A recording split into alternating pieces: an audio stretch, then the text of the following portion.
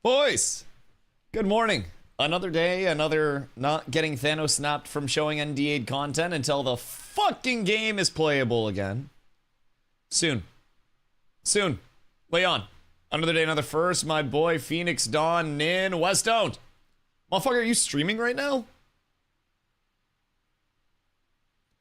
Did bro just pull up, like, my stream on Noti while he's live?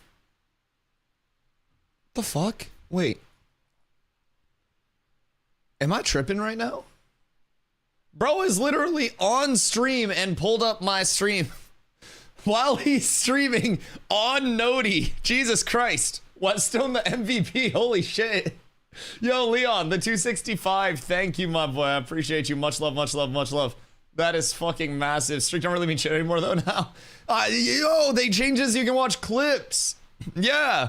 You can, like, you can go in and you can watch a VOD from that day and it will save your streak. It's a little back ass words, if I do say so myself. Also, I need throat coat tea. Carla, if you go to the store today, I am in desperate need of throat coat tea. We're out. And I'm dying over here. I sound like an old man. I'm so hoarse. But yeah. You can watch clips now. The throat coat. Ooh. Your mom's a throat coat. Spinal. Thank you for the 10-day, Carla, the 145. That'll get snapped soon. Dos Bongiorno, Busty, Kirito, what up, my boys? How are y'all? We got a big fucking day today. Every streak I've lost was because of mobile. Yeah, mobile kind of an op, huh? Mobile, to a certain extent, is absolutely kind of a fucking op. That is very true. You gotta pay more for subs on mobile. Your streak is more likely to get Thanos snapped on mobile. Everything about mobile is worse. It's much worse, boys. Mobile's cooked my streak like 4 times. Oh no. Oh no, Yayo, what up? Hope you're having a beautiful day. Well, welcome in for the first time. How was I not following before?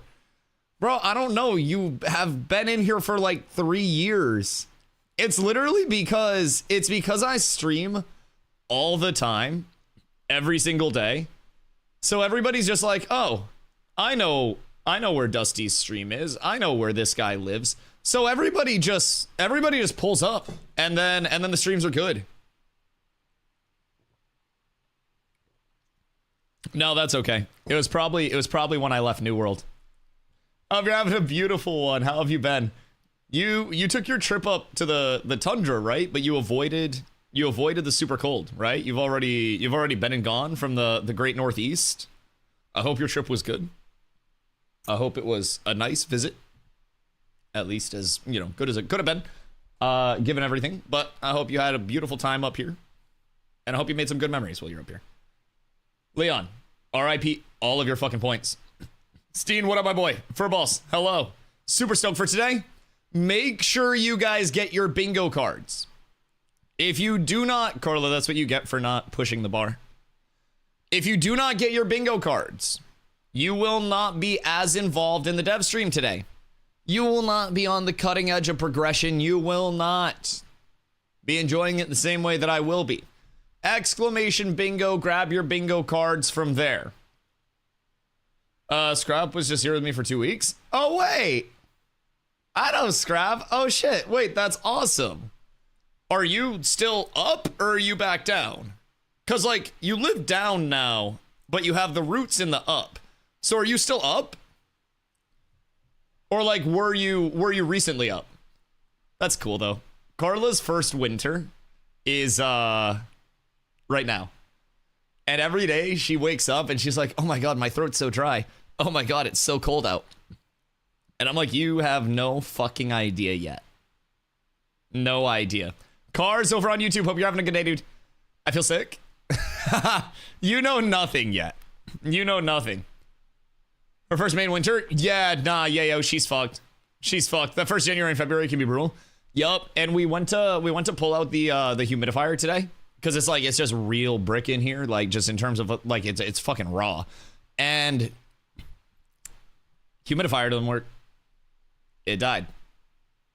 So now we got to get a new humidifier. So that's on the agenda.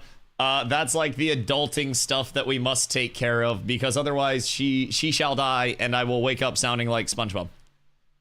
The air's so dry, I used to get nosebleeds all the time. Oh yeah. Oh yeah, absolutely. Wally World humidifier? No, that's that one that died. The one that died was a Wally World humidifier. We need to like do research on like a humidifier that's not actually just going to get cooked. And also, I'm gonna be real, I'm not paying for fucking like distilled water. I'm gonna keep it a buck. I'm gonna just use tap water. Like, sorry. That's about it. There's so much soup canned and frozen. Won't need to cook for all of December if I don't want. Yo, if you need to ship some of that out, DOS, ship some soup across borders. Honestly, that could be a banger of a charity, like a nonprofit, soup across borders. And then we all just make dope soup and then send them everywhere throughout the world to end world hunger so everybody can be united through soup. I'm just saying, we could make it happen. And then, once Soup Across Borders takes off, I host a concert at TwitchCon with an $80 cover charge. I'm looking at you, Iron Mouse. Club Iron Mouse was fucking $80. And then she got a $100,000 nonprofit dono from Twitch. $100K after charging $80 for an admittance fee to watch people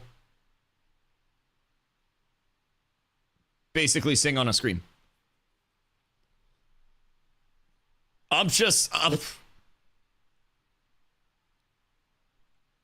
Would y'all pay $80 to watch me sing, but on like a larger screen and like hit a little dance? Actually, somebody probably would. Somebody probably would. So we're not going to open the door for that. Because there would be at least one person like Hoofsy would just be out there fucking vibing. He's got his phone out. He's smoking a cigarette in his other hand. And he's just kind of like bopping his head along a little bit. Yeah, Hoofsy would be there. I would. Something tells me you wouldn't. Something tells me you'd be like, oh, Dusty, I get to come for free, right? Like, I feel as though you would definitely try to like social slot your way in. I don't think you'd actually pay $80 in a lobster outfit. I know this is going to catch some people off guard. I have no fucking idea where I would get a lobster outfit. Like in the middle of Maine. I know that's kind of like crazy to some. Maybe I'd have to go like down east. Maybe that'd be the play. But like Amazon. Well, right. But I feel like that should also be something that's a locally acquired good. Somewhere in Rockland and Belfast. Yo, on God, somewhere in Belfast definitely has one for like a mascot for one of the seafood places that they would absolutely let me cop. I have inns in Belfast too. Some of the people that I played basketball with were from Belfast, so I could get them to hook it up. I know people on like Jonesport Beals as well, which like I know like 3 people on Jonesport Beals, so like I know all of Jonesport Beals. Islesboro, bro, fucking Islesboro, Jesus fucking Christ. We have so many places in Maine where like everybody knows they exist. I work in Islesboro. How many of you are from Maine? Who are you people? What the fuck do you mean? How many of us are there? Farming. Hi, guys. Dead fucking idiot. Apparently, like, half of my chat's from Maine. The fuck? What is this? I'm going to, like, San Diego to hit community meetups and stuff, and I could just, like, I don't know, I could go to fucking Red Barn or something. Chat, Red Barn community meetup? That fuck, they got the playground area, too, with, like, the big-ass tire swings and shit. Y'all down for Red Barn? Red Barn's hilarious. Red Barn fucks. What's Red Barn? So, Carla, you remember how we had, like, Ken's like chicken and like the seafood monster and stuff, or the sea monster and stuff? Red Barn is ranked above Ken's chicken. So like Ken's chicken is like the A tier of like Maine local chicken, And then Red Barn is supposed to be the S tier. But Red Barn is going through a little bit of a transition period where some people are worried about the quality of it, because Laura, the longtime owner, I actually showed you her house. It was the one up in Augusta that had like the really beautiful hardscaping, that had like 100K plus in hardscaping. And then the inside was just this beautiful layout. You can probably find it again. But she recently retired and then handed the business off to her like cousins or something. And then from there, everyone was worried that it like wouldn't be the same business. You're from Georgia? No, I'm from Maine. It's like kind of Georgia, but way up there. Yeah. And then also way fewer cousins. But being separate from Orono. Wait, no, I said Carla literally laughed at me because we were in conversation and I had explained to her, because she was like, you have a few canned responses. And I was like, yeah. And she's like, why do you say that? And I'm like, everybody up here says it. Because like we're on a walk the other day and I walked by an old dude that was outside and I was like, how you doing today? And he's like, oh, beautiful. How about you? And I'm like, no, he made a comment about the weather, about how it was like cold as shit. And I was like, rather it be windy than rainy, right? And he's like, yeah. And Carla's like, why does everybody up here say that? And I'm just like, it's our local thing. It's like our acknowledgement. So like someone will say something and like I was smoking before stream and Carla and I were having a conversation and I just go, yeah. And she just like starts laughing. And I'm like, what the fuck do you mean? I'm like, I'm acknowledging you. I'm giving you like actual acknowledgement. Wait till she hears it's gonna be a wicked piss. Yo, the first time she hears a nor'easter as a storm as well, that's gonna confuse the fuck out of her. We had like snow flurries recently, no accumulation. And she was running around like she was in the middle of fucking Frozen. She was like, it's snowing. This is magical. Like, she was like a fucking winter princess. And like, bro, I can't wait for that shit to change when she's got to wake up to go to work at 9 a.m. And she's like, Dusty, the car's got a lot of snow on it. And I'm like, clean it the fuck off. Listen, it's a rite of passage. It's a rite of passage. You got to do it once. I'll do it after that. But first one's on you. And I'm going to wait till we get the heavy shit. She's going to get an arm workout. What? You got to learn how to clean the car off. Yeah, that's one of the biggest things that out-of-staters fucking suck at, is actually cleaning cars off. You can always tell when somebody's not from Maine because they cannot clean their car off and they will shovel their car out of a parking spot with snow instead of driving forward and then driving back and then driving forward and then driving back and then driving forward and then driving back. Remember to always put up the windshield wipers? Oh, yeah. Yeah, you'll see a lot of car boners. Yep. And you'll be like, why the fuck is that happening? Yep. Absolutely. And then you'll forget at one point. Stream is live. Yeah, they always start an hour early. And then they push back the... What's the music? Same music. They always start an hour early. And then they push back, like, the timer. So, chat, make sure you guys do exclamation bingo, by the way. Get your bingo cards. Because this timer being pushed back and delayed is on the bingo card. Yo, Bo Casey, what am I go? I'm doing absolutely beautiful. Hoping this dev stream doesn't get pushed back in terms of the time because I'm fucking excited. Very excited. It's called a garage. We don't have garages up here. Dog, our houses were built in like the year fucking 1542. If you find a house that's under 200 years old for sale in Maine, congratulations. Like, we have asbestos and shit up here and like lead paint. And people go, oh, just don't agitate the asbestos and you're good. And paint over the lead paint and then don't agitate it or chip your paint and then you're good. Like, our shit is so old here. People literally just look at houses and they're like, oh, asbestos, lead. Oh, that's fine. It's less than I had before. Apes. Yep, okay, Z. Thank you for the T1. Much love, much love. Did you submit your drawings for consideration? So, the unfortunate part of it is that they wanted to keep this amateur. And they wanted to open it up to people that weren't already globally recognized artistes. And when I submitted my shit, they were like, this isn't even, like, we can't take this because we would have to literally just not show anybody else's shit and show only this, or there would be an uproar going from my handmade art to all of this. Yes, 1,000%, 1,000%. So they literally, that's so cool with like the text in the back too. But anyways, like they literally told me, they were like, Dusty, it's too good. You cannot be stopped. You cannot be controlled.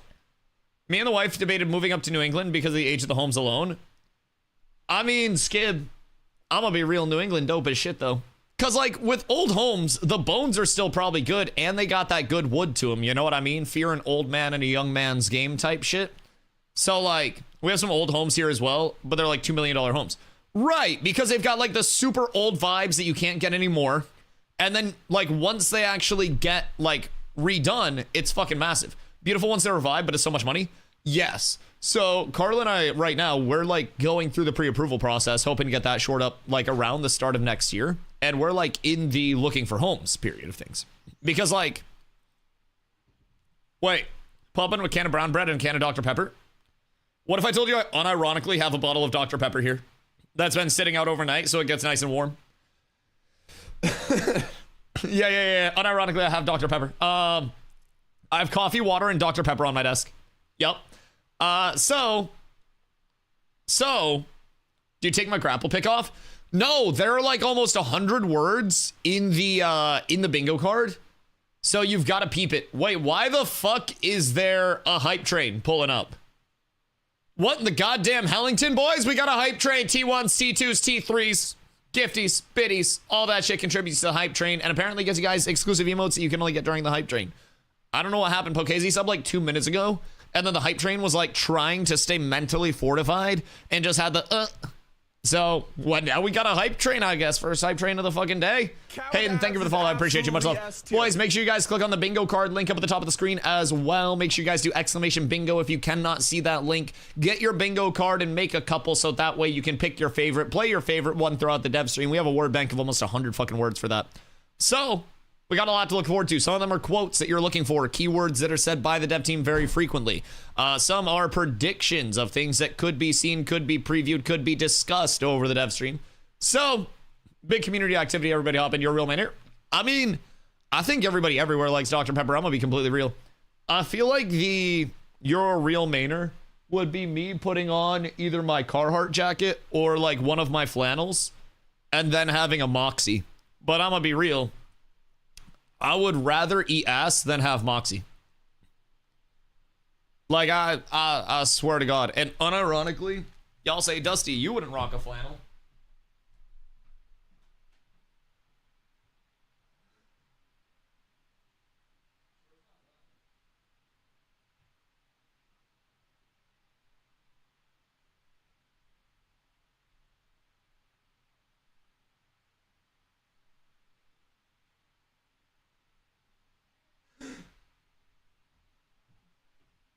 Bro, I got hella flannels in this bitch. I got a flannel jacket. Like this is my little fleece line flannel. It's like a little coat.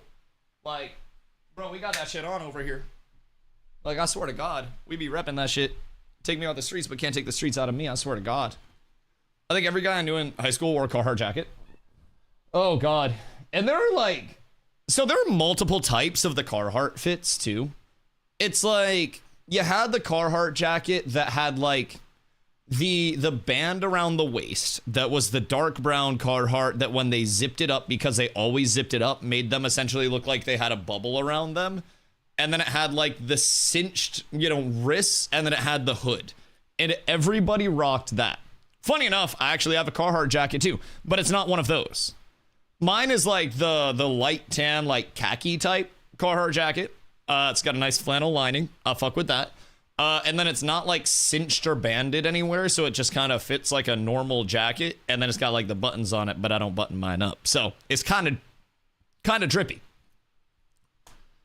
Like tan with lining. Oh God, hold on, wait, was it the cinched ones or the uncinched ones? Because I unironically may have the jacket you're referring to. Hold on, it's not in here.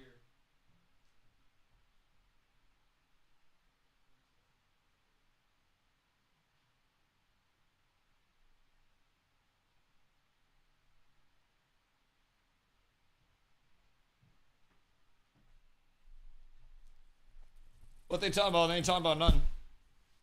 Yeah, yo, this one. Like this exact one. Like this Carhartt jacket with the buttons.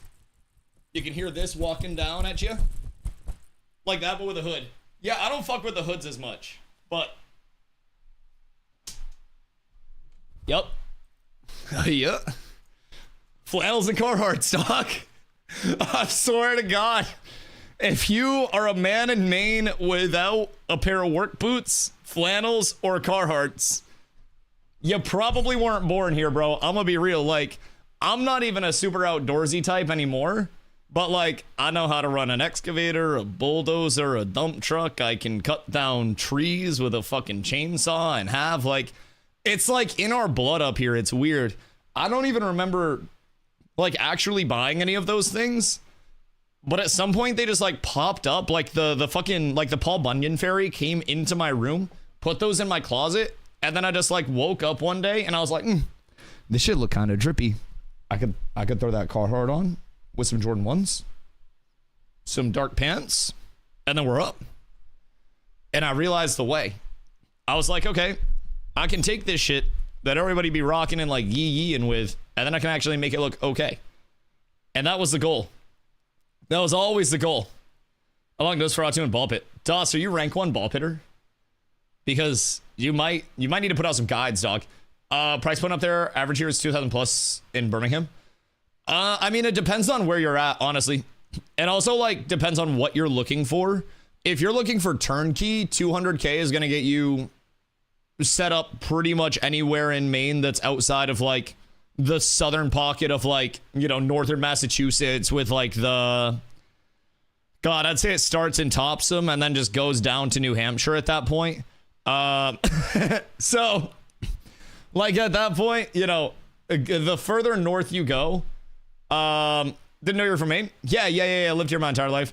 Apparently we have a lot of people from Maine as well. But yeah, so like the bottom of Maine is like northern Massachusetts, Rhode Island. Oh, word. That makes sense.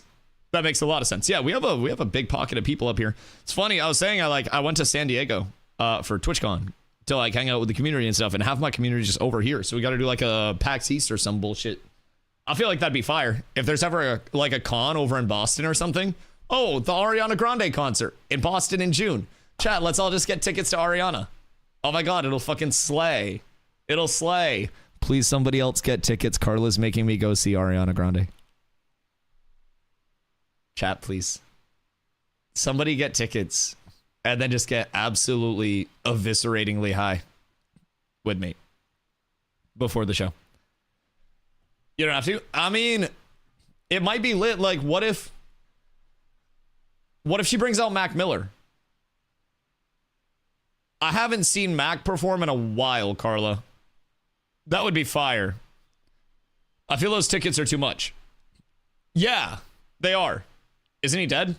Yeah, but Ariana Grande literally has millions of dollars. Carla, Tupac performed in the 2000s. Like, Tupac performed in the 2000s. It was a Tupac hologram. Ariana could absolutely afford to bring out a Mac Miller hologram. And I'm going to be real, I would rather a Mac Miller hologram than a VTuber concert. I'm willing to stand on that business. With the power of AI, they could have Sora rock that. Oh, Mac Miller Tesla robot!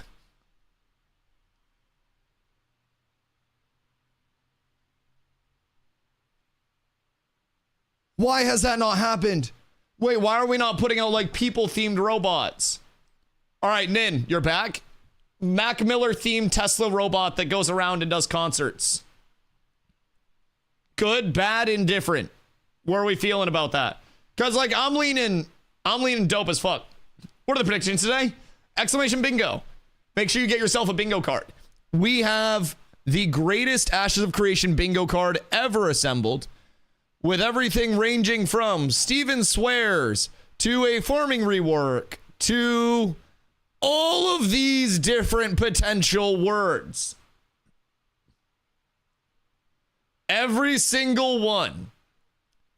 It will give you something to look forward to over the course of the dev stream. You get your link through exclamation bingo. You generate your card. And then you're good to go. Then, you wait. So I've actually got kind of a banger. I feel like I've got like a really good bingo card here. Wait, okay.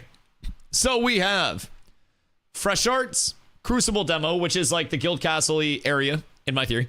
New Biomes, low chance. Harbinger Shown, very high chance. New Dev Intro, very high chance with the new hires. All of those new hires. Level cap increase.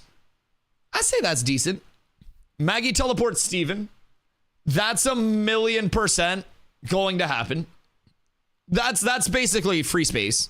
So I can already just mark those. Like, we're set. Guild Castle preview. So if we get Crucible Demo and Guild Castle preview, that's going to be a heater. Harbinger bosses fought unsuccessfully. That is probably also free. But I am hedging my bets with Harbinger bosses fought successfully. So one way or the other, there will be a check here. We've got Maggie redirecting the Steven Yap and keeping him on the run of show. The Eastern Continent mentioned. God damn, I got a lot of stacked up. New Biomes, Eastern Continent, maybe. Crate dupe was intended so they could get fucking data from it. I got stuck with one of the chat conspiracy theories. God damn it. Steven breaks out the stress plushie. Actually a free spot as well. Steven's stress plushie will 1,000% be present. Dynamic gridding working. That might be good. That might be really good. New World Death mentioned. Another free space. Corruption rework. Patch expected on time. I'm fucked. Bro, that's a big spot to miss too. Oh, shit. Oh, that's tough.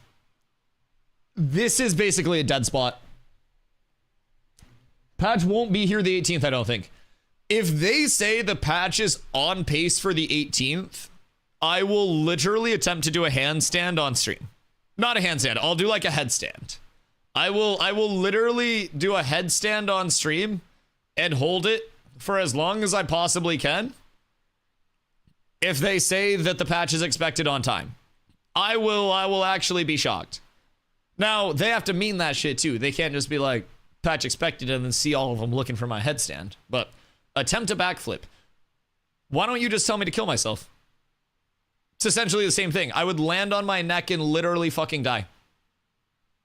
That is actually the same thing. I am not Speed. I am better at basketball than Speed. But Speed has me beat on all of like the gymnastics and the tumbling and like all of that stuff. Dude's a freak fucking athlete. Brother could probably do like side flips and shit. Like, he's unreal. Me, I did okay in basketball because like I got really long arms and I can shoot basketball from very far away. I did okay with other things. Quarters of Eddie Bauer, I'll hear no other opinions.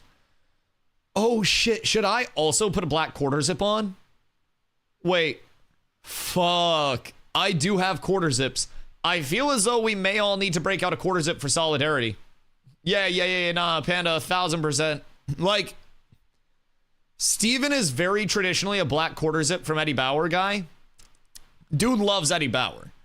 And I'm willing to bet that he also shops like Eddie Bauer clearance so he can save a few clams. He seems like an economically viable guy. I don't know, his spending habits, despite this being what I would consider probably an unnecessary purchase according to his accountants, I feel like he's probably pretty fiscally responsible. I can't speak for him, but list for account actions could be something too. Ooh, yeah, questing first time user experience revamp is a banger. Cities showcase, potential. Drop rate buff. If they mention this, we're good. But that's already confirmed. Punishment list for account actions. Stress test. And then guild storage mentions. Yo, low-key, I have a good card here. I have a really good card. If I had Fresh Start, Maggie teleporting Steven, free space, guild storage mentioned, this would be the one thing that's cooking me. But we could also go the other side. New dev gets introduced. Harbingers cook their shit. Free spot. New world dies. Cities showcase. Bingo, bango, bongo. And that could all happen in the first few segments. We could have that shit done real fast. We also have the O column. Exclamation bingo. New dev intro, Maggie redirecting Steven's yap, Steven's stress plushie as a result of that, questing and first time user experience revamp, and then guild storage. That could slap. That could slap a lot. Guarantee has some quest stuff in it because Pocket's asked on delay of PTR star and they said it was something questing related. Yeah. They're working on FTUE revamps.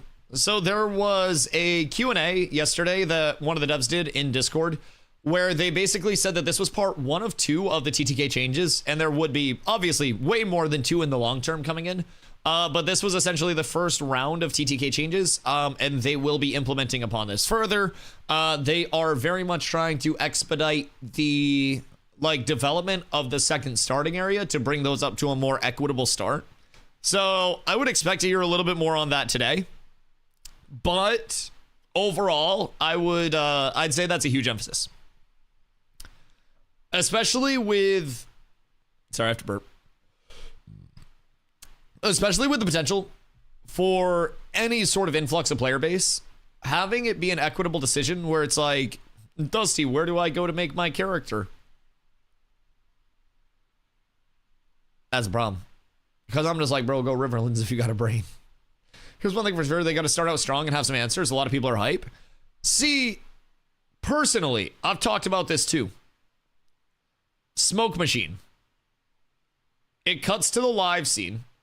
And then we got the coffin intro and the Lil Yachty run out, but it's Steven. And Steven comes through the smoke machine and there are these rockets that pop off with and then confetti comes out and everybody's clapping and shit. Somebody's passing out on the side. They're like, Steven. I feel like that would be fire. I feel like we need some cinematic something to get everybody started. Michael Bay for visual effects.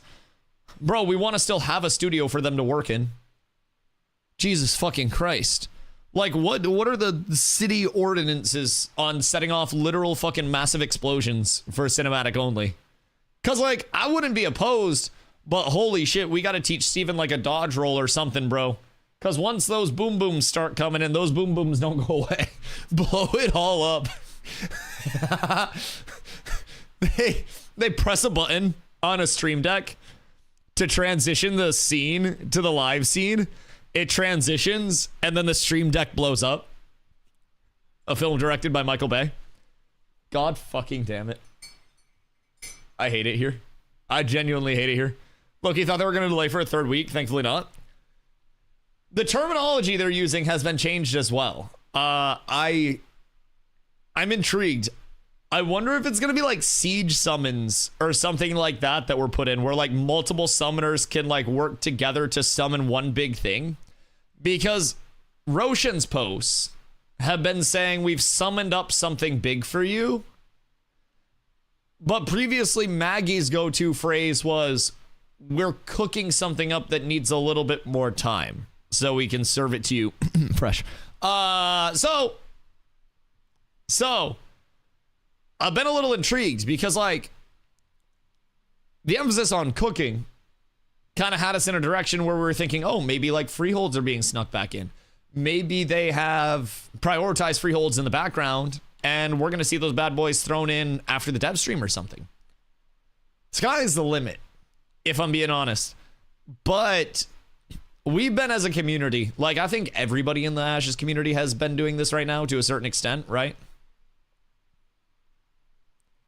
I feel like everybody's digging for something, right? We're shoveling down and we're hoping we hit oil. And everyone's literally just picking a spot with no indicator whatsoever that there's oil there, and we're just going straight down, baby. We're going as deep as we can. And it's kind of fun. Most of our speculation is going to end up being absolutely wrong as an entire community. But these little tidbits of what's going to happen, what's the secret announcement, it has been fun to build hype and speculation around it. Duels? Oh, dude, I'm gonna be so fucking peeved if it's just duels. Oh, gosh. The thing with a duel system is it's just a convenience. It's a quality of life and convenience thing over like a core PvP change. Duels don't feature any matchmaking. They still require you to find somebody and then duel somebody. The only convenience with duels is that you're not facing XP debt on death or like maybe durability loss, but also just caravans. So I don't know, like if it's duels, I'm gonna be like, Like I know Steven said they wanted to push duels in, but arena would be giga boring as well. See, like, yeah, I think that arenas would be a very core element of like what the repeatable PvP experience is. And I would personally have a lot of fun, but I don't know if that's something that would resonate enough to like delay the dev stream 2 weeks and then pitch that to a community that is really rooted in like not just PvP sweat exclusively. It's a PvX game, right? So I feel like the announcement has to be something in the grander scheme. I love arenas. I wish arenas came in, but I don't think that arenas would be exciting enough for everyone. You know what I mean? I'd be over here like, yeah, baby. But probably 60% of players are going to be like, oh, okay, maybe I do one of those eventually. That's cool. I think the thing with arenas that would be awesome outside of that, matchmaking system coming in, like a matchmaking algorithm, and instancing coming in. Those two core things are associated with arenas, and a little bit more of the back end of it. You know what I mean? The support structure that's required to be in place. And I feel as though once those systems are in, it opens the door for a lot more. Seems kind of cool. Second archetype, highlighting Summoner Cleric. It's my blind art guess. Secondaries could always be a thing. Love that they're testing Destiny system today. Great system. The Destinies are really cool. I hope they actually increase like the XP rewards from it. Did they post in Discord that was one of their emphases? Those fuckers. Hold on. Glorious PTR testers. The private test realm is back up for testing. We've wiped the PTR, and today's testing focus is the Destiny system. The Destiny system is a way to guide people through Vera. Click L to open the Destiny's menu. The Destiny system features multiple paths, with each focusing on different aspects of the game. These paths guide people through the level 1 to 10 experience. First steps, available at level 1. This is bugged, and for testing today, this unlocks at level 2. Initiate Adventuring unlocks at level 5. Novice Gathering, Processing, and Crafting also unlock at level 5. Completing objectives within a Destiny's path will provide rewards. In addition, there has been changes to the enemy population near Samia's Hope. If you go through the early leveling experience through this starting path, let us know how it feels to you. Jova and KT have been set to T3 to help people with testing today. I don't believe there is a boost vendor. Route testing? Probably not a bad thing. Probably not a bad thing. And like Destinies could absolutely be a nice little push into that early XP as well. If you happen to work Destinies in, and then you just pop out fucking 10k XP from a Destiny route too, that's going to be a juicy quest reward worth if you don't have to deviate too far out of your way for it. So that's kind of dope. That's very dope. I really look forward to that. And with the Destiny system, please complete this survey after testing today. They gave us a survey. With the Destiny system too, that's going to help a lot of players who are like, Dusty, where do I go? What do I do? And I'm going to just be able to be like, hey, while you can follow, this questing route, this is what we do. I have a guide over here. If you're feeling a little lost, you can also just go into your Destinies. You can find a couple objectives to complete there and then just chase those bad boys down. That's kind of cool to me. I look forward to that. Destinies at the moment only give 200, 300 XP for each star. Yeah. They're not the most rewarding. I actually went through and did a lot of them. And up at the top right of the Destinies menu, they do also have those like threshold rewards where it's like complete 2, 4, 6, 8. I don't think I was getting anything for those previous to today in my completion. Wait, starting soon screen delay? Did it? Did it get pushed back? Oh, it didn't get pushed back yet. Can I cross that off my bingo card? Isn't that right now? No, it's not delayed yet. We're good. They're set to start at 2. They're set to start at 2 still. If it goes past 2, then we're good. So we're looking at this, the 33 minutes. Yeah. So their timer is notorious for just getting pushed back as like an oopsie daisy. So I am not fully convinced that it will not get pushed back. Should be like 1 to 2k XP. Yeah, I definitely think it should be a little more than like the 243 XP that it is right now. And then on threshold completions, having like a crate or something with like set drop rewards or something like that, where it's like, oh, you get these consumables, you get a little bit of money, you maybe get a piece of gear or two. Maybe like, you know, the gathering ones give you gathering gear out of that, like a basic gathering set to get you started. Something like that could be really fucking cool in terms of the reward scaling. More stuff to get people into their baseline and fill those empty slots. And I would love that. Cards fucked, ain't no way I'm getting we can go. Listen, you can refresh and generate another card. If you feel like your card is shit, you have until the dev stream starts to swap it out. I will give everybody a fair chance. Destiny should be extended until 25. Yep, absolutely. And I think they will work on that too, because they've established the tiers. So they have your first steps, then it goes novice, gathering, refining, crafting, and then it goes initiate, adventuring.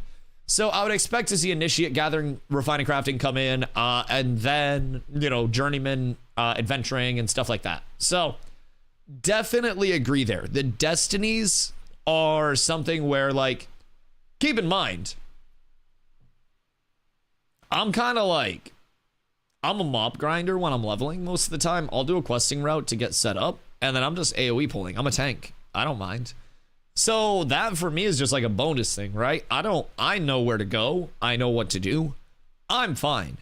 What this is really, really, really good for are the players who are not fine, which is a majority of the players. This is going to be so sick for a new player who's just like, damn, a lot to do here. Oh, I press L for a destiny? What's this? I have these quests that I can complete? Oh, cool. I'm going to go here. I'm going to check this area out.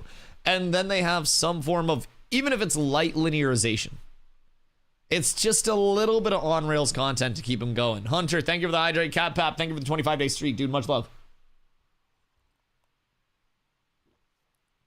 Who's the Freshie Squad? I am not reaching out to people yet about anything fresh start plans until anything's confirmed.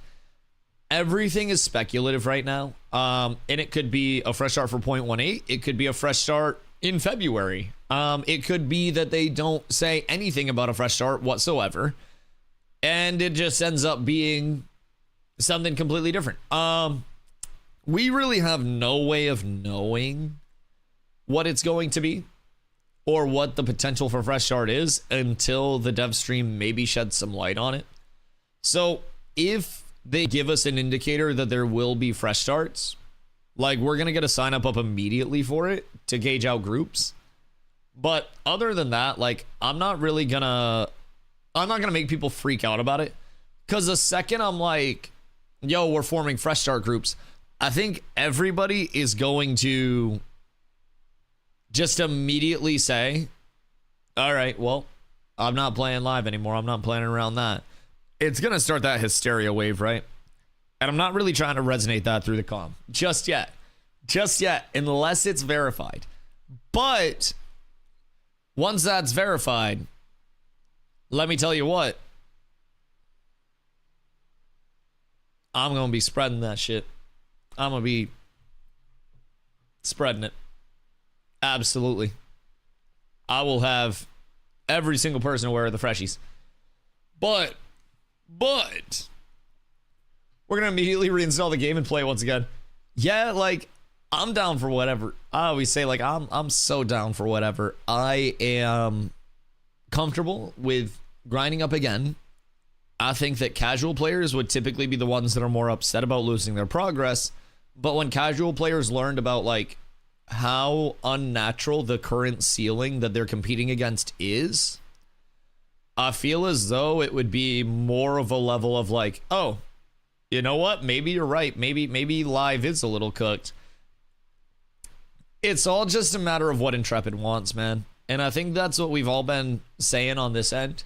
I think if they come out and they say, hey, we're going to stick it out on these servers for a little bit longer, you know, or not even a little bit longer, but we're going to stick it out on these servers. We're going to try to correct the econ. You have a lot of opportunities where throughout these econ corrections, you will see new gearing metas. You will see economic shifts in things. And over the course of that, this should correct a lot of the econ issues that we've been having. If they say that, people immediately say, all right, bet we're not getting fresh starts or anything like that. And if they do come out and they say, all right, fresh start time, people will be fine with that as well. I feel like the only reason why there is so much contention within the community about it is because of the prospect of fresh starts and the uncertainty revolving around them. Yo, Hauser, you're doing absolutely wonderfully, man. As a casual player, I'd like a fresh start. Missed a lot of player leveling because no one was at the level I was at when I started again on Shoal. Yeah, that's also a big thing. Like, points of player entry are very, very, very, very, very important to have. And we haven't really had that drawn by a furry. We haven't. It's crazy how you can always see the furry influence in art as soon as it comes through. Absolutely wild. Anyways, Jesus fucking Christ. There have not been a lot of points of player entry throughout phase 3 so far that are actually like drawing people in. So honestly fun with either like if they keep the server so they can work on econ issues. Yo, Slobrat, think of it all. If they wipe, I can level up easier because of getting in groups since I started late. Yeah, 1000%. And the thing with fresh starts as well is like, keep in mind, I came in for phase 2 after following the project from the outside. Phase 2 was my first time like playing in any serious capacity. I learned a lot in phase 2. Then the phase 2.5 fresh start came in. And I hit the ground with more knowledge phase 2.5 than I did in phase 2. I caught up to people. Once phase 3 hit, I knew a whole hell of a lot more than I did in phase 2.5. And every fresh start, if you are one of the players who are trying to understand more and do more in the game, will 1000% be an opportunity for you to like take the knowledge that you've gained over the previous phase, over the previous X months of prog, whatever it may be, and then implement that in a meaningful way to get yourself further ahead. If I'm being honest, I like that prospect a lot. There's a certain level where it's like you gain all of this information. You're like, man, I would have done this a little bit differently. I wish I knew about this quest. I wish I knew this item existed. I wish I grinded this. I wish I did this gathering different. I wish I did this. Fresh starts are a chance for you to not just be like, ah, damn, I could have done this differently, and actually do that differently. And then figure out what the other people that are still ahead of you are doing differently as well. So, like, personally, I enjoy that a lot. Bro, this shit's too slow. I need Spotify to not just be trying to put me to sleep right now. Carla, I need a hype, like, fucking rap beats and shit. None of the slow stuff. There's a lot of slow stuff that's been working its way into the shuffle lately, and it's putting me to goddamn sleep. I need the pump up tracks, but in Bardcore. When do you think they're gonna start promoting the game? I mean, they already promote the game. Like, promotion goes in a million different ways, depending on like what we're looking for. I mean, like ads. Like what kind of ads are we thinking about? To keep up Demon Hunter? Well, no, it still needs to be the Bardcore. It's still got to fit. It's just got to be like the Bardcore songs that are all litty. I need nothing under like 600 beats per minute. Yes. Bard D&B. Yo, low key. Skippy. I need some drum and bass with Bard period instruments, please. Skibby, probably, if I hear Big Iron, I'll go light a cig inside. Hold on. Accommodations can be made for this. Smoke him if you got him, chat. Smoke him if you fucking got him. Doss, you got one in the chamber. And by one in the chamber, I mean one in that glorious, glorious queue. So you better get yourself fucking ready, buddy. On my last one. Oh my god. Brother about to ash the lucky for me. Holy shit. Holy shit. Just tuned in to want to say the ship combat seems fun. Dude, the new ships are cool as shit. Like, they have new animations. They've got the ladders and, like, the ramps that you can actually climb up and stuff. You actually, like, crawl up those once you interact with them. It's fucking cool. Recently made the TikTok account that's huge for ads. Yeah, I'm I'm a little intrigued, right? Because a marketing push could mean anything. A marketing push could mean we're running paid promo ads on like cinematic trailers or whatever it is. It could also be an element of like, we're posting more on social media. It could be anything. Like, the word marketing is such an ambiguous like blanket term that covers so many possible things, right? Marketing could literally be anything from a full cinematic universe developing to sponsored streams to them posting on their social medias twice a week instead of once a month. It can be fucking anything, man. They haven't been pushing the game yet. I think when they do, you get your fresh start. I just don't know that the game's ready to be pushed yet. You know what I mean? I'm not quite certain. Got a fresh start if they're adding new endgame content. They need endgame kitted players to test. Yes and no. Because when that endgame content comes in, it's going to be like, when it comes in, obviously it could come on an established server, right? But DOS got his big iron. It's about to get lit. That man's hitting a crip walk to this right now with a ciggy in his mouth inside. DOS, I need a DOS crip walking to big iron video. I would love that. Just dressed like a cowboy hitting a mean sea walk. Anyways, on live servers, right? Say when the game launches, just eventually down the road, a million years down the road when we're all long gone and dead. These servers are going to hit. And providing there is no predicate to facilitate things that's related to like server development, we could have these things popping off whenever. It could be facilitated by, we don't know the facilitators. It could be like a certain amount of mobs are killed and then the corruption spreads. It could be a certain number of players, you know, being active in the area and then it facilitates. It could be PvP kills. It could be anything. But we could be on a brand new server and then out of nowhere, we're like, why is there a corrupted area in the desert? What's going on here? And those areas are going to persist regardless. You know what I mean? We're not always going to have that like pre-developed server, pre-set up server, all that shit for it. So like, I agree to a certain extent where they are going to want that immediate wave of testing with the organic gear to see what's up. But I'm also like looking at the inevitability that these things will exist when we are under geared, under prepared for them. And we won't always have everybody like in the gear to, you know, establish. Did I miss it? Nah, you early, dog. Yeah. It starts in 20 minutes as of right now. Make sure you guys get your bingo cards over on the Twitch side. Come over there, do exclamation bingo, grab your bingo card for the dev stream and get litty. I do think if they're going to wipe, I'm going to go fighter this time and start rogue. Not a fan of how weak rogue is early game. I think the big thing with rogue early for me was getting like soothing shadows and then also getting sap. Like poison build into sap was such a sustain factor early on. I also think rogue and fighter both are going to see a good amount of improvement, I think, with the HP changes, depending on like what the other accessory changes that are going to be coming in related to those are.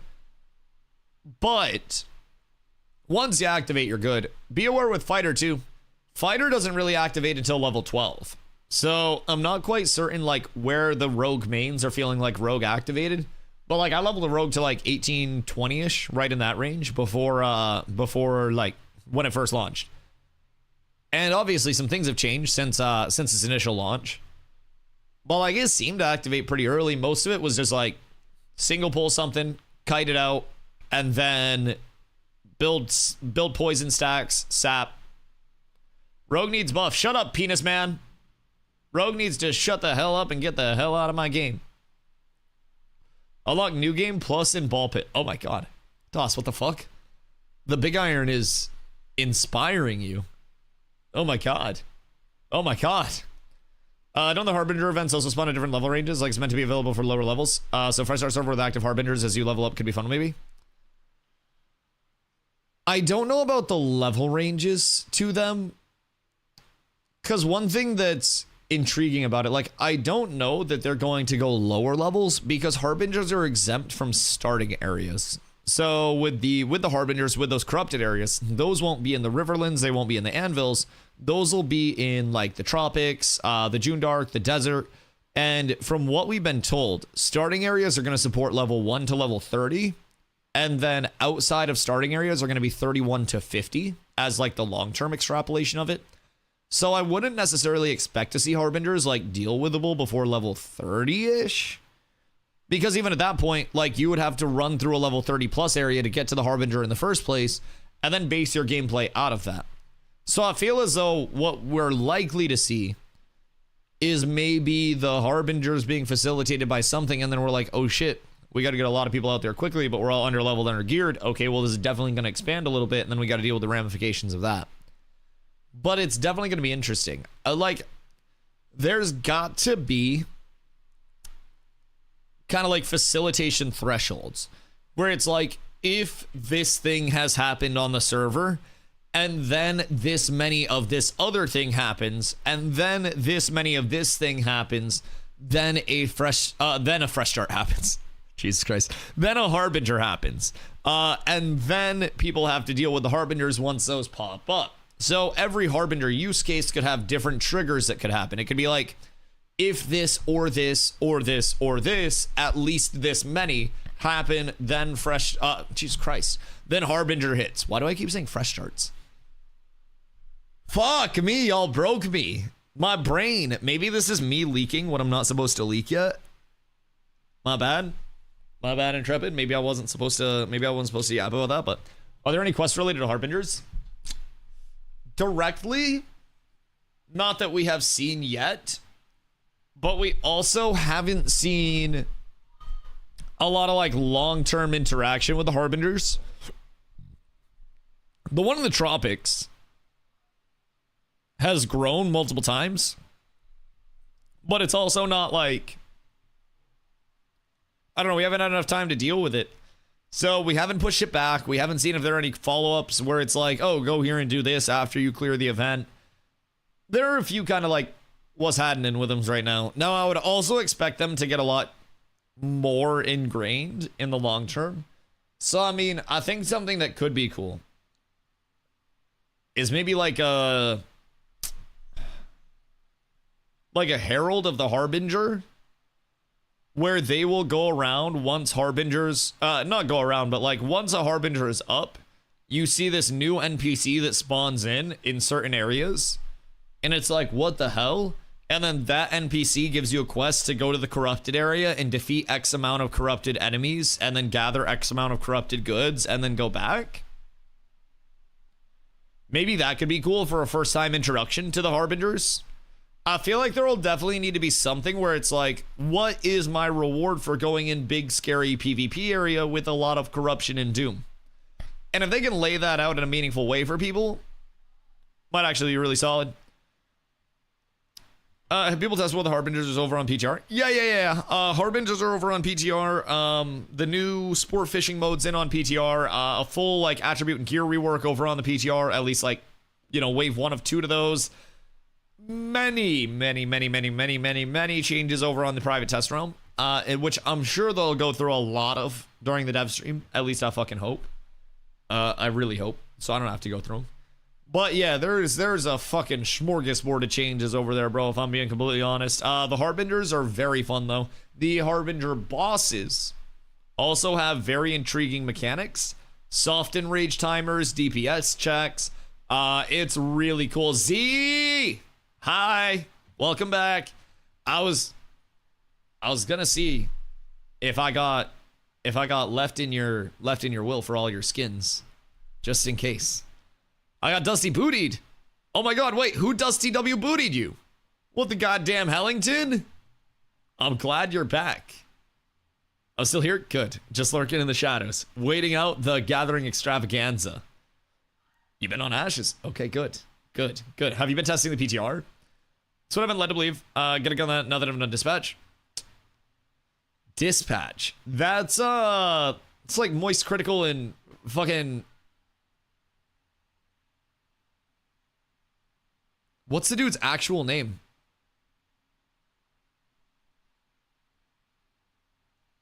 Like, the dude's name is not actually Jesse fucking Pinkman.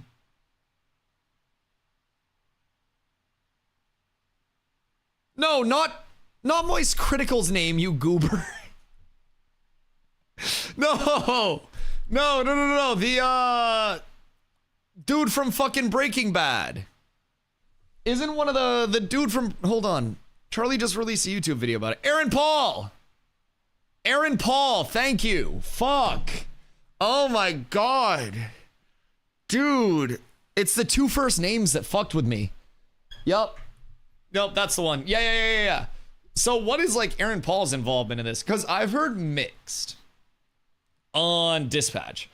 I have heard from some people that it's very fun. I've heard from some people that it's a movie with a couple extra steps. And I'm intrigued. I'm very intrigued. One of the Reddit threads. It's good if you like Telltale type game. So one of the, not Reddit threads, one of the Twitter threads I was on, I was reading about it a little bit. A lot of people were saying that they felt like they didn't really have a lot of like actual outcome decision making as a result of it. And like your choices didn't really change much. So hopefully the branches that you can go down get way deeper. 6 different endings. Oh, only 6? Yeah, that makes it kind of tough for people, huh? Because that'll definitely feel like there's not a whole lot of variance. It's like all Telltale games. I've seen some that have very deep decision-making trees, though. Like, very deep decision-making trees. Redditors don't count? No, it was Twitter. It was Twitter. It wasn't Reddit. It was Twitter. And, like, as much as I also know that Twitterers don't count, there are some trusted sources that I do follow that actually play and review games where they're like, game's fun, game's cool, here are the positives and here are the negatives. You know what I mean? It's funny how you see people with full Akadira gear and they think it's the best gear in the game. Bro. Like, the Akadira gear users are the equivalent of people just going around, like, fucking going 6-7. Like, it's brain rot. It's literal brain rot. It was a bugged set that was craftable early, that was also insanely cheap comparatively to craft. And so everybody jumped on the fucking train, not knowing what even was nice about Akadira gear, only knowing so-and-so Timmy uses Akadira gear, so I'm going to use Akadira gear too and be like him. And this is a problem with a lot of MMO culture. Everyone just says, hey man, can I copy your homework? Instead of actually understanding the formulas and the principles that are going into the total output of solving the homework, they just go, hey, what do you get for the answer on number 3? What are you using for your chess piece? And then they get that same gear, and then they get shit on, and they go, hey, this gear set's really bad. No, you're really bad, and you don't understand how to play the fucking game. That's what I think about guide culture. I think guides are very good referential materials for people to look at and say, oh, wow, I have some gearing differences with this person. Let me understand why they're gearing the way that they are. But too many people will just go, hey, what do you wear for gear? Okay, cool. I'm going to wear the same stuff. Thanks. And it's never like, oh, why are you choosing this stat? Do you feel that you could use this instead of this and actually have a better output? And then there's a discussion about preferential gearing and stuff like that. That's why I like my short bow. Fuck your short bow. But yeah, like, personally, I feel like too many people in MMOs and in many titles, many genres, are so quick to just say, what's the best player use gear-wise? I'm going to use that and then immediately be the best player. And then they don't understand the interactions. They don't understand the class thresholds and the field testing that went into determining why they wanted to use those things. And it's sad. They don't understand why people use it. They see a good player using it. When they use it and they die, they think it sucks or reroll. Yes. Yeah. You see it with ARPGs. You see it with pretty much everything. I mean, for any of my like Path of Exile or Diablo players, how many times did you see somebody try to mimic like what top players were using in terms of like meta builds? And then they were just like, man, why can I only in PoE do fucking yellow maps? Like, why can't I even do red maps? Like, what's going on? And they don't understand, like, the flask usages. They don't understand when to use their abilities in which situationals. They don't understand any of it. They just see it and they brainlessly emulate that same thing without knowing what actually went into it. And it's kind of a crazy thing, because it's the equivalent in gaming of saying, I watched an NBA game, so now I'm going to copy an NBA player's like shooting form, and then I'm going to shoot like an NBA player. That is literally what people are saying. I watched Steph Curry play basketball and I copied Steph Curry's form, so I'm going to be as good of a shooter as Steph Curry is. And like, they don't understand why Steph shoots the way Steph shoots. They don't understand the shot selection. They don't understand all of the movements that lead to the shots. They don't understand anything. And they just say, I can emulate this and be on this level. And when you put it to things other than gaming, it sounds really fucking crazy. I hired an arborist once. I watched them cut down a tree, so I am now an arborist. Hire me for jobs. Sounds fucking crazy, doesn't it? But so many people are just like, oh, hey, what gear set you using? All right, cool, thanks. Like, if you're gonna ask me what gear set I'm using, at least ask why if you don't understand. Like, I usually try to articulate why as well, but like, so many people are just like, okay, cool. Man with camera uses this, so it's better. What I'm wearing isn't necessarily the best shit. I wasn't even on block mitigation tech until like 2 weeks ago. Shit changes. People figure out a lot. I was operated on 2, so I'm a search and a boot. Yeah, exactly. Exactly. Can you rate a rogue build? Fucking cook. Ni hao, ni hao, ni hao, ni hao. Like, gear build, I can look at it. I don't necessarily know all of like the rogue like scaling tips and stuff, but I can look at it and provide my thoughts on it. Ni hao Nova, hope you're having a beautiful day. I just might not have like the best intricacies on like, this is good for rogue, this is bad for rogue, but I can give you an overview and let you know what I think. I know much less of the rogue like scalings as well, which is why I like doing tank builds a lot, because tank scales into like mitigation, diminishing returns. So it's really fun to have to play around that like soft established ceiling where we're just like, oh, hit the ceiling there, off to something else. So that's always the goal. All right, I'll be right back, boys. I'm about to get myself another cup of coffee. I'm about to take a quick ripski to prep for this stream. And I recommend y'all do the same because we got a whole lot to look forward to, boys and girls. I can't wait. I'll be right back.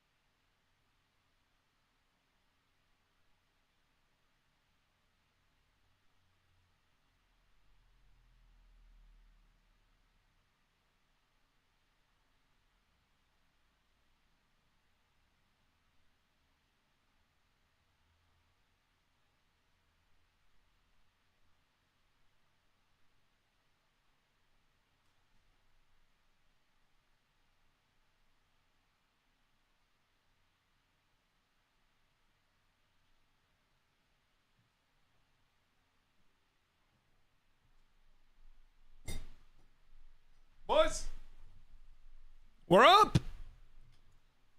We are pumping, and so far, no delay. So far, we are still on pace. And let me tell you, that's a beautiful thing. That's a beautiful, wonderful thing, chat. That's drawn by Furry. I swear to God, every time it pops up, you can just tell. Like, you can 1000% tell a Furry's influence on art. It's just, it's night and day. It is an unavoidable topic. Boys, get your bingo cards. Everyone keep an eye on the clock if they change that number. Yeah, you got that on your bingo card? No fan arts there anymore? It's because you're not a fan. Yes, yes. We need more of the Z art. Whoa. Okay, fine. Maybe you're still a fan. I have Harbingers fought successfully right next to Harbinger bosses fought unsuccessfully. Ooh, that's good. Now, I mean, you could always have, like, them wipe a couple times and then them maybe, like, lower the boss. But I think if they die and then kill the boss using GM perms, that's unsuccessful. But I'm gonna be real, I don't think they can kill the Harbinger bosses. I don't think they can. Oh my God, see, the gift me a sub, Hunter with a hydrate, Jesus Christ. Everybody's piling it on me. Oh my God. I got you, I can double fist this.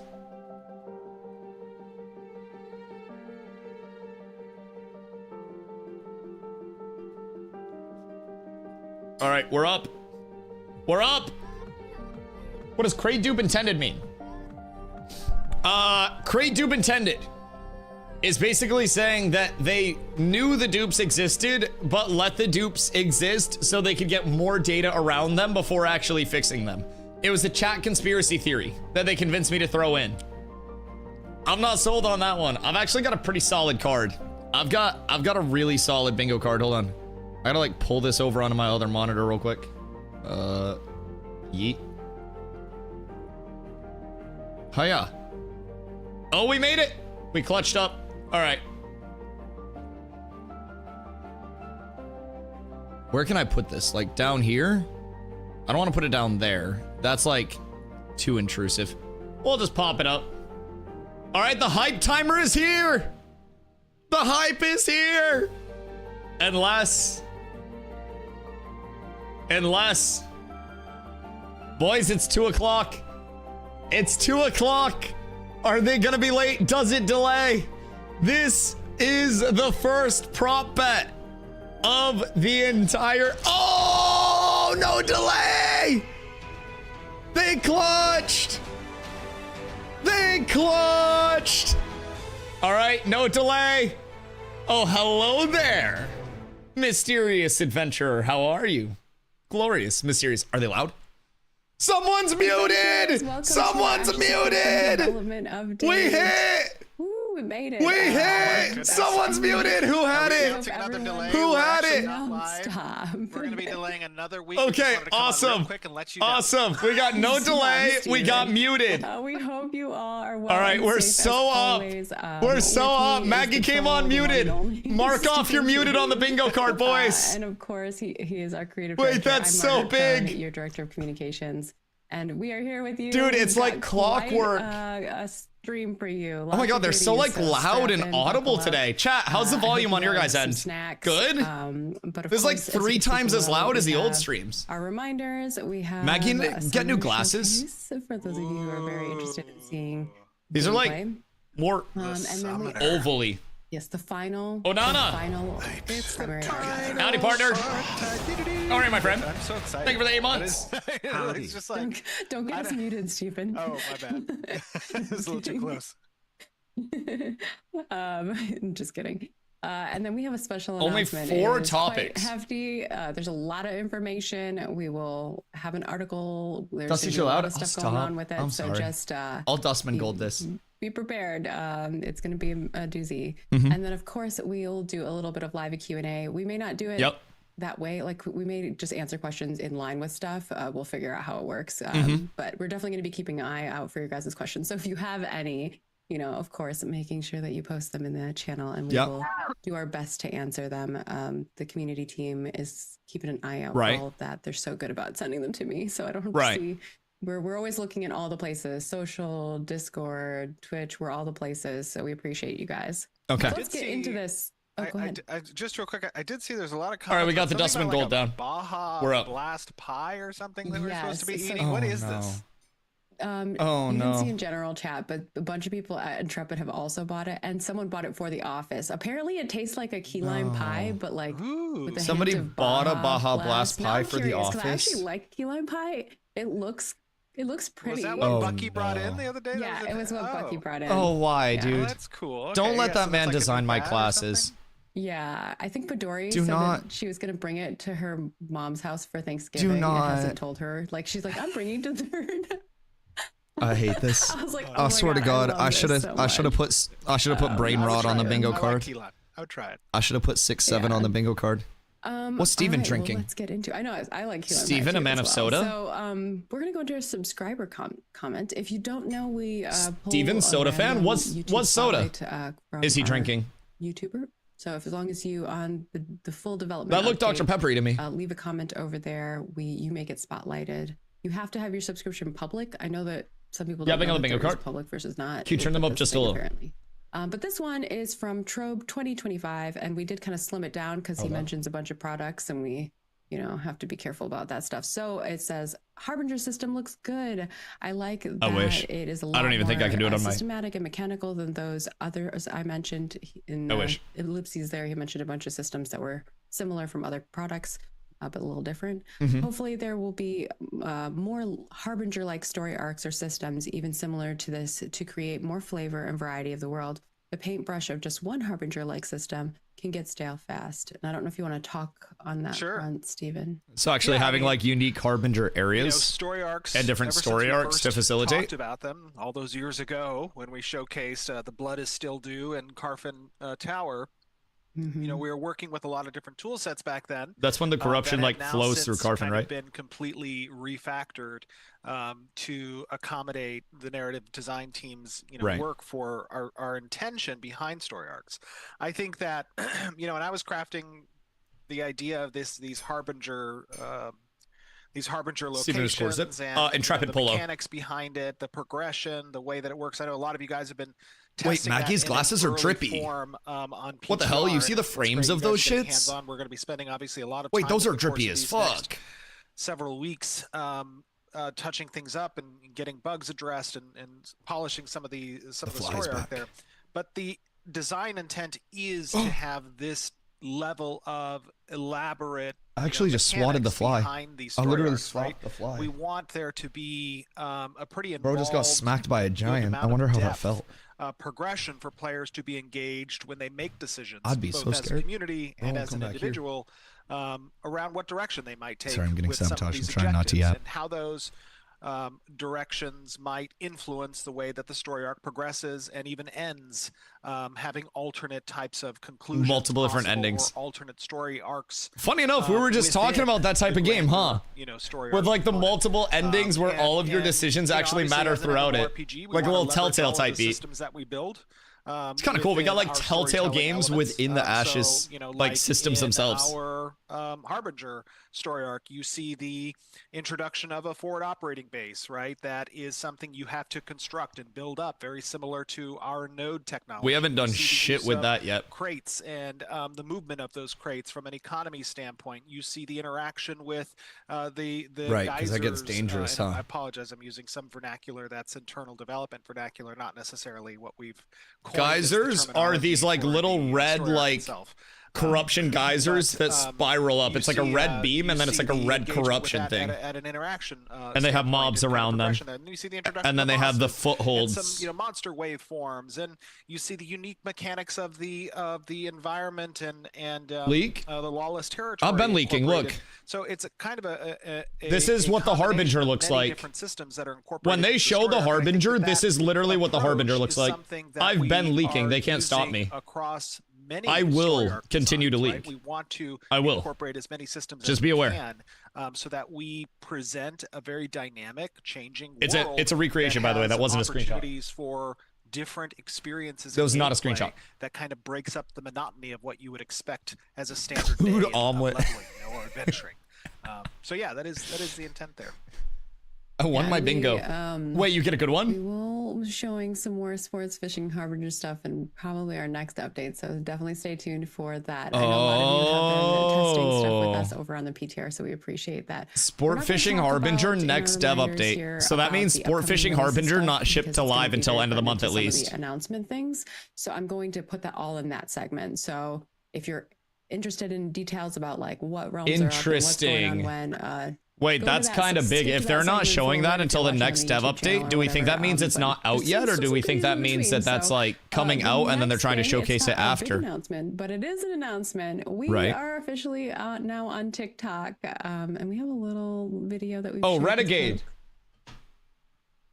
I don't know if this is. Someone muted again, chat. Or not. If you missed your first, someone muted. Another someone muted. So you got someone muted twice. Okay, cool. I wanted to know if I should be talking or not because it is pretty. The music is pretty fun. But yeah, if you haven't headed on over already and shared us some love over on TikTok. TikTok special announcement. No, this wasn't the special announcement. This was an announcement. We are now over there. Yeah, this is the marketing push, I think. Place that we use to basically post all of our social channels has now allowed for scheduling stuff on TikTok, which has made it a little easier. If you don't know, we are a small but mighty team. Oh, cool. We may be very active on all of our social channels. So they just like schedule all their posts out in advance. It's not Makes sense. easy to be as active on all of those. Fucking cook. Ni hao, ni hao, ni hao, ni hao. Yo, Dinger, what up, my boy? How are you? Serious question. Hope you're having a beautiful one. And I would like to get some engagement from the audience. You know, you guys tell us if it's this me. is I'm the audience. You want or not.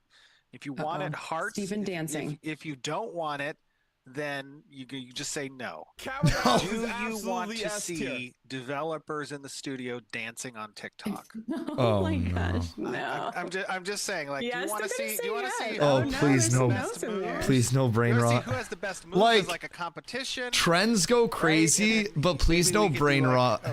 All the developers are in channel, like logging in right now. No like, brain rot. No brain rot. Okay. The second I see 6-7, I'm going to where wins meet. I mean, wasn't that the whole intent of TikTok? So we'll just have lots of videos. Oh God, we're chasing clout. So. Dusty predicted Steven hitting gritty. I like what you see, but I did say Steven hitting a gritty. Okay, I will dance. We're gonna get. I did. If I see 6-7, it's back to what I was thinking too is that we could get some of those emotes in game and do. Listen, bro, stuff with I'm about to go apologize to Narc in Discord DMs if he says 6-7. Cool, like integration with like filters and stuff. We've also talked about doing that with like Instagram. There's a lot of stuff like that, but those will probably come online more closer to launch. Just can I count that as bifurcate or Maggie redirect Steven Yap? He didn't say bifurcate, did he? Move by our close friend Nice in his latest video recapping the last year. At the end of that video, just sneaking in a segment of me singing there. That's beautiful. Not appreciated with that Nice.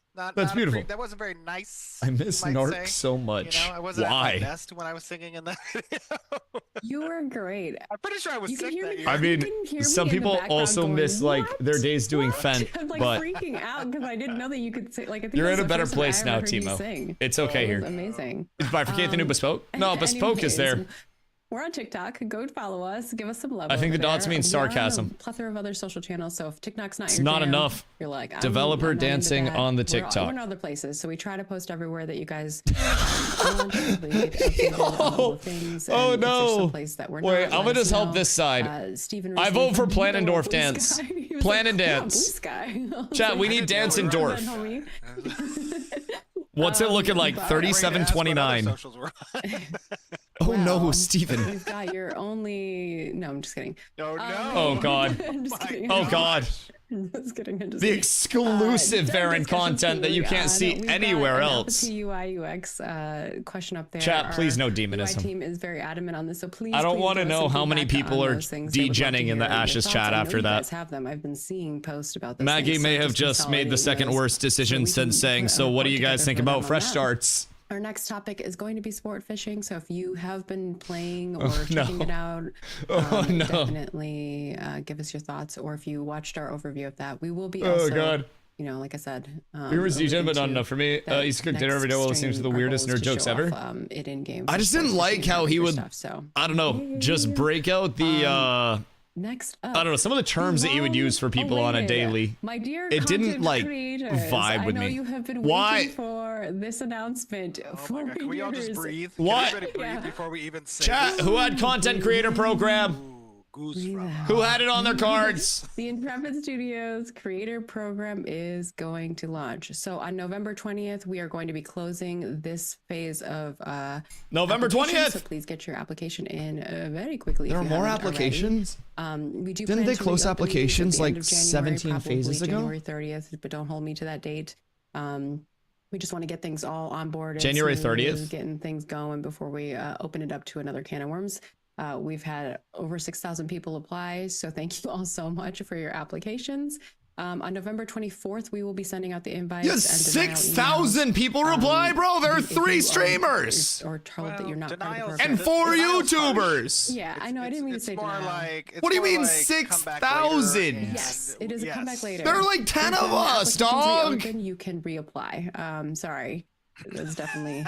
I even wrote a note to myself to not say that word, and I still said it. We will send the SmackDown emails to you.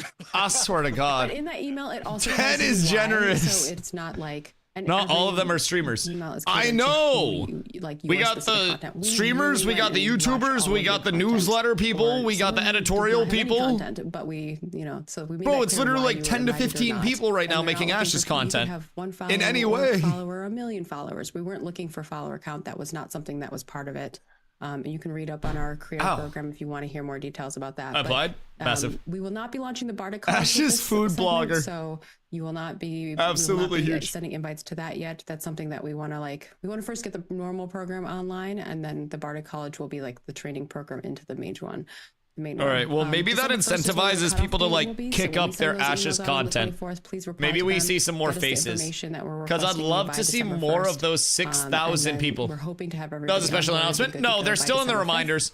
Special announcement is after the Summoner Showcase. Lots of things with you guys throughout the months, and it's going to be a lot of fun and a lot of work for very exciting Adam, who is Arcane Adam over on our Discord. Let me kick up my Ash's stream right now. He's been working very, do a quick PTR stream about this program. Someone was doing it yesterday. So I think that covers most of that. Probably more in depth than Adam wants me to be, but I think that for you guys have been waiting for so long. I feel like he's in a better place now. Aware of exactly what the plan is on that front. Yeah. I'm really excited.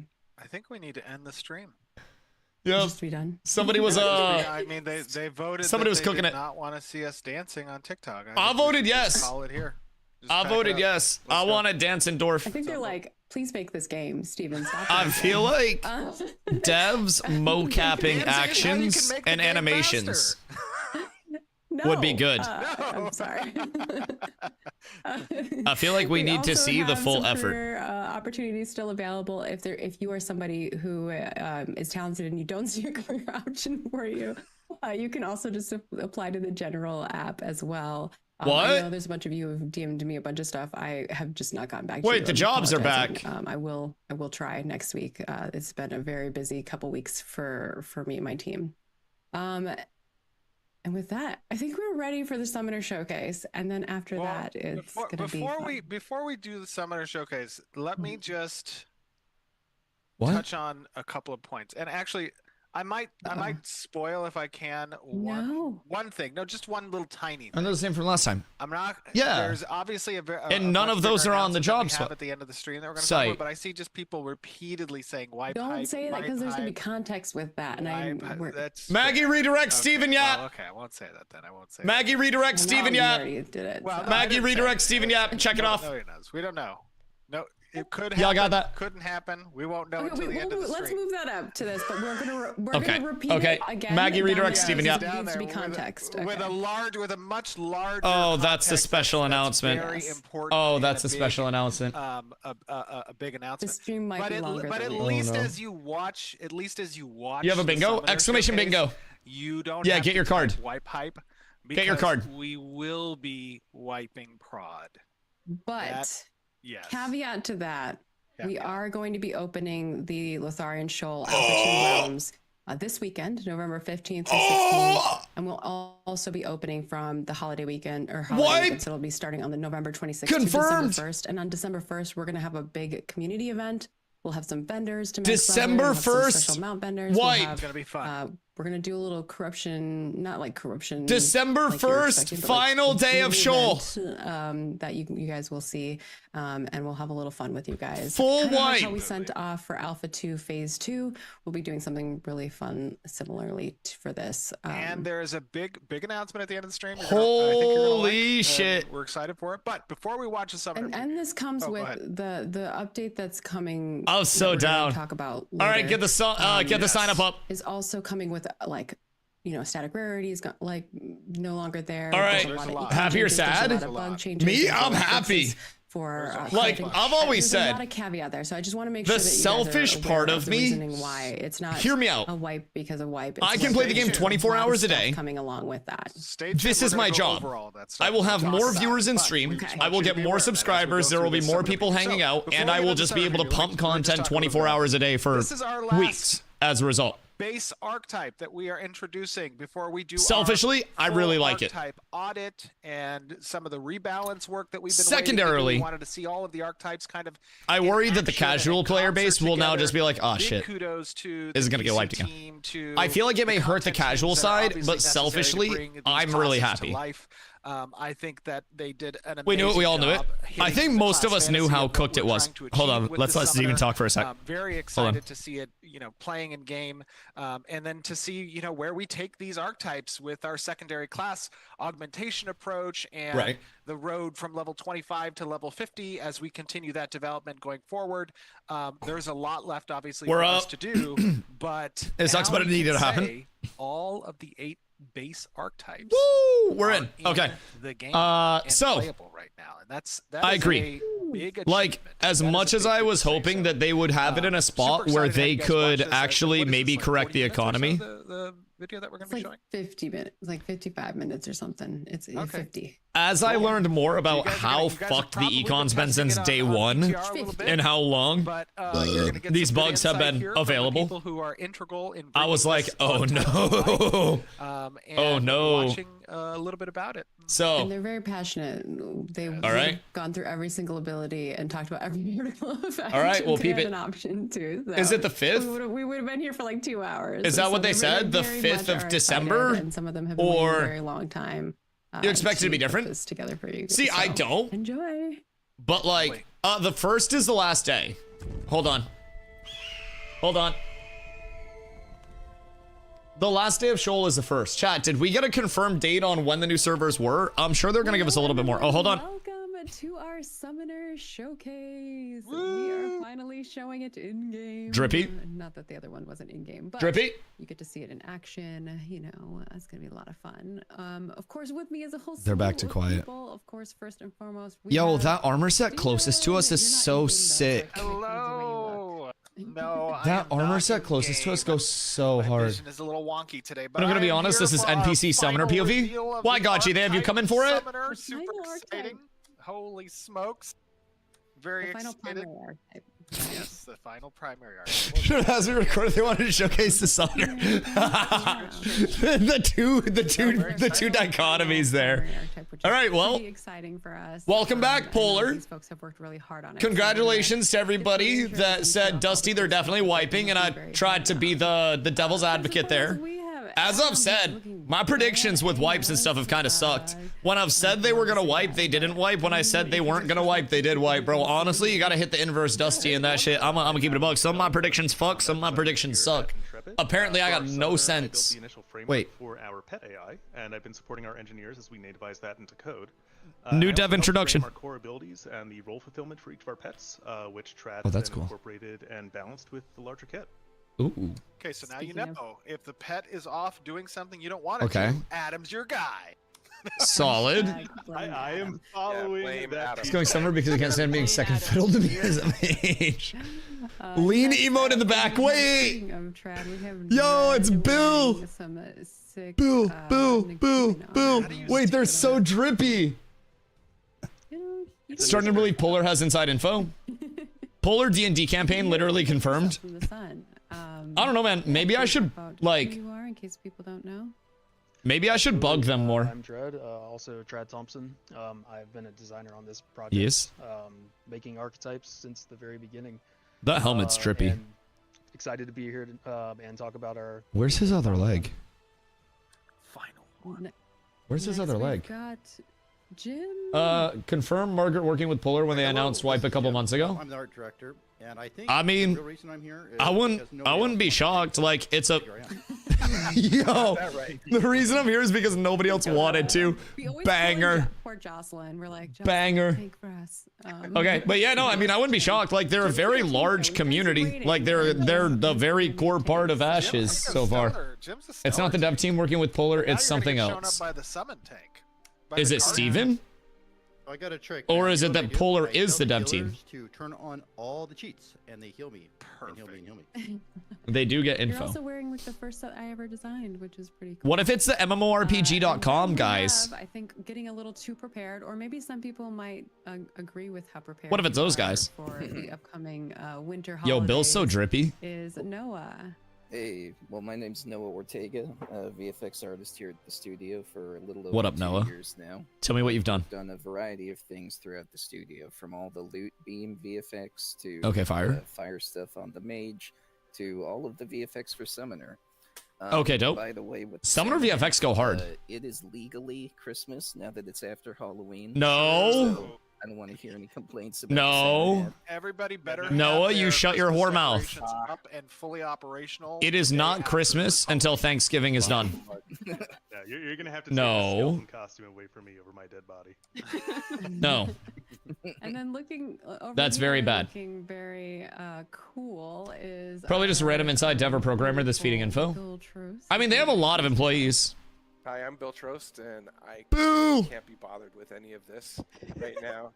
You know, I'm just trying to hang out here with Natalie. Bill's dope as fuck. Speaking of Natalie, They're so cool. I'm also hanging out here. They're trying to so hide in the- cool. In the shadows. Are you guys like in the bush? This is not live. they're in the tree. I don't think so. Maybe PTR's back up, Against the tree. These are leaning but they have no straight. watermarks. They look really cool, actually. If they show map, we could probably tell. Maybe they have like show up or something, or maybe they're on like an internal branch, not live.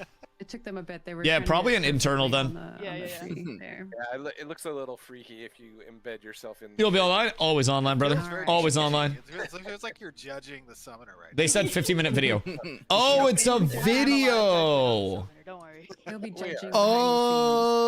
Oh. We do have the Whoops. summoner to showcase. So That's my bad. One of the most obvious, unique aspects is the. Is that a summoner Tolnar? vessels. So Adam, I'm gonna hand it over to you to Wait. like talk about it, show them off, and if the three of you Bill? can summon yours, that would be great. Yeah. Drum Because like Renkai's in, Ooh. but the Tolnar furries shouldn't be in. Nose gun start. All right, let's go. Here we Let's go. The Oh, Triforce. I thought they were about to break out a fucking siege summon or something. Excellent. Oh, that was really well executed. Very clean. Thank you so much. Very well done. All right. What's Red's hat? All right. Cosmetic. So, before- You thought it was live? oh my god. The Yeah, I was just vibing. Sally, what am I All go? right, so before we dive into the individual pets themselves, Boys, wipes I wanna confirmed. Give a quick overview of what pet control actually looks like. Wipes because this is a unique confirmed. difference, and for our I'm gonna have a crazy stream title after this. I won't even have to play the game today. We're gonna be yapping about this for so long. We need all the info. Feel free. So, should we have Also, added quick like shout out to Polar our main working players, with that's Intrepid also to the bingo really card? essential to making the pets happen, from early prototype support to the nativization efforts. 'Cause, like- along with Ryan Farrell, who's been supporting us as we continue to address. I'm gonna be real, how accurate the predictions were Appreciate them so much. is kind of Let's talk about the scary. base commands for controlling your pet. Kind of So for scary. starters, There's we've got info four going base somewhere, commands that are dog. applicable to all pets. We have. I need to get in some people's ears. I got no leaks. I have no power here. And then one. They're ridiculous. They always know in combat advance. Command, which is 6. It's scary how accurate all of their predictions happen to be. Like, I could just say it from the side of my predictions always being fucking wrong, but it's crazy how accurate all of the info that comes from Polar, where I'm just like, what's the source? And they're like, I can't leak that. Everyone is locked down on like a blood creed, bro. Maybe there's a reason why Polar literally has a lawyer in their guild. Is in follow mode, as you can see. It's gonna follow you. Maybe. Go wherever you're going. Then we have the God move to fucking command, damn it. which if you want to send your pet to a very Prior, specific location, the move to command dude, will give maybe you they a have Prior target on vehicle, and retainer. it can do precisely that. And the pet Maybe, just I don't stands know, there man. and do its thing until you tell it to move. He's not a somewhere lawyer, else, he is or a combat judge. tells it to move somewhere else. Isn't he a free And then speech stay, attorney? Just like the name implies, tells your pet to stay put. I thought he was a wherever free it speech is, attorney. even if it's currently moving, it's just going to The stay where Epstein you told it files, to Jesus stay, fucking and, Christ. again, if you move out of effective range, Jesus or do Christ. something else, that's going to break that behavior. Steven is secretly So, a few questions, TMX. Adam. If you tell your pet to go stand over, yonder, and you run X distance away, I don't think I've seen at what TMX point click abilities. Is distance No, I too think far? TMX is a hockey user. Oh boy, I do not know that number off the top of my head. I think Steven clicks. But eventually you're gonna be out of range. Is it gonna de-summon? Is it gonna run to you? What's gonna happen? Let him judge this. Oh god. Yeah, so once you're out of Is there a TLDR from the whole live stream? This is the live stream right now. Like we're watching the dev stream at this point in time. There is a wipe. The last day of Shoal, from what we could gather, it's going to be December 1st. They're going to, was it the 1st? Where they're going to have that like big corruption event.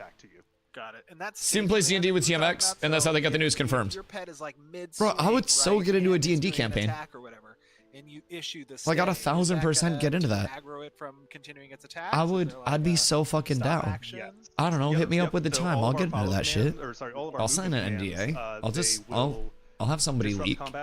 I'll feed somebody in Polar, who then leaks the info to feed the Polar Hazep. Nice. Yeah, I mean, as a summoner You never played player D&D? myself, Me? there's nothing that you I want played more like than quick reaction 2 D&D from campaigns in my your life, command that you and issue. both of them kind of like died out. Short leash on that summon. Corruption event equals Christmas event? Responsiveness was a major Blind focus for us. obedience, I think. Is Nah, they'll probably do like like they didn't have like a Christmas seasonal event, and I think they confirmed a while back that those like wouldn't be in the immediate plans for things. Oh, sorry, good.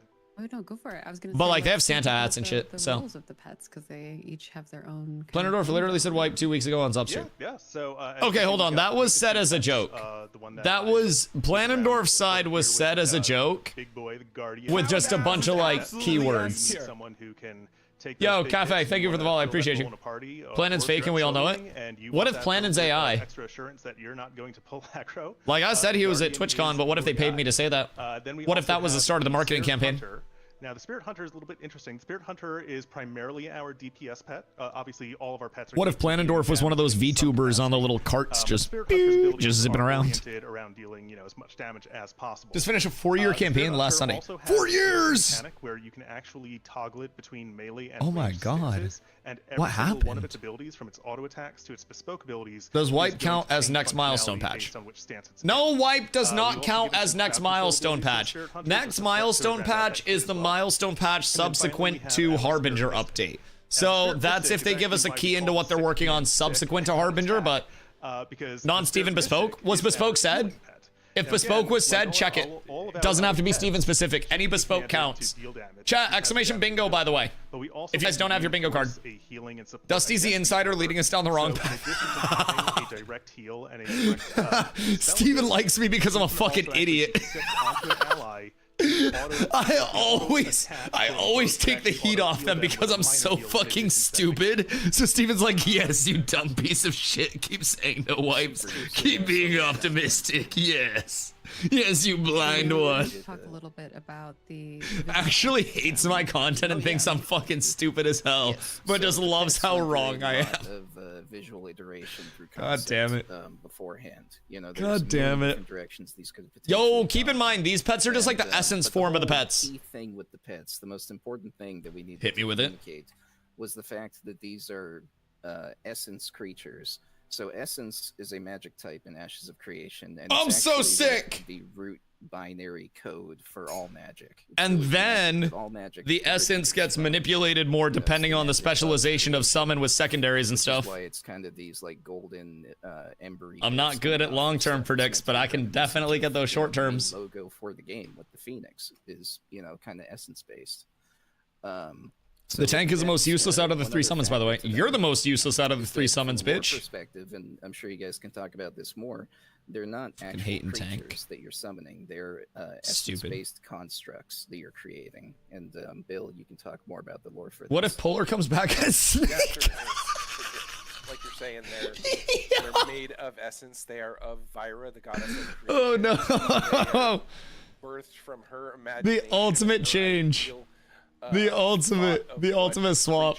Oh my fucking god. Before Vera ever came into existence. What is Crucible demo? They were conceived, early Crucible demo would be a demo of the area in the southwest, bottom left of the Riverlands, that looks like a big kind of like crater. That's gonna be a volcano-y area that Steven has confirmed is the Crucible. My extended theory on that is that that's the first guild castle location. You know how my long-term predicts have been. And the repertoire of I suck at those. Summoner expands. We'll start to see real fucking bad at those long terms. Well, and we want them to all have this kind of unifying theme. Okay, so as Summoner expands, you see more creatures. Energy. And then it's based off the essence. And then the essence gets manipulated further based on secondaries, evolutions of stuff like that. That's also part of the Summoner kit, and there are some elements in place. Got you. Just keep swapping between your pet if you want to talk a little bit about the sickness. What do you think of the Builder Spender on Summoner? Give me your rundown on it.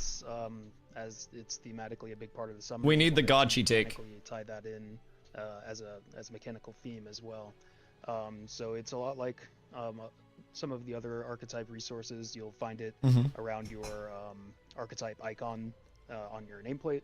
The what? The essence. Your fucking Builder Spender, your class resource. You build it through your spells, and then you spend it through your pet attacks. So a lot of the abilities that Adam referenced to. Oh, so it's literally just if you have your pet on auto, it's just doing it anyways. And the damage abilities on the hunter and so forth. So do you actually interact with that as a summoner, or if you have your pet on auto, is that just? And we'll show that a bit more during. Just combat. being spent. But the idea behind that was that you and your pet are need to have your pet out, right? Right. And you're working together to complete the combat whole that makes the archetype. So is there already a standoff with summoners? Felt like it was tying between like auto pet users and manual pet users for your casts? Like, are people microing like that? The hair of the Mystic is insane. I love it. Cool. It's so it looks good. so good. Then my character on auto, that's terrible. Like, okay. The kind of silhouette Massive. Dual shields at the, So you don't trust AI yet? That looks great. It's like the early adopters of like Tesla full self-driving. Oh, Jinsei. What are they doing at Seth? Jinsei really deserves a shout out for this, because she did an amazing. Marketing job push is just a CC program. And the textures for these guys. Classic. I mean, it could be their large announcement. I want to quickly show off. It could be later on still.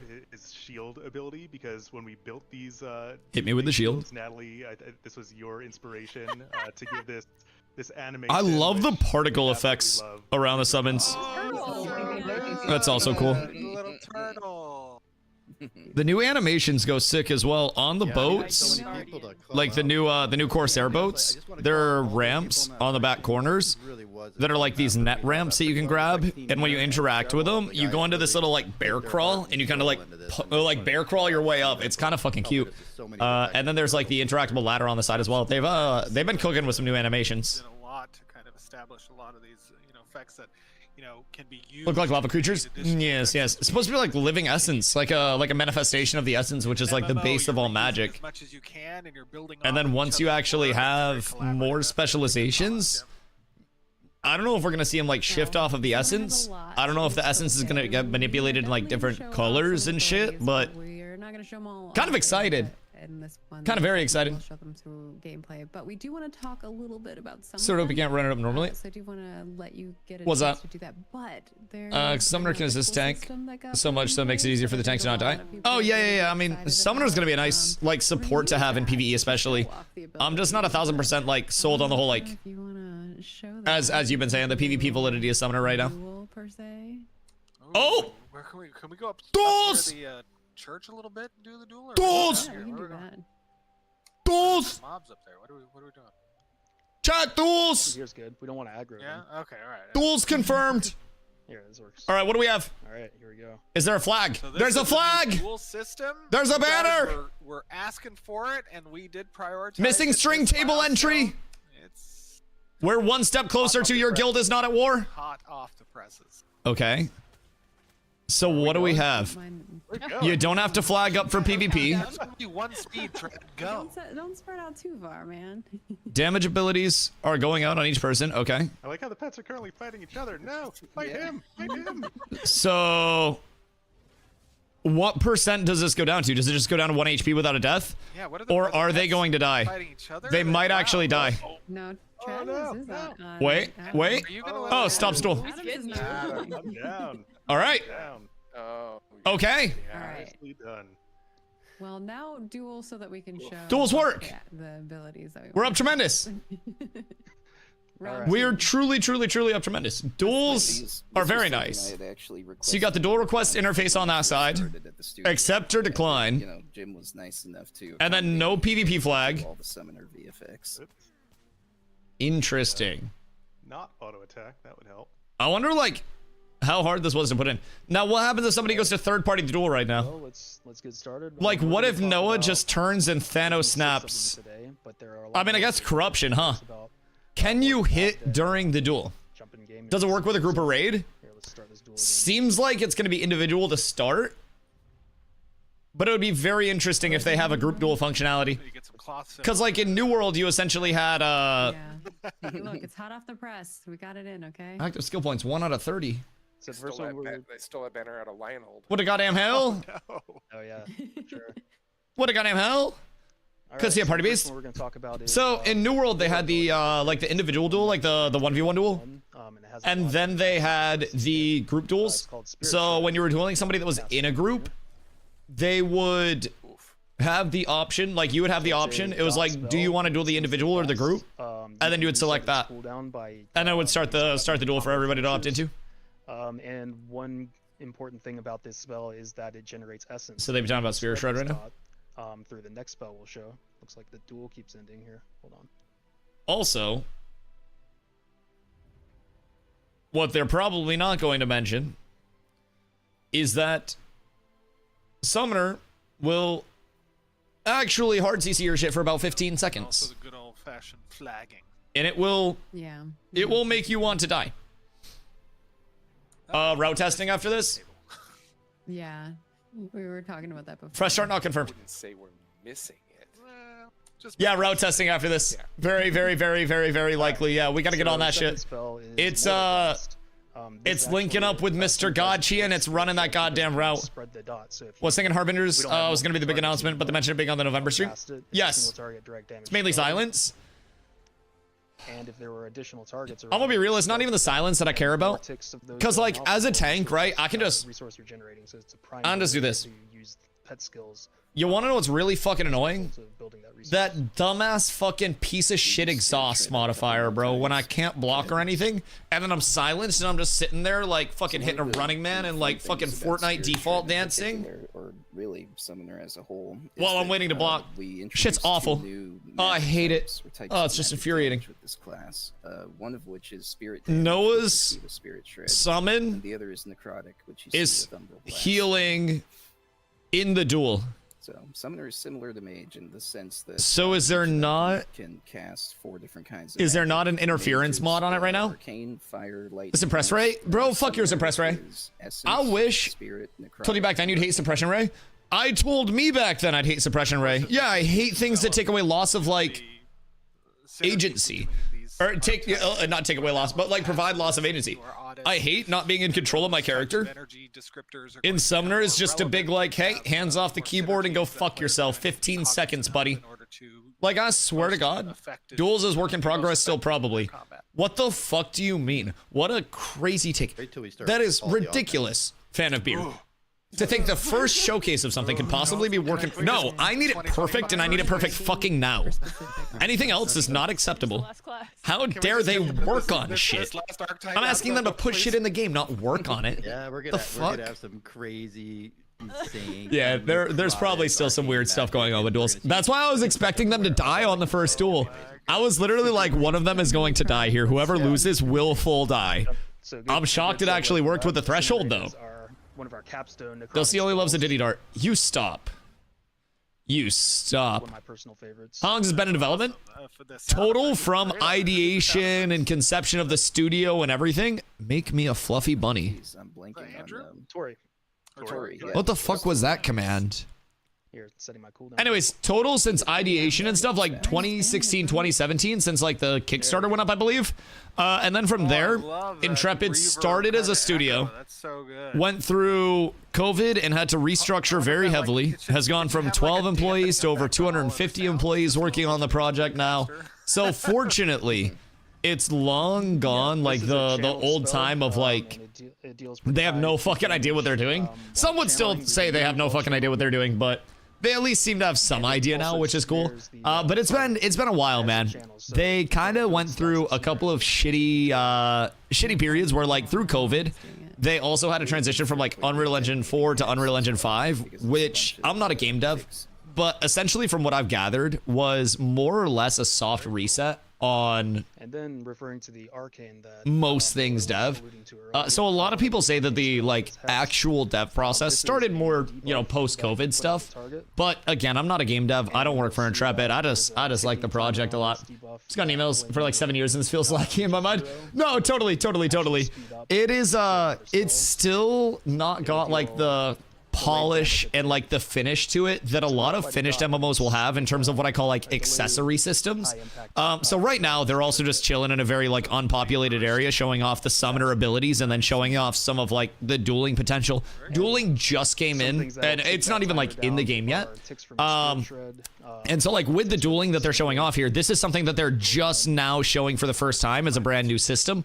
And a lot of the systems that'll make Ashes feel more like an MMO and less like a bare bones, you know, playtest that doesn't have the, you know, the end game to it is honestly that end game coming out, right? So one thing that I always try to tell like people from the outside coming in, a lot of the early dev time with Ashes, like a lot of those emails that you used to get and probably have gotten for a while, that was in a period of time where it was like, this looks bare bones. It looked way more bare bones before. I can show a video on the wiki from like their PAX demo where they had arenas. Dude, it was rough. So a lot of the early dev time was spent on like, how can we get servers up? How can we increase server capacity? How can we add this class and then this class and this class? So like our patch that's coming in, I would say at this point, probably like December-ish, that is going to include the summoner, which is the final primary class, like the final base class, and that's something that is a huge milestone because now they're working on the secondaries. And as development continues, it does kind of get to that point where there is more of that polish. One thing that really lacks right now is for a lot of people, it's like, I can level, I can get my gear, I can get squared away, but once I get my gear, what am I doing with that? So, was Chicklet made a 5 to 8? I think modern MMOs are also kind of cooked in that sense, but we also have to consider too, like Intrepid is a smaller studio, which technically, like they're a very large independent studio at this point, but they are an independent studio more or less, and they started with 12 employees working on this MMO with honestly probably no idea what they were doing and just kind of a vision. So I kind of like, I fully see that the entire like ideation and stuff like that has been a very long time, but we also have to consider with Intrepid, like they're not a AAA stu that has a catalog under their belt that's had all of the troubleshooting, all of the teams already built, experienced teams put together. There's just a lot with it, you know what I mean? So I definitely understand though, like the development has been a while for anybody that's been following since the start of the project, especially if you're excited about it.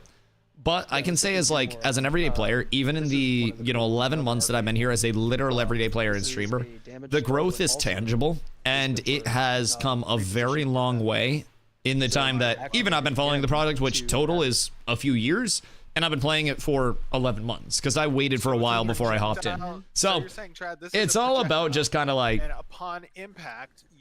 I don't know, understanding that Intrepid's not going to have probably the cadence that some people might be used to from AAA studios, especially early on in their dev process. They had a lot to learn and establish. So it does feel like they're cooking pretty well now, though. And I'm really optimistic that with the extended PTR emphasis, hopefully up through the end of this month, like about 5 seconds right now. Hopefully, fresh starts will come in a good point. So if you want to weave a let's do with already made a MMO with a. I mean, if you let enough time. Sometimes, yeah, but That's cool. a lot of MMOs right now are You also can use very it as a damage spell, even if you don't want to teleport. lineated.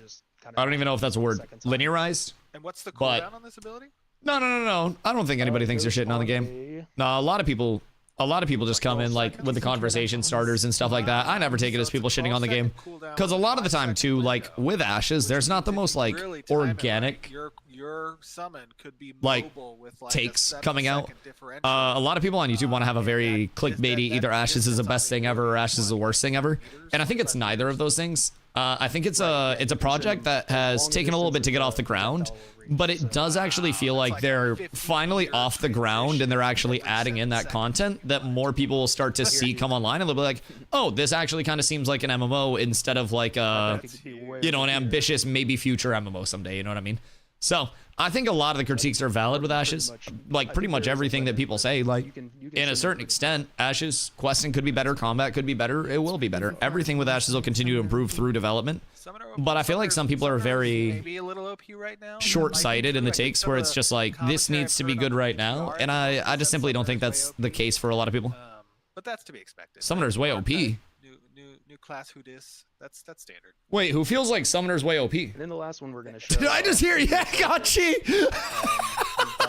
Prime mobility skills. Apparently, feedback from the PTR is that Summoner's OP. Yeah, nerf Summoner, more HP to tank.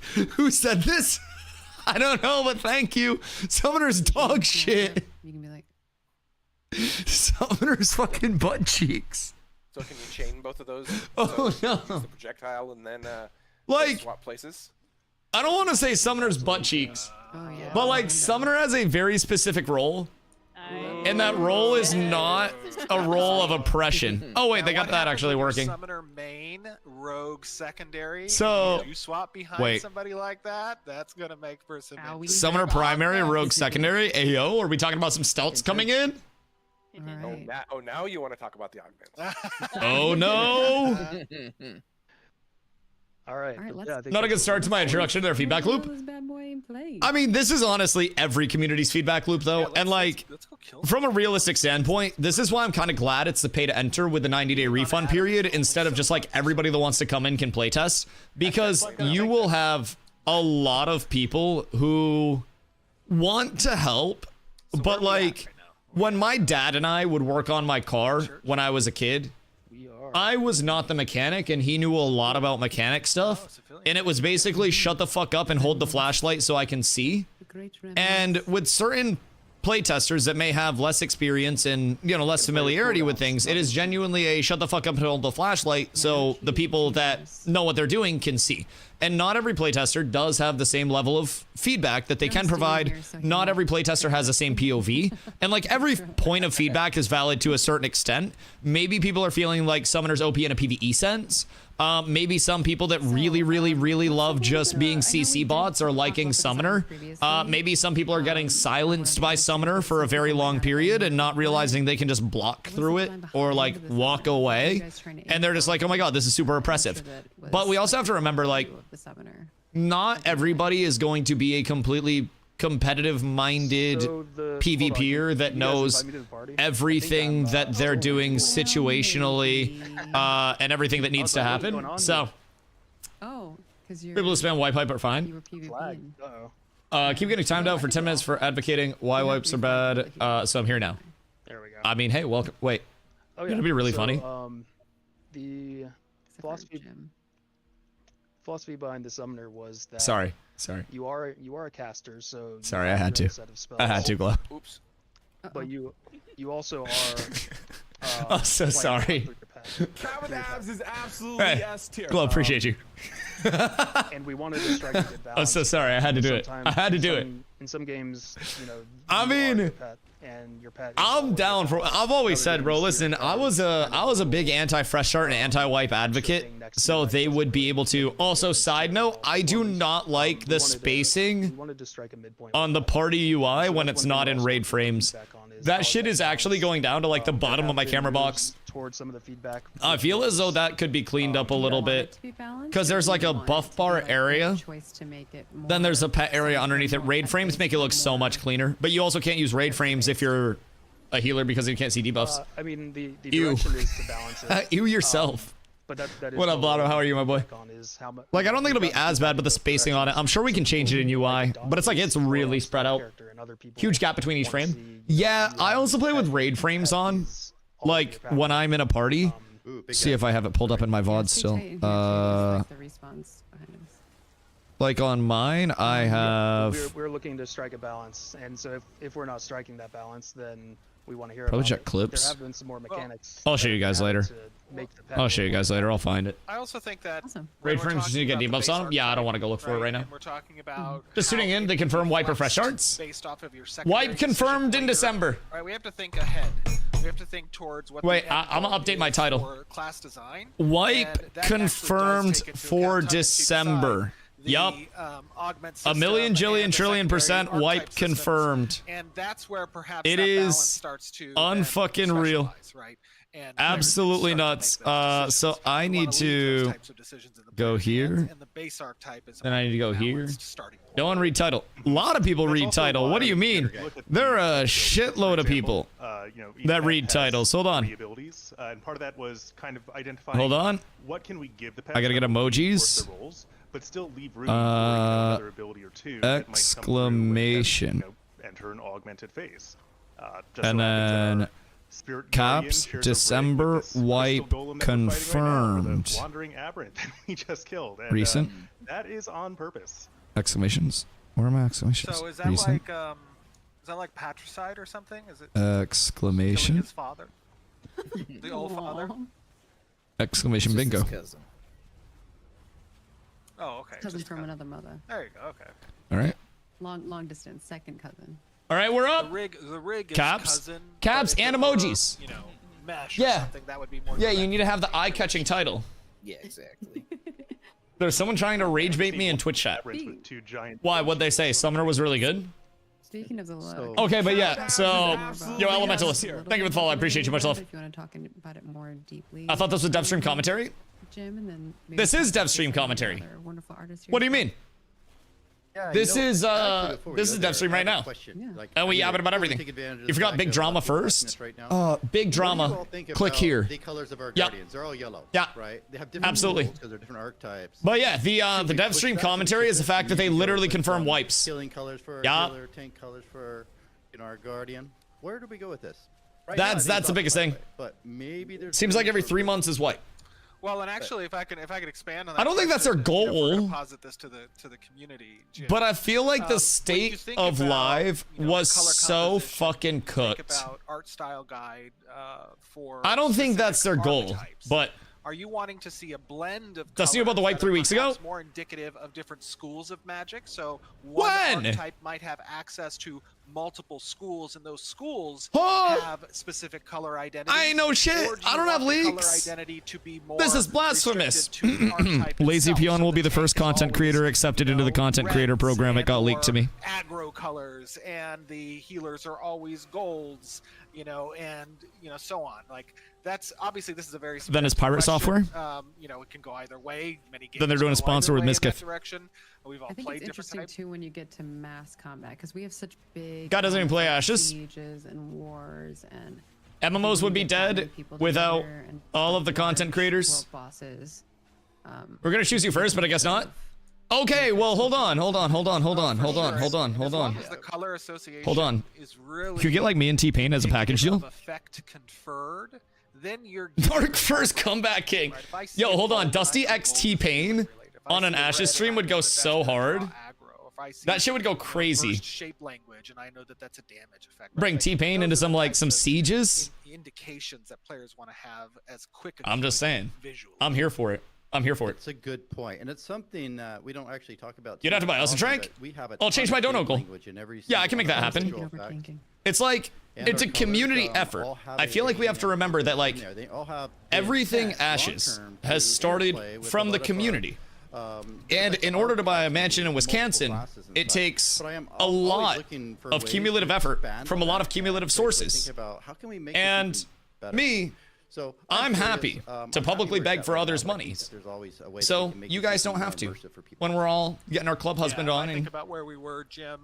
taking drinks and 4 drank them years ago, and getting drunk. during Alpha 1.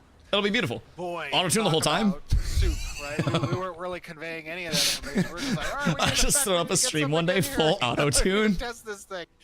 And We get a long drawn out like, boys, this is hardest stream. And helping to unify that No, I will not submit. Very consistent and I will not submit. Of giving information I can't do it. Is a significant improvement. They plan a community event before the wipe. Well done. Oh, So- yeah, I can't understate how. Just for important clarification, by the way, since we probably have somebody with resources here that can confirm, whole process, like, kudos do to we you guys have a for really helping timetable on us for years. dates? Like, we're just getting December started, so it's 1st good to see it is the finally coming final through. day of Shoal. That's going to be like the end of world event, from what I've gathered. Well, just to clarify. Will that be another test of server merges as well? Is what I'm now wondering. Server first, server merge Lotharia into Shoal on the 1st, and then Apocalypse event, and then new servers after the fact. Did we get a date on the new servers, chat? Because as soon as they said wipe, I just started like basically hitting one of these. Like I didn't really know what to do. I wasn't quite sure, so I might have missed that part of it. Like I've been in a euphoric state since then. Although I'm gonna be real, Death of EU server. The Death of EU server was the fucking birth of the EU server. The fuck do you mean? Intrepid literally goes, hey, 60% plus of the player base is on NA, 30% is on EU, and 10% is elsewhere.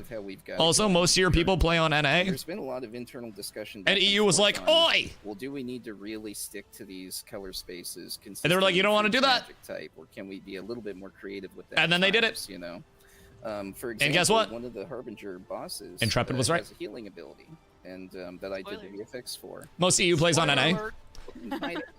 The originally thing about like one global server is that for time zones and peak events, it does absolutely suck noodles. And I don't think one global server is a play, but I also feel as though EU functionally does not have a large enough player base at this point to support everything.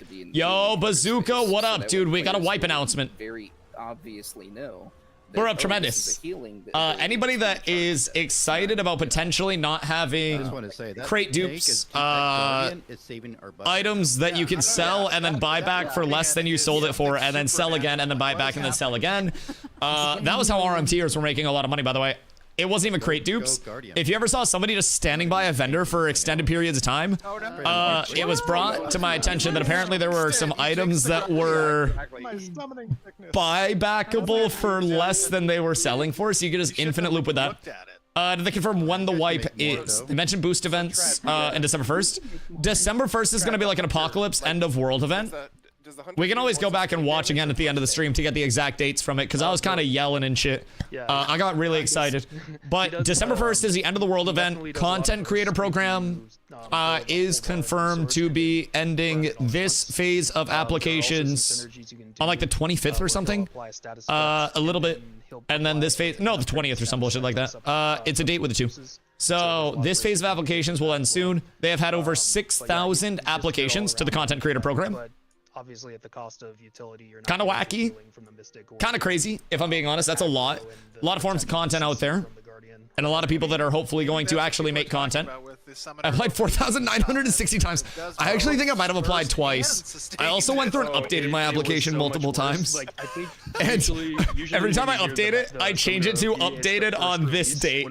I literally just keep going in and updating it because I'm on the old Google form where I can go in and change my shit without resubmitting it. I think people think it's. I just update it with my streak and like my Ashes credentials. And confirm there's a lot of applications. And you gotta walk, like, it's not just a matter of like, with Ashes and with the community being this small, it's not just like, oh, look, this massive name applied. It has been making our game like, or has been making content about the game. They're instantly in. It's a lot of like, oh God, I have never heard this name before. Let me go look. Oh, you've been putting out videos for 6 months weekly, but they all have 82 views. Let's watch these videos to make sure that they're like, okay in the first place. And then those are going to be the content creators that I think we're going to see a lot of, especially in like the Bardic College stuff. This is not easy for the community team at all. At all. Like, when I was in a forward-facing position, working like video game adjacent, right? I worked at a college as a director of esports. I had coaches and rosters that I hired underneath me and ran a very successful esports program for a bit. Anytime I ran a community event and there were signups for it, in terms of like moderating the events, helping host the events, getting involved with the events, I had to go through and vet so much. And every application was like 30 minutes to an hour of work. And I do not want to know how many applications have been looked into, even just on the element of like, man, we gotta investigate it. We gotta follow up, because you never know. Any content creator could be like the next content creator that gets lucky at the right time and pops off. Any video could be the one to hit algorithm. Like, it's not an easy world on the community side, man. I am happy to hear that progress is being made on it, though, and hopefully the people on that side of the processing can actually, like, relax for a little bit. And then they got to deal with all the content creators that didn't get in going, hey, have you seen my application? So it's definitely handy to have some silence. Hey, I sent it back in December. Dear Ashes, I wrote you, but you still ain't calling. I mean, just a lot of the other ads as well. You know, there's a lot of very dangerous ads. Who have big oh god. Oh god. I know people. I missed the stream. What's important was shared. Stream's still going on right now. So they're in the Summoner Showcase. They're just kind of messing around doing Summoner stuff. They have one video. Why they ain't invite me? Okay, hold on. As someone that drops like 2 yearly YouTube videos. Was there one more? I'm really relying on the live side of things on my. Let's not bring video quantity into this. My videos are heat though. I got like my last Ashes video, not my last one where I talked about. No, that was a New World related video. My last Ashes video was like fucking 98% updated. Just go copyright all the content of you. Oh, dude, I stole the fuck out of B-roll. Yeah, absolutely. Absolutely. Yeah, 1000%. You think I was floating around the world like that? Good God. There's a lack of uploads lately. I have plans. I have plans. Listen. To turn off my cooldown. As a reasonable person in gaming, so I can keep showing it. I blame the community. I had a tank build guide sub goal that we did not hit. And instead of shaming me, the curator and the creator of this content, shame the pores. So I set up the ability so that if you zoom it's like the distortion goes it's like saying, oh, player count's awfully low right now. Man, it's Ash's fault for having a pay to enter. No, we shame the pores. We say if you can't afford it, you go fucking play Where Winds Meet by your goddamn self like a poor free-to-play player. If you want a free chat, you go over and you watch a Where Winds Meet streamer. You go find a channel with exclamation drops and you get your goddamn handouts. Got that FOV hack. Chat, open up your hearts and your wallets. So I know that you mentioned tank build guide going out soon. Hey, can I leak stuff from the PTR for my build guide? Are there any other things that you guys are looking for feedback? Just like item tooltips and stuff. I mean, like I'll wait. Anything to I'll use somebody else's POV so their watermark's in it.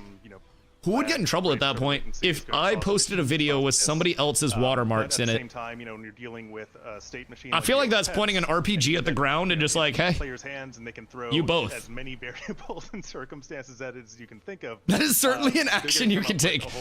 One of many. Wait, this is kind of like a story arc. We have so many different routes. It's like expect to happen that aren't happening, or vice versa. You know, the unexpected is happening. Don't leak PTR content. You know, hashtag leak PTR content. But that's definitely say the June Dark isn't real. Don't blame Adam. We're often presented with multiple choices in life, and frequently on that path, these decisions can have lasting impacts.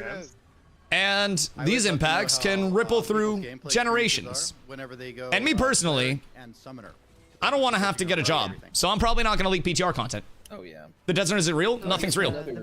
I literally am not even in the desert right now. How can I confirm that they are not just putting in a vertical splice of the desert every time that I run over there on stream to fool you? How do you know it's not an illusion? How do you know the content creator program didn't open up a year ago? And the reason I left New World, and the reason why everybody was like, man, where's all the Ashes money going? Is it Baccarat tables? Is because they paid me $1.5 billion to just keep running back and forth to the desert to show you guys. What if I'm actually on a yacht right now? What if I'm sailing? What if I'm fucking Belize? The wizards behind the curtain. I was in a 3-ship fight with over 100 people in the June Dark. I'm sure you were. Testers don't often really get to I'm sure you fucking were, Godchi. Side of things from okay. Other games. Do we know if Godchi's real, chat? Has anybody seen Godchi, like, ever? So far?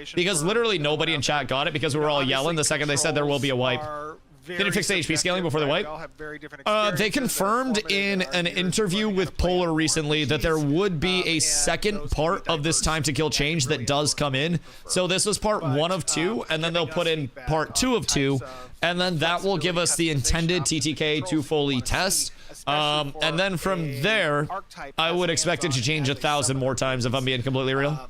is gonna I'd be expect it very to change so many useful more for us times, as we especially as they scale up very level. good call Fuck, there. I'm out of coffee. All right. Anything else you guys want to say before we wrap it up for today?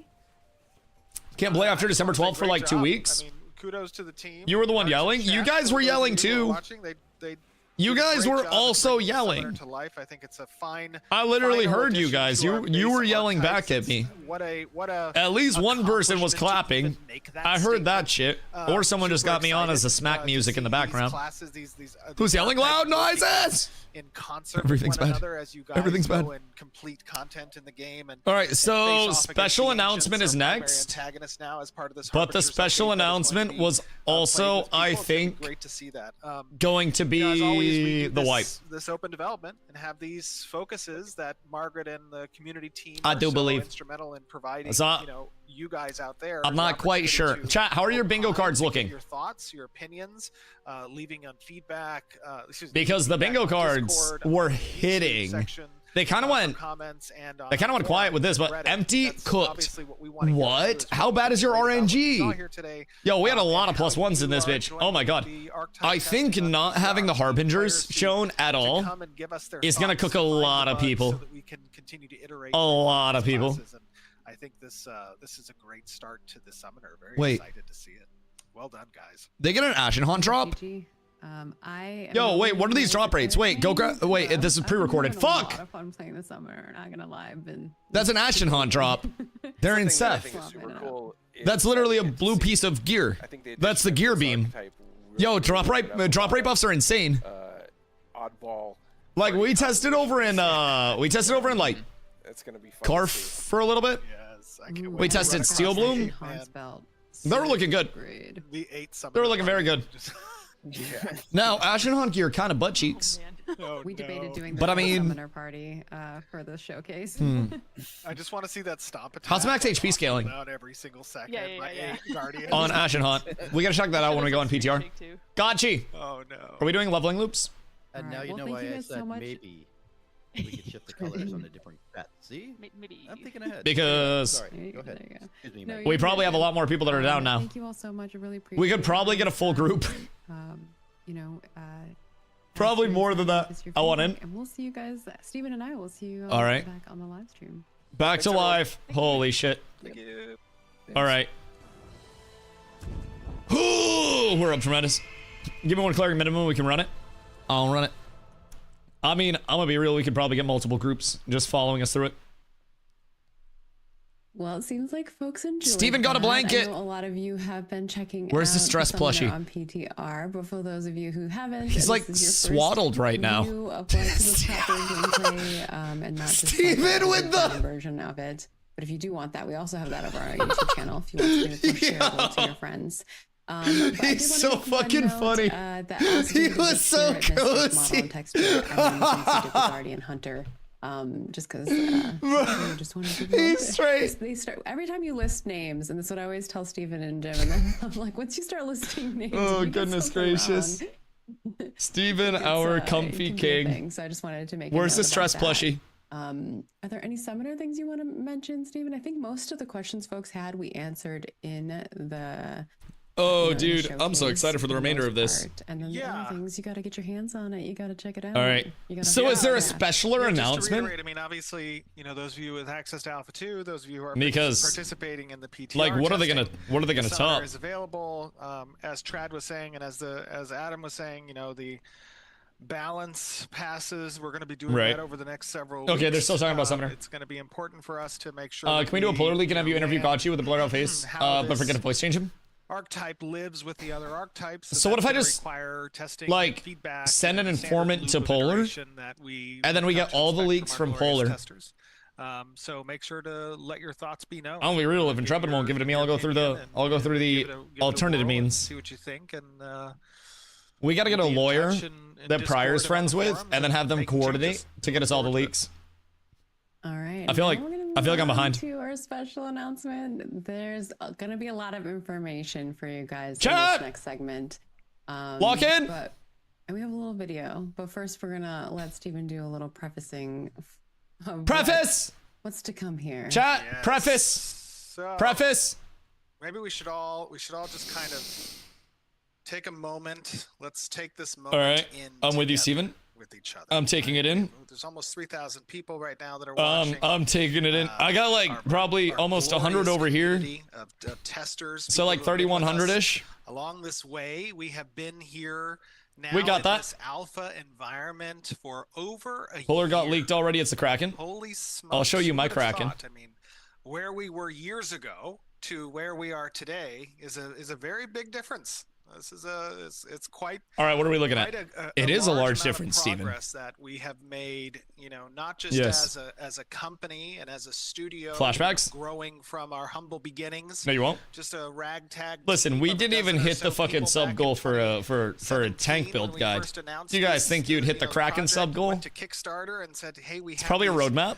grand ideas to Oh, build what this if it's my epic Harbinger RPG, drawing? non-faction-based open world fantasy with no pay to win, and You won't even say the focus name of the on, Kraken? what the players want to see evolve The name of the to Kraken is touch, Udabua or Adobe. to where we are today. But I'm Now, not with saying the name of the year other this Alpha boss. 2 under our belt, Yeah, there's a it's Kraken and then big portion Fishman. of the I am landmass not in saying the name of the place. Fishman We though. have a long way to go from a content Nope. perspective, but from a core technology standpoint, Not going there. In PTR, huge accomplishment. Flat over the Vera course of announcement? this last Yes. week that we saw live. Dynamic gridding! Dynamic gridding that was happening on PTR. Big.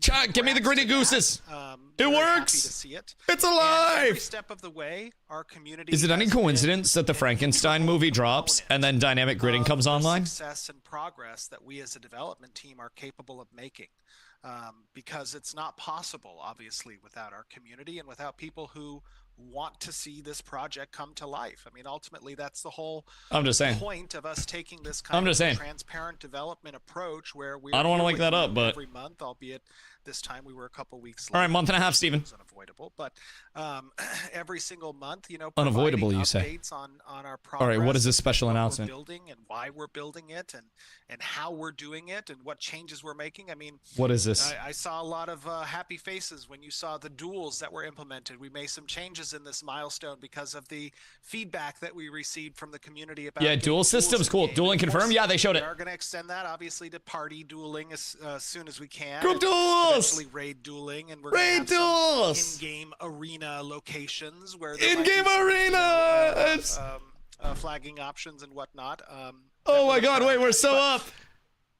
Oh when my we God! started Alpha 2 back in Wait, that was like a October of bang, bang, 2024, bang. we talked a little bit Three about the big phases, phase 1 booms. and phase 2 Back to being back to back, focused chat. on stability and focused on optimization efforts. Group duels, and, establishing raid a lot duels, of that core tech in-game in the arena world. locations.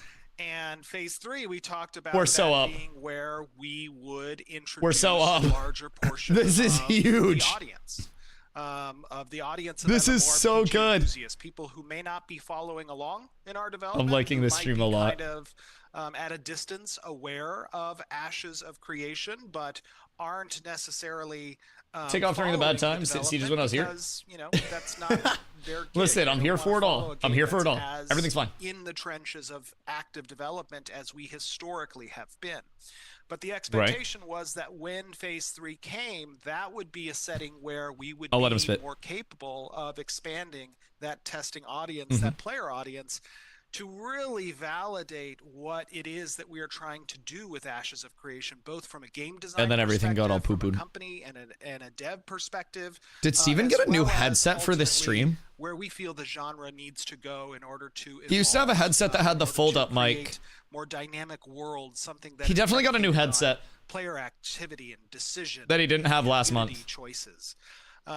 And we have a very big announcement today that is shortly going to be coming up. Phase 4? And I think that it is going to be one that is going to continue to push Introducing us forward Phase in 4? the development of Ashes. Ashes and releases include December a lot of 11th on new Steam. voices. And we're going to get into talking about Ashes the of Creation is details on of Steam that right now. announcement after you see Wait. this brief trailer that Is we're it? going to be showing. We talked about a little bit of a marketing. Is that what you're push here at the saying? end of Wait, did you 2025. check it? This has been a Yes, big I year see for it. us, and 2026 Ashes is going on to be an Steam? Wait. even Ashes bigger of year for us. Ashes is on Steam. We're very excited about it. But stay tuned for after this. We're going to go into detail about what it means for you as a tester. Oh, wait! What it means for the project. What it means for the world of abundance. There's a cinematic trailer. Empires flourished and spread across endless Oh my God. seas. Wait, what is this? Its people. Your people. This is so sick. Wait, Carved okay, they're starting it. Hold on. kingdoms from wilderness, daring empires Oh my God, I beat them to it. flourished Okay. and spread across endless seas. Oh my God, what's happening? Its people. What the fuck is going on? Your people. Carved kingdoms from wilderness, daring any perils that lay between. Eterna, For we at love the you. heart of this world lays the essence, magic itself. The constellations. This wondrous age of discovery and purpose left few prepared for the horrors to come. The Harbinger's coming. The Wait. ancients showed no mercy. Oh my God, this is so Survivors good. were advised to flee to the divine gates. An age passed before the gates This is reawakened. insane. But now, you and your people have returned. Oh to my God, dude, reclaim this is so your good. Ancestral home. Your destiny awaits. They cooked. Early access on 12/11. Early access on Ladies 12/11. and gentlemen, we are going to be expanding our Oh testing my audience God. of players to incorporate a much Oh larger my community, God. and we are excited. Early access on Margaret, talk to us a little 12/11 bit about what 2025. this means. Oh my Oh gosh! my so God, many wait. things. But Look. first, look at that trailer. A lot of love. Oh my to God, our that was character environment insane. artists who kick butt and That made was this so beautiful world, good. Obviously. And then That was we all also worked with in-house, Bryson, too? who is an amazing studio. To, Wait, okay. create this wonderful trailer. Bro, So that we was hope that you so enjoy it. good. It is very much a lore trailer. The goal is That to was kind of so use something that's a good. little bit more evergreen for us to use. It for incorporated future the stuff. So you constellations, it definitely incorporated see this everything. maybe We'll at some rewatch it. events and other places. We'll and rewatch it. spaces. But you I can got you guys. follow Riley Oh as she's my coming back God. from, or coming through, and she's an oracle. She's seeing this kind of flashback. Okay, this is of what's Riley. happening, what happened in the past, and Yes. and for the first time is like summoning Oh my the essence fucking herself, God. which is pretty cool. Yeah, and of course, we have plenty, Dude, this is copious so amounts of huge. gameplay footage that we provided from an update perspective. This is insane. But when we're talking about expanding our audience now to incorporate, as I said prior to the trailer, a less engaged, less aware, player, they're going to want to see something that gives them a very quick understanding of what's the world that I'm getting involved with. What's the idea of the story? This is here? Steam reviews. And I Oh, think no. in the minute and 30 seconds that we have with this trailer, as Oh beautiful as my it is, God. as Margaret said, the amazing collaboration between our artists, between Brazen Studio, in preparing this, it gives really We good need more context for details understanding, on this. like, Hold on, chat.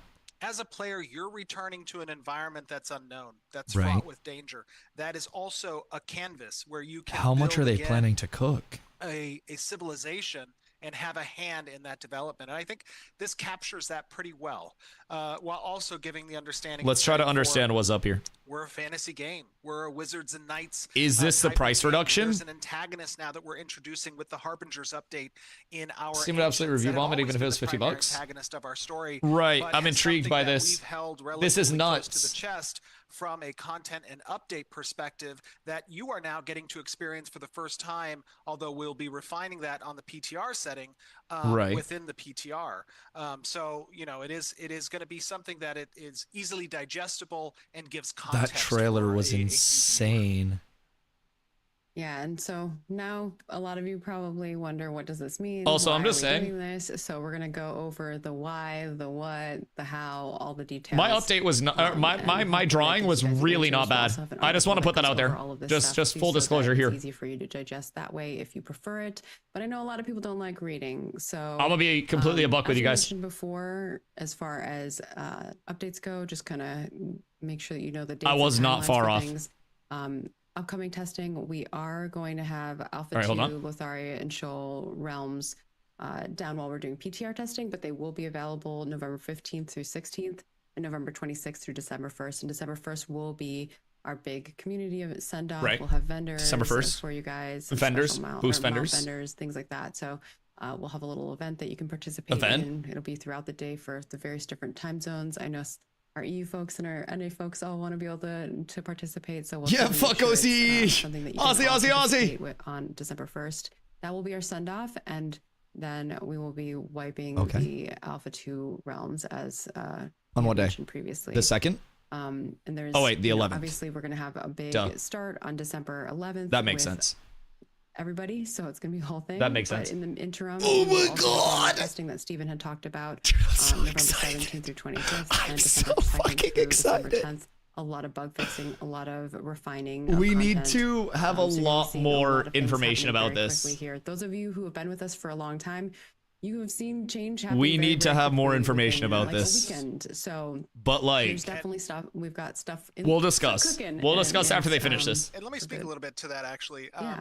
You know, obviously, Oh as my you guys God. are aware, I'm so conflicted. there is a divide in our development team between those who focus on future content and future features, Right. and those who are focused on servicing the live testing environment, on the production environment. or on Spit the to me, PTR. Steven. And Preach. that juggling can be very difficult, obviously, for any team. Right. Game dev is hard. Live service game. And you know, when Bro, this we trailer are was able to direct and beautiful. focus the entirety of our development group. They should have to- put a flashbang in and let to the Planetdorf work on it. live environment and focus on buying Just to down look at what bugs people and can focus on expect. stability and optimization. And we put on pause For the new content and constellation feature throw development. in, like We're able to the make a lot harbingers of coming down changes and within a expanding the very short period corruption, of like time, as Mark the was talking about. apocalypse reference with the So we divine have been gates. Dude, it was focused so on that with our cool. latest Harbinger update over the course of the last few weeks, and over the course of the next 4 Like, weeks, that we will part, be that transition entirely was so dedicated as fucking a sick. Team, 100% of the team focused on polishing, stabilizing, optimizing, Like, I love and that getting shot. ready the current environment of the Harbinger update that we have for that December 11th launch, and it does come with significant amount of econ updates, obviously, as well as additional, What econ content updates, Mr. features, Steven? such as the sports fishing, both No longer being freshwater able to and enchant with saltwater excavation kits? boat that's That's a coming, the first. Harbinger events. There is a considerable amount of Oh, content dude, and this features that will is- be incorporated. That's on the PTR. This could test either be board, and we really, expect really, really you good, guys or to could help make us shit test over the really course stressful of for the these next team. 4 weeks on But PTR. God, I hope And it's there's good. some things That's that all are I still ask. coming. So Yes. there's That shot's some so changes to sick. the starting quest lines and, Right. Chat, FTUE the revamps. economy elements. Who had of it on the that. bingo card? So, you guys will definitely be seeing some of that stuff coming online over these Who weeks had it as on the bingo well. card? We're really focused testing. There's going to be surveys. There's going to be feedback requests. Feels like cash Participating grab? in those will I don't be know. really Like, we don't know what the pricing's gonna be. Is it gonna be 100 USD? Is it going based on the to? data and the information that we're getting. My question We'll on also this. be doing exploit and dupe FTUE, hunting, so, first time user experience. We've already these will be. Hold on, I have questions. Let's let Maggie finish. Who are the first person to? What in the provide, fucking like, bougie ass reproducible, shit is Steven details. drinking now? You just do /bug. You make a mark that it's an exploit. Fucking bottle of and you water give us all costs the more than my car. information, And you know, Y'all saw we've that only been, shit? Like the first 5, but really, there's only been like 1 or 2 people who give us details. It's like a fucking usually. $12 bottle of water, we I'm do pretty wanna give a sure. little shout out to Gul'dan, who found a gathering spawn bug for us. Oh, nice. And Smork, who found a boat Smork! buff exploit, and Dusty, who found a mob drop table exploit. Hey, we did it! Them a shatter claw mount, and We're up you know, tremendous. If you are somebody who finds multiple things, Wait, for us, we're there so are up. things that we'll provide for folks as well. So, We got that in steel blue. We are definitely Boys! wanting to find those things early rather than later. I Please helped. Don't exploit them. We're Please just up. report them. We will reward That's you for absolutely reporting them massive. to us. The drop don't, was we get banned, every so single that is, alchemy you know, recipe pick your in the game. flavor. We've definitely been Dropping. pretty Like all the adamant on elixirs that, and I know stuff, there's all been the conversation journeyman about stuff. That was and things like that. We've also been taking action on. that was a good ourselves on farm. front. and even That was a good farm, let me tell you what. So we are. Yo, we got a Shatter Claw. involved Wait, in that that's so process, sick. and keeping an eye out for those things. And we're working on tools to help us even get better. and Tank always faster. gets the credit, by the way. Cameraman never dies. Go ahead. Go ahead. Shout out to all of the other people that were also For the grinding Harbinger Steel Bloom update, with me. This is version 18. I wish I could go back in my this will be VOD and what see who we'll else be was there. launching Fuck. For early access for Alpha 2. This is going to be December 11th. I know we had previously. All right, said December 11th, early access. 18th was a date that we were trying to target for, but we are now going with December 11th. With this also December 11th, new accumulating with patch date. Steam and kind of giving us a little Steam. bit more time to really refine and What's the polish, Steam like Steve had monetization, and mentioned does this impact the before. refund policy? This comes with like Are my we concerns. talked about a full wipe. It comes with Lithari and Shoal realms returning. Right. We may also have potentially some other realms depending on how many folks we have. We will be monitoring realms to make sure that we are, providing a good service to you guys. Right. And all Intrepid and Steam users will be able to play together. You won't be separated. And then the PTR will continue as needed whenever we need to bring that up. We've always said that, Well, our okay. goal is to try to keep things up. It's like as people long think as Polar's just possible, going to randomly stop but playing there a are game gonna be without a times valid where we reason. come down for maintenance or swap things or. I mean, adjust didn't things, Polar and stop playing really WoW right at a now certain we need point? your guys' help on PTR. Haven't they like gone game to making game sure for that this is gonna like be a good update for you you guys know, to enjoy for the instances holiday before? weekend, so we can be rest assured. Like, people that quit over games all the week- over time. the I don't holiday know. or break. It's more than a weekend. It's like 2 I don't weeks, really. necessarily think that The it's a holiday level of break, like in fact, obviously no one would stop playing an alpha for no happy you valid guys, reason, happy we but can all play together and have a great time over this holiday. did they break, say monetization? in December and just have a really, really good time. If you, I know there's going to be people who are wondering, like, do I have to move to Steam? You do not have to. So Okay. if you are somebody who wants to just Intrepid play the normal standalone way, launcher. you can just play the way that you have been. Right. If you are interested in playing through Steam, you can add it into your Steam library. You can add any game to your Steam Oh, library. you can just like link it up. But the current plan is we are looking, that is the current way to do it, but we Right. are looking into ways that we can entitle some users who already have access, but that we'll give more information on that if we're able to do that. Okay. Right now it's either you purchase through Steam or you purchase through us and you play through either of those means. Okay. Are the refund you wanna talk policies a still the little same? yes, more about why we're going into early access and kind of Yeah. give people like the why aspect of this? Absolutely. They said Dusty and they said why this stream. As we had talked about That's fire. earlier They on got my with whole regards name to in there. Phase 3 and Big shout outs Intrepid. validating our gameplay systems, our gameplay loops, and expanding that audience to incorporate voices who perhaps How not is have Steam been going to react to the so cost for an early involved with the access? development of the game. That is something that's very important. In addition, it is an expensive process to build this product. Right. And we people are want gonna to rip bring to this apart? market not just the opportunity for people to become involved. People are going to take Steven but also saying that from a it's revenue expensive generating as like perspective, him saying it's a to cash grab. Expand potential development opportunities with outsourcing, and Steam is a great way to do that. They have an existing platform that is easily People are about to accessible by spin PC this like users, crazy. that has genre-specific interest and demographics of people who are interested in the MMORPG space. And this is something that is an important next step kind of evolution for the product. Something that we I definitely know understand and it. have spoken Steam about for is the like last year, the omega with Phase platform 3 being when we would expand in terms of accessibility to that games. population. And it's not just to Steam that we are Steam is actually essentially intending like to a expand that game population. debuting with a really We are popular also like going to be inviting fucking all K-pop Beta 1 agency. and Beta 2 pre-order users Okay. to participate. Beta key starting holders get December in on 11th as December well. 11th. So if you own a beta package, So are and you we have been essentially waiting and going to watching on the beta? sidelines to participate, we are going to be inviting you guys to participate as well. And that'll be starting December Oh, 11th. it also lowers distribution costs? Does that essentially mean like a customer acquisition cost, like a CAC? You know, it is Because I would it's assume not gonna be Steam without means pain. people see it Obviously, every step of the on a way much is going to be more available like basis. giving birth to a child. Stephen, what? No. no. As Wait a someone who has minute. given birth to Stephen, a what? child, This is no. absolutely S Loco. tier. Not the same. Thank you for the follow. Much love. This is a very big. Okay, what do we have going on here?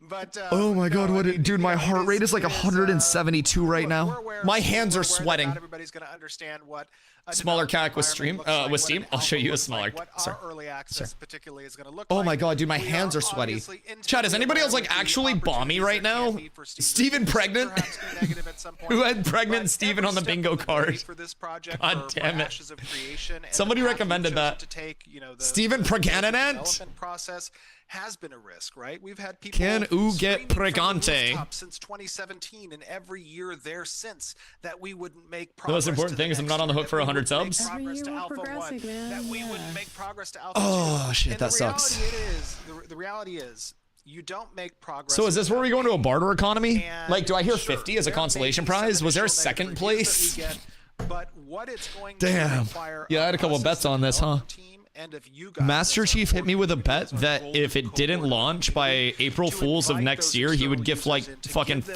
500 opportunity to see T2s the or vision for something. what Some Ashes of absurd Creation shit. can be, and to Now I'm scared. participate in the conversation about what should change. Now I'm and what scared. type Why of does everybody iteration know might stuff but me? exist.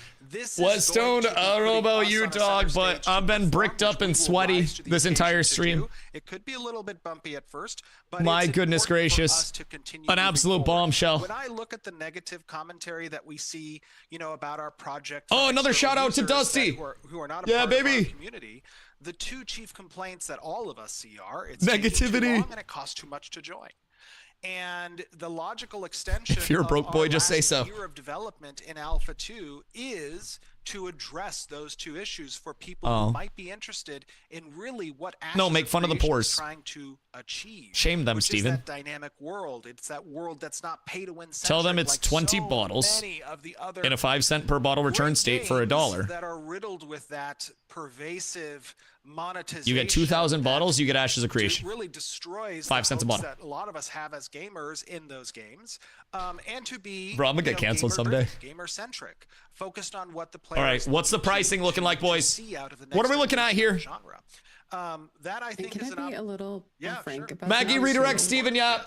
I think a lot of people say, well, If anybody it's not missed it. fair if you lower the price for new people.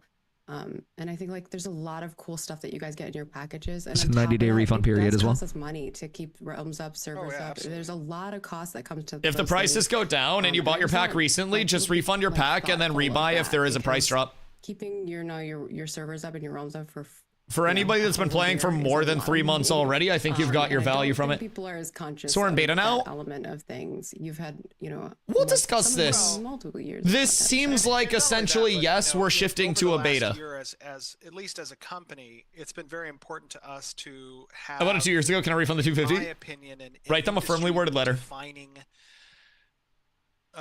refund policy. which Ah, is like, refund hey, look, policy. We knew for this 90 last year. days. I That's know. insane. Dude, That's insane. It's like I'm 90 in the days. fucking walls. I I swear to God, it's like they got me in their ear. It's like This mention the last refund year, policy. We know that Mention it. alpha is not for everybody. That this was a true Okay, alpha, massive. That people who I like might this. see the visuals of the I like game this. and Acknowledge the refund. imagine Literally one thing just and they say get everybody into that's the bought game it within and the see refund policy can performances refund and then get the expected, or difference. that, bugs exist, and then they say, this isn't my cup of tea. I'm not a tester. I want to Right. refund. We honored 90-day refund policies, no questions asked Bang. about time played. You could have played that entire 90 days. And 2,160 we will be hours. Changing that as of this announcement today, we will be adopting the Steam standard refund policy, which Margaret and the community team will be updating on our KBA and refund policy website. But it's important to note that, it is, as Margaret was saying, it is expensive, obviously, to And that will run. be for purchases starting today. That's right. So Yes. just November 14th. So if you purchase Oh! from this date moving forward, we will still honor the 90-day for the previous. Yes, So. but this is a big step for us, Oh. right? This is us now moving into the vision of people Right. who are I'll hear it out. less about active development and more about something that's at a phase where they can get in and play a bit, get an understanding for what the game is trying to be in this early access alpha format, and then provide their feedback. And the feedback could be negative, and that's okay. We're going to work our way through that. But this is the logical Steam standards, extension of 2 us hours, continuing right? To progress. All right. Oh, I didn't know you were going to stop so abruptly there. Oh, sorry. To go into more detail about some of the things that Stephen had Yes. mentioned.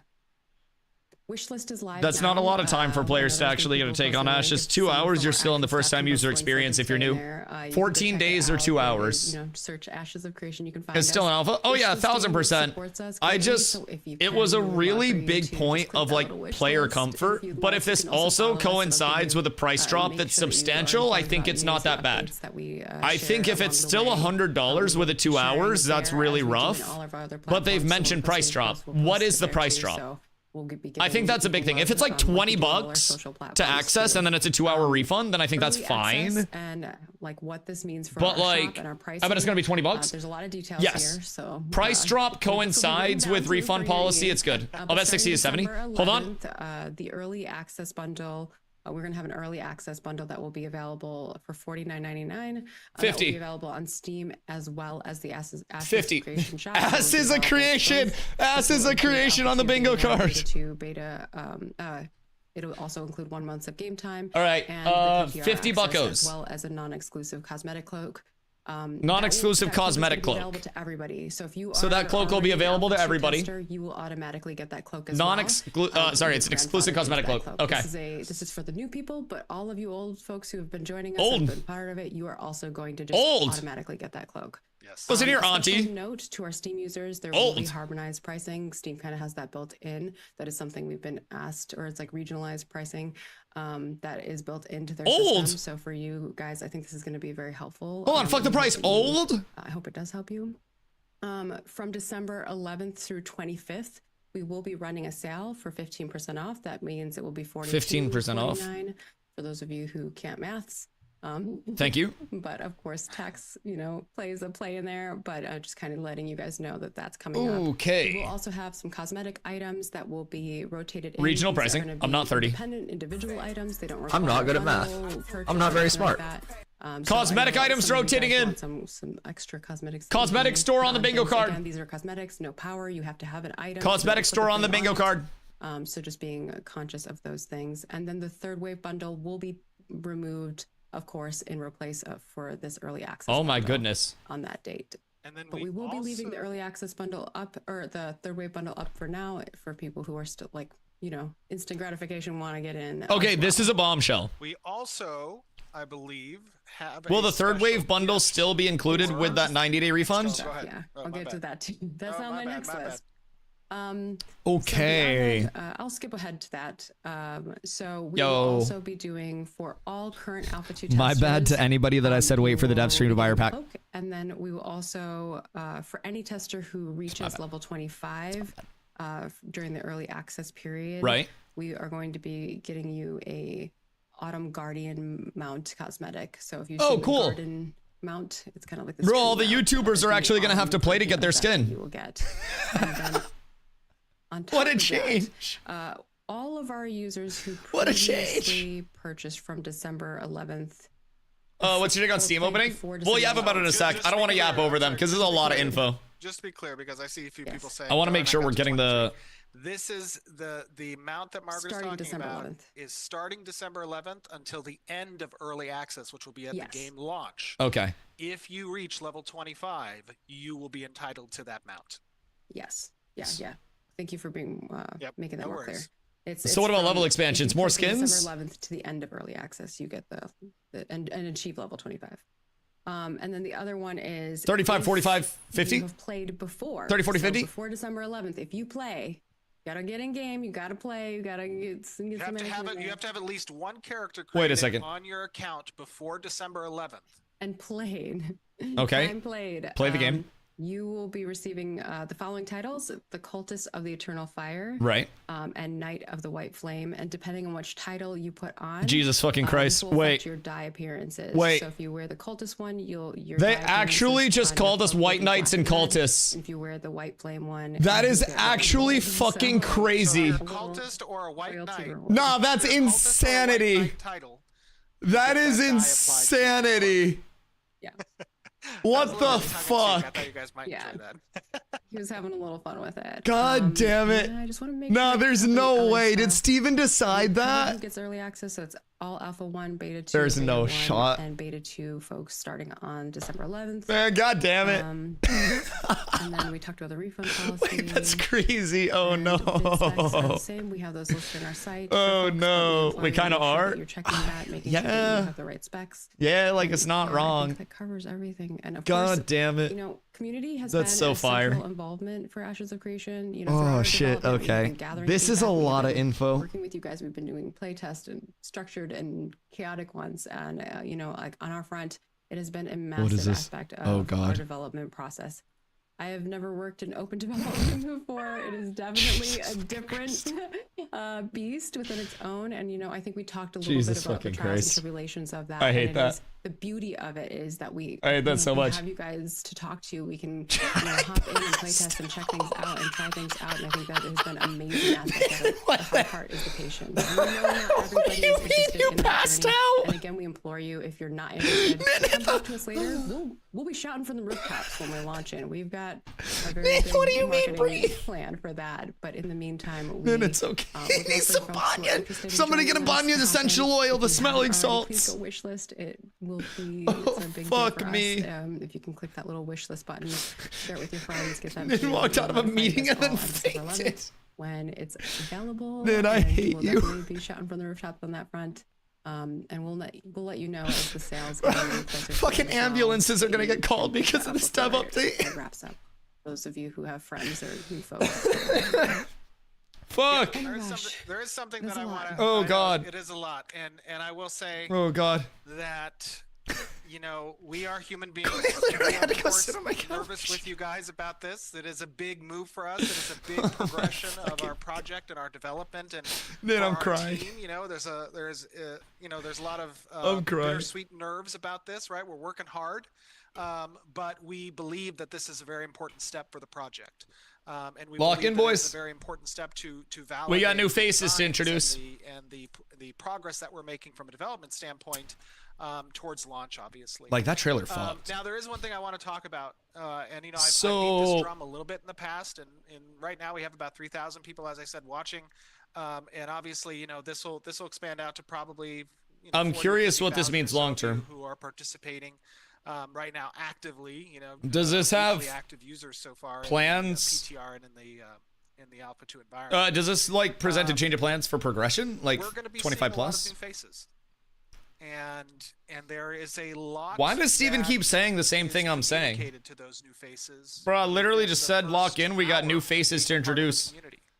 And that community can be seen either. I literally just said that. When they join the game, it can be seen in. The fuck do you mean? They join the Discord or on forums or watching. What the goddamn hell? Here on, you know, if they're watching this on YouTube or watching. What the goddamn hell?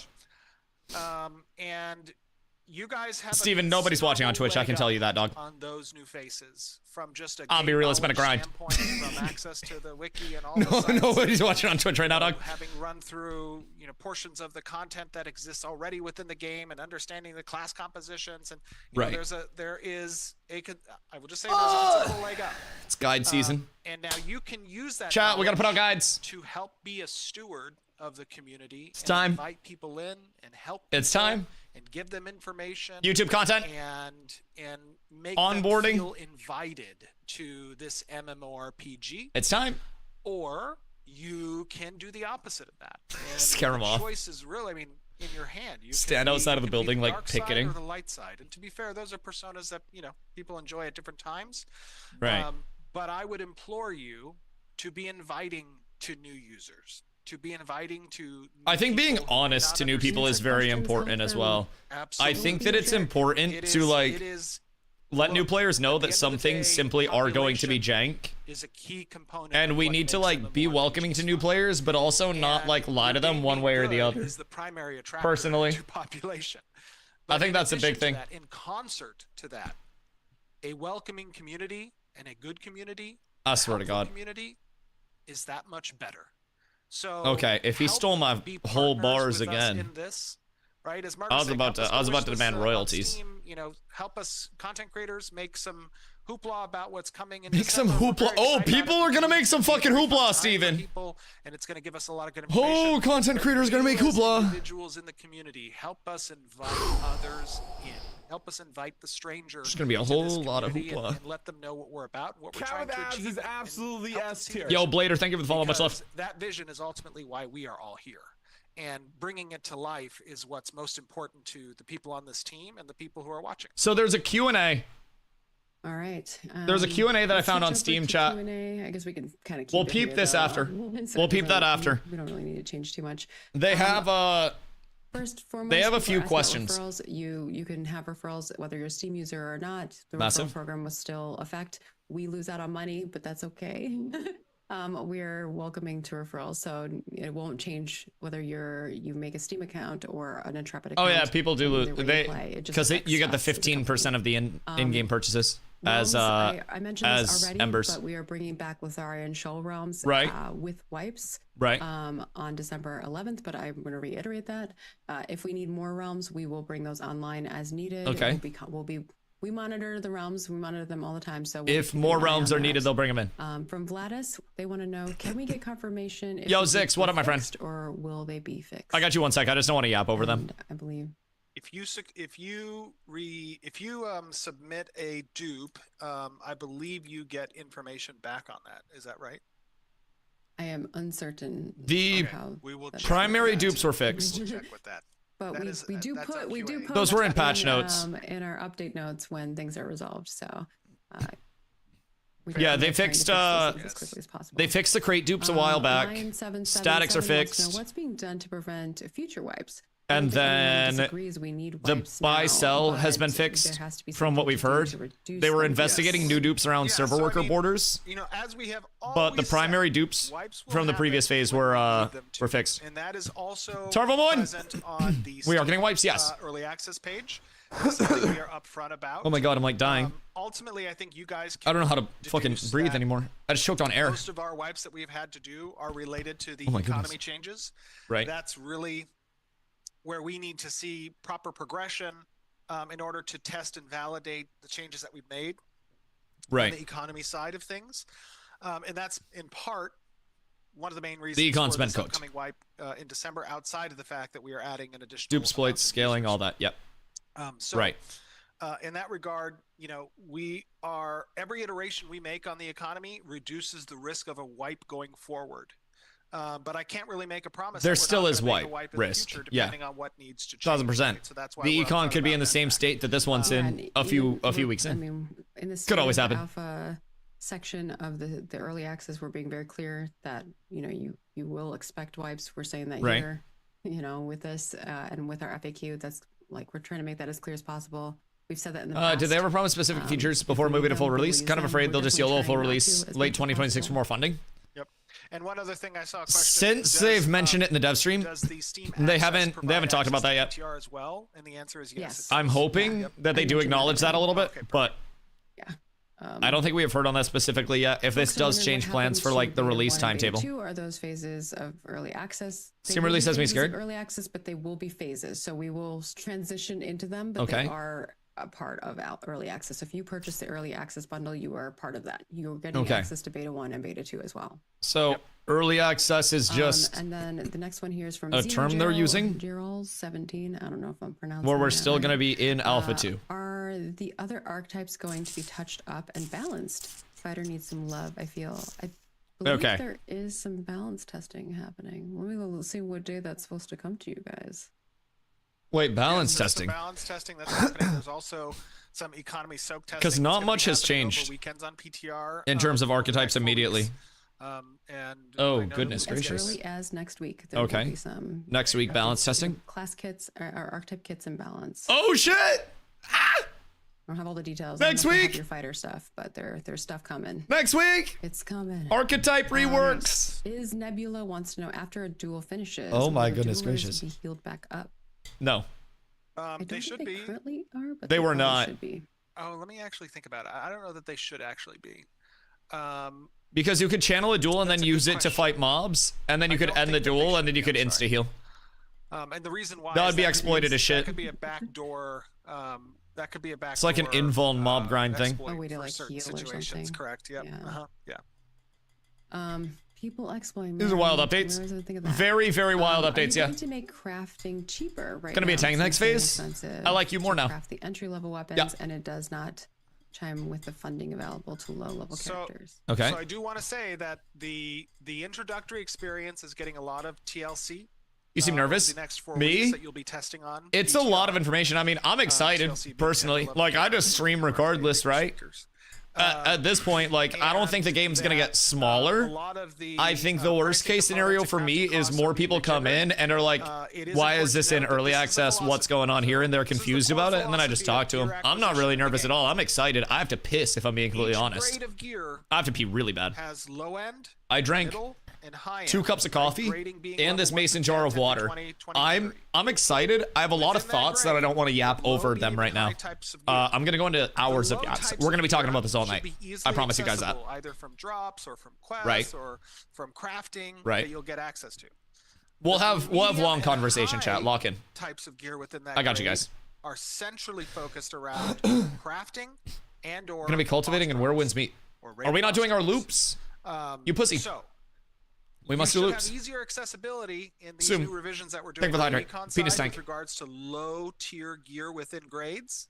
And if you want to have the medium or higher tier right now within those grades, yeah, you're gonna play where winds meet. I'm gonna yap. We'll do it later. We'll get loops in later tonight. Player where winds meet. Get it out of your system. Single player game. That is the concept that we are trying to elicit out of our testing with PTR changes. So okay. That's incoming. That should be actually presently available. If we already hydrate, he'll have to go. Bro, I got water on my desk and then I got some Dr. Peppy. Next one here that I want to get. I only got so much. Oh, goodness gracious. My bladder! Well, people with Kickstarter packs that give beta keys get those keys prior to December 11th when beta gives access to testing. No. So those beta keys will come to you when we start the beta phase. So technically there will still be a beta 1 and a beta 2 phase. We are just we're bringing you all into the early access element of it now, early. But your additional beta keys, those will come. You'll get those. We're still figuring out whether that'll be through your dashboard or through. Okay, so the entitlements for the extra beta keys for people will be is what I'm leaning towards. Entitled. So they don't get lost in people's emails. Yeah. But we'll give you your keys so that you can hand those out. But when those phases actually start. But if you are an Alpha 1, Alpha 2, Beta 1, Beta 2, you've purchased any of those, you will get access. So direct purchases are in on the 11th, and then the gift keys. Over 150,000 people are not there and who have logged in at some point throughout the Alpha 2. Right, we've seen 150K significant spurts of daily active users at the launches of Phase 1 and Phase 2 and 2.5 and 3. Right, and then that dwindles as we approach, different types content cycle. I talk about this a lot. Of wipes and new phases. I don't remember the sale price and when that'll be happening. It's 15% off. Access to Beta 1 and Beta 2. 1.5. We're grandfathering you in to have access to the early access, which starts December. So it's like 42.50 or something. And will be commingled with the Steam users who purchase through Steam, and we'll all be on the same servers. Okay. And that's about another 30,000 or so, a little under 30,000 or so people who have just access to the betas that we will be also inviting to participate in the alpha early access experience. Okay. And then we've so between that we'll grab, otherwise we'll be total logs and people that have access that are going to grandfathered, it's like 180. Both Steven and I are busy people too. Okay. Raging. Steven has meetings soon. Wants to know when is optimization from video cards coming through. Steven has meetings soon. Chat on your bingo cards. Right now. It is something that's been happening over the last, obviously it always happens, but we have taken a concerted focus. These are stupidly big changes. Yes. Side, over the course of the last few weeks, and over this is absurd. The next 4 weeks, we hope to get that in a very good spot. This is actually nuts. And then Gwell wants to know, will the Anvils be getting any updates before early access? Yes, there is a micro POI team that's focused right now on introducing additional lower one dude with a dream. We are updating our in-world quest indications, and we are we've seen that the breadcrumbing out of Mount Dune as part of a focus for the next 4 weeks. Okay, that's stuff that you'll be able to test. So you're trying to go out of Mount Dune into another questing hub. What regions are available on Steam? Huge. Will more regions be given access? So we are not blocking anybody. Anybody can be part of the access. We are not going to have realms for specific regions yet. We're focused on US and EU, but we may open that up at a later date. Just right now for our Alpha 2 phase, those are the is nuts realms locations that we're going to continue. This is just like a mind-blowing amount of info. Anybody can at this point in join time from any region unless you're blocked from some governmental reason. Then we have no control over that. So just putting that out there. And then this is the last one we'll grab. Otherwise, we'll be here all day. I think we're already at Steven has meetings. 2-hour mark, 3-hour mark. I don't know where we are now. But Sev Records wants to know, is the project still financed to completion, Steven? That's a hefty one. This is yes, we are. A lot to take in. I mean, it's not a hefty one, right? Because it's a hefty one for you. You seems coming to Steven has meetings. It on your shoulder. I think there's a lot more to look at with it than just Steam is coming for somebody that regardless of the like looks at this game as a long term, right? Steam coming could have a myriad of positive or negative implications and effects with it that are all going to be weighing on people's brains if they are enjoyers of Ashes, I think. And it's a very to the funding, obviously. I don't know, it's a very weighted set of decisions, right? Not that I have any fucking impact on the decisions or anything. Like, it's not like crazy deep for anybody, but we are here because we are players who want to build a product for ourselves and for you. And that does mean it's got a lot of weight to it. Get nurtured by revenue. It is important for us, and if you don't understand the concept of what revenue brings to a product, right? You know, that's okay. Not everybody is business minded. I feel like a lot of people, but more revenue for us means the opportunity to are absolutely going to eviscerate this as like post-launch updates, to incorporate additional as like a red flag, panic flag going up that we would want to do post-launch as well. I feel like a lot of people are going to look at this as that is significant, right? So you know, we are a company at the end of the day. I don't know of any other project it is a flag in the world or in the gaming like I think it's absolutely a flag, but I also feel like this is something that any business goes through and any dev goes through at some point. And the fairy tale of like Steven just having infinite pockets was really cool. But I also feel like for a lot of people, that's going to be something that was like full make or break. Like, yeah. No, we'll yap about it more. We'll yap about it more. Of inviting perhaps less engaged users and incorporating their feedback. This will be intriguing though. Participation within the development process. New streamers coming. There will be a lot of streamers that at least come to check it out, but I still think 50 with a 2-hour refund is going to take a little bit to hit for people. I don't think this will be an immediate jump off. You know, we're not prepared necessarily to announce when that might be quite yet. Trippet doesn't communicate according to the community law either. There's no community council. There's 0 completed endgame loops in their game. They tried and they failed, and they have to Hail Mary a product that isn't ready for people to see. So my question, Yellow, is are you still going to be playing it? Taking very seriously. Just very simply put, like, it's not that I necessarily disagree with like a lot of what you're saying, but like the whole no community council, I don't necessarily think that community councils always like today was gonna be a big work out in the best. Like New World had a community council, and that community council led to nothing with the New World actually being like brought in a progressive way from what we could confirm. And it's had mixed effects in games, you know what I mean? I think a community council also somewhat limits the scope of what people can get feedback from if it's not done well, but is to provide you guys community council leading nothing would leave us where we currently are. No, that's fair. That's fair. But I also don't necessarily think the answer is just like, oh my god, have a community council and everything's fine. I think that development is always going to be and really trying to make sure this is a good fucky with any title, right?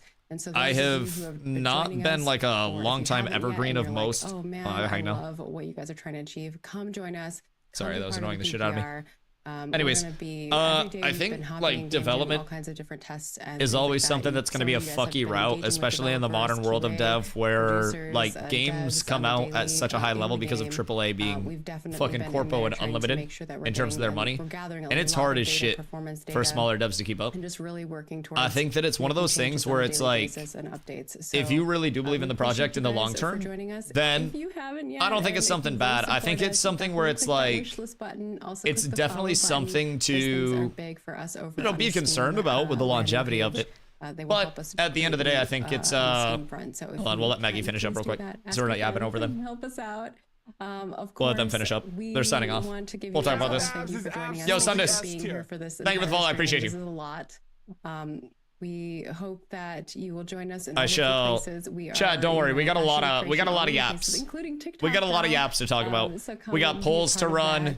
We got a whole lot of it. We're gonna get a lot of community feedback on this. A lot of community feedback.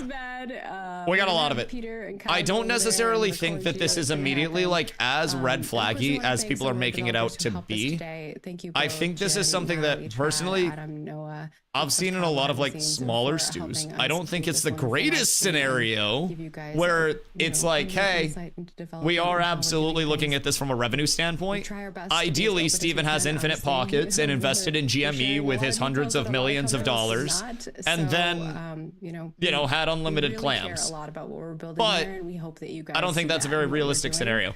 It's not red flag, it's just super EA. People on Steam aren't used to that, and he's right, it's a company. Yeah, I think any company, especially a smaller game dev company, is naturally going to hit a point where they have to be like revenue minded. Fairy tales are awesome, but fairy tales aren't real life. Spread the love, 'cause that's And really what's I gonna feel help as you, though at a certain Ashes point, of Creation even better Steam than it has is been, is getting more folks like aware of what we're disgustingly doing. efficient.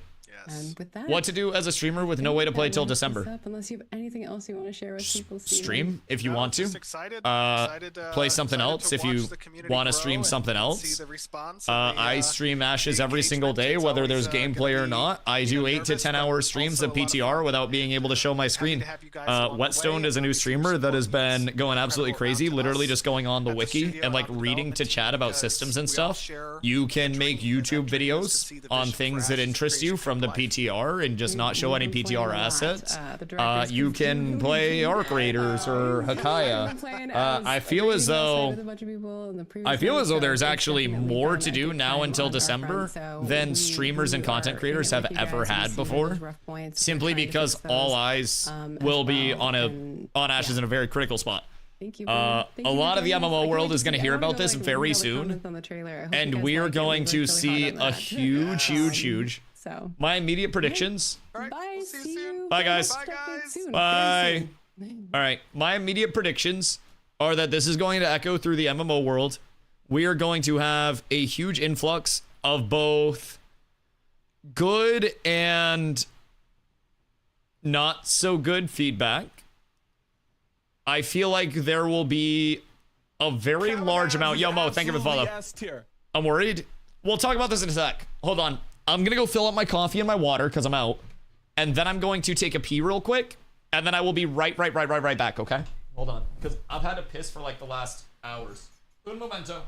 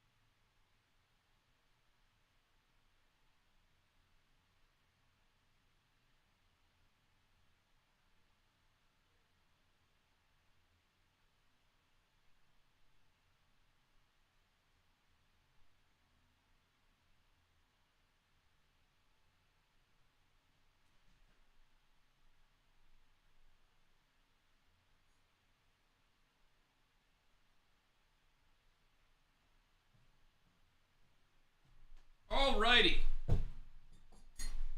Boys. Hello. Pull up a chair. Let's chat. All right.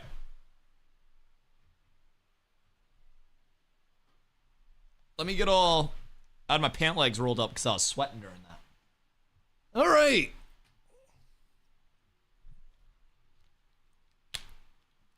Now, in addition to everything that we just read or heard, we have a little bit more to keep in mind.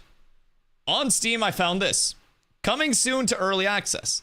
The developers of this game intend to release as a work in progress, developing with the feedback of players.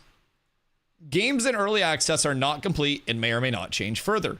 If you are not excited to play this game in its current state, then you should wait to see see if the game progresses further in development. What the developers have to say. Why early access? Ashes of Creation is a massive, ambitious world built around systems that react and evolve with player activity. From the beginning of the alpha, our goal has been to develop this MMORPG in open partnership with our community to invite players into the process, gather feedback, and refine the experience together. Early access to our Alpha 2 allows us to bring players into Vera during key stages of development, helping us test, balance, and improve systems that make the world truly dynamic. Every test, report, and adventure helps shape how civilization rises or falls across each realm. Approximately how long will this game be in early access? We're currently in Alpha 2, the second major testing phase of Ashes of Creation. Following this phase, we plan to move through Beta 1 and Beta 2, leading toward full launch once the game reaches the quality and stability our community deserves. Because the world and its systems are vast, development will continue to evolve throughout these stages. We don't have a specific end date for early access, but each phase brings us closer to realizing the complete vision for Ashes of Creation. How is the full version planned to differ from the early access version? The early access version focuses on establishing and testing the core systems that define Ashes of Creation. Dynamic settlement system that drives world growth and political change. Trade, economy, and crafting systems with player-driven supply chains. Combat and archetype systems. Open world PvP and PvE encounters. Siege warfare, guild progression, and social systems, and more. As development progresses, we plan to refine and expand these foundations with additional content, world events, polish, and performance improvements. The full release aims to represent a more complete, stable, and optimized vision of Vera shaped by years of player feedback and iteration. Steam review bomb about to be insane. So, I also think that it's not even just going to be like I don't think it's going to be a review bomb. Apes together. But L-wipes and L lack of transparency. Red, thank you for the 4 months. Boys, if you are mad about the wipes, make sure you sub to the channel. If you're happy about the wipes, drop bits on the channel. We can test to see whether the mad about the wipes or the happy about the wipes crowd is larger. So again, right now, if you guys are mad about the wipes, click on your sub button, see if you got your free primer available. If you don't, drop a /gift 5 or 500. Show me how mad you are. Bit users, the options are there as well. Don't care? If you don't care, I've got another route for you. Cook. Ni hao, ni hao, ni hao, ni hao. Ni hao, beep help. Exclamation donate.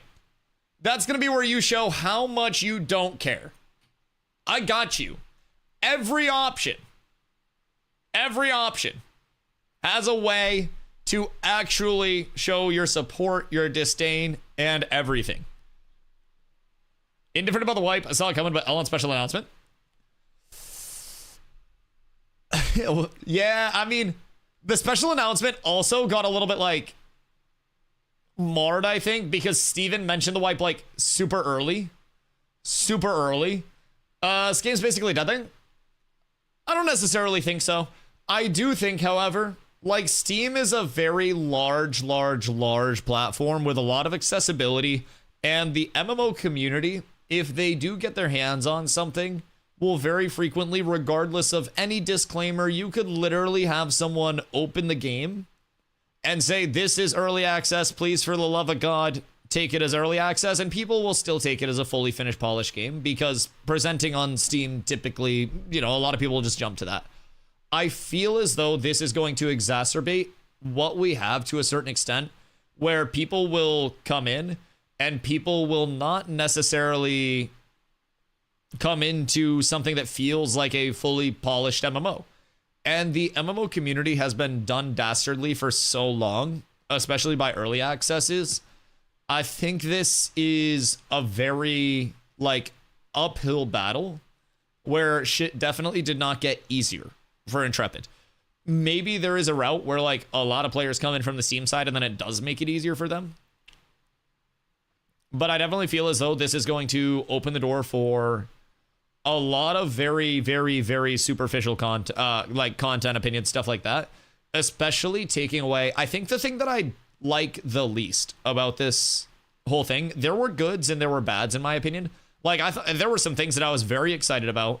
There were also some things that I was less than excited about. I really am disappointed that they're choosing to adopt Steam's refund policy. I understand why, and like I get it. 90 days is an ungodly amount of time, and I've always said it's probably bad for them as a business to run that refund policy. But that's also a huge point where like players that are coming in, I always say, listen, man, you got 90 days if you're on the fence, where you can just come in and play as much as you want, 2,160 hours. And that kind of went away. Like 2 hours for an MMO isn't like that crazy, especially one that takes as long as Ashes to get set up. Gravon, thank you for the combo, my dude. Phoenix, thank you for the 50 day. We halfway back to my max. You'll surpass it. You'll surpass it. Biggest Steam's anti-cheat protection too, though. So is that going to add another layer of like security for it? Prices $49.99 USD for the access start. Oh my god, the fly. I just got like a freedom flyover from this fucking fly. $49.99 USD for access beginning on December 11th. This $49.99 is protected by Steam's refund policy and the equivalent, which is 14 days from ownership with 2 or fewer hours played. Up to 2 hours played. So that is the Steam standard. Other than that, if you bought in previously, you have the 90 day. Just click refund and say it doesn't run on your system anymore. Refunded games I've had 100 plus hours on. Yeah, I mean, I'm sure there will still be instances where people can get refunds for more than like that 2 hour period. Yeah, like 2 hours is not a lot, man. 2 hours is not a lot. 2 hours in your first playthrough is nothing. 2 hours in your first session of Ashes, if you are a first time player, will probably have you hitting bandits outside of Lionhold, like hitting the Highwaymen. That's not a ton. I think that's the thing that I'm most like, shit about. Like, I understand that they're a business that needs to make money. I understand that, you know, live service game dev is very, very expensive. And like, 1,000%, like, I'm not a business person. I'm a streamer that literally lives off handouts. But I do understand that the more money they make through more accessibility to the testing environment and more things sold, that does enable them to have more people come on, more capabilities as a studio. So like, I totally understand that. Be surprised if they make more than 10k sales on Steam. I feel as though the MMO world is a very, I don't know, like, I don't want to say like main ball-y thing or like hive mindy thing, but with the amount of, I don't know, I guess like following and dedicated following that some MMO streamers and content creators do have as being those authorities on like the new MMOs that are coming out and stuff. All it takes is a couple people to come through and check it out. Like at the end of the day, if you're in a directory where your largest streamer at any point is me, then it's a really small directory, dude. I'm not a big streamer. I'm not important. So, you know, a couple important people coming over and maybe enjoying the product could be really good. But I also feel as though in the current state of things, we're more likely to see people come over and not enjoy the product on a superficial level.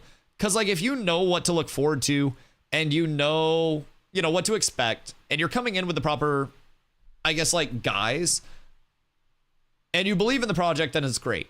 If you see, oh, new MMO on Steam, $50, fuck yeah, let's check it out. Let's go for it. People are gonna come in, and it's gonna be a hard hit, and that's fine. But through past that, Asmon moved on. Someone moved on. Asfan. Asmon said he would play the game off stream again. Summit, I actually talked to Summit before and while he was over here. And he actually told me personally that he had a lot of fun and would definitely be back to check it out again. So Asmon said he would check it out off stream.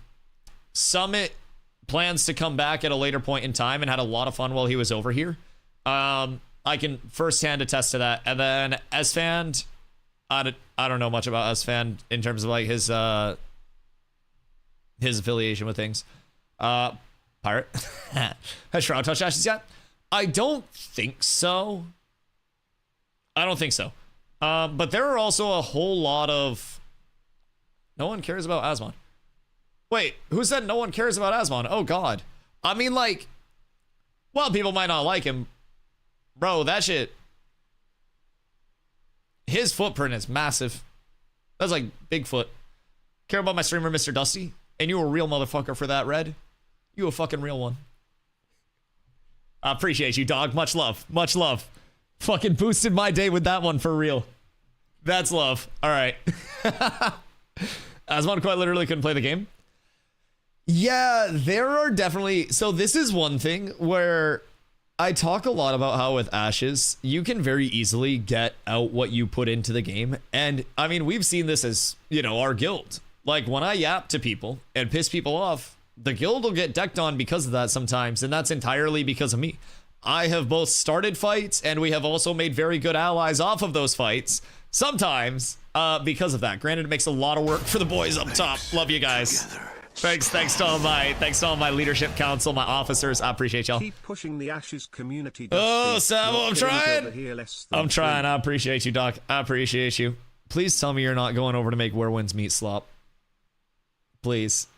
Brother, I swear to God, if I see an Icy Veins guide and I look over and it's got your name at the bottom of it and it's like, this is my Where Winds Meet build, bro, I swear to God, I'm gonna drop kick you. I will do that shit. Hunter, thank you for the hydrate. Much love. So anyways, you will absolutely have some content creators that would come over and they'll have difficulty. Very much difficulty. There are also instances where content creators will come over and they're very well liked content creators and the community is more likely to go like protect them than anything else. Personally, I feel like someone like Summit would honestly be more likely to have people ball up around him and like help him with shit to the point where he's like, guys, I can't play the game because you're doing everything for me type shit. What's don't? Thank you for the raid, my boy. Much love. Much love. Much love. Give me your thoughts. Give me your thoughts. Where Winds Meet is finna be fire. You said Summoner was gonna be a good DPS class, Kachi. You said Summoner would be a good DPS class. Anyways. So, like, my opinion on it is, if I'm being completely honest, like, there are some streamers that would come in and they'd be more likely to have the community spin up to, like, defend them. As, you know, much more than they would to have people actually stream snipe them. Some people, they would just get fucking roasted. Ash is going to be a hard game to stream. And I think that Ashes has already shown, keep in mind, very large content creators have been cooked by the already small community and have had a lot of difficulties around that. Like one of the largest on Twitch at the time that could move mountains. Ashes will kick the shit out you and throw you out to the wolves, dog. I'm gonna be real. Watching over them, creepy. I appreciate you. That's what makes this community amazing to me, man. People choose to show up and be here out of anywhere else in the world, and I'm really grateful for that. But yeah, like, Ashes is a game, bro. Genuinely, like, I yap my yap. I get us into trouble sometimes because of that. We've got our ass kicked because of me a few times. We got jumped because of me, and I've had to sit with the leadership council. They're like, Dusty, you gotta be careful a little bit, dog. And I'm like, all right, no, you're right. You're right. No, I get that. But I still do it. I just try to be smart about it. But like, it's definitely a game where it's like, bro, if you piss off the wrong person or the wrong people, you're about to see a lot of difficulty because of it. But I think it's also a very rewarding game when you do have a community that, you know, does come together to help accomplish things. I think it's a really cool feeling as well. Yo, Magical, what up, dude? Be positive, support, and shove it. Overcome all of. I mean, I think it's a very simple state of things, right? Regardless of the shock value of what this announcement held, or these announcements, I should say, I still feel as though it is a very, at least for me, a very simple element of, if you believe in the project, to make it to a point where it can become what the vision was, or you want to be here while it attempts to do so, then the opportunity's there. And if anybody is just like feeling iffy about anything, I'll be here. Like, I'm gonna hold it down, bro. I played New World 3 years post-launch. This shit's nothing new to me. I know it's scary for a lot of people that were like fully bought into the fairy tale of like Steven truly has unlimited money and can fund this forever while they expand. Like, brother has 250 plus employees at Intrepid. I don't know what that is in California salary, but that's probably more money than I've made in my entire life to pay out 1 month of checks to people. It's a lot, bro.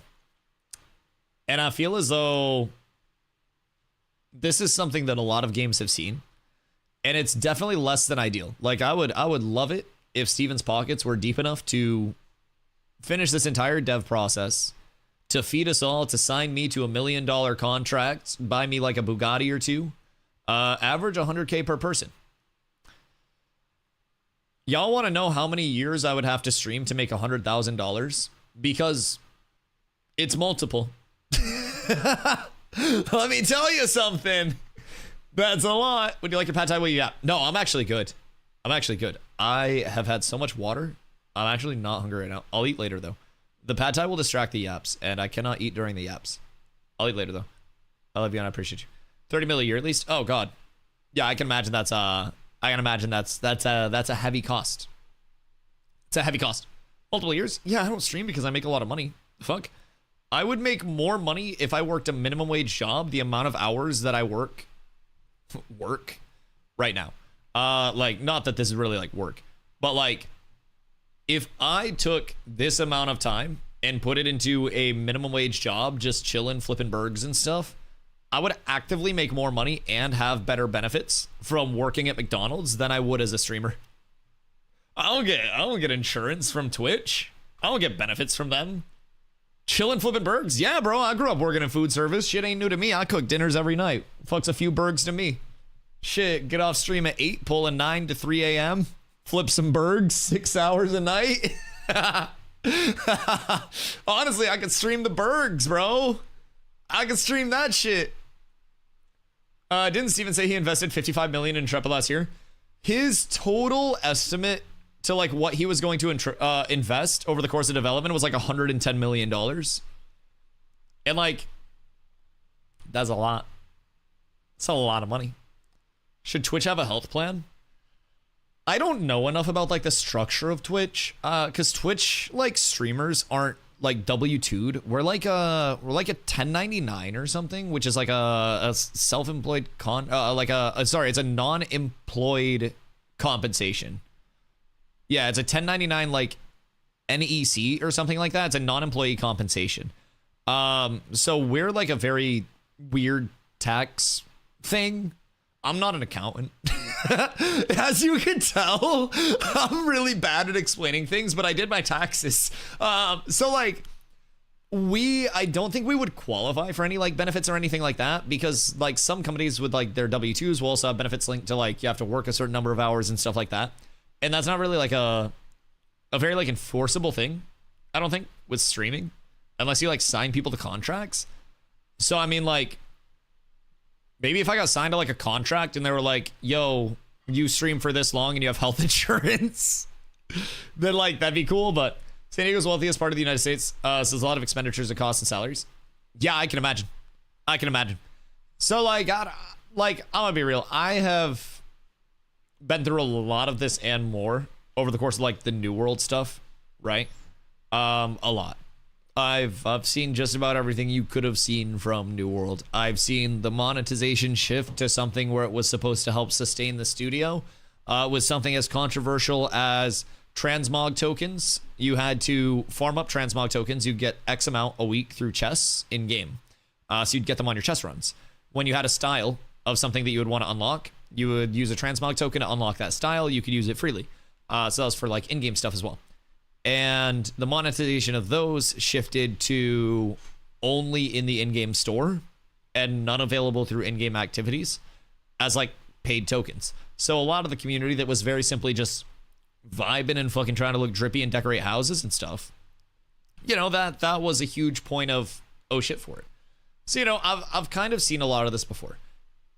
And I think, again, no, we're still going to be welcoming and friendly. I think the biggest thing is about being, like, upfront and honest with new players more than anything else. And I think the thing that is going to be most important with Ashes is as soon as somebody walks in to the playtesting environment as a potential playtester, it's not a matter of, like, oh, here's the red carpet. It's like throwing cold water on their face, and it's like being, wake the fuck up, bitch. You're in for boot camp now, baby. I got your ass for 3 years, bitch. Like, we need to let people know very firmly, this is playtesting, and this is development still, and this is not a fucking launch. Because everybody's just going to think this is launch, this is the game, this is what it's supposed to come out as. And, explain to me how casual Steam players introduced into the game and visit pillar level 25 on day 1 in a PvP zone. Well, if anyone's 25 day 1, then that's probably a concern. Probably like day 3. But I also think that like new players in general, whether it's Steam or Ashes client, I feel like there is always the level where it's like if you stand on the train tracks, a train's gonna come. And it's not like a PvP zone just pops up and then everybody knows which zone it's going to be in.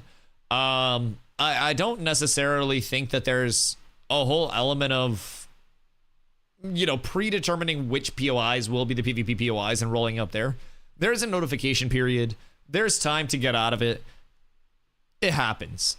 And I think if someone makes the cognitive decision to like stay in those areas, then that's also kind of on them. Then said bullet player says, GG easy, get good noob, fix PvP. Then someone learns I can't be in these PvP areas without people PvPing. Yeah. Like, I'll be honest, like, I do Hoofsy, what am I go? I like your bit badge. That's cute. I do absolutely agree though. Ashes has a lot of moments where it's like, oh fuck.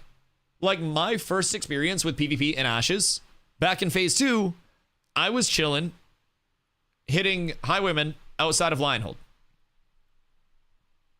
Right? I saw somebody die. I went to loot their stuff. Because I just saw loot on the ground. I grabbed the stuff. I flag up. And then I look to my left. And there's a mage that's full casting a lightning bolt. And that mage, John Cena. No, much higher level than me. I got one shot. I got nuked. And I was like, oh, okay, cool. Well, I got to be careful with that. And not every player will be just like, oh, okay, cool. Well, I learned from that. Some people will get all sputtery and they're like, why the fuck is the system that way? Why is it? Why is the PvP there? And then there's like there's a definite level of if you're standing on the train tracks, right? And a train's coming and you see the headlights and you hear the horn. If you're in a POI and it says this area is about to flag for a lawless POI, and then you stay there, and then you notice that you're flagged, and then you still stay there, and then you don't leave, and then you keep grinding, you could very well get hit by that train that is on the tracks coming at you. It might not stop before it hits you.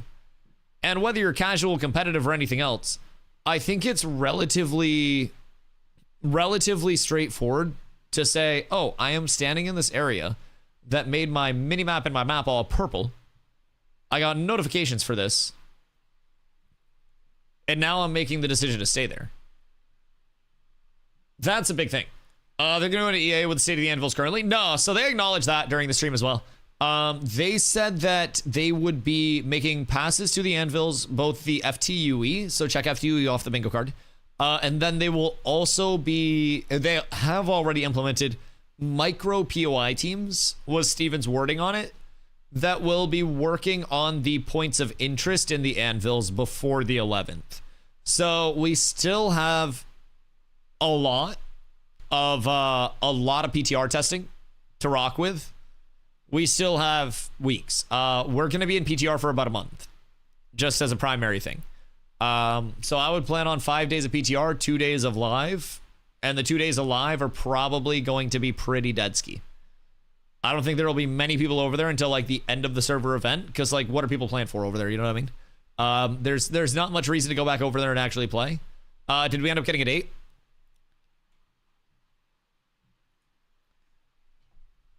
12/11. 12/11/2025. Early access is available. Also, I do still stand on my business. There were a lot of people that were talking shit, putting dirt on my name, and saying I sucked at drawing. Peep this. Peep that shit. Like, tell me that that's not low-key pretty close. Just actually off of a, just off a quick. This is not fucking bad, right? I have seen way worse. It's a weird looking octopus. It's his wings. I'm just bad at perspective. That's low-key not pretty close. That's actually pretty close. Sure you're drawing already? I know. It's crazy. Actually insane. Same day as the video game awards. Oh, interesting. Interesting. Ashes wins best MMO of 2025. Unexpected? Unexpected? Was that his chair and lamp? That was his like staff and his wings and shit. The wings were all spread out. Yeah. Yeah, no, absolutely. I thought I did great. Foob, how are you, Fran? I was hoping it was near Christmas. I mean, are you trying to not take off work, or are you trying to take off work? Cause like, I'm gonna be real, this is solid timing. Cause people can put in for vacation. What's up with the job listings coming back? I had a question on that as well. I actually refreshed during the dev stream because I keep the jobs listings page up.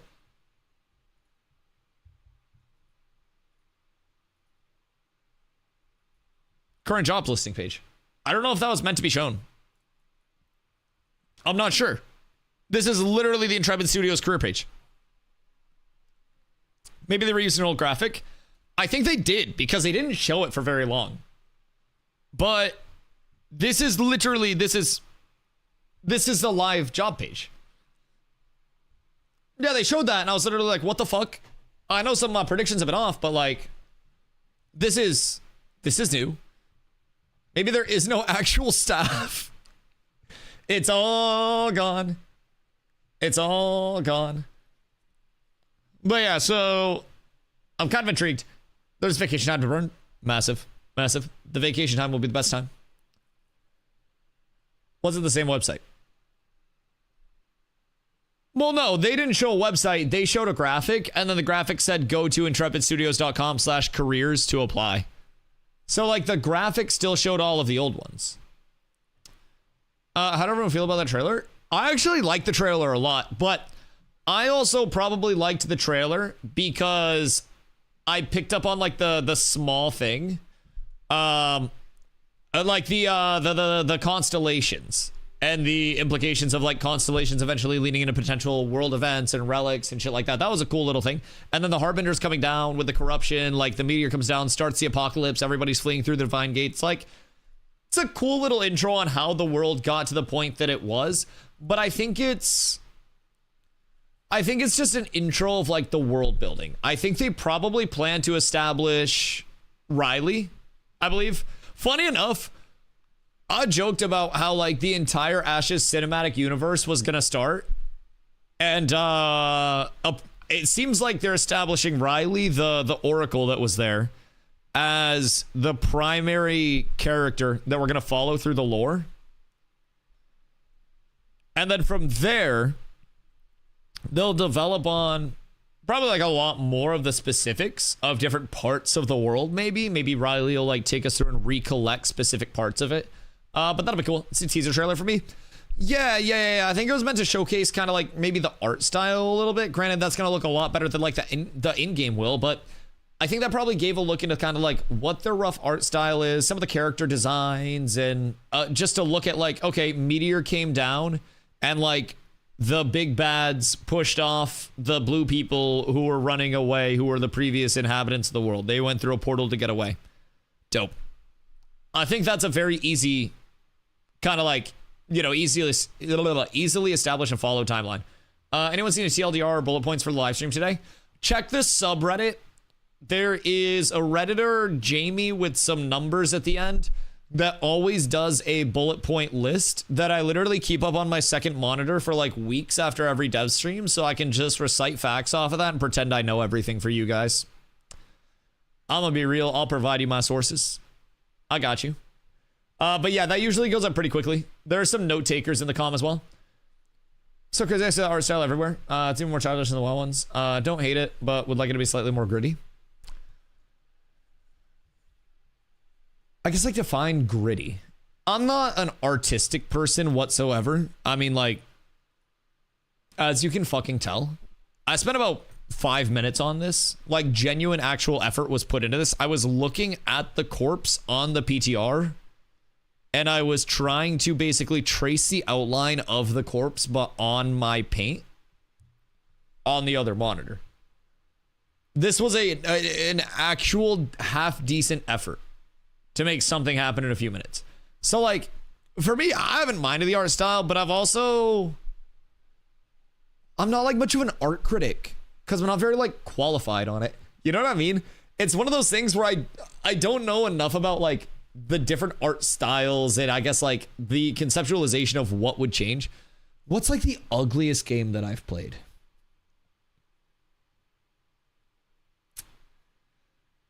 Like, I saw Guild Wars 2 recently, and that didn't look the best.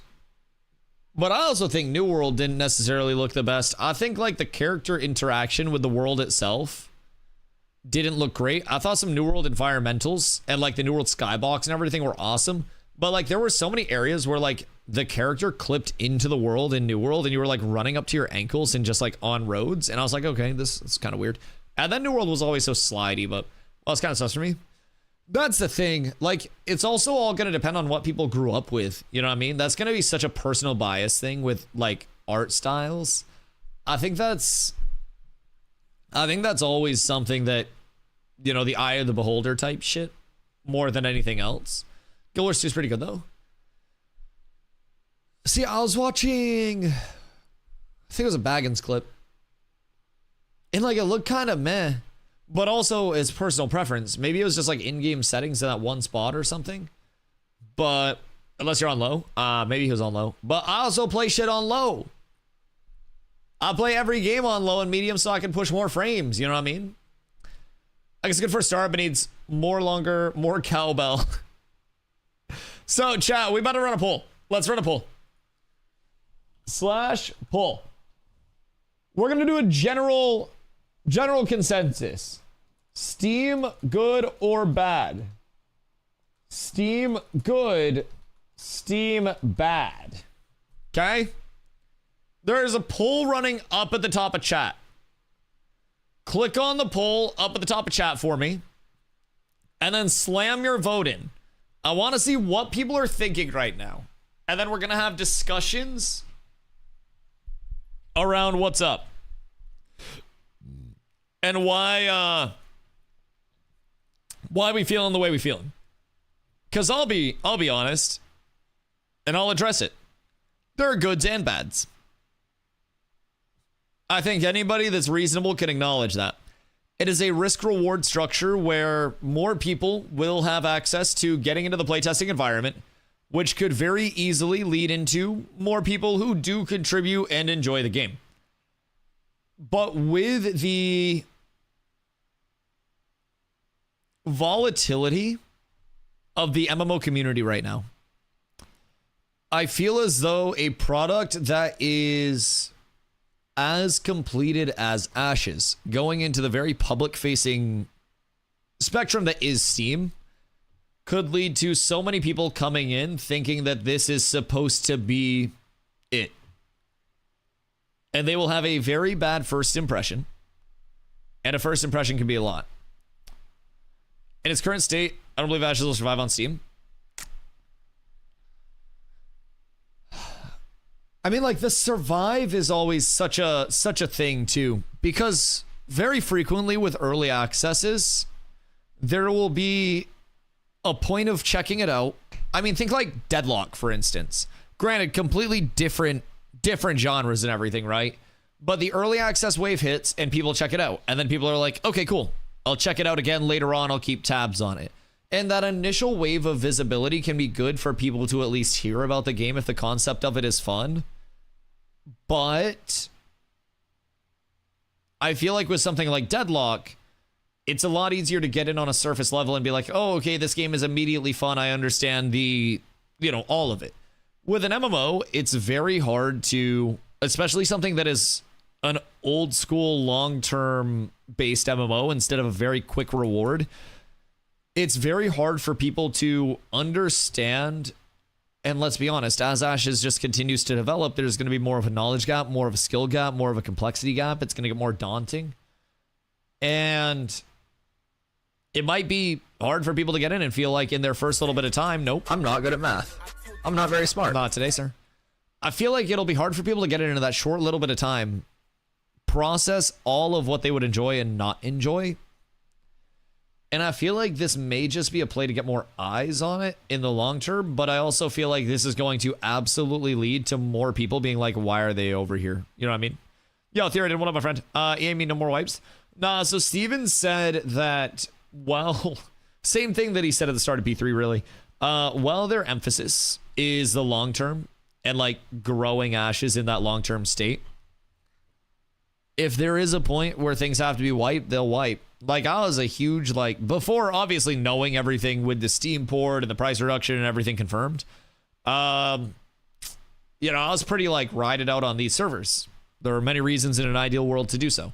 But if they feel as though, one thing Steven said was, like, every time they wipe, it should represent a very substantial chunk in economic growth where the playability and the sustenance of that economy in the long term would be better as a result of that.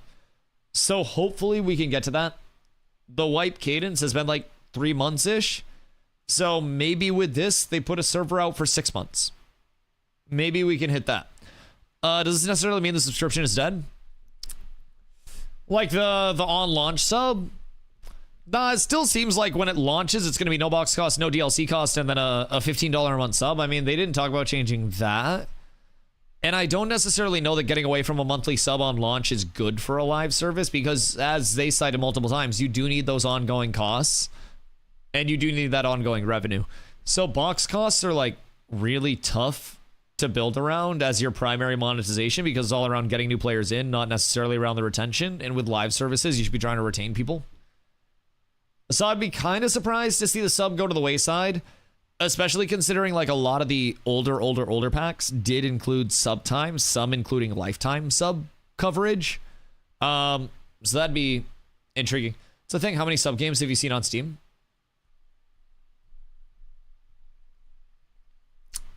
That is very fair. That is very fair. That is very, very fair. That's in the EA on Steam. Wait, do they have... Oh, wait. Yeah, here we are. Will the game be priced differently during and after early access? During early access, Ashes of Creation will be offered through a purchase that grants access to all upcoming testing phases, helps cover realm and database costs, and includes a digital box, 1 month of game time, along with a cosmetic cloak. At full launch, Ashes of Creation will transition to a monthly subscription model, reflecting its status as a live, evolving MMORPG supported by ongoing development, updates, and new content. So the sub is confirmed still there. Yep. So that seems like it's still the play. Looks like no box cost on launch still. Like, it seems like everything long-term is there. I didn't say Steam Pack comes with sometime on launch. Yeah, that 1 month. So you're good there. Are they just using Steam for the purchase, and then it'll use the Intrepid launcher to authenticate the game time? Like, you launch through Steam, and then it brings up the Intrepid launcher, so to say, and then you go through the Intrepid launcher? Surely there are other games in Steam that also have that functionality, right? So no $15 worth of embers? Not for these packs, no. Not for these packs. 1 month of game time, no embers, and $50 USD. Yo, Sativa, what up, my boy? Hope you're having a beautiful day. There are, okay, word. Because I'll have to validate the monthly sub somehow. Okay. People hate downloading another launcher on Steam. Yeah, that'll be intriguing to see if that feels clunky for people or not. Think they would have done better with the roadmap, or Steve talk about the game on what's to come. I mean, I think this was, like, for better or worse, right? We were all asking for clarity and transparency about what the expectations were and what was going to happen, and they flopped it right on the table for us. I said I wish they would flop it on the table, and for better or worse, they flopped that shit, dog. They let it all hang out. Like, they told us every aspect of what to expect, and I'd rather have that than more cryptic stuff. If I like raids, expeditions, and Outpost Rush in New World, would I like Ashes? At this point, probably not. New World was fully linearized and instanced, especially those primary modes that you're talking about. Ashes is all open world right now. Ashes will be lightly instanced in the long term of it, but like the instance content's not going to be your bis. If the concept of just like completing hard content in the open world is appealing and like competing for that content against other players, then that's awesome. Like the prospect of open world PvP breaking out over, you know, mob grind objectives, whatever it may be, then that's kind of what Ashes is. It takes the prospect of like raids and Outpost Rush and kind of like combines them. There's not necessarily that queue where you go into it and then you just have it linearized and instance off to yourself, but you could go down to like Befallen Forge and work your way down to Forge Lord Zammer's room, which is the final boss of Forge, and then you could mob grind there for hours, just killing respawns. But it's all open world, so somebody could come contest you along the way and try to push you off that or PvP you for that. So if it's the instance heavy part of New World that you really liked, then Ashes is probably going to take a little bit of adjustment. Like it still presents the gathering, finding, crafting, the mob grinding route. Like it's got the MMO loop. It's just all open world instead of all instance, if that makes sense. They didn't confirm Ranger buffs. Next week, we're testing archetype changes. So hopefully they take Ranger, cut off its arms, and then take Rogue and cut off its legs. And then buff Tank. I like that. Is Early Access going to charge monthly sub? No. Early Access will still remain the one-time payment of 50 USD. Well, not still be 50. It's 100 USD before today. The Access pack that will get you in starting on December 11th will be 50 USD, $49.99 in the Steam store. And then we'll give you access starting on December 11th through the remainder of development. It is backed by Steam's 2-hour refund window, so you better decide if you like it quickly. But you still get some refund, I guess. I think that's the biggest kick in the dick for me. It's just like, man, I can't tell players about the 90-day anymore. That's rough. That's a little rough. That's kind of an ouchies, boys. You used to pay a sub for the Fallout MMO when it initially launched. It'll be interesting to see how many people drop once the sub starts. I think the thing with a subscription is it's a direct reflection of the community sentiment regarding the content that's coming out. If content is good and content cycle is rapid enough to keep building player base, right? So Steven mentioned the content cycle actually on stream. So he talked about how content comes out, spike in player base. People complete the content and play the content, player base dwindles and then drops off, and then new content comes out, and then player base spikes again. The goal with any live service is traditionally to be able to slap a line of best fit on your player base over time and notice that long-term growth. That's what New World could never do. That's why New World couldn't get out of the trenches, and that is why the MMOs that have been long-term MMOs have more or less seen a pretty consistent line of best fit over periods of time. They'll eventually hit drop-offs, but if they can recover from that drop-off with another positive line of best fit, then great. So with a sub, if more people like your content, and then you drop more content before everybody falls off of the game and quits, you're going to grow your sub count like crazy. You're going to snowball that because you'll be getting more new players in. They'll have a lot of content to do. Your competitive player base hopefully has enough to do to stay retained. And from there, you can actively grow a player base. That's the dream.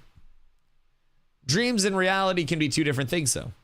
Subs and no box costs are kind of like an all-in on monetization. So it could go one of two ways. Either people have a very positive taste in their mouth about, what the transparent and open development has shown, or people have a very, very, very negative sentiment by the time that happens.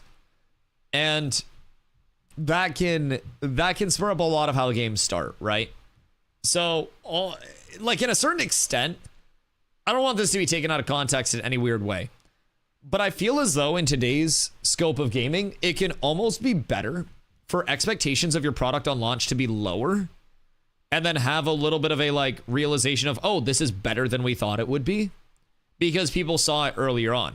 With something like New World went through a lot of very rapid changes, and then everybody was very excited for its launch. And when it launched, it overpromised and underdelivered. And this is what New World saw, with a reminder, just for how large New World was, 913,000 concurrent players, right? Everybody wants to go crazy about Arc Raiders, right? Arc Raiders all-time peak is 462,000. New World was about double Arc Raiders peak with 2,000 player capacity servers as an MMO. This is the problem that comes with that super hyped up launch where everybody just expects the world. Lost 600K in a month. When I was over in New World, I always said the New World curse and what would make or break the game was if they could actually string together more than 4 months of consecutive player growth, because every single content deployment was always based around October. Hype cycle would go out, October would be launch, and then October, November was the testament of if the content could stand. So launch, atrophy, little bit of gain, all atrophy. Hype about Fresh Starts and Brimstone Sands.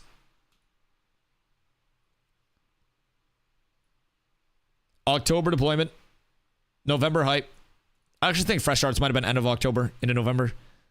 And then immediately, oh shit, there's not much. And then October of 2023, September hype phase. And then overpromise, underdeliver. Player base falls off. October of 2024. Overpromise, underdeliver. Player base falls off. And then the best chance they had. That's about it. And you'll notice I talked about the line of best fit, right? Let's look at the peaks for October, November. 137K, November 2022. 77K, October 2023. 61K, October 2024. Under 51K, October 2025. But this was the savior and the redemption of New World. The line of best fit does not reflect that. So, to a certain extent, say people were a lot more hesitant to hop into New World, right? Say people heard New World needs some time to cook. There's been a lot of accessibility to it for a while. We've seen a whole lot about it, and we know the direction of it, and we know it's not quite there yet. People won't start playing here and go, oh, this is supposed to be so awesome. People wait and play here, right here. So ideally, your game's able to kind of do what Arc Raiders has done post-launch. Like if you look at Arc Raiders dropped and then it went up after launching. That's what you're looking for. So if the expectations of something are honestly low to realistic, and then things actually happen in a good state of affairs for the full launch, say somebody hasn't checked in for a year, 2 years, and then they see that there's actual progress made, that can be pleasant. But I think that's also a little bit of an ideal scenario type thing. This means we get Steam charts for Ashes. Ooh, wait, we get API pulls, don't we? We get player-based pulls. Ooh. I think the refund changing is larger news than half of what people are worrying about. Yes. I do actively like shed tears a little bit inside for the refund policy. The refund policy was really good. But also, I always said it was kind of too good. Gonna be able to see the colossal fall off on Steam charts. I mean, I don't really think Ashes will hit a colossal fall off because the player base isn't high right now, if that makes sense. Like, can't really fall from grace if you're not in grace in the first place. So it's kind of like, what's the worst that can happen? People complain in Discord and on Reddit. Oh no. 90 days is way too long, 2 hours also way too short. Yeah, for perspective, we went from 2,160 hours of refund coverage to 2 hours.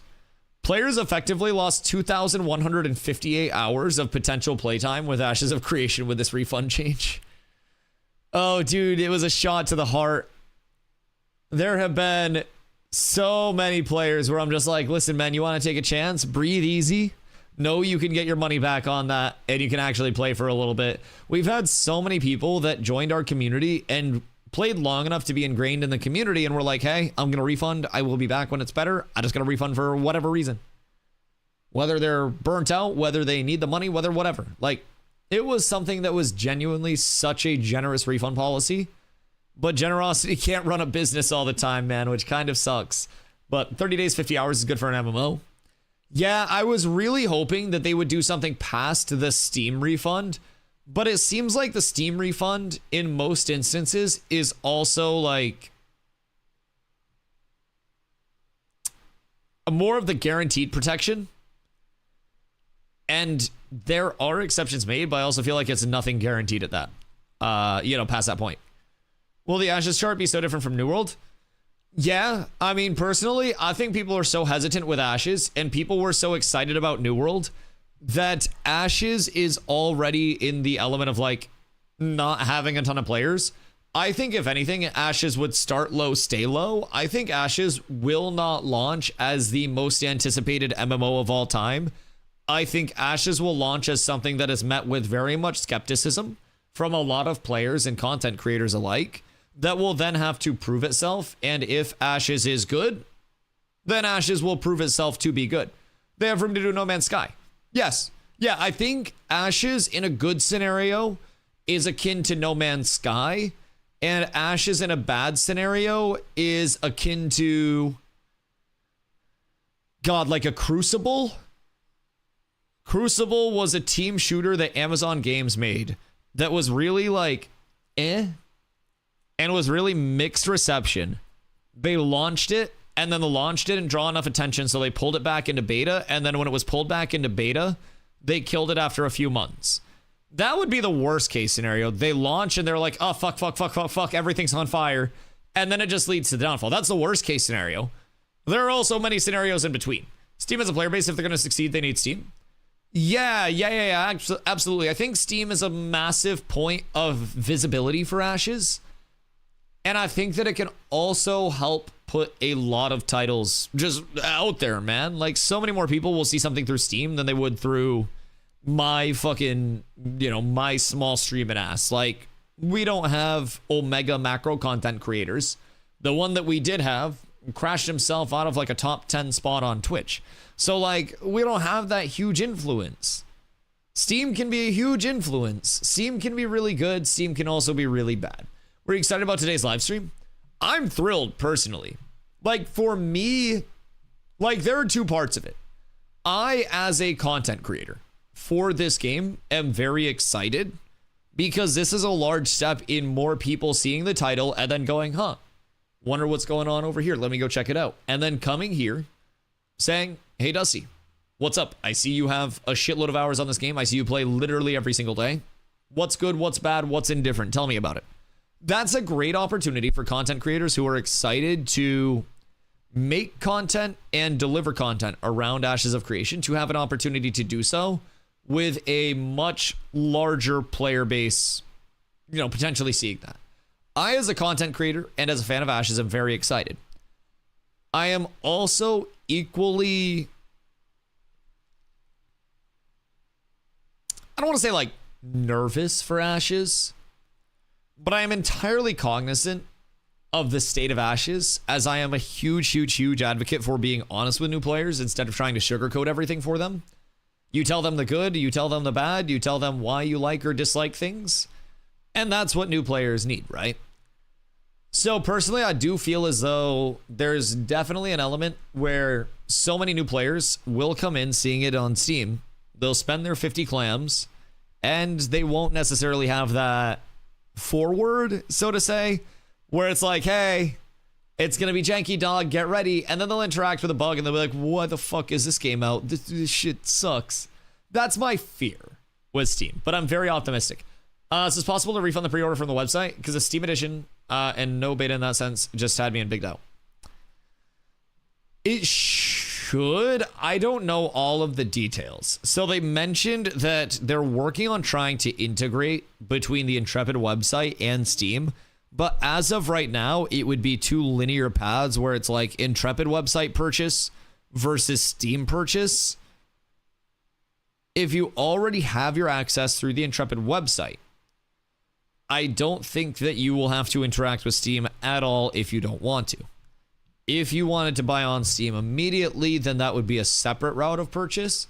So I'm not sure how the Steam side of the refund is going to work, and I wouldn't want to guide you in a bad direction with it, because like previously I was a huge advocate for the refund policy, especially the Intrepid one, like at the 90 days. That was great for new players and super simple because it was through their website.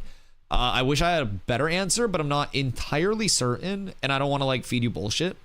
So we got to do a little research and figure out what's going on the Steam side of it, because that is most definitely important for players to know.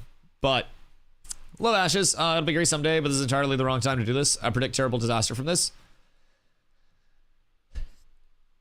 The expectations of new players coming into something are incredibly important.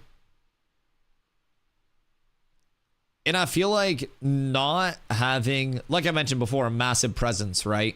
To set the expectations with people in a public manner could be a little rough. If people come in with the expectations like, oh, this is an early access to an MMO that's going to launch soon, TM. Right? I've always liked that they were like, hey, the alpha is going to be a very long time. A very long time. Expect to be here. Right? Early access for a lot of people is like, oh, game's getting ready to launch. Like, I'm going to have a lot of people that are coming in and being like, so Dusty, when's the launch date? It's like you're walking up to someone and you're like, hey, when's your baby due? And they're like, no, I'm just fat. And they're like, oh, damn. Man, I'm so sorry. Like, now everyone's going to walk up and they're going to be like, Dusty, when's your baby due? And I'm like, no, I just been eating good. Carla made me extra tacos. Thank you. Still no launch date. Still nothing here. Like, it's going to be intriguing to explain to players. Like, it's still the alpha, but the alpha is early access. The early access period is like an overarching period of access that includes the remainder of the alpha 2 and beta 1 and beta 2. If you were an original purchaser of a beta key, then you have access starting on 12/11. But if your beta key was the result of another pack that was purchased exterior by someone else, it was the result of a gifted key from that pack, then you don't have access until beta 1 and beta 2 formally start, which will still be in the early access period, but will be down the line at a period that we don't know. Bro, I gotta get that shit down a few words. I almost ran out of breath. Whew! God damn. That's a basic summary of what you can look forward to. This is subscription based. On launch, it will have a $15 a month subscription. There is no subscription in between now and the launch of Ashes of Creation, which is probably going to be years. I'd say like 2+. Did they say anything about Cosmetic Store? Cosmetic Store will be coming in with Steam as well. They will have rotating cosmetics. Yes. Do we have to pay again if we have Alpha Key? No, if you already own through the Intrepid store, like on the Intrepid website, you can still use the Intrepid launcher. We're thinking that launching through Steam will bring you to the Intrepid launcher where you'll then log in anyways. So it seems like everything will still be facilitated through the Intrepid side. And you will be good if you already have your key. You won't have to interact with Steam at all. There will eventually be a way where you can link up your access from your Ashes side, like your Intrepid side, to your Steam side. So we'll see how that goes. Have you heard of any fix for the people that can't log into the PTR? You've been disconnected from the server. Check your internet error for the last 4 days. What? The last 4 days? Have you tried repairing your files in the launcher? I know that's probably going to make you want to punch me in the face after 4 days. But you've tried repairing in the launcher, right? Feel free to tell me to go fuck myself if you're way past this. Like, you've done a fresh reinstall on everything. You've repaired through the launcher. If you haven't done those, I'd peep those. If you're still getting it and you've done those, but hit the ones in Discord with that one. Yeah, that's what I'm saying. Like, if you're still getting cooked after you've done all of those things, pop into the Ashes Discord. They have community managers that you can DM, or one of the community moderators that's online. You can DM them to get in contact with somebody to get your like crash logs and your error codes, and then you can pass that over to Intrepid and they'll try to figure it out. There are some very weird instances that can cause, a whole lot of weird interactions, but gonna be the band on the Titanic that rides down with the ship. I mean, or you're the ones that bought GameStop way down, and then it just happens to explode for you. Who knows? Maybe you just get into something early that you believe in and it happens to work out. Like, while I was saying a lot earlier that the fairy tale of Steven being able to finance everything unlimited forever was awesome. Like, it's not realistic, you know what I mean? And at a certain point, there will be people who most definitely see the game grow and everything. Love GameStop. I bet you do, Hoofs. I bet you do. There will be people that do see the potential in it, and there will be people that hopefully see something grow.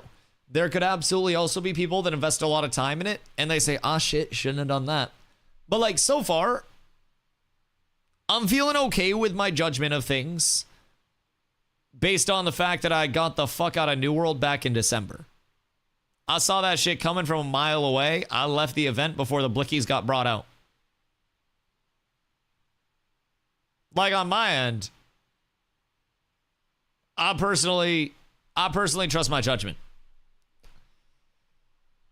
I feel as though this is not enough for me to just immediately red flag. I feel as though this is not enough for me to immediately be like, shit, we cooked. I do feel as though I might have to have mods on duty soon, though. I don't know, bro. We don't know what the Steam audience is gonna bring in. We might have to get mods a split. We might be down horrendous on this end of things. We have to rebuy Ashes? No, you do not have to rebuy Ashes. Can someone link me the new news posting, by the way? Mod me, I'll crucify some folks. We ain't gotta crucify people. It's just like, having swords stops people from like rallying. You know what I mean? If you got the guards on duty, then the guards will keep the place safe and you won't have a violent uprising in the first place. Like, here it's a lawless zone, bro. Y'all can jump my shit. Y'all can gang up on me. Thank you, Hunter. I appreciate you. Much love. All right. Don't mod me. I have hammers for fingers. Yo, you and Doss. Would you recommend the game as it is right now? Ooh, the first one to ask since the announcement. My response to this is always, if you were expecting something that could be good for you in the long term, that is currently janky, is currently in the path of development, and will hopefully continue to get better over the coming years, then yes. I think if your expectations are proper, it's going to be probably very fun to hop into on the 11th, and will present hopefully a lot of playability for people. If they are understanding that not everything along the way will be perfect, you'll run into bugs, you'll run into issues, you'll run into balancings, you'll run into gameplay loops where you're like, this shit sucks. But if you already see something in Ashes where you're like, this seems really cool systems-wise, the gameplay looks fun, the art style looks great, everything could change for either better or worse. Yo, Paulo, have a good night, my friend. Everything could change better or worse, right? Which is what I always try to keep in mind. But overall, I'm pretty optimistic that it's going to continue to get better over the coming years. It is far from being a finished, polished product, but it's getting there. You can try for free for 2 hours. Oh, it hurts my soul. It hurts my soul, dude. Like, the refund period getting absolutely nuked is like the dagger to my heart that mages felt when Shatter was nerfed from 500% damage to fucking 225. Oh my goodness gracious me, oh my. Dude, when they said that, I was gutted. I was gutted. I really loved that refund policy, man. It was so good to just slap in the face of anybody that was skeptical of, like, this a cash grab, this a scam, bro. It was just 90 days. No hours limit. You can get all your money back. I'm hurt. I'm hurt on that one, dude. It was really, really, really, really good. In terms of, like, you know, people's mentality. Shatter nerf still hurts. I hope you're feeling what I'm feeling right now, Ozzy. I hope it hurts. Goddamn. R.I.P. Shatter. God damn. Can you imagine a reflected old 500% Shatter at you, though? Shee! That would hurt. That would hurt a whole lot. Does the game already have enough content? I mean, enough for what? That's the thing. Like, right now, the content that's presented, you have I level, I mob grind, I quest a little. Questing's gonna get better. I gather, refine, craft. I get my gear to do harder stuff. I can fight other players in the open world, and there are some systems that enable PvP in the open world. There's no instance content. It is very off-rails, non-linear content. And a lot of the time right now, you have to make your own endgame content. The thing that I always say is it's like, you can progress through the game to get your gear, and you can be like, oh, okay, I understand this. And then you get your gear, and you're kind of like kitted out, and then you're looking around with all of your swag. Like, you show up with all of your chains on, you got your iced out grill, you got your Timbs on with your favorite jean shorts, you're looking like riffraff in this bitch, and like, you walk up to the party, and then everyone's already left the party and no one else is there. So you're dancing with all your chains on by yourself. That's kind of like what Ashes looks like. Nobody gave you directions to the party. They just told you there's a party somewhere, right? You can go find everything, and if you find the right people, then you're good. But without immediately finding the right group of people to dance with, you're not going to have a lot to do, dog. That party's going to be boring. So right now, the biggest thing that lacks, it's the endgame content. It's the repeatable content. It's the, I have my gear. I got my chains. I got my ice. What do I do with it? You're sitting there at the party. You're like, what can I do? And then you see some people way off in the distance, and they're doing something that looks fun.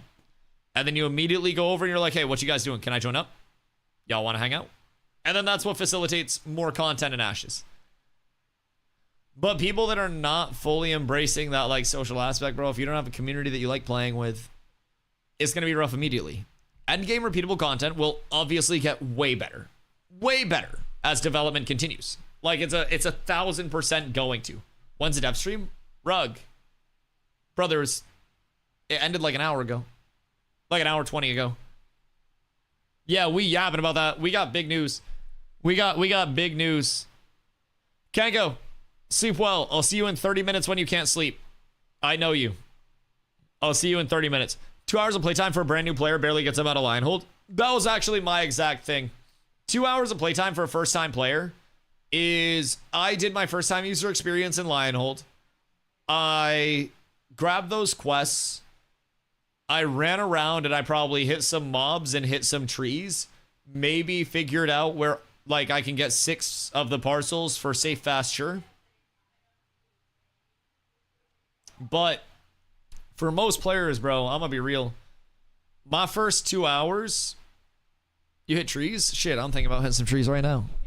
You know what I'm saying? Most players, especially new players, 2 hours is not a lot of depth. It's a very surface level. Now, I will say, providing there is a good FTUE, good first time user experience, those 2 hours can grab you by the balls. I'm gonna be real. Those 2 hours can really get you. Yo, Magical, thank you for the follow. I appreciate you. Like, 2 hours can be enough time to say, like, oh, I really like the combat system. I really like the way this mob interaction feels. I really like the way these abilities feel. But it's also not a lot. Anvil's first 2 hours is sort of lit just after that suppression. Yeah, but that'll also get better, you know? I think that's kind of the best case scenario is that the Anvils is slated to be a lot better before the 11th. So they don't really think the Steam refund policy, maybe 14 days or something. That would probably be my biggest thing right now. Like with the price drop and everything, I would really hope that they would be willing to, on their website, maybe like through the CS side of things, consider a slightly longer refund policy than 2 fucking hours. Maybe they adapt Steam's 14 days, but take away the hours limit of it so people can actively like test. The birds alone in the anvils last for the first 2 hours. Yeah, that's oh god. Oh god, like if you were coming out the anvils trying to run anywhere, bro, the birds on launch would have had so many people just raging out. Yeah, 1,000%. 1,000%. Glad they owned it on the stream. The overheads for $250 is a lot. Yes. I am very glad that they gave us the upfront, like, cold water on the face. Like, at the end of the day, they are a business. They need to operate as a business to make this game successful with the scale that they are trying to grow to. And I get that. I think a lot of the community wanted clarification on a lot of these things. And I feel like this stream gave us a lot of clarification. Do the server crashes in the starting area count towards the 2 hours? Oh, queues! Yo! Wait. Someone buys on Steam, sits in queues for an hour and a half, plays for 40 minutes, crashes, goes to refund, gets fucked. God damn it. Oh, that would be so funny. Check Discord DMs. Want to buy your feedback and thoughts? Feel free to share here as well. Okay, cool. You're cool if I just like pull it up on stream? Because I can get feedback for you if you want feedback. I'll run through that shit, dog. Like, for me, it's either this or hide my screen and play the PTR, and I'm having a ton of fun with this. Best way to give someone the girth of the game is just making them watch you stream it in Discord or tune it on here. Yeah. No, totally. I understand that. And, like, I really hope that I, as a content creator, can give people an honest look at the game. The goods, the bads, everything like that. Like, when a lot of people were like, we need to be, you know, overwhelmingly nice to new players. No. Be welcoming to new players. If you're playing the game, then there's a reason why you're playing the game, right? Very simply put. But be honest with new players. Tell them what you really enjoy. Tell them the things you don't enjoy. If someone's asking you, what can I do for questing? Be like, oh, hey, yeah, I do these quests. Dusty has a guide here of his phase 4 starting route that him and Godchi worked very hard to put together in his group. And that's over on his YouTube. Peep that. Follow that. But be aware that questing's going to fall off around this level for you. It's not the most efficient thing. It's not the most streamlined, but you can start really hot with it. Set expectations with new players about what is good, what is bad, what is fun, what is not. And if that is properly facilitated, then I very firmly believe that players can come in and enjoy the state of the game and see it get better. Yes, it's also all subject to change. Don't get too attached to the things you like the most, and don't get too upset about the things you don't like, because as we learned today, bro, everything is subject to change. Is it worth to start playing on the PTR now? It depends if you want your first experience with Ashes to be a very MMO-like, very engaging, very, wow, look at all the people that are low level around me.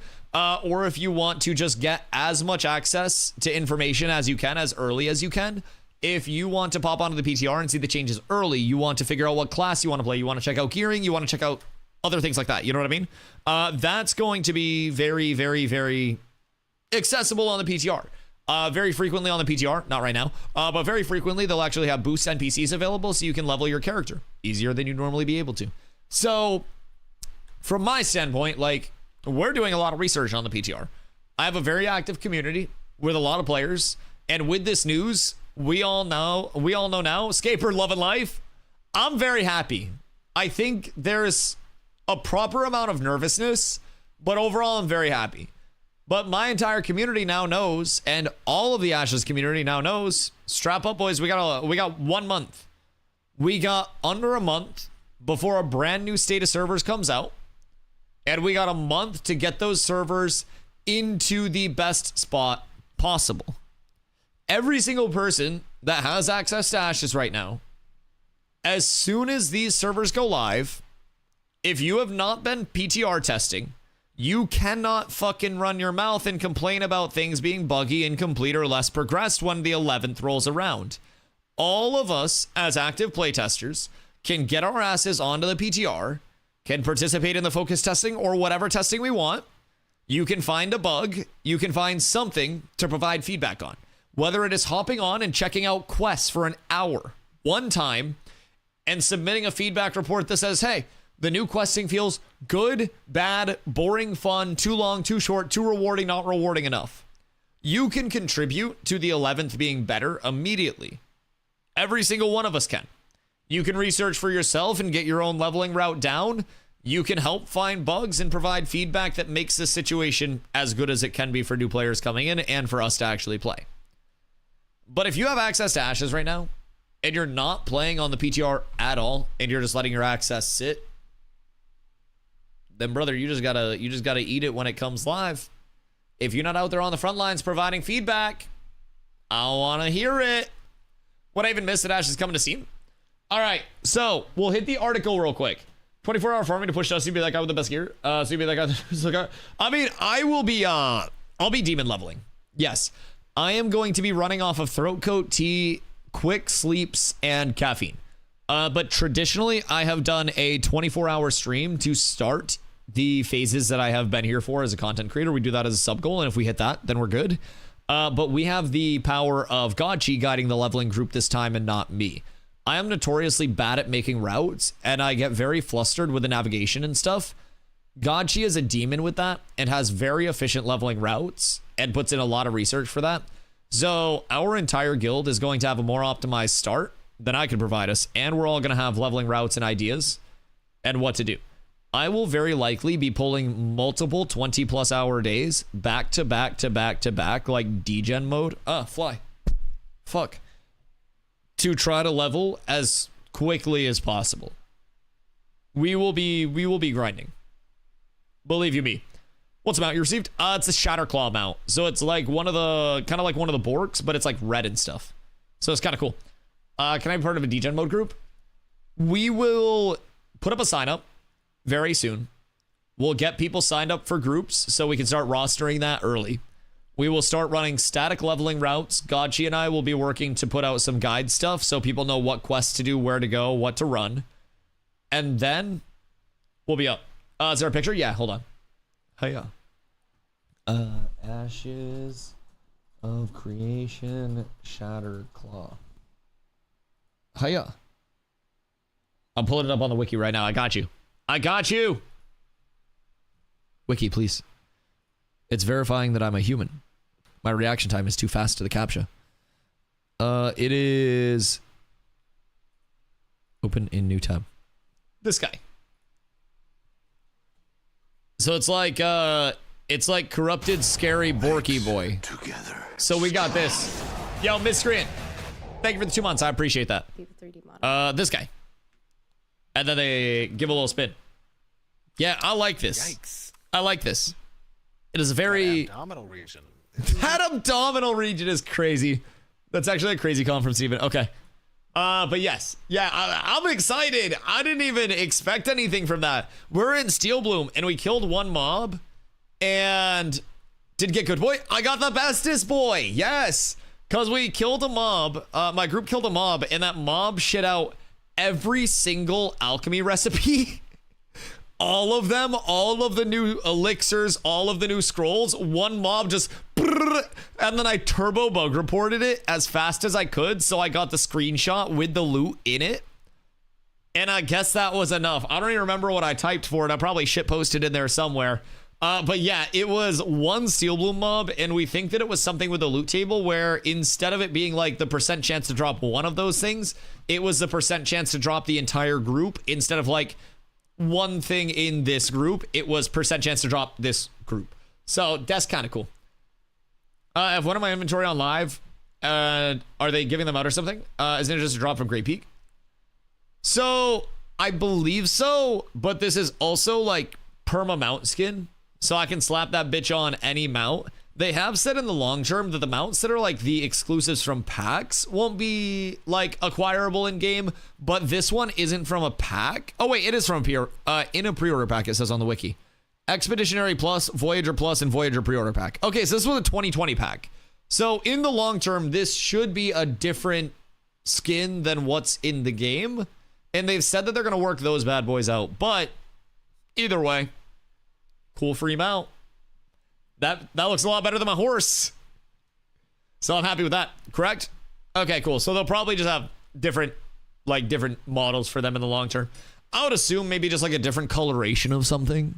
So kind of excited for the cape and the titles. I cannot believe, bro, as soon as they said the names of the fucking title packs that were coming, I literally said they were calling us cultists and white knights. And then Steven made the clarification that it was indeed cultists and white knights. And I hated that I knew that instantly, bro. I hated how quickly I caught on to that. It was just immediate, oh shit, this is it. This is all of what it is. Really, these people want to stay. Need to open their arm to new players and make it a fun time. I think players will have the most fun when they expect the proper things. And like when they know, hey, there are a lot of things that are fun, but you're also going to find jankiness along the way. And the jankiness can, in its own regard, be very fun to find because you know you're contributing to something, right? I think that's the biggest thing for players to understand is like in development, the jank is to a certain extent okay. And the more jank that we find and we point out and gets fixed, the less jank it is when the game actually launches. But this could be seen by many people as like a soft launch, right? And I think that's a misconception that's going to upset a lot of people. A lot of people. Gives a lot of PTR testing. Now it's confirmed there will be a wipe. Yes, I hope every single person gets on the PTR as quickly as they fucking can. And tests as frequently as they can if you have access to Ashes already. There is no reason not to. You are getting information on the upcoming patch. You are providing feedback to help improve the upcoming patch. You are doing a lot. I'm going to be real on both sides for yourself and for Ashes at that point. If you find an important bug along the way and that bug gets fixed, that is something that could have slipped through the cracks and could have been unseen and could have been used as an exploit, as an econ breaker, anything like that. Didn't they say servers were coming up today? I thought 15th and 16th. I think it's going to be Saturday, Sunday, right? Or are they coming up today? I know PTR has an emphasis today on the new Destinies tab. The Destinies tab is that like pseudo kind of like questing and objective experience that people can follow along with. So they want some testing around that. Different level unlocks with the Destinies tab as well. So that kind of gives you some objectives through like gathering and finding crafting things that you can follow along with, which is just kind of solid. Other servers down? Yeah. Okay, cool. All right, let me bring out my coffee real quick because I still have a cup of coffee sitting on my desk and it's 5:30 p.m. So I'm gonna run this to the kitchen real quick, and then I'm gonna take you guys through the latest news article that Intrepid just put out. We'll see what's up there. Colton would like some feedback on something he's been typing up, so we're gonna look at that as well. If you guys have questions about what is going on with the State of Ashes right now, if you guys are new, hi. If it's your first day here, I am here literally every single day starting at 2 p.m. EST, around then. I've streamed over 860 days in a row, and I'm all Ashes all the time. If you guys have questions, this is the place to drop them. If you guys are curious about anything, this is where you get your clarification. GP, what up, my goat? I hope you're having a beautiful day. I hope your heart is not too fluttery over the dev stream. Mine, I was sitting at like a 170 heart rate. I had like balmy hands. I was so excited about everything. All right, I'll be right back. Less coffee for Dusto. It's too late in the day. Also, chat, did anybody end up hitting a bingo on their bingo card? Because I feel like there was potential. There were a lot of good little tidbits dropped. I'll be right back.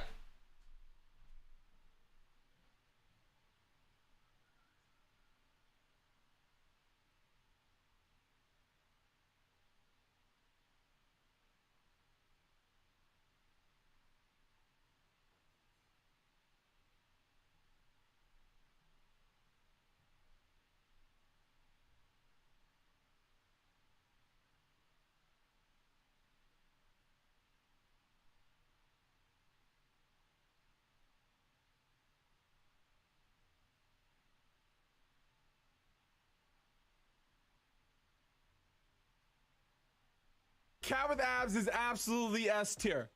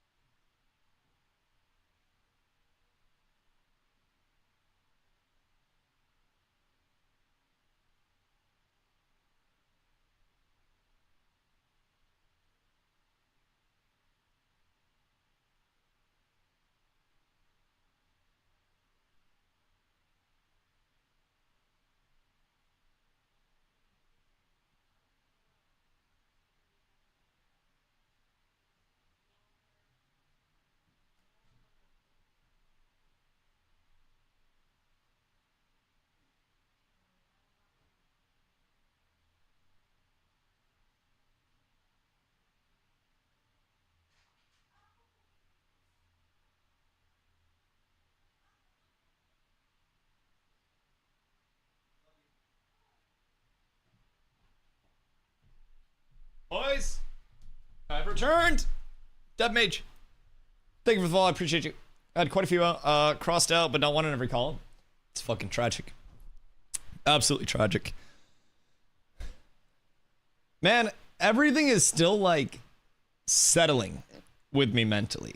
There's so much to process with all of this at this point in time. So our immediate time team, it seems like we're looking at Saturday, Sunday, live servers up. Right? Hold on, let me find my calendar. I always mix up calendar and calculator. I don't know what that says about me, but probably says something. So, Saturday, Sunday, seemingly live servers up. Every other day, seemingly live servers down. On the 1st of December, there will be an end of the world party. You are welcome to attend. Your verification for entry is 1 free Twitch Prime sub. I know, it's free. Free entry. All you have to do is check your Prime. It's insane. So, you can pull up on the 1st. They will have boost NPCs available. There will be drinks. There will be food. There will be gear. There will probably be tears of happiness, tears of sadness, tears of copium, tears of hatred, all flowing. Be there. after that, we will seemingly go into 10 days of either darkness, which I'm going to be real would fucking blow, or 10 days of PTR, which I'm leaning towards probably 10 days of PTR, leading up to early access launch on December 11th. And that leads us to the fresh start servers. Those will be our wiped servers. That will be our opportunity to level, hopefully, on a clean slate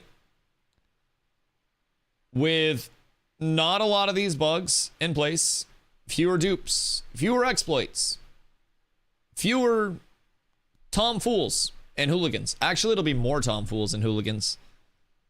Did they mention a time for the release? I do not think they mentioned a time for release. Right off the top of my nips. Were you surprised at all by the announcement?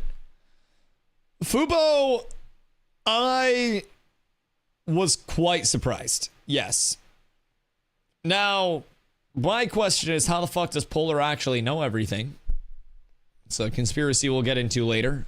But I was surprised, but I also wasn't at the same time. You know what I mean?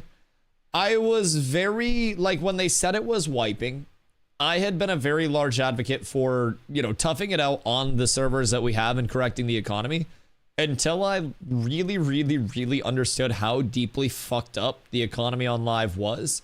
And after playing the PTR and experiencing, how substantial the changes were going to be and how deeply rooted all of the problems on live were, immediately as soon as I played PTR, I was like, oh, yeah, this is completely different.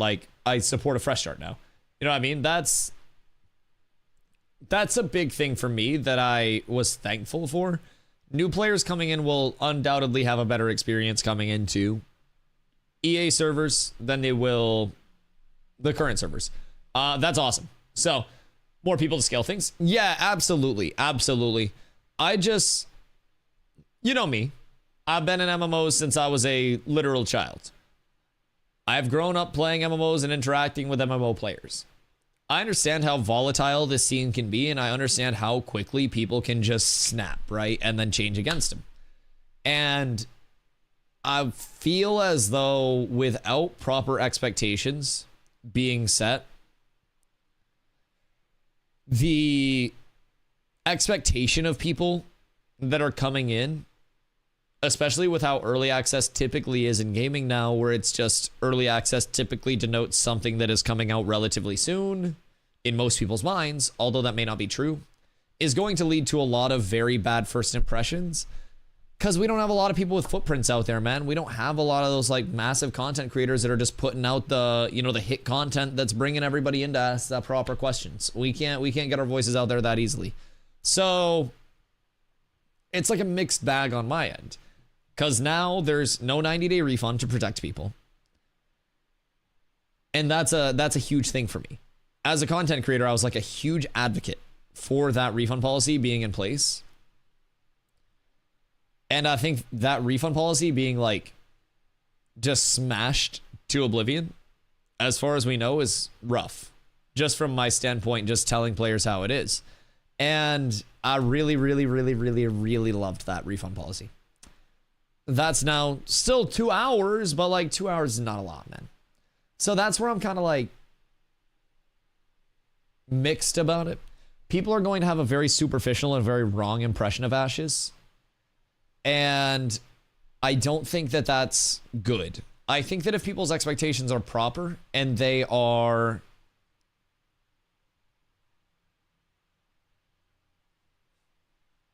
they're onboarded in a meaningful way,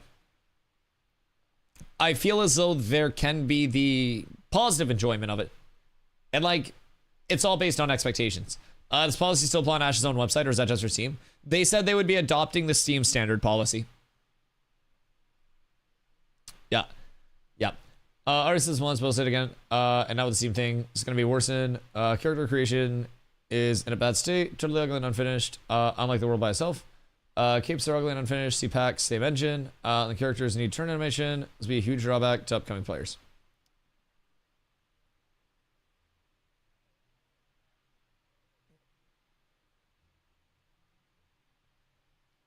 like some of the things I understand, but I also feel as though a turn animation is also very, because you're not talking about a turn animation because a turn animation exists. You're talking about a turn rate, which is like the rate at which your character rotates on fast camera movements. Because there is still a turn animation, and there's even like physics with the cape while you're turning. It's just the maximum rate at which you can turn your character is as fast as you can flick your mouse. And like if you're turning slowly, your character literally like your feet move. Like you're turning. You don't just like. So I feel as though the turn animation is more of a personal preference. But like I think you're correct in the sense of like aesthetically, Ashes is not in the point, you know, development wise, where it is going to present as that fully finished, polished thing. Like personally, I do agree with your takes. I don't know the obsession with like only being able to turn a character like a certain speed. That's the one part where I'm kind of like lost, but I actually am on your side. Like aesthetically, systems wise, pretty much everything. Like there is a point of needs improvement. And that's where I also say that the expectations of the player base are very proper, or very like necessary in like having their expectations be proper. And having people know that those things are on the priority list and they're going to get better is a lot different than people popping in as first time players and being like, oh, this is finished. World's beautiful. Why is the character not? No, I mean, I totally get that. But the world's also nowhere near where they want like the beauty of the world to be, so to say. And like, I get what you're saying. Like you're trying to say it from like a constructive standpoint of like, you know that it can look better and you want it to be pushed to that point. And like, it will. It looks way better now than it did in the like shit. I can just throw perspective on things real quick. And I hope that this kind of helps with it. But for just general perspective, this is what the game looked like in 2017 in the playable arena demo at PAX West. So like, I totally understand that the game is at this point in time nowhere near what it's actually going to be, but it's also far surpassed this point in time where this was what we were looking at. Yeah, make sure you hit those timings. Big wall with the trip. I would actually love that wall, by the way, just full disclosure. Full disclosure. But I also think that with things like Ashes, it's very important to consider that we are truly in the development, you know, cadence of things, and it will continue to get better. Along the way, it's not always going to be the point of entry for everybody that they're desiring. And that's also kind of my worry with it being super accessible on Steam. I think people will hop in and they won't have the understanding that like, oh, this is work in progress, this is unfinished. And people won't have the Dusty to bounce ideas off of to like be like, oh, this isn't vibing with me right now, this doesn't look the best, I don't like this, and have me to be like, oh, well, that's actually planned to get better, here's the perspective of where it was before. And that can be something that actually engages conversation. But I do agree with you. Like, a lot of people, personally, 1,000,000% come in and see those aesthetic things first.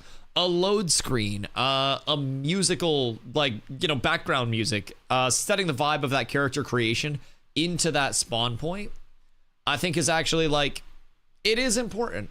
And I think that wow factor is something that is really gripping for players. But I also think it'll continue to get better. Do you consider the progress good from that clip to current, given 7 years? Oh, God, yeah. So this clip, keep in mind, was nowhere in the open world or anything. This was a specific sealed off 3v3 instance of gameplay on a completely different engine. It was at that point UE4 instead of UE5. This was like what was available to play at that point, and this wasn't even like a playable thing. This was only for the PAX West demo. This has grown like systems wise, a brand new combat system, brand new engine. They got cooked through COVID, as far as I have been able to gather. But in terms of like my personal thought on like the progression from a clip of a sealed off 3v3 combat demo to the playable environment that we have now, oh God, yeah. Now, do I wish they'd give us that sealed off 3v3 combat demo? Oh, I'd fight a bear for it. Yeah, absolutely. But I also do feel as though with Ash's goals, being in the open world, having the dynamic living world with the settlement system and everything there, like all of the back-end infrastructure they've gone with, server worker infrastructure, with dynamic gridding being up and functioning on the PTR. It is kind of cool to see where the progression is going. In your opinion, is Steam launch still going to be considered an alpha in terms of what people are going to expect from an early release? Good question. Because I wish that people would be able to get their expectations in order before hopping in. But you know me, I'm going to give it to you straight. I feel like a lot of people are going to see early access MMO and they're going to say, I checked out this new early access MMO, probably launching soon. Because they're not going to know that we're looking at something that is like 3+ years out. And your YouTuber that is like, I looked at Ashes of Creation's early access, it's nowhere near launching. Early access is indeed a very wide term, but it's something that a lot of players will get in their head as like, this means we are close to launch. And it's just something that's like synonymous with that kind of like wrapping up phase in gaming right now. And I feel as though the expectations of people coming in after burp, I'm not gonna lie, but excuse me, sorry. I think the expectations of people as they're coming in, it's the biggest thing, man. If I tell you exactly where questing falls off, if I tell you exactly how many hours to go to, level 25, if I tell you which areas are good, which areas are bad, which systems are in, which systems aren't in, awesome, you understand it. But what if you see this on Steam as an early access MMO and you and your friends hop in at 50 clams a piece and you have no idea where to go, what to do? You don't know what the fuck Sweaty Your Brow even is. You don't know that you can hit L to check your Destinies tab, and then you have those little objectives. You don't know to go to Second Sword Outpost. You don't know to talk to this NPC, that NPC. It's going to be tough without those guides. You know what I mean? And like, guides and content like that are great. I'm going to very heavily embrace that for our new players coming in. I fucking hate posting on YouTube. I am going to be posting on YouTube and recording and getting guide content out specifically so people have knowledgeable guide content.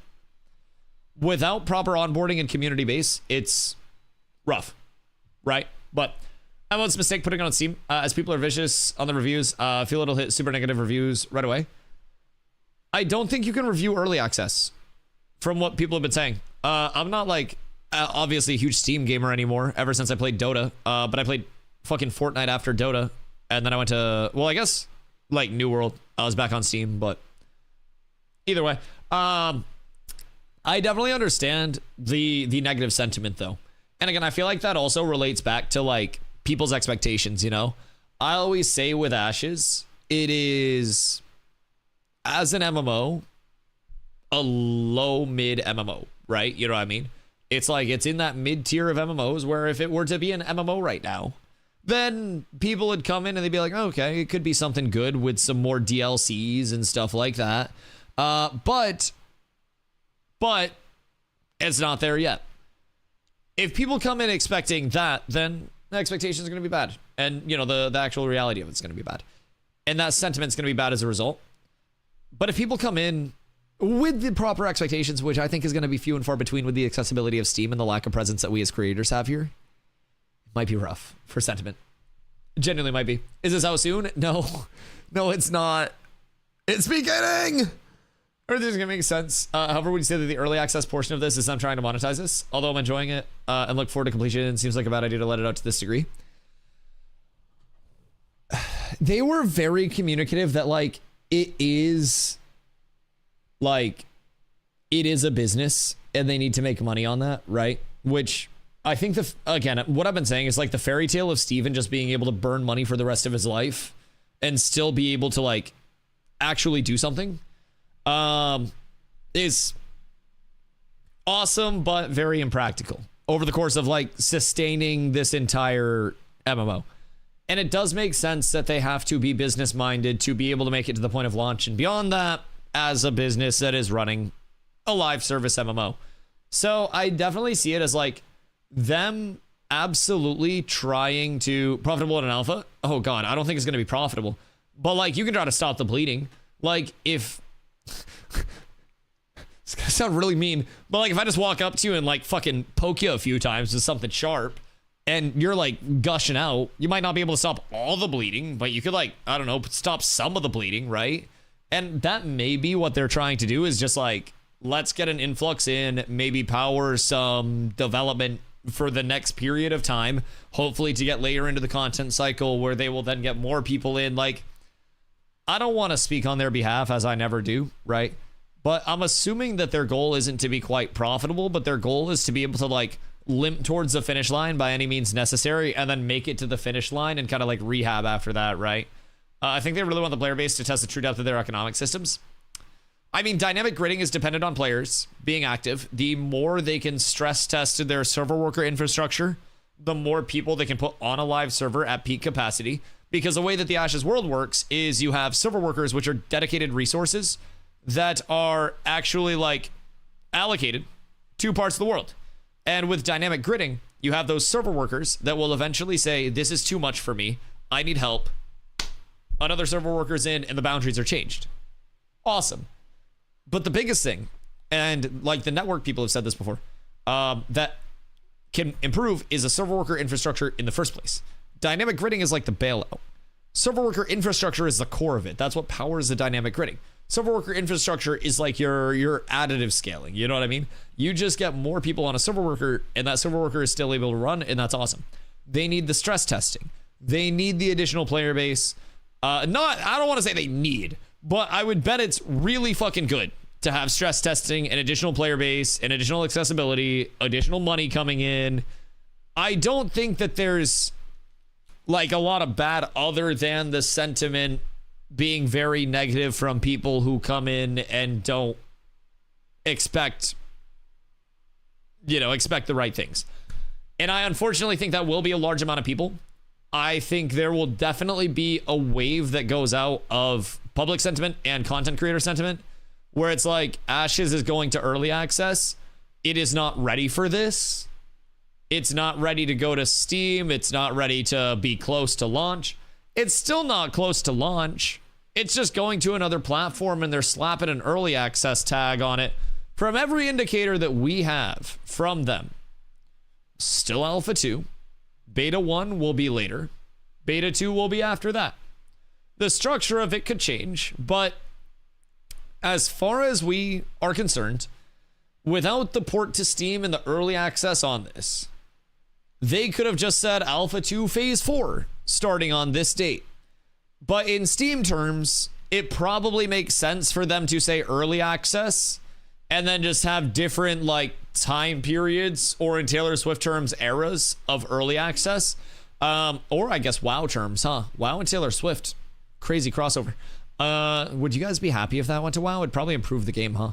Anyways, slapping early access on it is a more communicable way to say this is a development product, this is pre-launch, without saying this is Alpha 2 phase whatever. You know what I mean? EA is indefinite for Steam. Yeah, EA can continue forever. Forever and ever also. Hello, Short and Bald. How are you, my boy? Are they going to Steam? Yes. Yes. So, this is very important. You know how much it's going to cost? Yeah. 50 USD. So, $49.99. And then there will be a sale. I want to say they said the sale would be like the 11th to the 15th or something, but it'll be like 15% off, 1.5. So, that'll bring it down to like $42.50 or some bullshit like that.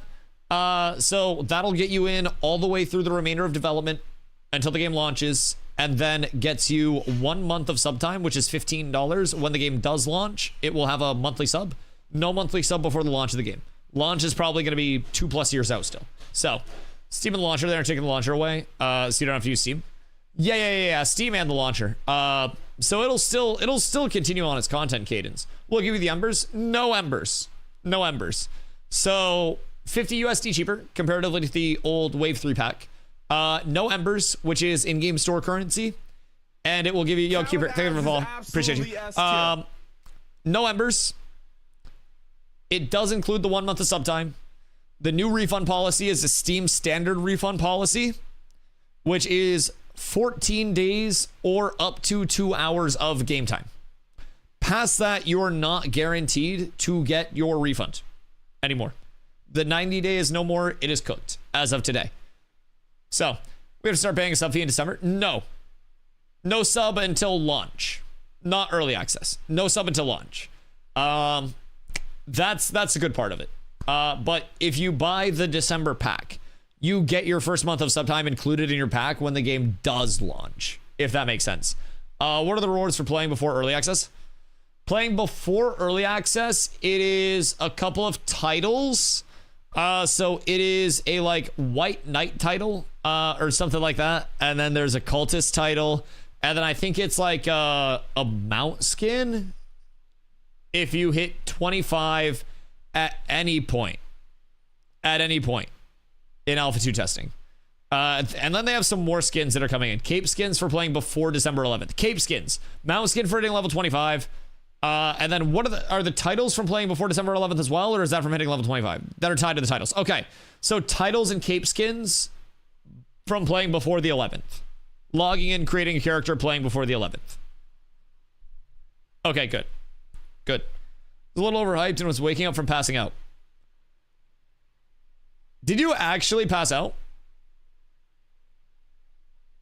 Because that's fucking legendary. That's actually legendary. Like, motherfucker actually got so worked up, he excused himself from a meeting and passed out, bro. I swear to God. They were taking heads with this. Generic, what up, my friend? How are you taking the news? What are we thinking? Give me your thoughts. Worth it to buy an hour wait? There are 2 paths diverged by woods. The path to your right is the knowledge path. It is a lonelier path, but that path will enlighten you along the way and will prepare you better for the future because you will be able to prepare for the 11th, right? The path to your left has you waiting until the 11th because you will have more people to play with on the 11th when that does come around. So, very simply put, if you want to prep for the 11th, you want to figure out what you want to play, you want to check out the changes. Peep it. See what's up. If you want to wait for a more MMO-like start for your first time, wait till the 11th. That will be your most engaging time to actually come in and play as a first-time player. Stick with tank or going with the summoner. Yo, those fucking rats cooked my shit. No bullshit. No bullshit. I was gonna show summoner on stream so I could farm viewers and not have to play a fucking tank again because I have to level a tank for my first character. I'm not maining summoner. Like, my main's always gonna be a tank. Bro, I got cooked. I can't farm. Like, whoever's streaming the fucking summoner is gonna have more viewers than me. I'm gonna have to send them Mizkif screenshots. It's gonna be ridiculous. My entire demeanor's gonna change. I'm gonna stop yapping. Even though we can't stream the PTR, that isn't gonna stop me from hours and hours of theory crafting streams. I think the next week of PTR testing and theory crafting will be lit. Bro, honestly, just pull up the dev stream, let it run as your visual, turn off your feed, do a window capture for the dev stream, turn off your feed from your game screen, play PTR with 0 chance of showing your screen, let the dev stream run on the back so you can study the dev stream, and then just do that. You're smart. What do you think I do? Brother, I've been streaming the PTR for the entire time that the PTR has been up for the past 10 months. The only thing is I run a VOD. My VODs, I put them up and I have this is my I dual PC. So this is my gaming screen, right? This is my gaming PC. I have gameplay up on this. I turn this off and then I put up a screen that is only this PC. So you can still do this. I'm not good at math. I'm not very smart. And you're a 5'6" manlet. I'd rather have my problems than yours. So even without dual PC, just delete your capture that is coming through with your game feed and then only have a window capture in your OBS studio and have that window capture be your source.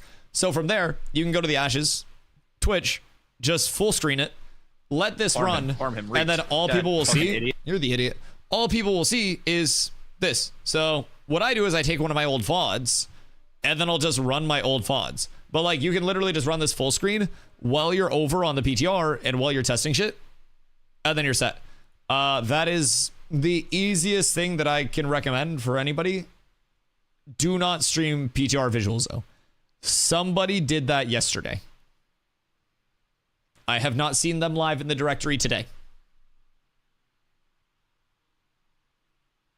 Chat, we may have a fallen comrade out on the front lines. And I don't think he was trying to leak anything. I think he was just a baby. I think it was a civilian that wandered out into the fray. They didn't get the tech. Be very careful. Yes, be very careful. I always say, like, when people ask me, I am streaming with the full knowledge that I could fuck up and show my screen at any point, and I would 1,000% get my account disciplined if I were to leak. I'd be fucked. Very simply put. I am very, very, very cautious to not get myself fucked. If it happens, it happens. Curls, thank you for the hydrate.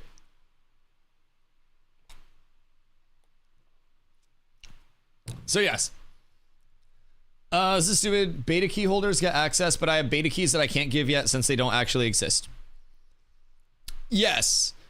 So, if you purchased your beta key or a pack that granted you yourself a beta key for access,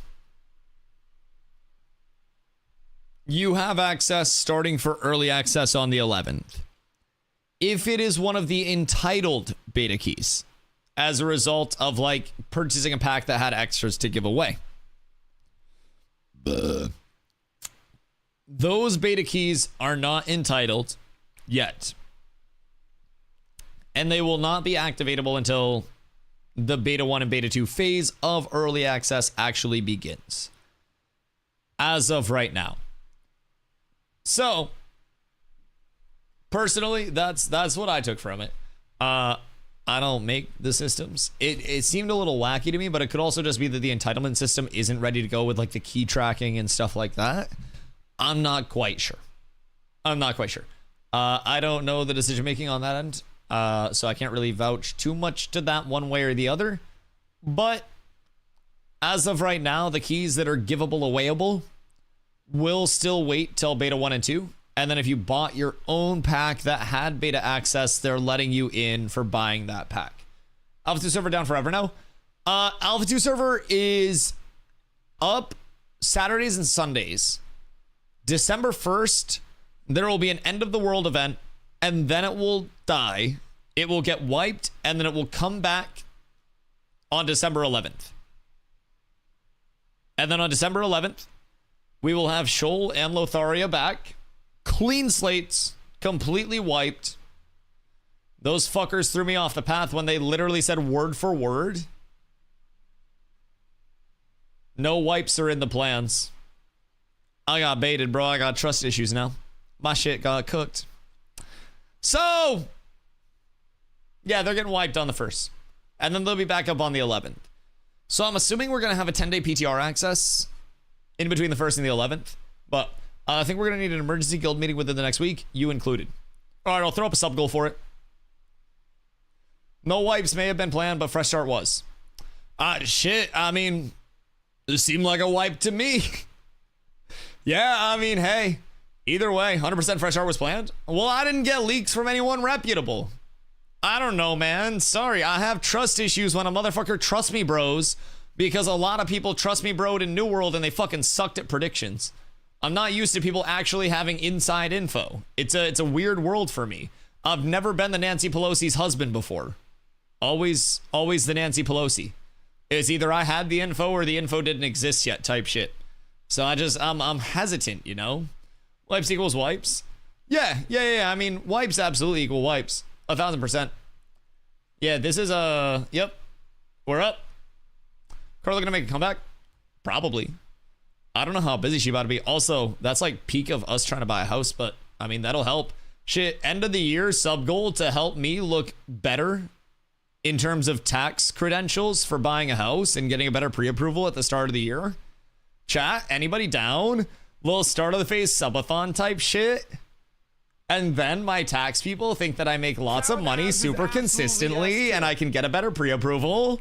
Kira, thank you for the follow. I appreciate you. Welcome in. I had the info. I just don't tell people shit. From who, though? Because I had many people that were like, Dusty, this is happening. And I said, yeah, sure, it could. And I was like, but where do you hear this from? And everyone was like, trust me. PI? Wait, so it was actually leaked during PI meetings? Damn, y'all figure out that much? Apes together. What the fuck do you mean? Yo, Primal. Up tremendously. Thank you for the 4 months. I appreciate you. Not leaked. They told us during PI. Huh. PI talk about some crazy things that are under NDA. Wait. So, our Phoenix Initiative people are NDA'd until the content actually comes out, but some people leak it anyways? Or is there not an NDA on it? It's going to be free on Steam. It's going to be $49.99 USD, and then there will be a 15% sale on it, I believe, for the 11th to the 16th or something like that. Wait, so that, like, once the stuff actually comes out, they can talk about it, or can't talk about it at all, can't even lie about what they say in meetings? Oh, interesting. So, somewhere along the line, of course, there are just, we can talk about it once it's public. So, somewhere along the line, it's just like, people are leaking somewhere from those PI meetings. Is the Phoenix Initiative a bad idea? Does the game already have enough content to be played? I mean, you can absolutely play it. Shit, I've played almost 3,000 hours at this point on stream, and I have a lot of fun with it. It's just a matter of like finding a good community and finding, you know, what content you want to do. It can lag some endgame replayable loops right now, and you kind of have to like dig deep to get content if you're playing a lot. But I do think that there is a good amount of content to be had, and it's only gonna get better. I'll stop playing when PI guys stop playing. Fuck, bro, honestly, at that point, like, goddamn, like, that's rough. People that already have the alpha get it for free. So if you already have your pack, then you'll just continue launching through the Intrepid launcher. They will eventually make it so you can link up like your Steam and stuff, and you can get your pack over on Steam as well. But as of right now, you'll just continue launching through the Intrepid launcher. I'll continue launching through the Intrepid launcher, and then we'll be good from there. So, on Flex Hours played on Steam, yeah, that's kind of cooked too. I hope they port my shit over, because like I'm a good amount of hours in. Although I have my Steam charts, which is nice, or not my Steam charts, my Twitch tracker, that one, so people can see how many hours I've been over here. So thankfully, I got that flex. But, yo, I'm gonna have to stream a lot to be #1 hour streamed, like all time for Ashes. That's gonna be a tough one to get up to the top of, because like people are running constant like 24s and sleeping on stream and shit. It's tough out there. It's very tough out there. Harbingers have help with the endgame loop. Oh god, yeah. With the rate at which Harbingers are expanding as well already, oh my god, it's disgusting. I know multiple people that leak it. A lot of PI does not play. God damn.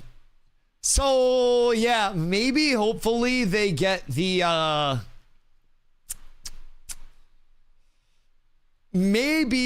hopefully they get the PI leaks shored up a little bit, but like it's also so hard because like if one of the 6 like Phoenix Initiative people that actually play hears about it and then they stop playing the game, then everyone's gonna be like, oh, why do you stop playing? They're gonna be like, I wanted to. It's gonna be tough. Yeah, that's intriguing, huh? Can I get the cliff notes? Who's PI? PI is the Phoenix Initiative. So pull up the wiki for you. We'll go on a little dive. It's gonna be a big yap day. We got a lot to yap about, boys. I might not touch PTR until late tonight. All right, so the PI is the Phoenix Initiative.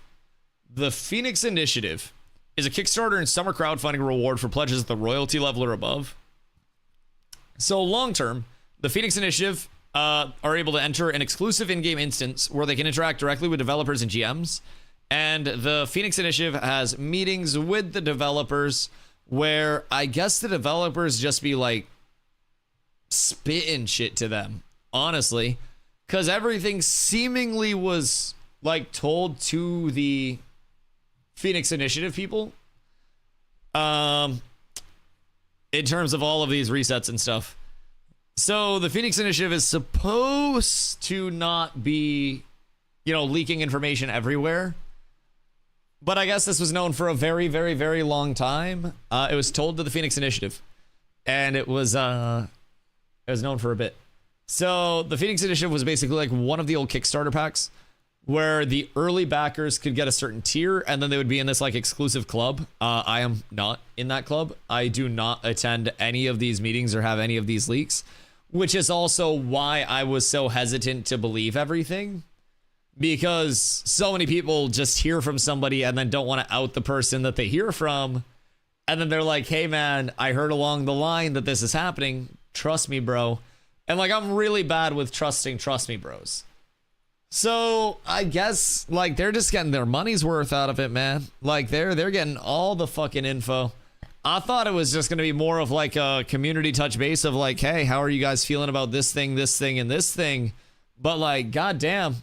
I guess they're literally like, hey, it's all gonna happen. They're laying it all out there, so that'll be intriguing. But it's like 2 fat bulls back to back and finally play some BTR. A fucking legendary statement, Mr. Leon Hayes. I wish you luck. It's really not that hard to figure out who's leaking. Might be a little harder to know for Intrepid, but they could get an idea. I also feel like it's hard to probably decisively pinpoint. You know what I mean? Because there's so many sources. Cultist or White Knight? Shit, bro. I feel like a lot of people would call me White Knight. How you know this is a source? What, the Phoenix Initiative stuff? Unfortunately, because I have many people that are receiving the information from PI people, and we had a Phoenix Initiative person confirm directly, because once the stuff goes live, they can talk about it. We had a Phoenix Initiative confirm that in one of the meetings, they were told that all of this would happen, and they knew. So it's definitely not 1,000% Phoenix Initiative, but it's either Phoenix Initiative meetings where the devs have relayed that, or devs relaying directly to somebody not in Phoenix Initiative who is then relaying outside of that.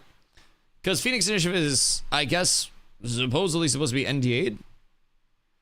And they can't talk about stuff, but it's not going to be easy because the guilds that have the people leaking to their guilds have multiple PI people.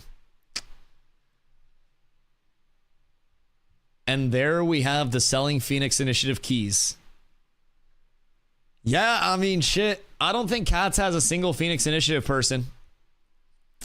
I don't think we do. Chat, we are now exclusively recruiting bards that have Phoenix Initiative access. Bonus points for any other class that has PI access. Huh, yeah, that's intriguing. That's very, very, very intriguing. Now, would you say the active PI base is very built around like certain communities? Like it's very focused in a few communities, or it's more like spread throughout a lot of random people? Like how large would you say the active Phoenix Initiative base is in terms of people that actually attend the meetings?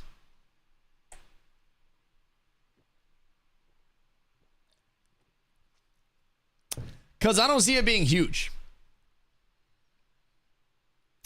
For example, I know that Axiom has at least 3 or 4, Polar has 3 or 4, some EU guilds have 2 to 3. And it's probably like a relatively small thing overall. Q swap between 2 titles. Be great for RP. Select the White Knight. People think you're all nice. Right as you're about to war deck, switch it to the other. Jesus fucking Christ. Jesus Christ. I mean, titles will presumably be swappable, but titles won't just be an aesthetic thing for every title. Some of them will have like power scaling in some way, shape, or form tied to it. All of Polar attends, so it's like 36,000 members in PI meetings. I heard that Polar was up to 42,000. Dude, have you not been fucking playing? Like, what the hell do you mean? 150,000 Polar members have logged in over the course of Alpha 2 so far. It's actually insane, the numbers that are scaling up. And it's so hard to track the leaks because they're all PI members. God fucking damn it. Listen, I just don't know why I don't get leaks. Shit. Maybe the content creator program will get the good leaks. Maybe they'll just like pull us into a room with a bag over our head, breathable one, of course, and just be like, fresh starts are coming in 2 months. And then they just kick me out of the room. And then I get on stream one day and I look all shaking and shit, and I'm like, boys, we're gonna be playing Hello Kitty Island Adventure for a little bit. And I'm just like all shaking, like sweating. I have leaks, but I signed an NDA. You're an ethical lad. You're a very ethical lad. Okay, any grimy rats that are not scared by a simple NDA? I'm looking for you. I'm looking for your leaks. I'm looking for your wisdom. I'm looking for your knowledge. We can frame Chief Sativa because now we know he's in the Phoenix Initiative. We have a target. Sativa, I appreciate you stepping up to the plate, dog. In Survivor, sometimes you gotta write somebody's name down and hope they don't get voted out. Hoofsay! A T3 for the bullet shield. We're up tremendous. No ads for the big dog. All right, we're up tremendous. So tonight we're gonna be writing your name down, but it's only because we need to cover our backs so we don't get got by an idol. How much you got in that bank account? Me? Not a lot. If I had a lot, I wouldn't have a student loan debt donation goal in the bottom corner of stream. Yeah, no, I'd probably have a better pre-qualifier and not be worried about my student loan debt if I had a lot in the bank account. Who knows? Maybe Steam will be good for that, but yeah, as of right now, nah, you probably, bro, I'm gonna be real. Somebody that was like holding a gun in my back and brought me to an ATM and looked in my account would probably end up buying me dinner and just being like, nah, you good. It wouldn't even be fun to rob me. I'm gonna be honest. It wouldn't even be like a rush. You would get like a little bit of money and I'd be like, oh man. Like, it wouldn't even be my money. It's fucking Hoofsy's. You're just robbing Hoofsy. And it's not even access to the main Hoofsy. Like, anybody that robs me is better off finding somebody in my chat that like gifts subs or cheers with bits or something and getting them instead. I'm living off their dollar, dude. Who gifted me a sub? Hoofsy. Go rob him. I'm telling you the recipe to success. The main Hoofsy. Yeah, you just gotta locate Hoofsy. And then there's success. Kickstarter page says 58 people did the base Phoenix Initiative. 26 people did that base. Did above that base. 21 at 5,000 and 5 at 10,000. Probably doesn't include people who have upgraded. Oh, so it's a very small base. And a lot of those people probably aren't like active right now. God damn. Jesus fucking Christ. Yeah, that's unironically, the PI meetings are actually Polar meetings that Intrepid gets to attend. Does Polar have a lot of like... Oh, wait, you said ironically. I mean... Does Polar have a lot of PI? So Steph Curry left Under Armour today, and I just assume today's live stream announcement included Chef Curry investing slash sponsoring Ashes. Bro, it goes live and it transitions, and Steven's hitting like a fucking hezzy step back 3. And he's just like, we're partnering with Stephen Curry to bring you not only the best shoes in the NBA, but also the best jump shot to get through the remainder of development.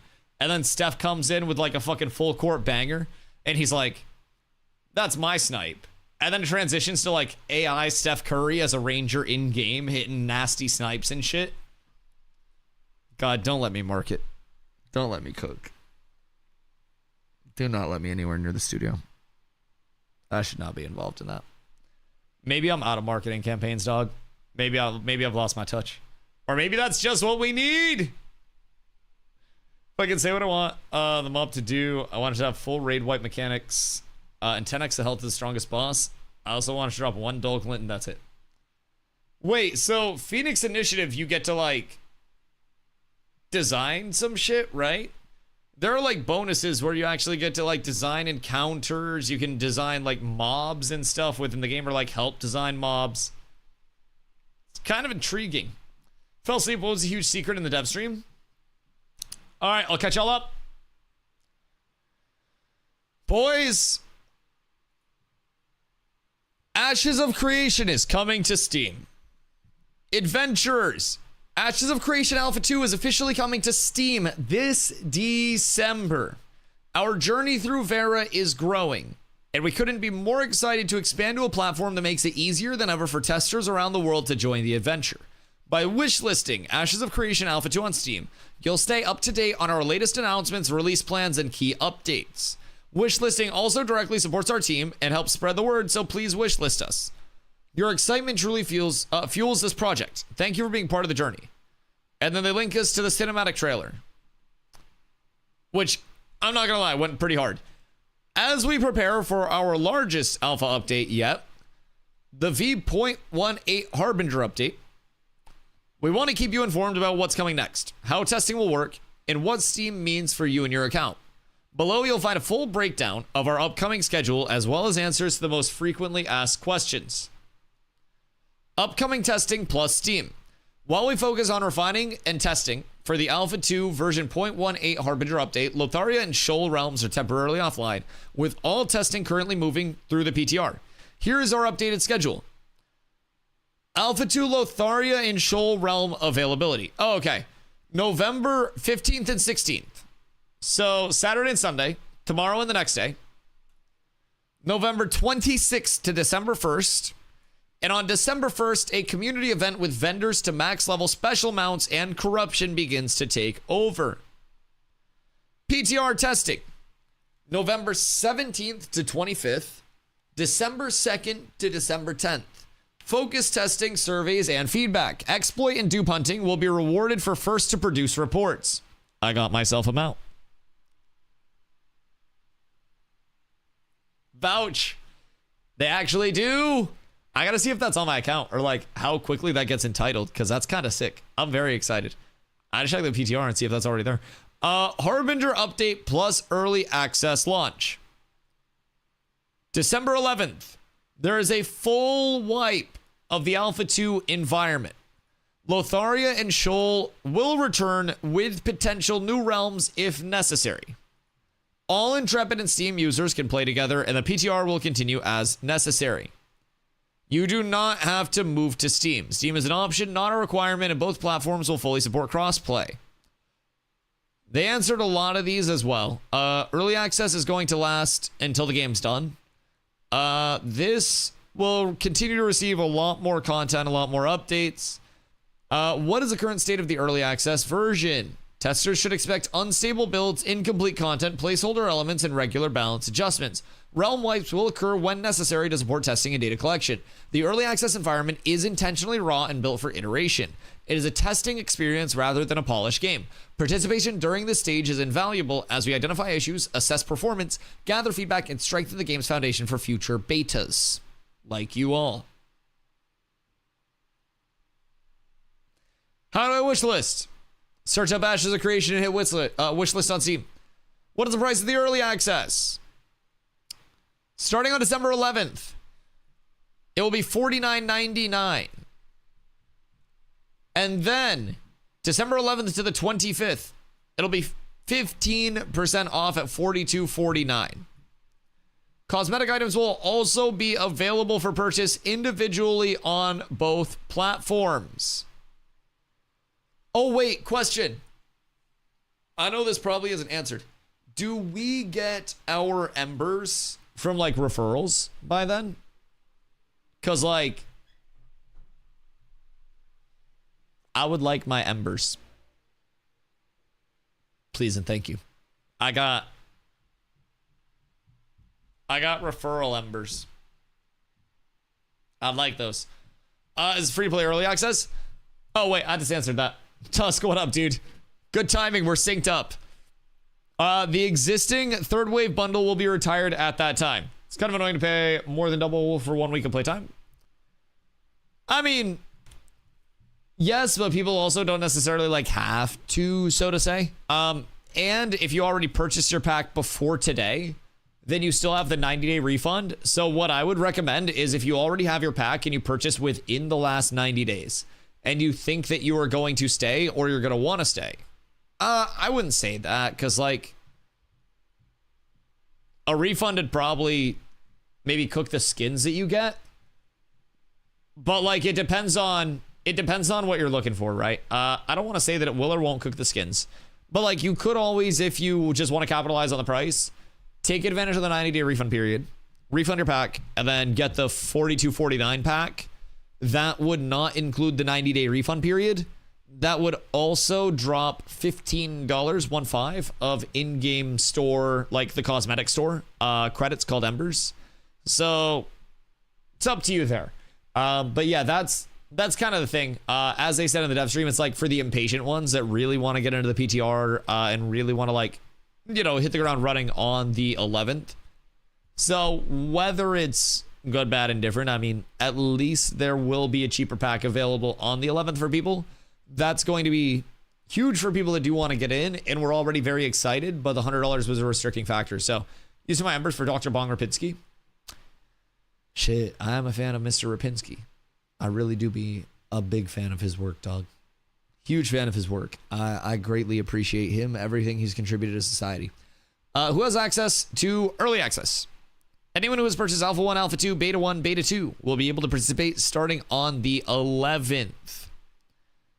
What's changing with the refund policy? Beginning with purchases made on or after November 14th, 2025, our refund policy will align with Steam's guidelines. Purchases may be refunded within 14 days as long as they have fewer than 2 hours of playtime. This applies regardless of whether testers are Steam or Intrepid users. Unfortunately, I think that's rough, but they got to do what they got to do. Unfortunately, I do think 2 hours is very quick to end that security for playtesters, but, you know, they got to do what they got to do. What are the minimum specs? They have a choice over there. What are the rewards should I be aware of? All current Alpha 2 testers will automatically receive the Early Access Cloak. If users play from December 11th, 2025 to the end of Early Access, which is the launch of the game, and achieve level 25, they will get an Autumn Garden Mount cosmetic. Oh wait, Garden's dope as fuck. Garden's a stoned happy treant. Wait, no, we're so lit. Garden's fucking sick. Hold on. Garden's one of my favorite mounts, low-key.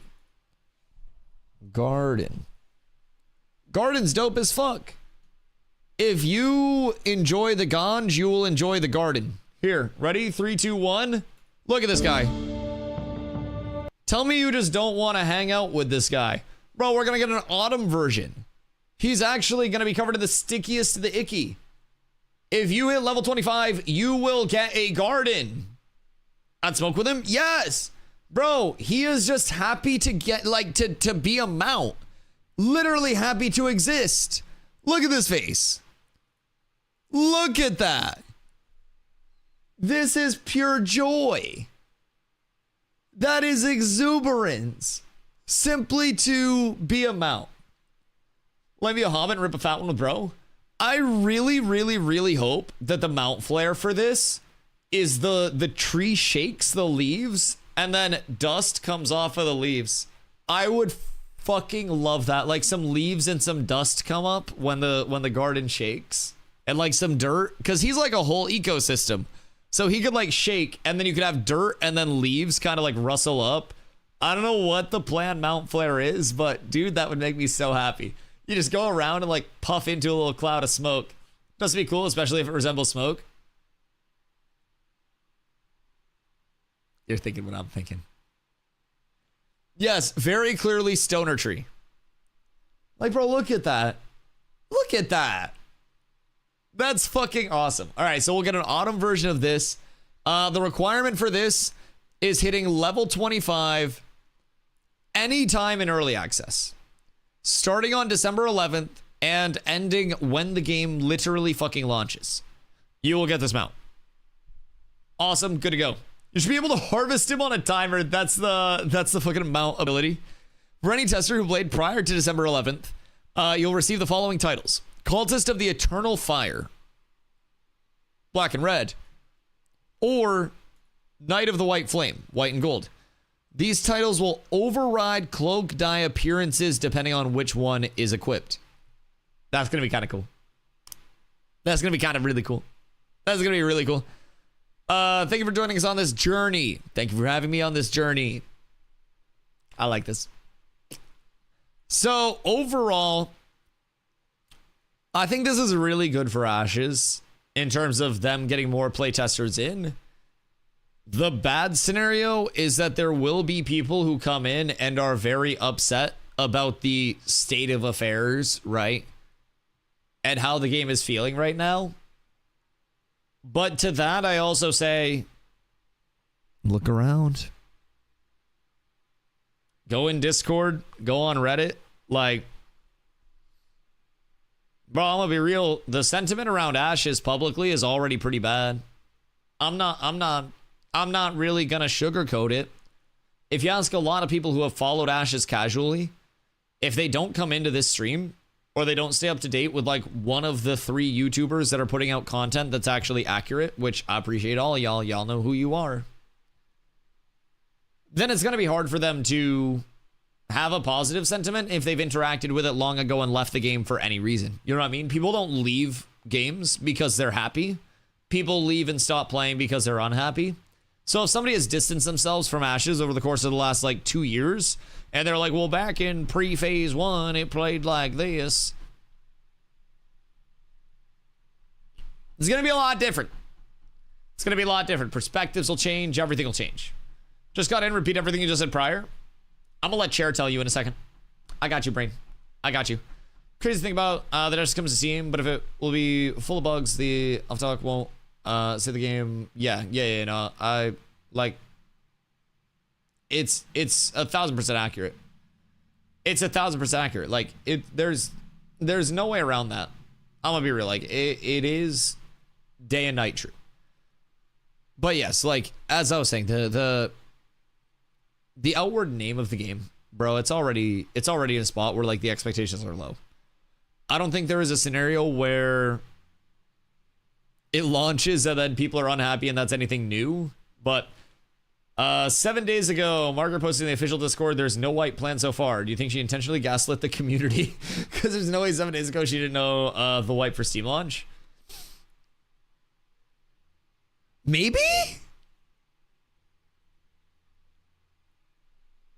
Maybe 7 days ago before PTR went up, it was also an element of like, maybe we try to onboard players and see like what actually is out there, right? For the potential of saving this economy.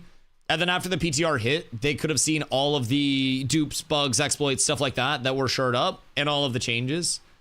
And then maybe they were just like, oh shit, this is worse than we thought it was. Let's wipe this shit, you know? I think that it could go either way, and we don't really have the clarity in terms of having like, you know, bugs in the Intrepid studio to understand what their decision-making chain was with this. Whether it was up until X day, they were like, let's salvage this, and then PTR went up and they were like, ooh, this hurts.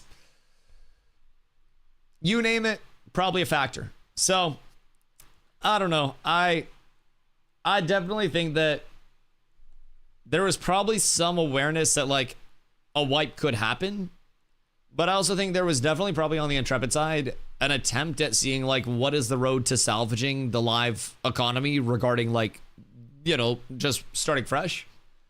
And I think in the risk reward scale, they just probably deemed somewhere along the line that the best course of action was indeed just nuke it. So other than this huge announcement, is there just for the dev stream new info? Summoner stuff, but it was very, very, very, very, very, very, very heavily focused on like covering all of this. I'm sure the list on the subreddit's already posted. If somebody wants to peep the subreddit and see if that's available, there's usually a bullet point list that gets popped over there. But I'm gonna be real, it was very heavily built up around this. There were a couple cool tidbits of information for the PTR testing. Next week, we are going to be testing archetype reworks. So everything you love about your class could change entirely. And thank God we got our hands on it before this server starts up, because something tells me a lot of people are probably going to be very unhappy with changes and are going to want to change to something that they then don't want to play in the long term. That's my predict. Hey, Mage, because it's so damn weak, need to buff Mage. Shut up, you lion whore. Leon, thank you for the hydrate.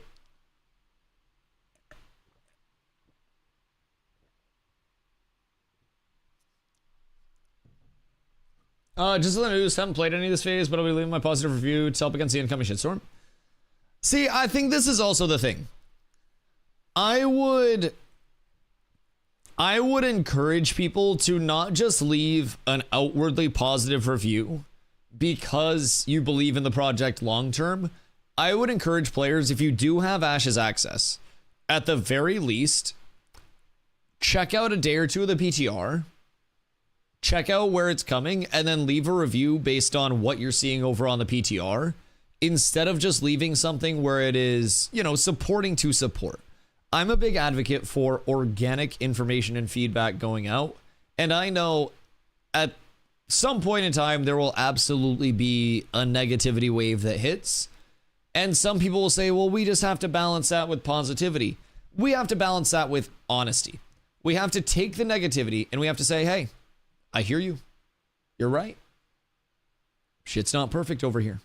Because it's not.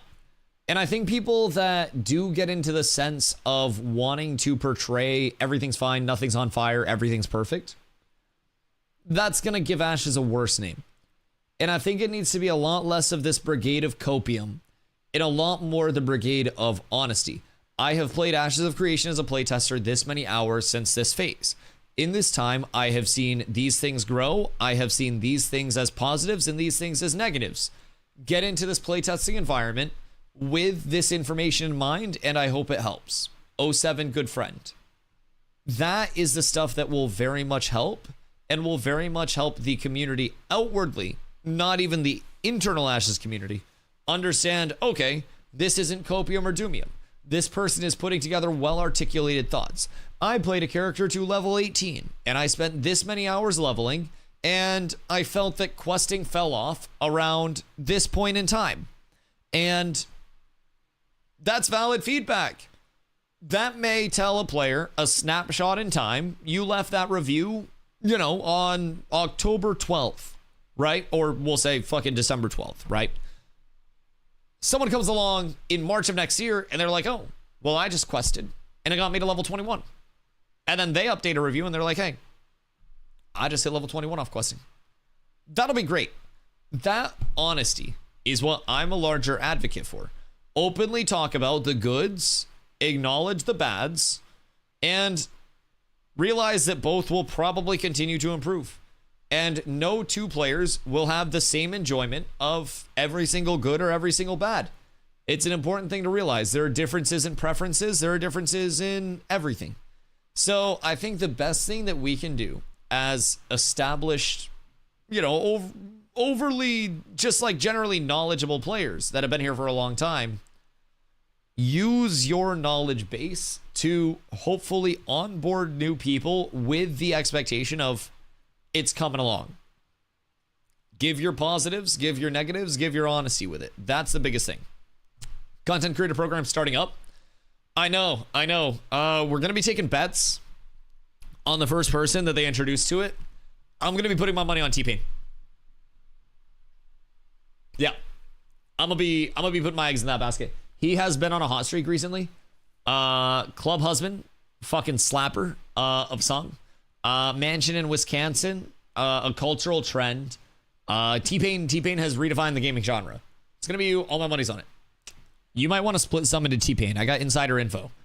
I'm advocating for T-Pain. Because low-key, if they get T-Pain first, and then like maybe, I don't know, I'll take second, and then I'll like dap T-Pain up. Kind of be fire. I'm afraid Ash is going to explode on December 11th. Explode like player base goes up. Explode as in everything goes to shit. What do you mean explode?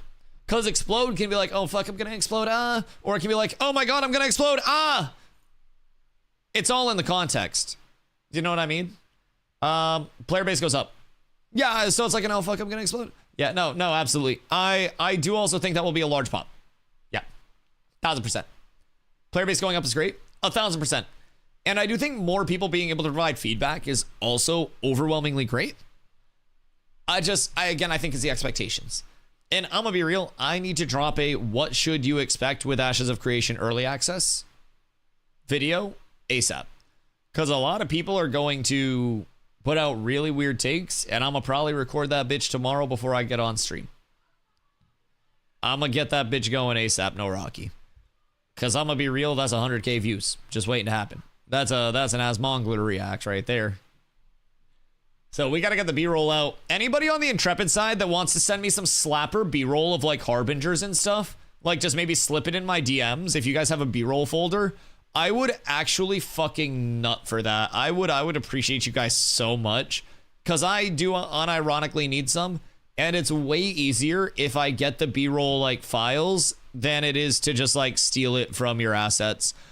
So thank you. Making Carlo work hard for some of that shit. I haven't noticed the cinematic trailer. Oh, I'm just gonna run the cinematic trailer. Oh shit, fuck a B-roll. Yeah, we're just gonna pillage that. Oh, we're so up. We're so up. I'll just loop that for 8 minutes. God, you guys think I'm getting a video in under 8 minutes? That's cooked. Yeah, I'm not doing that. It's Alpha 2 Phase 3, just with an early access tag. Yes, Steam Early Access, still gonna be Alpha 2 Wave 3. Yeah, exactly. This is the Alpha 2 servers. This is still Alpha 2.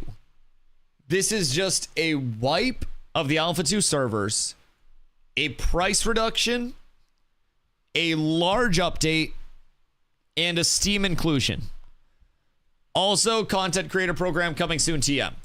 Try my best to get this game's in development still, so the wait doesn't feel too bad. How's the development of the game going in terms of progress? Depending on when you last checked in, progress is coming along great. Obviously, depending on who you ask, but over on the private test realm build right now, which is the build that is getting prepared for this big early access launch on the 11th of December, it is great. Dynamic gridding is working. It's functioning.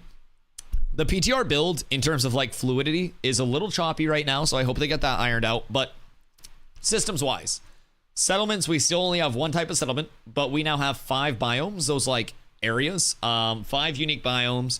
Chat, how many fucking settlements we got at this point? Like 27 or some bullshit? We got a lot. So basically we have the Vassling system in. We are getting Summoner, the final primary archetype, with this update on the 11th. And that will be a huge point of, I guess, like player attraction, right? Final primary archetype, primary class, if you will. And then the secondaries will start coming in after that. We have the start of some endgame systems coming in as well, with the Harbinger system working its way in. That expands corruption and like force flag lawless areas to the actual outer world, and those events in those lawless areas need to be responded to, and you need to like stop the corruption or help the corruption succeed depending on how you want to shape your server. So we've got a lot on the way, but we've got 2 starting areas, the second of which, the Anvils, is the newer one. That is going to, from the devs, receive substantial improvements in between now and the 11th.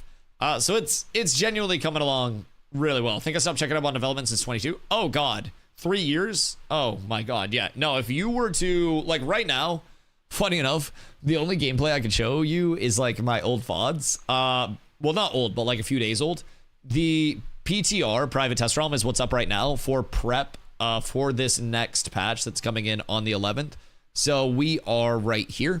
But the Alpha 2 Lotharian Shoal Realms will be up tomorrow. I'll probably pop over to those for a little bit to see what's what, see if anybody's kicking around there. So we'll be able to see what's up on the live servers, but the PTR is visually NDA'd. So for the next little bit of time, there's going to be a whole lot of listening to Dusty yap about what's going on, while not being able to necessarily see what's going on. So I would definitely recommend, like, I don't know if you have your pack or not, but if you do have like alpha access or pack, you can download the PTR as well and check out all of the changes directly. But genuinely, since back in 22, oh my God, dude, even since like phase 2 back in October-ish of last year, like it's come so far. For this price, if the big update's great, then it's an amazing time to hop in and have some fun exploring. Yeah, I mean, I think the potential is there. I just think people need proper onboarding. I think that'll be the right mentality with it. If the first time user experience is good, I think of Ashes as having the potential for casual players that like Skyrim had, and like obviously not 1-to-1, but like that Skyrim-esque world adventure where it's like it's an overwhelming amount of world where you can do so many different things in the world, but you're not necessarily forced to do one thing or the other, and you can go about it in so many different routes. And that's where I see Ashes with proper FTUE and onboarding. You have that little bit of hand-holding while you go through your first interactions with things. And then once you're ready, you're free. You're out into that vast world where your decision-making is at the forefront, where you can invest your time in any way that you deem fit. And that's where Ashes will shine. Right now, a lot of players will come in confused with the current first-time user experience. It's a little non-linear quest identifiers, something as simple as that. People are like, Dusty, where do I pick up quests in towns? Like, I can't see shit. Quest identifiers are going to be better. There's so much that is just going to improve it. That is semi-low-hanging fruit. How's their Discord right now? I don't know. I don't go on the Discord much. I would assume on fire, though. Got untimed out so I can finish my formatting. Massive. Yeah, I still have to check out your write-up. UI and questing has to be good and fun, or else first-time players probably won't like it as much. Yeah. UI being something that's very, I don't want to say like too streamlined, right? But you understand that at some point through a quest or something, you can hit L and go into your Destinies tab and complete a Destiny. You do have that onboarding that integrates the systems that can help guide you through the world. You've got a first-time user experience like Sweat of Your Brow that takes you through the baselines of gathering and refining. Gets you a mount. You maybe get like an armor set or a couple pieces so you can grind a little bit and move on through that early experience. And if that's a hit, it can be a very big hit. If it's a miss, you can have a lot of people going into something looking very confused and feeling very confused. And we have to consider too, a lot of the FTUE with Ashes was bare bones and it was raw because, well, they haven't really had it for a long time. Shit, took New World 3+ years after its launch to get its first time user experience in a spot where they were like, all right, that's finally good. And then they had to work on swimming. Sometimes it takes a really long time to nail what the pacing and what the hand-holding of that FTUE is going to be, how you're going to build the narrative and start the divergent chains for people to go to one of 72 different fucking locations where they could grab their next set of quests. People got to write that narrative. And as much as we may just see a quest and click on a quest and it says kill 10 of these and then come back, somebody somewhere is Dubs, thank you for the follow. Somebody somewhere is writing questing narratives with the entire lore of the world in place, looking to build out a story through questing. As much as we may say interact with this and spam F or E or whatever your interact is until you have your quest, somebody out there is literally painstakingly looking at this world building and trying to think of how can I send somebody on an adventure to experience something in the world while then bringing them back to me and this location to then dispatch them to another location, which then has continuity.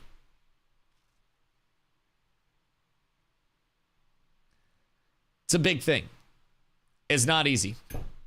It's not easy. EA implies the beta stage. I don't think it does in any like general sense. I think early access has unfortunately shifted to a lot of people like jumping to a very close pre-launch product with early access. But early access just means it's available before the launch at some point. And they were even very communicative, like in their Steam FAQ and everything,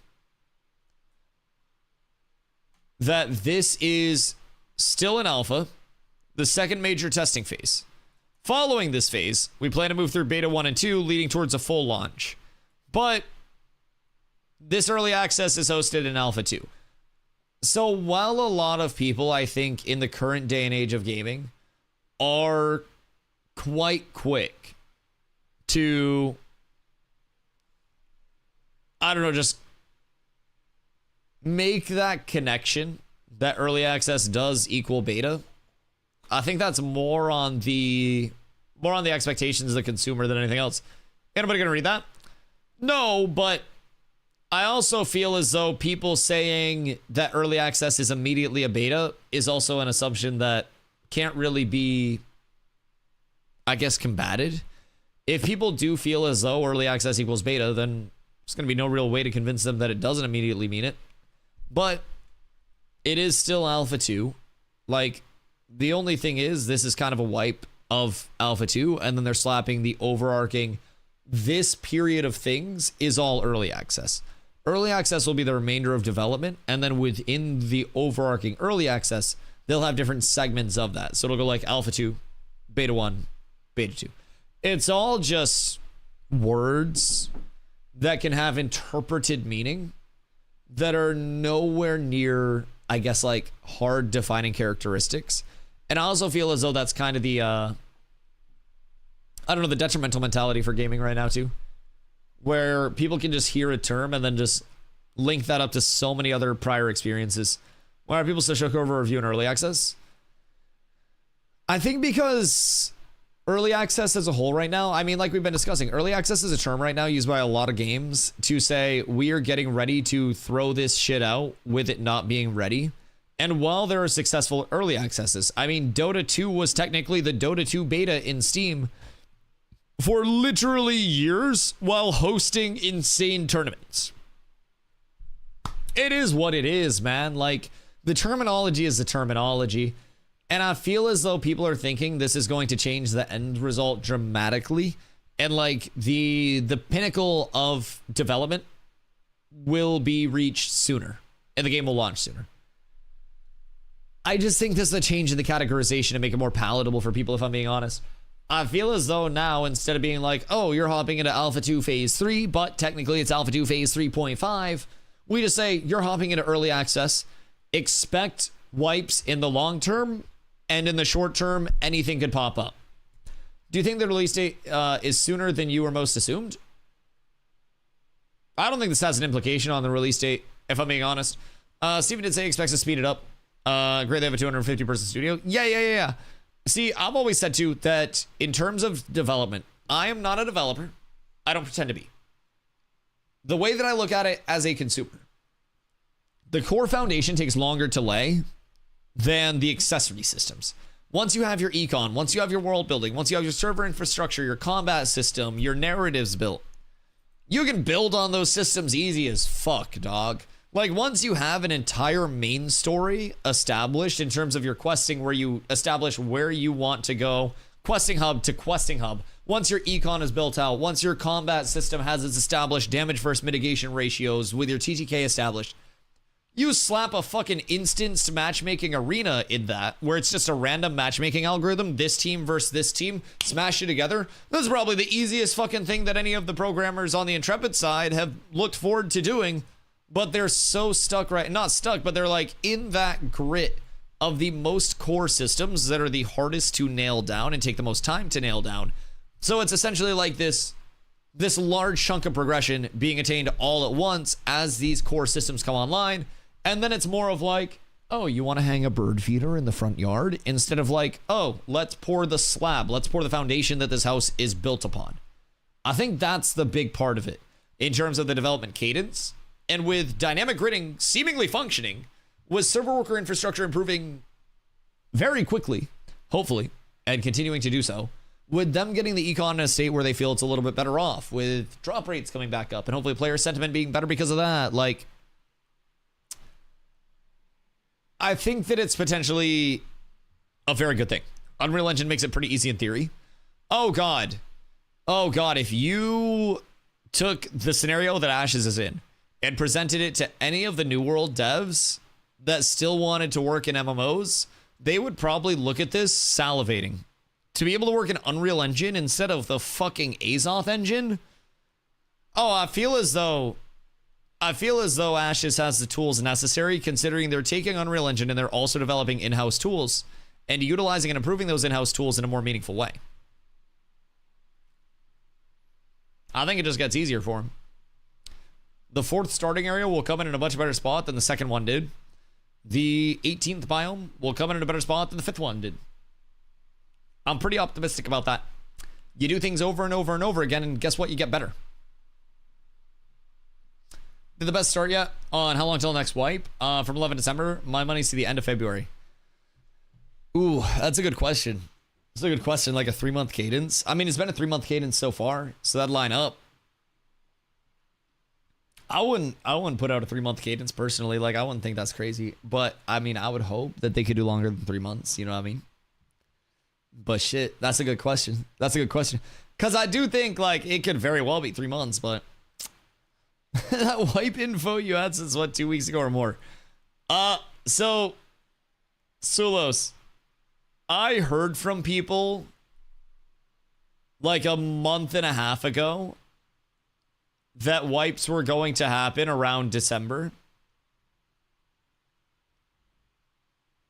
And that it wasn't going to be the November 18th update that was causing the wipe in the fresh, that it was going to be December. And I said, you're crazy. I'm not going to say who, but I heard ramblings about a month and a half ago that this would be happening. And I said, head down, we continue. So for the next wipe, personally think it should happen when the systems that need a wipe to happen for it. For the next wipe, I personally think it should happen when the systems that need a wipe. Yeah. I mean, for example, the intended settlement system needs a wipe for the final portions that are in place. I also feel as though with core systems too, though, like if the econ is built up, right? If the settlements are functioning up to T4 and then T5 comes in as an availability, that could also simulate the expansion of the game in a live service state where it's like, say the econ's good, right? At level 25 and they push it up to level 35 as a level cap. Then the evolution of that economy is going to be a very important thing. Very important thing. Properly testing econ needs a wipe. Only if things aren't working as intended. And I think in a player-driven economy, there's absolutely a grace period, so to say, where things can work and not as intended to a certain extent. And a player-driven economy can, sustain through those things. Everything player-driven shifts in terms of value. If more gold exists than intended, prices go up, so more people go towards gathering. If less gold exists, then people need to spend their time making the gold because gatherables are selling for less. So it takes the time that people can just sit there and AFK gather and allocates them to different methods of gameplay. And as the econ continues to evolve, we'll always have trends, we'll always have shifts in metas from balance passes to expansions of content to everything. Problem is if exploits that existed during the econ changes, it's not a proper econ test. Oh yeah, no, I'm on the same side. But what Intrepid has said is like, with this, with every wipe, we should see the econ be in a more sustainable place. And I absolutely agree. Like, when you look into how fucked this econ was, from the crate dupes generating infinite gold to the people that were doing that, to certain items rebuying for more than they were like selling for. So you could sell an item to a vendor, repurchase it, and then make money off of that. Between the early sets of gear that were craftable, starting with Steel Bloom gear, and then having the Carfin event, then having Akadira gear craftable, the drop rate down, up, down of the start of the phase, the excavation kits being used to enchant things. I mean, you fucking name it, brother. You name it. And this phase has basically had it.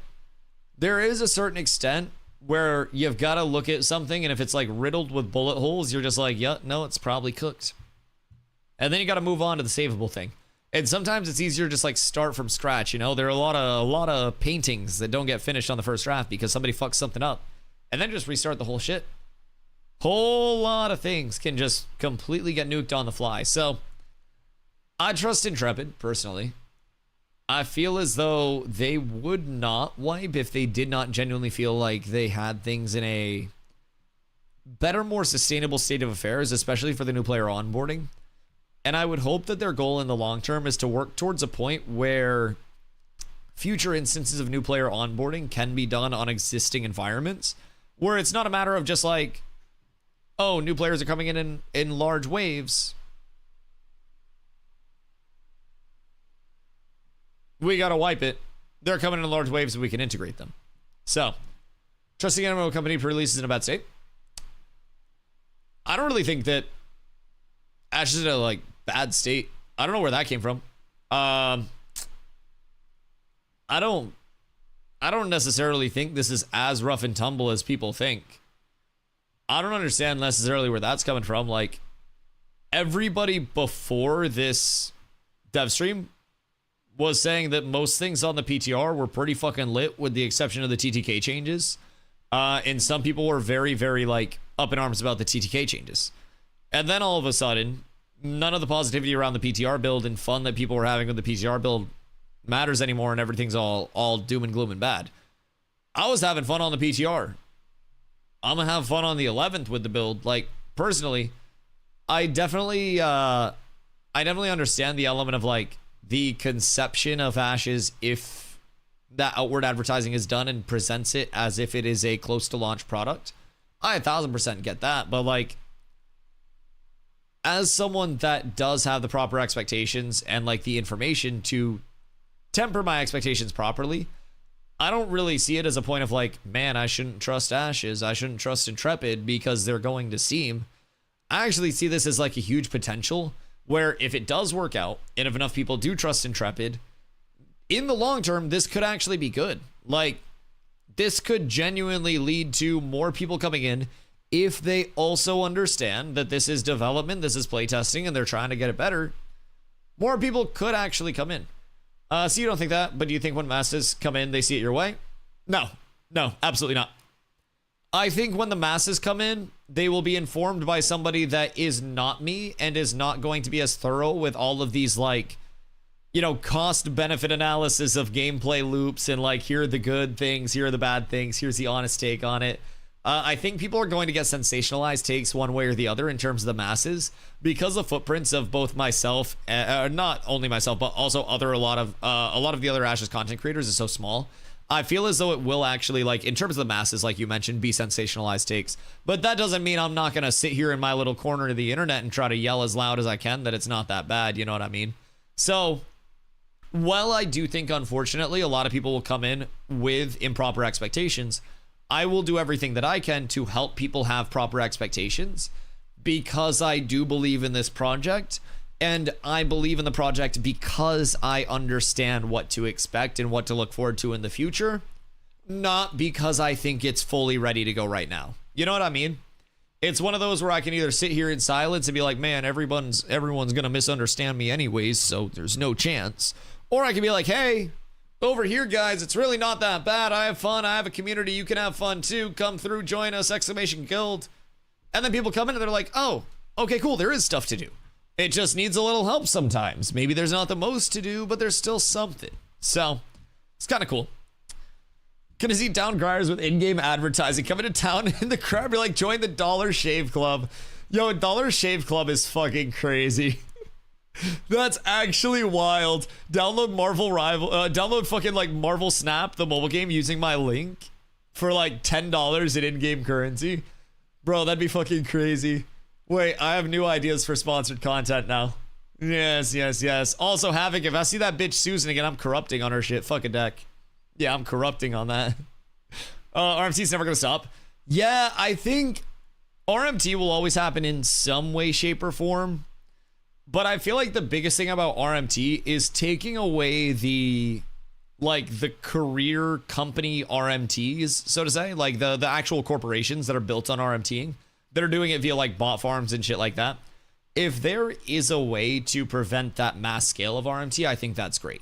You're not going to stop every bike from getting stolen, but if you can, you know, put in basically the thought in the back of every bicycle thief's head that you may actually get caught and see ramifications for this, at least a small portion will think twice about it, you know? If there is an element of, you know, you may actually get banned for this, some people will think twice. There is never the element of like, you're always going to get caught because it's a cat and mouse game. But there is a certain element where, especially from a business standpoint, you have to also consider that games very heavy in like business-based RMT farms are also very convenient to RMT in. And some games do see much more RMTing, much lower prices with much more supply available. And everything in that route, right? It's a matter of the inconvenience of RMTing, the risk that comes with it in terms of losing inventory, losing stock, losing this, that, the other. How easy is it for you to farm your gold to RMT with in the first place? Are you running it through a bot that can dupe something that gets you infinite money and it doesn't matter because it's an hour to farm max gold? Or are you having to hand farm the gold, local, organic, non-GMO, free-range, prairie-fed gold? That's going to be a lot harder. So, like, personally on my end, I 1000% feel as though RMT can never be 100% stopped. Whether it is you carry me through this, I'll pay you. Whether it is you have this really cool item, I'll cash up you $10 and give you my old item and some gold. RMT will 1000% exist in any way, shape, and form. Shit, someone was telling me about in RuneScape, there's like a cape or something that is like super endgame. And you have to play on your account because it's like a soulbound cape. People will pay somebody to log into their account and complete the content for them to get that exclusive bound item so they can have that. It's crazy, man. Did they say if we can link our current account to Steam? We will be able to. I don't believe that functionality is there right now. Or will be like immediately. I don't know if it's immediately available. Nin, have you done it already or not? Because they did say they're working on the entitlement like crossover. But to start out, if you already own through the current account, you'll want to continue launching through the Intrepid launcher and then stay tuned for more info. Okay, you haven't tried it? Okay, yeah. I don't think that it's going to be available for the link up yet. They did say in the immediate term, if you wanted to go through Steam, you would have to buy through Steam. But their plan is to like settle that up. What is power level groups? PL is power level, generic. So like, you know, say I have a, you know, a tank. Shit, my power level tech is unmatched. You have a group of 8 people. I am a level 25 tank. I can hold aggro on things with very little investment, and all you have to do is out DPS me for those things, and then you get all the experience with your group. I come down to your level 16 area, and you're pulling all the mobs to me, and I'm sitting there tanking. And everybody's just like, oh, that DustyWhy, he's such a nice guy. But they don't realize you've slipped me $12,750 dues an hour, which is my current power leveling rate. I'm making bank on the side. Nobody knows that, and they think, wow, good guy Dusty. But I'm streaming from a yacht, baby. You can hear the waves if you listen really close. That's absolutely something that can happen. It can be under the table. It can be anything. Literally anything. Loose individual. Well, it won't even go to, like, loot stuff. Because, like, I, as a tank, I can legitimately just sit outside of a group. I can hold threat on mobs that they have all pulled. I can steal their threat and compete for the mobs. But then I can also be out DPS'd on those mobs, which will lead to them getting the loot and the XP as a group. So, like, give me stop just makes a shitty feeling game. I don't know, man. Like, I feel as though power leveling is always going to be a big thing. I feel like it's always going to be a big thing. And hopefully they're able to deduce, like, who's doing it in a sus way, but also, like, I'm going to go back and power level my guild anyways. You know what I mean? Requires third-party account, Intrepid account, supports linking to Steam account is what it says on the Steam page. Okay, fire. I haven't actually tried it yet, but can't really stop power leveling? Nope. You can only embrace it. They've changed power leveling from in-group stuff, and since phase 2, I've been tanking outside of groups. So I can power level people. We will have a lot of people that level very fast in cats. We will double back to level our other people very fast with the extra time that we have, and then we will have a wave of people that are all doing endgame stuff extremely quickly.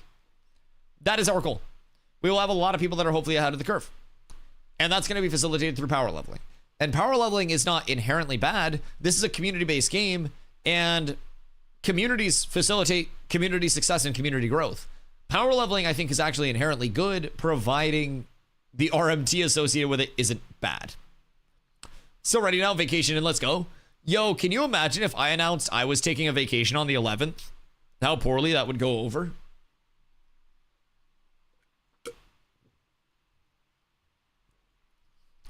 Just like, yeah, boys, I'm gonna be gone 2 weeks. I'll be back on Christmas. I'll be there.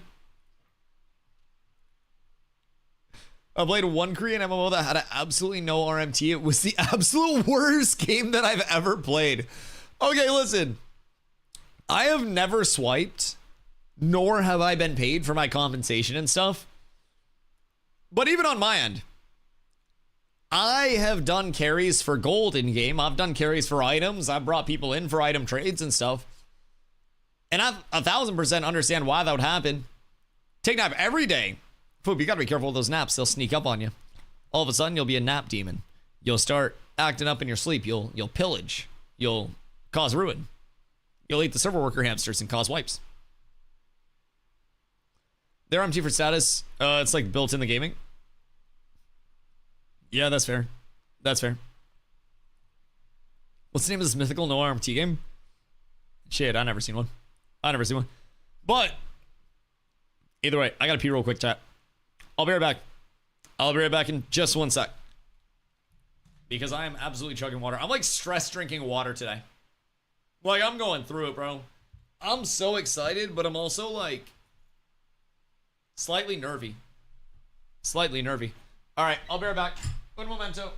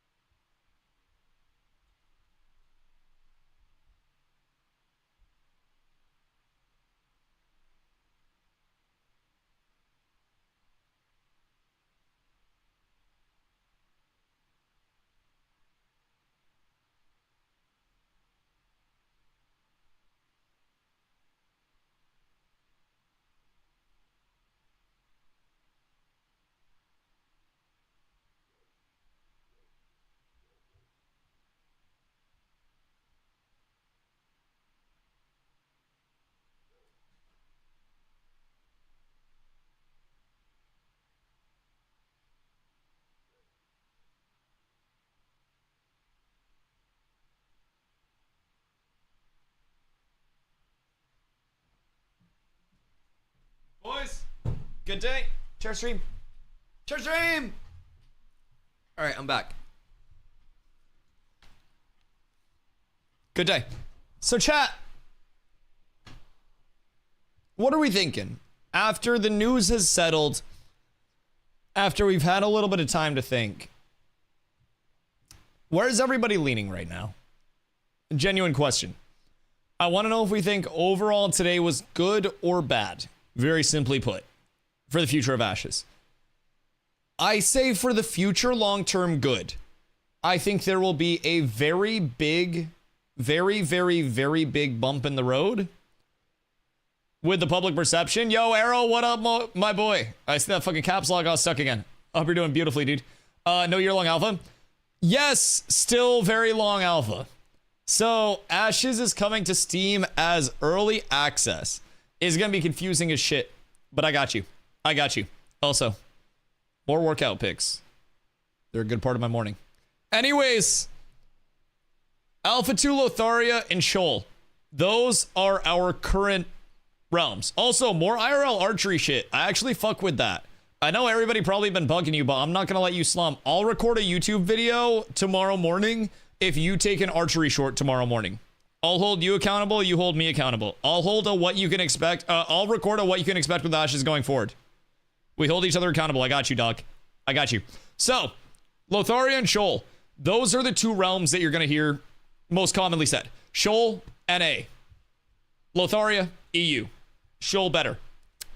Those are going to be available for the actual, like, you know, playing on live for the 15th and the 16th. November 26th to December 1st. And then on December 1st, there is a community event with vendors that you can get to max level, you get mounts, and then you get to see the corruption and shit like that kind of take over. Should be a fun event. Will be a good opportunity to check it out and showcase, hopefully, what we can expect. December 1st, that dies. Those servers go offline. The private test realm is up right now. Actually, I could be on the PTR right now. And then it's also up the 17th to the 25th, December 2nd to December 10th. And then our new servers, the full wipe happens. And on December 11th, we go up with new servers. If you already have your access through the Ashes of Creation website, you keep launching through the Intrepid launcher for now, unless they get the entitlement set up. I don't think for the 11th, they'll have it so like your pack carries over to Steam as well. I would stay tuned on the linking of the account. Or if you refunded your old pack, then you could just buy from Steam. On December 11th, the price goes down. Where is this bitch? They put it here somewhere. Here. The new price starting on December 11th is $49.99. Half the price. Wubby, the 40-day, I appreciate you. How's the dev stream? I'm very excited. I'm very happy. The $49.99 includes the remainder of Alpha 2 access, the remainder of Beta 1 and Beta 2. So that is the remainder of development.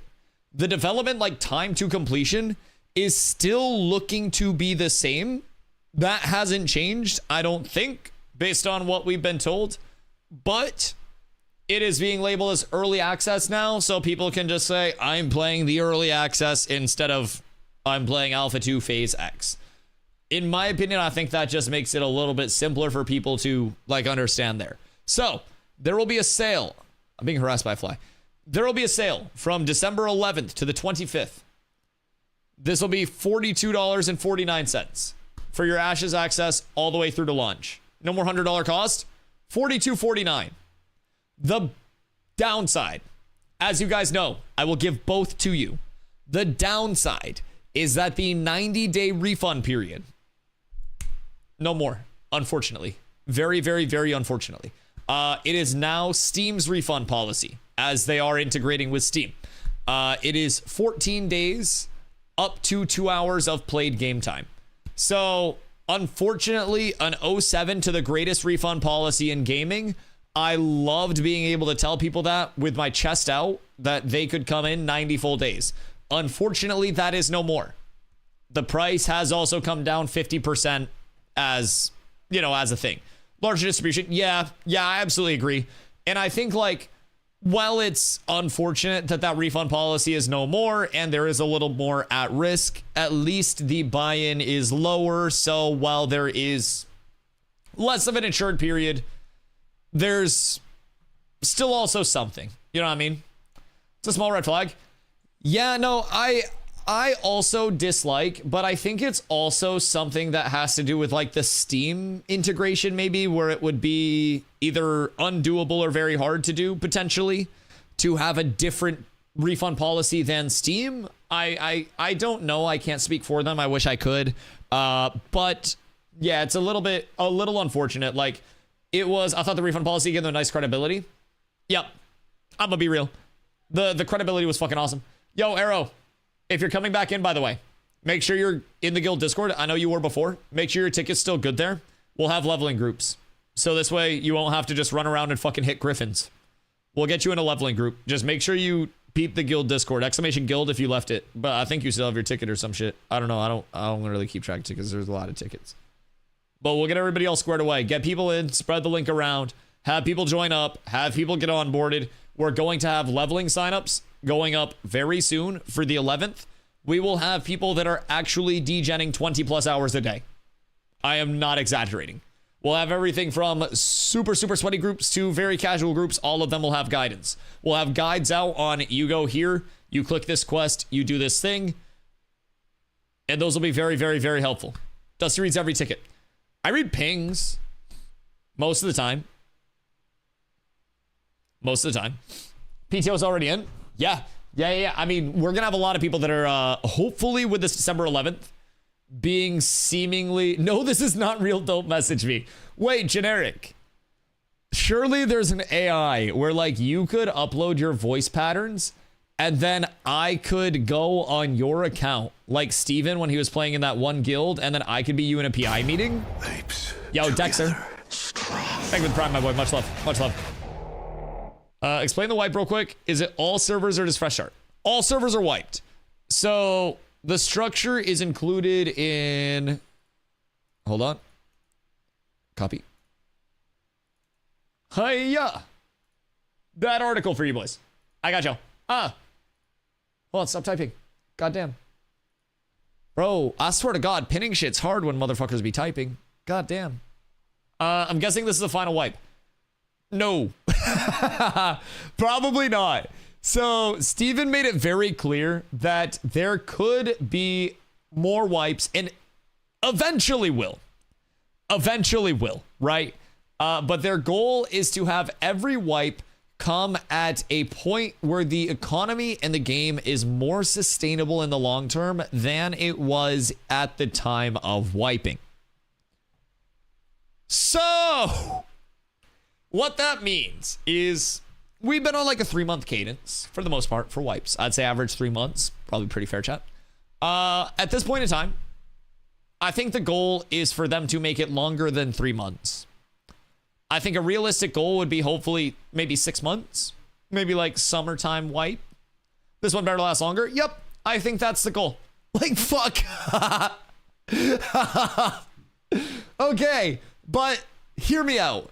While it really does suck to lose all of that like time, like on the other side of it, I always think it is extremely cool for everyone to learn as much as they do in our community phase to phase. We do not play around capitalizing on bugs, exploits, dupes. We're playing within the confines of the game without questionable shit. Like, the worst thing people can say about us is that sometimes we get shit on and someone, for whatever reason, said I dodged wars, even though I was trying to 1v30 that bitch. I just didn't have anyone with me. And, like, that's life. We try to get better. Every single phase, we have all of our players try to learn as much as they possibly can.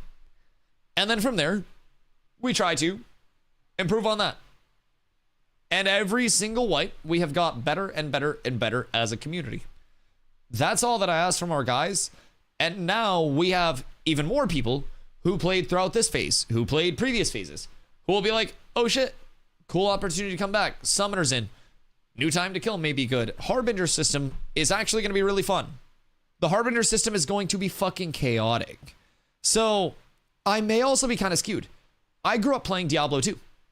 I'm used to ladders. I'm used to those like ladder, grind, wipe, ladder, grind, wipe. While that's not ideal for an MMO, it has absolutely prepared me for this phase of testing and this state of testing. For me, it's like ladder drops, grind it out, learn all you can, prepare for next ladder, wipe. Watch a clip of Riffs. Sorry, I don't know why that made me laugh so much. So, you've been playing Rift? What are you doing Rifts? Riffs. Just Riffs. It's a weird. Did you see my drawing of the Harbinger, by the way, chat? So, low-key, people want to like shit on me, right? And say I'm not a good artist. I drew this from the PTR. Like, just off of like a rough translation. And like low-key, this is unironically not the worst ever. Like, I'm gonna just side by side it for y'all real quick. Hold on, I got you.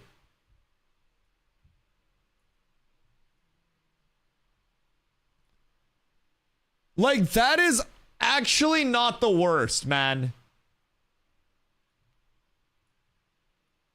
Oh, shit. Collude. Hold on. Is that really that fucking bad? Genuinely. Like, what is wrong with this? This is good effort. I don't think this is that bad. Someone turn it into an emote. Wait, I could add this shit as an emote. Hold on. We want a Harbinger emote up in this bitch? I need someone to clip this part of it, like on the screen, and then compress it and make it a square. Please and thank you. As long as this is the emote, like make this, cut out the name, and then just have this and then make it a square. Dusty, it's not bright enough. What must I do? It would need more brightness and like thicker lines. Okay, somebody take this. I can fix. Yeah, maybe like make the lines thicker or something. But also the beauty is in the struggle. Yes. I want Steven giving the double birds as an emote would be hilarious. I feel like that gives him more ground to sue me. I feel like I talk a whole lot of shit and he probably has lawyers. Like, not that I'm saying anything bad, but like, he won't swoop down and nuke me. He hasn't in a while. He knows I'll get him. He knows I'm on the lookout for it. Like, I feel like if I use a Steven emote, that definitely gives him more of a realm to just send lawyers to me and be like, hey, gotta go back to New World, buddy. And I'm not trying to have that, man. Not trying to have that. We already seen what it was gonna be before you drew that. I drew this while I was on the PTR after I had killed this for the people that haven't drawn it. I was on the PTR standing over the dead body, and this was essentially me tracing this as closely as I could to recreate it for the people that were not on the PTR because nobody could see. So he's waiting till launch. He has a folder with your name on it. Bro, I swear to God. What if it's just Dusty clips and it's just like Dusty clips if we want him to blow up, Dusty clips if we want to cancel him with a PR campaign? Like, what if Ash's community team dug up the original clips? What if Steven spawned in that ocular? Also, I would love to just like I don't try to talk about pirate software too much anymore. I make the occasional joke. But in all of the pirate software drama videos, everybody would talk about the games dramas that he was in, and they would name every single game by its actual name. And they'd be like, this World of Warcraft drama, and then this puzzle game drama. And then they would get to the Ashes clip, and they would just be like, in this instance. Bro, nobody knows shit about Ashes. Nobody would mention it by name. Nobody would like talk about what was happening with the ocular pole and how it hits hard. Like, nobody knows shit. I hate those drama videos. Oh, dude, the worst part about it is like one person makes their drama video and then someone makes a video off of the drama video and then someone makes a video off of the drama video off of the drama video, and it just gets worse and worse and worse every single time it goes through the slop tube chain. Ugh.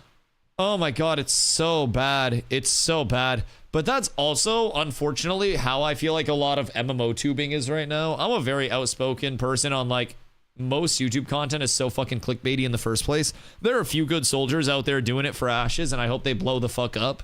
But I also hope everybody that's trying to clickbait for views like crazy and either be like way too copium and way too doomium will just chill out and see the light of just making content you fucking believe in and not trying to clickbait people and build up on that. But I feel like there's this, I call it the world's worst game of telephone, where like I play and then I say something and then somebody hears that and then somebody hears that and then somebody hears that and then somebody hears that.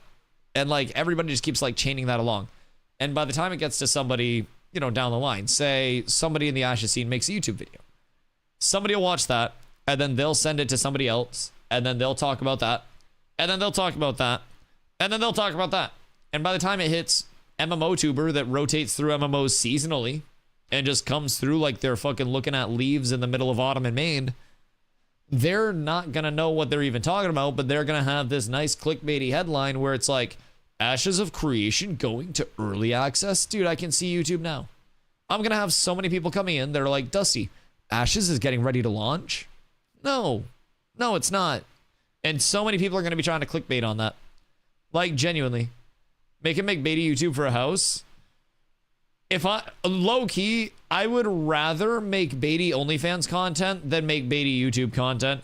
I don't care if my YouTube content gets like fucking 400 views. As long as the 400 people that watch my content actually learn something valuable from my content, I consider that a W. I'd rather put out content that I believe in than content that gets me views. It's also why I don't show my penis. I feel like I can't really believe in that. There's not much to believe in there. OF might be better. I don't know, dog.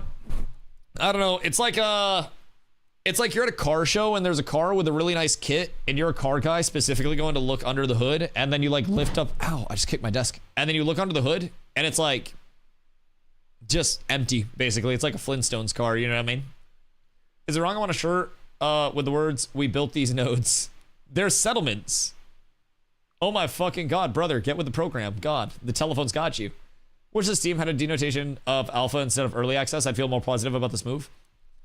See, that's my biggest thing. My biggest concern with this, if I could articulate it in a very basic way, is that so many people are going to see new MMO in early access on Steam, and they're going to say, oh, this is getting ready to launch, and they're going to come in with the expectation that this is supposed to be a close to launching product. And I really, really, really think that that will be the most detrimental part of this. I think the benefits could possibly outweigh this if people come in with some form of expectation of like, this is going to be janky, this is going to be wacky, this is going to be messy. But you help make it better simply by being here, and we appreciate you. Every single player should do a slash bug a day. I did a slash bug on the PTR and I got a mount for it. I'm actually so happy about that, by the way. I literally haven't stopped thinking about that. That's so fucking cool. I actually feel like genuinely like giddy about that. Like back when the mount was given away for the for like the gathering competition and Z got it, I was like, yeah, I mean, it's pretty cool, but I probably wouldn't use it because like Z stayed on for multiple days just gathering to win it from a gathering, like a gathering, data gathering, I guess, a gathering event. And I was like, yeah, it's not that cool. Now that I have one, I'm like, ooh, this kind of fucking sick. This is kind of dope. They should make the cinematic super janky. Yo, Keith, when we watched the trailer, I literally said that they should have had Planendorf just throw one flashbang in that bitch somewhere along the line and put his little trademark on it. I feel like it's not an Ashes of Creation production without one flashbang somewhere in the transitions anywhere. Also, I would like to say thanks to chat doing their due diligence. I played the cinematic trailer before the dev stream played the cinematic trailer, and you can see it back in the VOD. I literally beat them to it. It was eerie, A, how many things I was saying directly before they were saying it, and B, how I basically had the run of show from just like yapping with chat. It was weird how like on we were with that. I showed like 30 seconds of the trailer and then they started showing it. They blocked a Steam link in chat. Wait, somebody like dropped the Steam link and then they blocked it? Oh shit. Oh, that's crazy.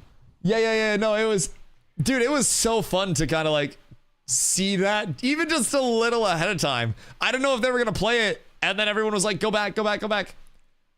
People cannot list links in chat.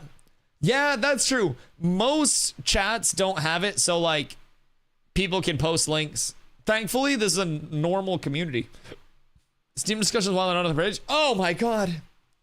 Oh, I'd be willing to bet. But overall, what are we feeling, chat? In terms of like the negatives versus the positives here? Because for me, I'm just like, I think the positives outweigh the negatives. I think the negatives are what we're already dealing with. I think there are a lot of people that are outwardly angry about Ashes in the first place. That's going to happen regardless. Fuck it. Development rolls on. I think that from my standpoint, more people actually being able to get their hands on Ashes could actually help fight that negative sentiment, especially from people who have followed or watched an update from years ago and are now looking to get re-involved with the game in some state. Progress can be a very big thing to notice. Having enough bodies to fill out the map? Oh my God. That would also be wonderful. Managed to convince my friend group to get it. I think it'll be awesome. Q waits to get into the server. Yeah! That's gonna fucking suck. Yup. So one thing that we're going to be doing is leveling loops very heavily as a guild. Captain Godchi and the rest of the cats will be teaching everybody that is interested from our guild our leveling loop for the start. So you can get in and you can get off to a really good start and you can get the fuck out of Dodge with some good shit to go. And that's the ideal set of circumstances. Is Reddit full of haters or fanboys? Both. The thing with the Ashes community is like, I have the boring takes where I will sit here and like, sometimes I will be very optimistic about things. And then other times I will point out the bad about things. And I have no problem discussing both openly. And so I don't really have that like super edgy, controversial take very rarely at all. Unless I'm yapping at somebody being very angry at them directly, but that's usually just related to in-game stuff. Like, that's not really related to Ashes. So on my end, like, I'm kind of the, I don't want to say the standout because it's gotten a lot better, but I feel like for a long period of time, it was very heavily one way or the other. It was the, you know, the cultists versus the White Knights, right? It was the people that wanted all of the Doomium and were fucking casting the satanic rituals and shit like that to kill it off. And it was the people that were here that were like, no, everything's perfect. Nothing's bad with our game. It's amazing. And like, I think it's okay to be somewhere in the middle and kind of have that layer of like, some stuff's bad, some stuff's good. If I have a delicious breakfast, but I burn my hand a little cooking the breakfast because I touched the pan, then it's still a good breakfast. There's good with bad in many things in life. And if I get delicious hash browns to start my morning at the cost of a slight hand burn, honestly, I'd rather pay that price than fucking, what, like $2 for a hashie at McDonald's? It's fucked up. $2 can get you like 5 pounds of taters if you get them on sale. You imagine 5 pounds of taters for a little hand burn? Yeah. Absolutely. I think there's a lot of good to go with the bad. I'm asking the real question. Who's on Dusty duty on Wipe? Gotchi. Yep. Gotchi's playing Where Winds Meet right now. But Gotchi is on Dusty duty once the Wipe comes around. So we will be forming an absolute demon crew that will be taking multiple days off of work. Well, not me. I'll be working extra. And we will be grinding like fucking mad. We will be constantly pumping. We will be going absolutely crazy. We will probably be doing multiple 20+ hour days in a row. Random adventures? Nope. Because I'm not guiding the group.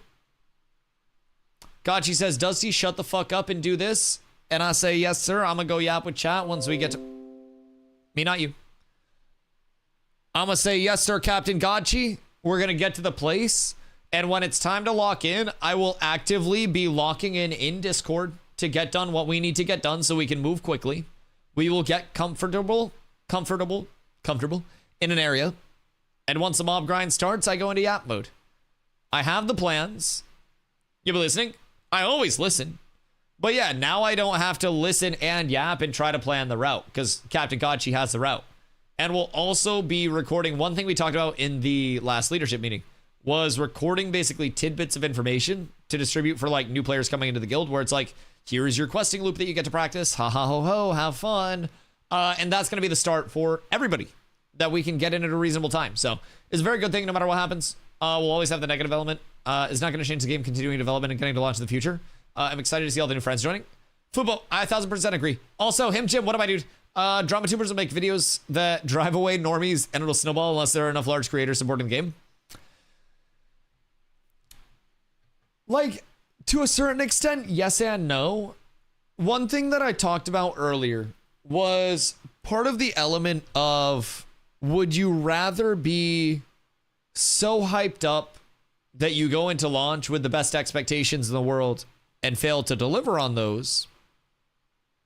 Or would you rather be doubted by everybody so the expectations are in the dirt and then surprise those negative expectations? And in my opinion, there are two ways to go about it. And like low key,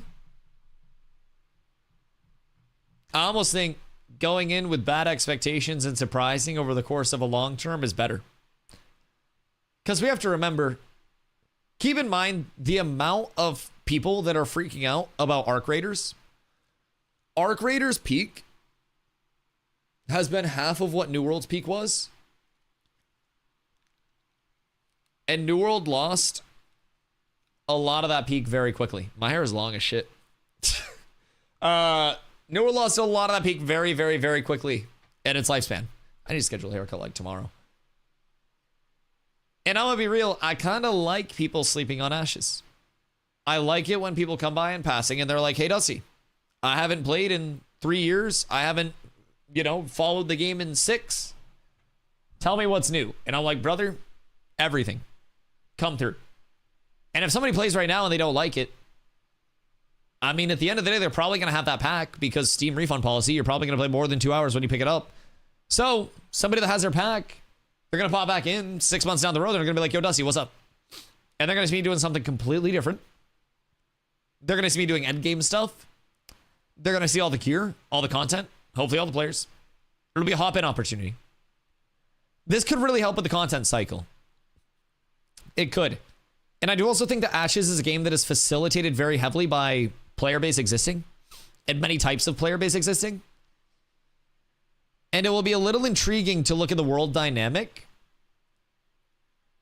when the largest communities are not just the strongest communities, because there are enough people in the environment that they actually care about, having large RP, large PvE communities. Like, what's going to happen when there is an 800 person PvE community that comes in because Omega large streamer pulls up and then they want the largest settlement and they win that election? Sure, you can siege it, but then you're cutting off your own accessibility to stuff. Big angry PvP man.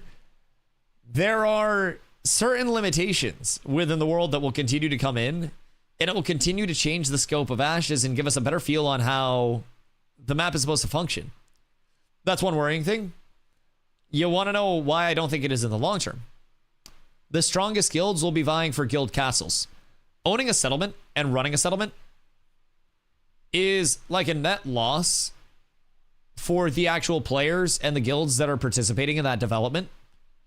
And that's going to be a big thing. People that don't know how to run towns getting in as mayor. I mean, convince the new people why it's worth having you as mayor and then helping you. Because at the end of the day, mayor right now is a little bit more glamorous because you get the flyer, right? You get the Rolls Royce, you get the Bentley. It's dope. Nice signing bonus. But once you can only summon that through a royal stable, once you have to choose when you want to use that because the flight is going to be limited on them, it becomes a little less glamorous. Can't just fly around all day. Once you have to actually deal with policies and voter sentiment and this and that, it becomes a bit more of a job. Being a mayor is supposed to be a full-time job, according to Steven.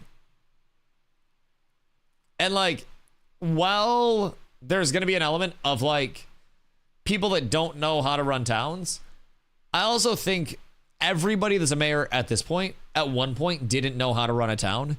Zombie, who is a massive, massive town pumper now, has facilitated a lot of the growth in KT and has been a huge, huge key in why the Anvils is even leveled in the first place. Knew absolutely jack shit nothing about mayor probably 6 months ago. I don't even think he played the game 6 months ago. And when I was mayor in Shorefoot, I was the first mayor we had. I would literally just talk about mayor stuff and like fly around and grab mats from people and like show everybody the baseline. And then at a certain point, Zombie got Squall's End after I may or may not have forgot to sign up for the Shorefoot election. And Zombie started to learn the mayoral loop. And then Zombie actually, I don't know if he likes it or if he just wants to fall on the grenade so other people don't have to. But Zombie's always been very focused on that and willing to do that. So we've been like, all right, Zombie, you're up, buddy.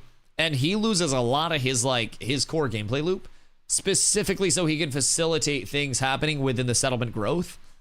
And it does require a lot of time. If you want to do it properly, it requires a lot of effort and a lot of coordination, especially if you are outside of the immediate hubs of like Winstead. But also, if the Anvil's getting good, the Anvil's getting good. The Anvils could unironically start slapping very soon, especially if most players will go to the Riverlands.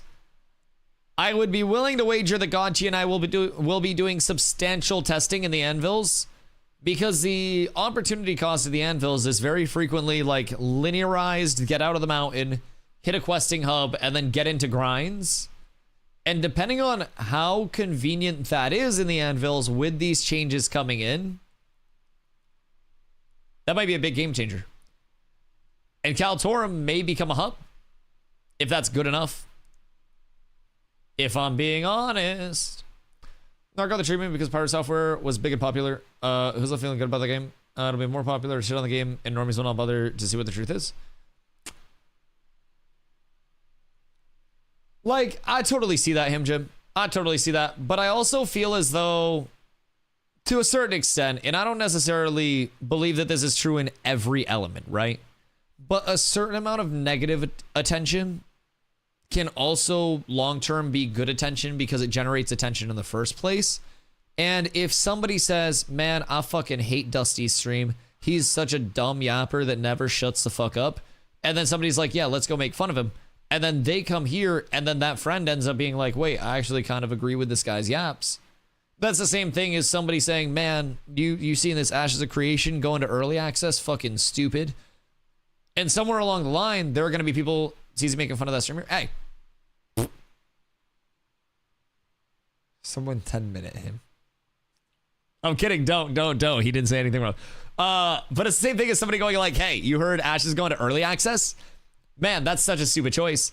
And then somewhere along the line, there'll be somebody that checks it out and maybe instead of having a super bad experience, has a decent experience. It's not going to be like 100% conversion, right? But at a certain point, a drop of positivity and a drop of enjoyment can actually spread. Where it's like somebody played in phase 1 and they're like, oh my God, this shit's ass. They don't have anything. And then they're talking to their friends and they're like, you know, their friend sees on Steam that Ashes is coming. They're like, hey, you played Ashes, right? How was it? They're like, it's dog shit. Quests don't exist. You can't do this. You can't do that. It's all bugged. Everything's bad. And then they're like, huh, well, I'm going to try it out anyways. And then they're like, hey, it's actually not that bad. Like, I don't know what you're talking about. And Summoner's fun. That could be a turning point for somebody that has previously tested as well that's coming back in. I feel as though if the product is good enough and is ready to be played by people, that will show through. If it is not ready, it will not be at that point. But as long as there is any form of momentum with a game, we have seen games become absolute hits after years of recovery, both in small and larger scale games. Live services, single players, you name it. And I feel as though dealing with the negativity is naturally going to be a part of any game's open development with how transparent and how accessible everything is over here. It's not we haven't had a decon over 3 months, but hopefully we'll have a different track. Yes. I'm hoping the longevity is a bit better. Donger, what up, dude? I want you to know I was fully supportive of Dansendorf for the Tiki-Talkies. I feel as though that would fuck. Do you hack the Ashes account? Nah, it's probably Arcane Adam.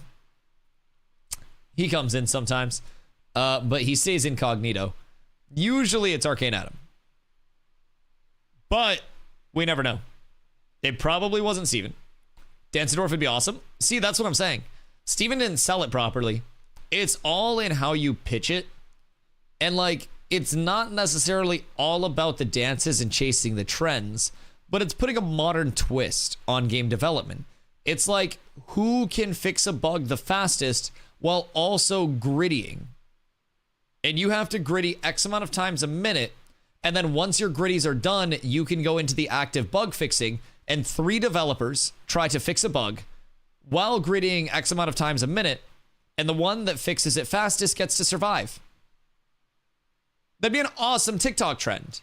And development would move along, pew, like so fast. Just crazy to the moon development. So, I think also Mr. Beast probably could have killed people during Squid Game, Mr. Beast games legally. It's food for thought. Puts more on the line. People were copping out of that super easy with money on the line. Just got to put more on the line. The live twerk and work Intrepid stream would be crazy. Jesus fucking Christ. Where are we going with this? Because, like, Maggie mentioned the only devs. So then we could have, like, a live look in at the Intrepid, like, you know, dev meetings, like the team meetings, but instead of chairs, everyone's on like those bouncy workout balls. I'm not getting into the content creator program, am I? It's been fun, guys. It's been fun. I'm gonna check out New World for the next couple months. Farm some viewers over there, probably cry a little bit. Subathon coming soon. And then we'll be up tremendous. We gotta change that email. Oh god. Oh god. We're cooked. We're cooked. We are truly down horrendous right now, boys. I'm on the run from the law. Oh, hey, seeing the hours played on Steam now? Bro, mine are public. Like, all my hours streamed are public. They already do the dev streamers are coming. They already did it. And it was a fucking slapper of a dev stream, buddy. It was a slapper. There was a lot of, I don't want to say like polarizing information, but there were a lot of things that were very throttling to hear for a lot of people. And I can catch you up on it. What classes are strongest in 1v1? Didn't play 2.5 and 3 as Rogue Bard Cleric. 1v1s with gear, I'd say probably like Bard and Rogue at the top, depending on who is playing them. And then Tank, I mean, at least in the current live build, underneath those. But also, I haven't done a metric fuckload of 1v1s in terms of like the new PTR. I've been doing like group PvP mostly. In terms of 1v1s on the PTR, I don't think anybody's really good at them because nobody dies in 1v1s. That was huge. It functions. It actually works. And then, Donger, I'm not gonna lie, bro. If you got 2 hours, go back, watch my commentary. The number of things that I said, like, directly before it was said on the stream was fucking concerning. I was like, I was listening along, and then I would basically talk about something real quick with chat, and then they would talk about that as the next thing. It was like I had to run a show, like, on my other monitor. It was fucking unreal. Also, the bingo cards. A lot of people's bingo cards got fucked by Harbinger stuff. The people were very in on Harbinger stuff. So we'll have to refine the bingo card for next month's dev stream, knowing that it's going to be a Harbinger preview. We'll have a very focused Harbinger-related bingo card. Maybe some more speculative things as well, but the bingo card will live on. Could change so fast depending on the changes. Oh god, everything could change so fucking fast though. Like, that is the point of development that we're at. And at some point, their core foundation will be done. That will be properly laid.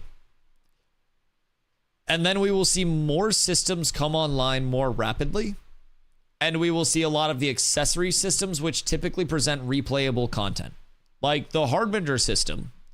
While it may seem like a very core system, this is what I would consider an accessory system that actually works off of the core systems of settlements functioning properly.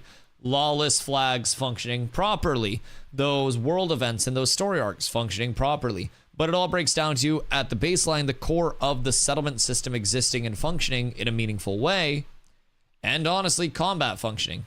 So, do you run a guild? I pretend to on TV. Exclamation guild. You can join in. We have multiple guilds. We have guilds built around PvP, casual play, gathering, crafting, refining. We even have an EU guild on the NA server. So we got just about everything. But yeah, we have a great leadership core that actually makes it possible for me to simply sit here and yap and recruit. A lot of people that work very hard in a very dedicated community that will absolutely be kicking up for the 11th. We've been active the entire time as well. We don't really take breaks. I mean, I don't personally, and the community is very active as well. We have a lot of people that have not gone on break the entirety of the time that I've been here. So we have grinders, and those grinders will keep cooking. Still haven't been paid. The Chef Boyardee was sold out when I went to the store. Yeah. I'll check again when they get it a shipment.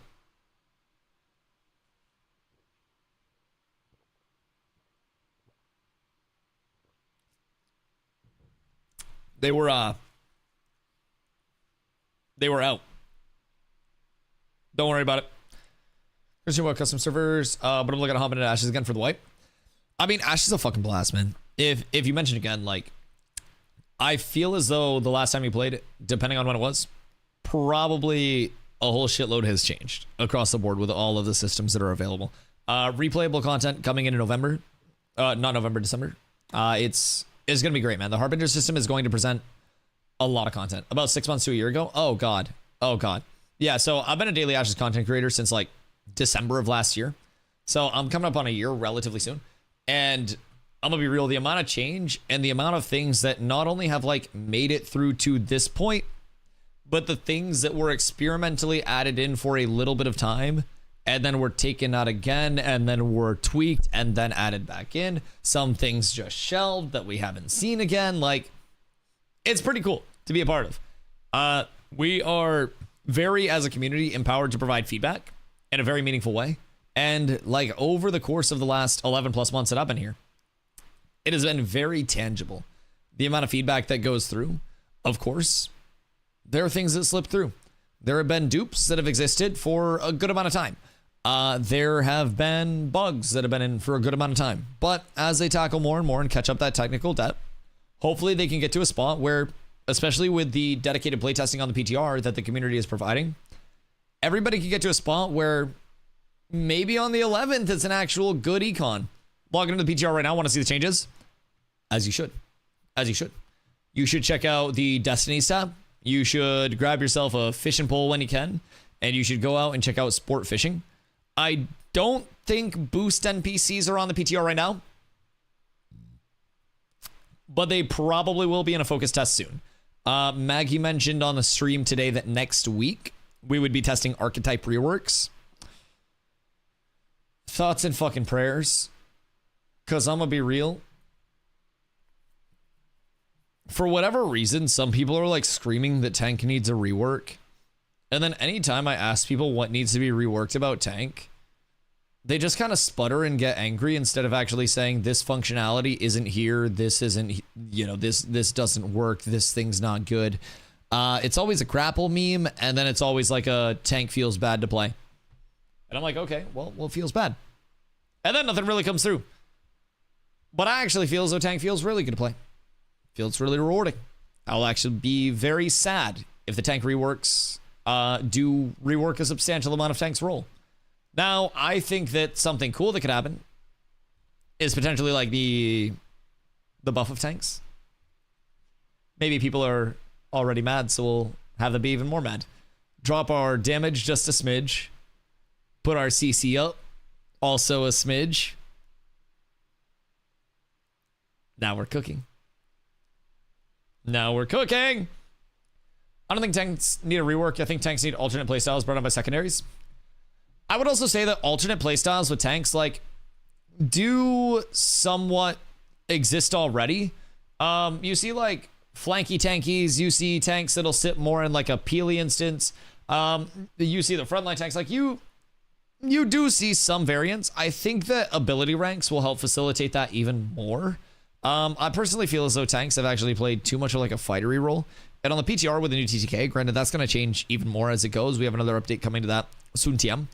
But on the PTR with the new HP scaling, we're actually able to sit in the front line, play as a tank, and create that space. And I feel as though as we get more options for damage through ability ranks, more options of potentially specializing in like Indom, in Protect, in Aegis, in Wall, in Grab, in freaking Ground Pound, like anything. You know what I mean?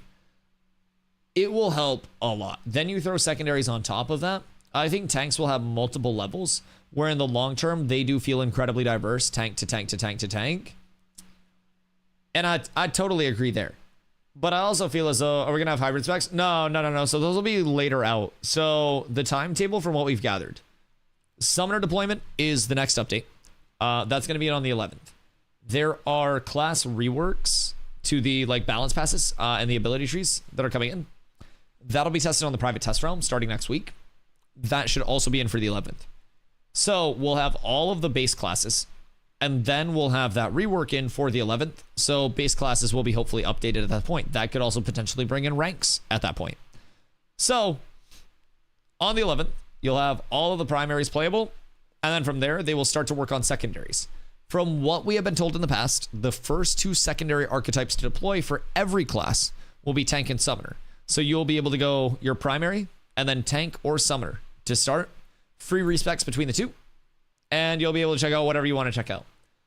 Now, I feel as though secondaries are most likely to come in with a level expansion because secondaries are said to start at level 25, and then you, as you level, earn more like augment points through progression that you can then slap on your abilities. Wouldn't make sense to have it activated at level 25, then have no abilities. Or like no augments. So I kind of have a theory that those will be batched in. Is tank sadness mostly because everyone can be ranged and mobility so high? Bro, I don't, like, this is the thing. I don't understand why people are sad about tank. Like, the people that are sad about tank are not the people that I teach tank. They're the people that, like, I never see actually playing tank. And I don't know if it's like a PvE based thing that they're talking about, but I really feel as though PvP based tanks, whether it's 1v1, 3v3s, 5v5s, 8v8s, larger than that, we have options and we have ways that we can adapt our gameplay. The smaller the scale, the more we play as like an oppressive, you know, single target fuck you disruptor. The larger we go in scale, the more we have to be cognizant of where is the location of absolutely everybody, because I can get pulled in and die much easier. I'm going to play as a support. I'm going to be helping my backline survive. I'm going to be placing these walls as like, you know, area control. And those instances can change a lot depending on the scale, depending on what, you know, the play style is of the tank. I'm going to be real. I have not actually heard well articulated thoughts about why tanks need a rework. I feel as though people, ever since the grit changes came in, have been very like rework tank, rework tank, rework tank. Like back when grit was initially changed from like an aura that you put up like iron aura, and it was instead made a 10-second 2-stack buff and then was turned into the current 1-stack immediate 20-second duration buff that we have right now. People have been bitching about it the whole time. And one of the things that a lot of tanks cited back when the grit changes first came in, Brahma, be real, it was increased mental capacity on Reddit and Discord. That was the term that people were throwing out. It was too much increased mental capacity compared to what tank was previously, and too much was going on for people. And I swear to God, there should be a CAPTCHA that you guys put on to any form of feedback, where it's like Discord feedback threads, the forums, right? Where an ability bar comes up and an ability icon flashes on the screen, and the person has to hit the keybinds on the ability bar CAPTCHA and they can't click it. They have to use their actual hotkeys for all of their abilities on the spell bar in the CAPTCHA. And if they click a single one, no feedback. 0. No clicking. We do not support that here. Use your fucking keybinds. You learn how to play your goddamn class like a man, and then we'll give feedback. Tanks are balanced around DustyWhy skill/teachings, so people who don't learn them have extra problems. Yes, and this is why Intrepid should absolutely work with old Dusty Wusty in a sponsored campaign to bring attention to the advantages and disadvantages of some classes through a teach a dev to tank or teach a dev to bard, where you work with established players from different roles and you learn the baselines of different classes and then post that on YouTube. Gives good insight to the community, gives a nice baseline for people to go off of, and it may not be evergreen, but it's community involved. I know a lot of people that do it for, gosh, no more than probably like 25K an hour for recording.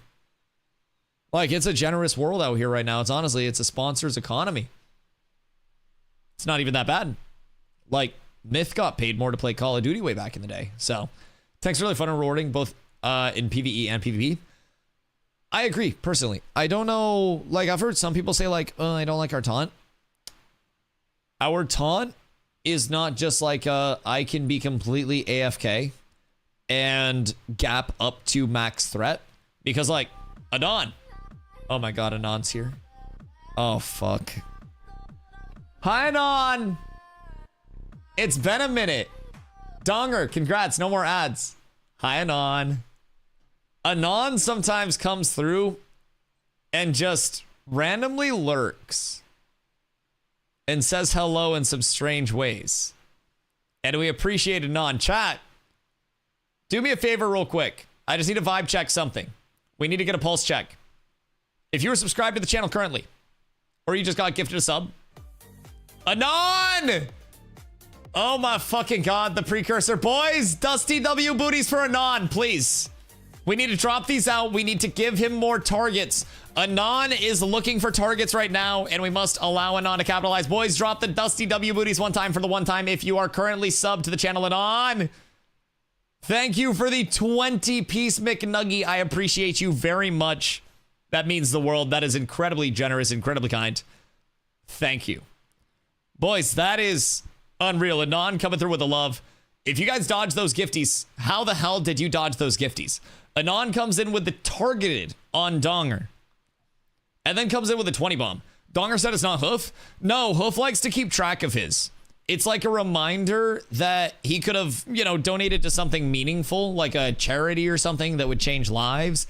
And instead, he's just like lighting $100 bills on fire and throwing them at me. He likes to have a reminder of his bad financial decisions.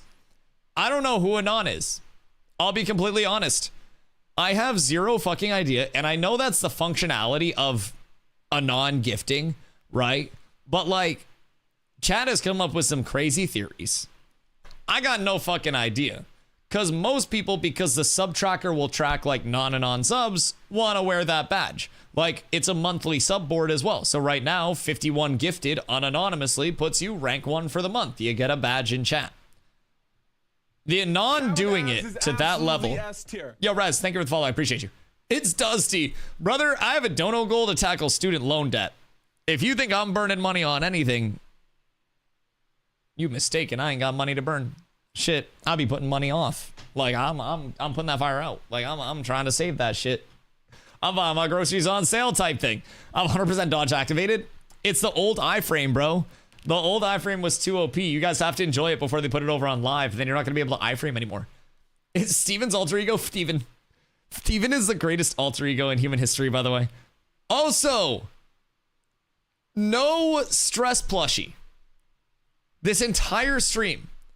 Although, there was a Steve Rito where it cut back to the camera and he was wrapped up in a blanket and he hit the most like nonchalant but totally chalant look at camera, look at blanket, take blanket off, and then just with the Intrepid polo on got himself all proper, Steven from the top rope.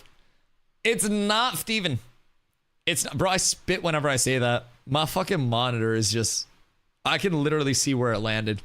You cannot say that without spitting. Like, you literally have to, like, Steven. Like, you have to be careful. You have to put the blinders up, dog. It's bad. We're gonna be able to connect our Intrepid and Steam accounts.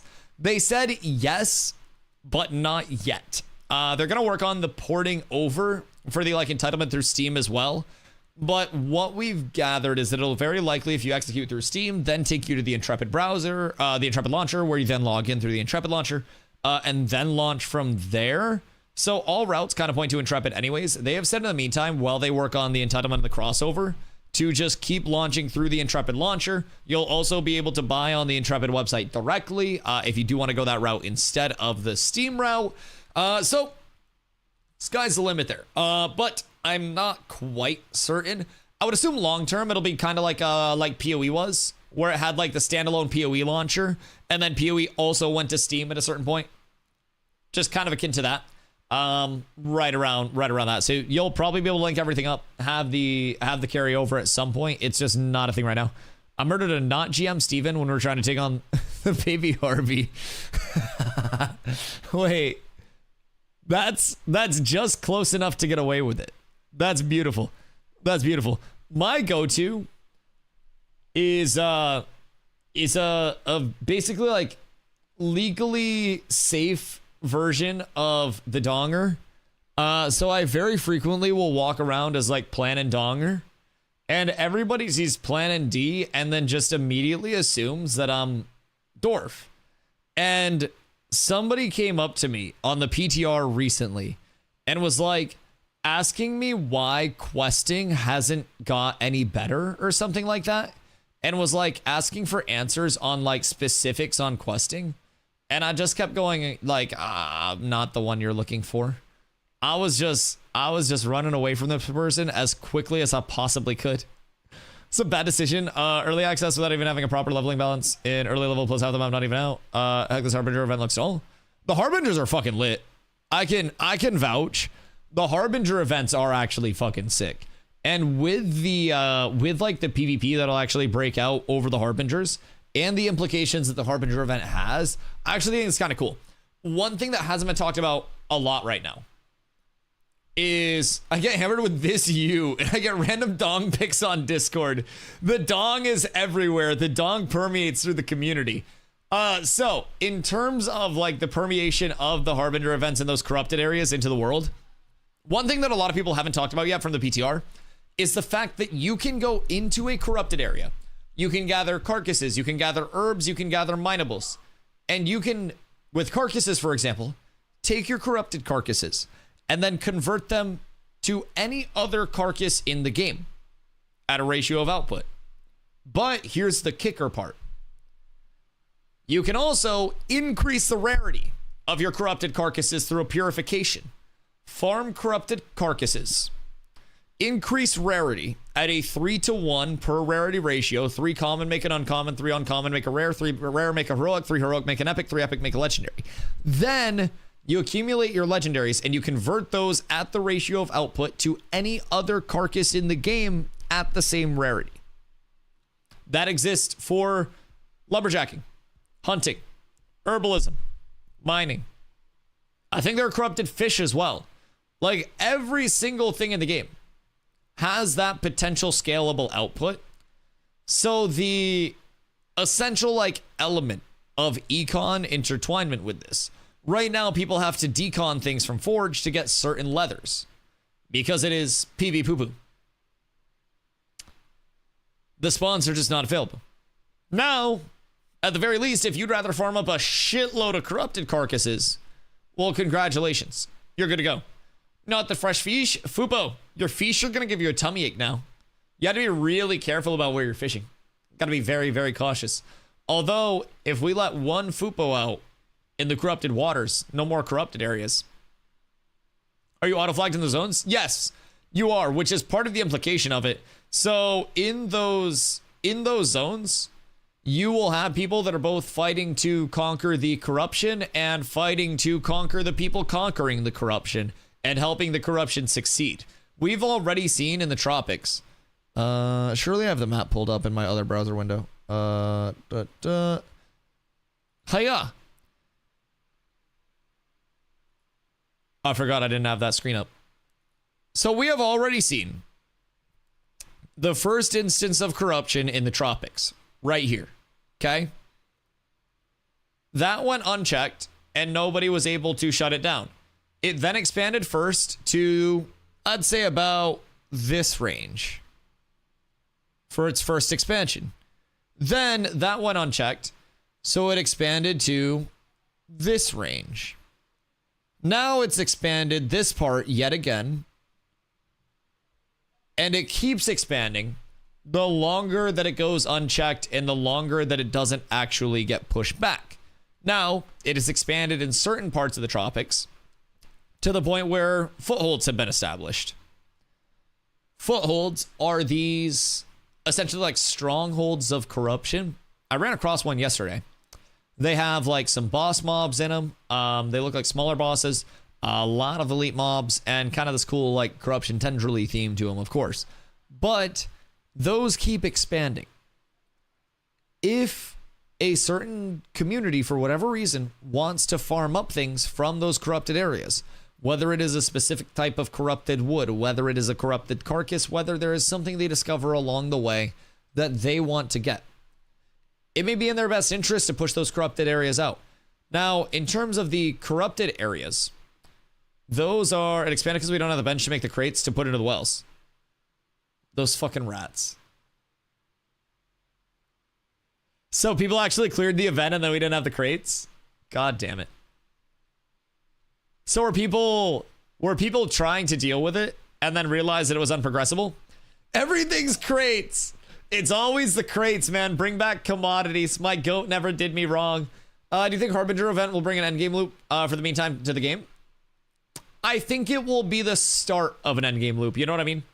I think that it finally gives an element of like, I can take my gear that I have worked to earn and I can go here and this is what I can influence in the world directly. They may not always be popping.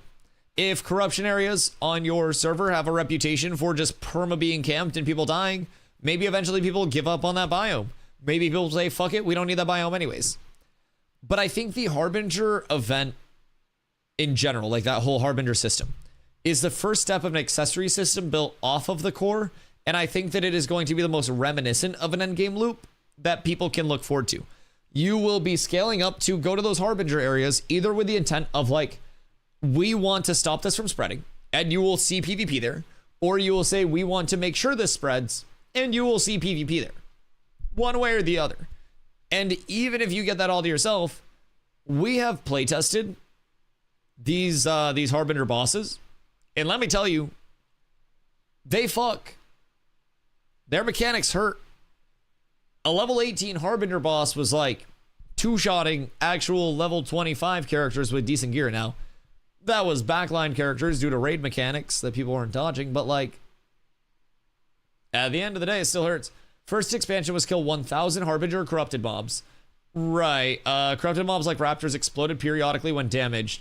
Then it's like, deliver 6 crates per well to push it back.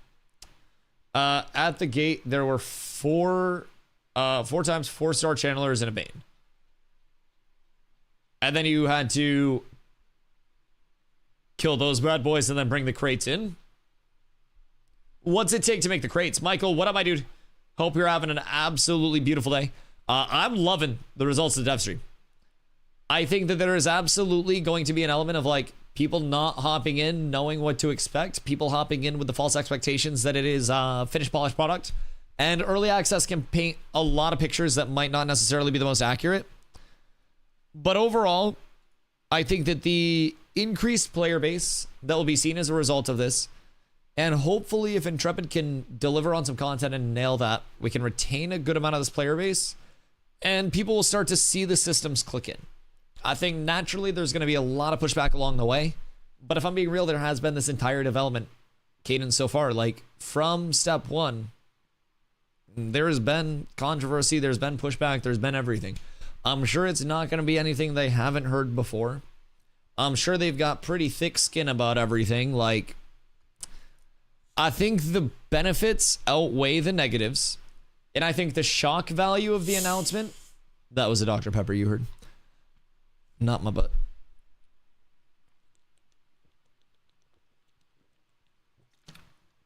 Do we know what soda Steven was drinking on stream today, by the way?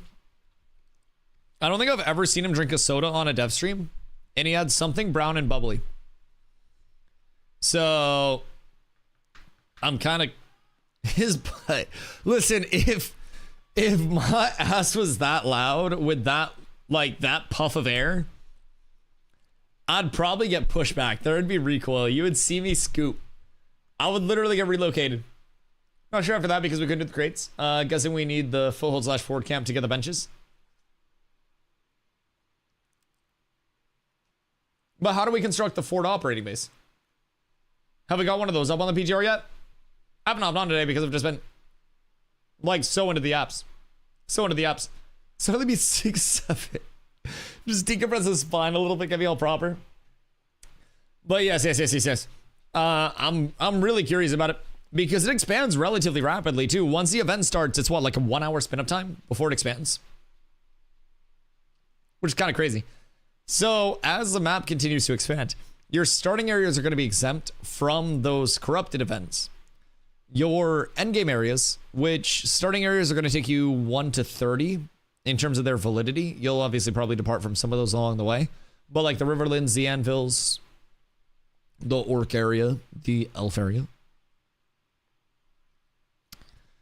Those will also presumably take you 1 to 30. And then you'll move out of those into the endgame areas. That's where your Harbingers will be present. That's where your corrupted areas will be present. And then we deal with them through there. So, hopefully New Realms. I don't want to be on tryhard server. Oh, there's no way to avoid it. I'm gonna be real.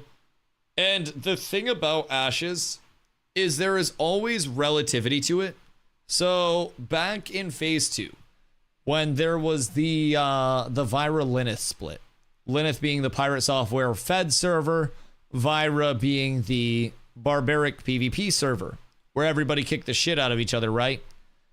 even on Lilith, despite Lilith guilds coming over and the large ones that were there at the time losing to the Vira guilds when the servers were brought together, everyone on Lilith was afraid of those communities in a very, very, very large way. So there will always be a big bad. It's just a relative big bad. Like, Ashes will always have the tryhards of your server. It will always have the people who are the most ahead, and that will always definitely be something that causes a bit of oppression to people along the way.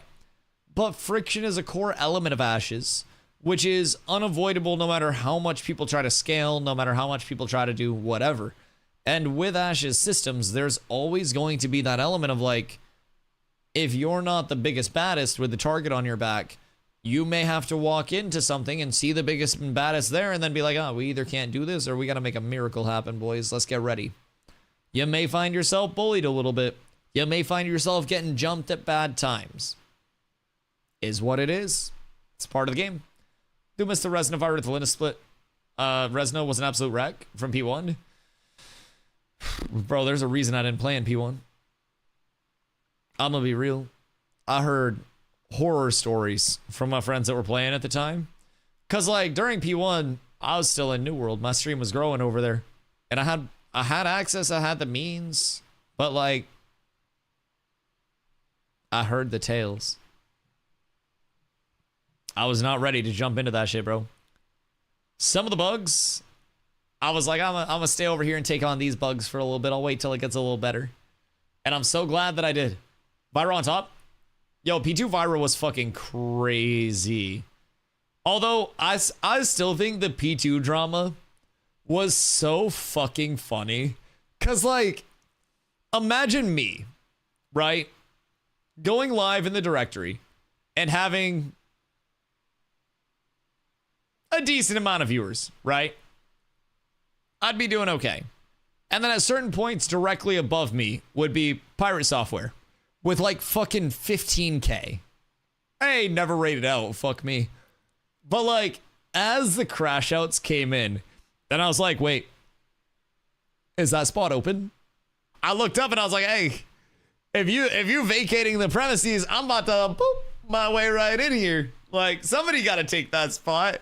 So like, as soon as that whole crash out happened, bro, oh my god, I was such an opportunist. I saw that as such a great opportunity for me. Dad's server was great on Lilith. You wanted to clip farm. Jesus fucking Christ. I hate that.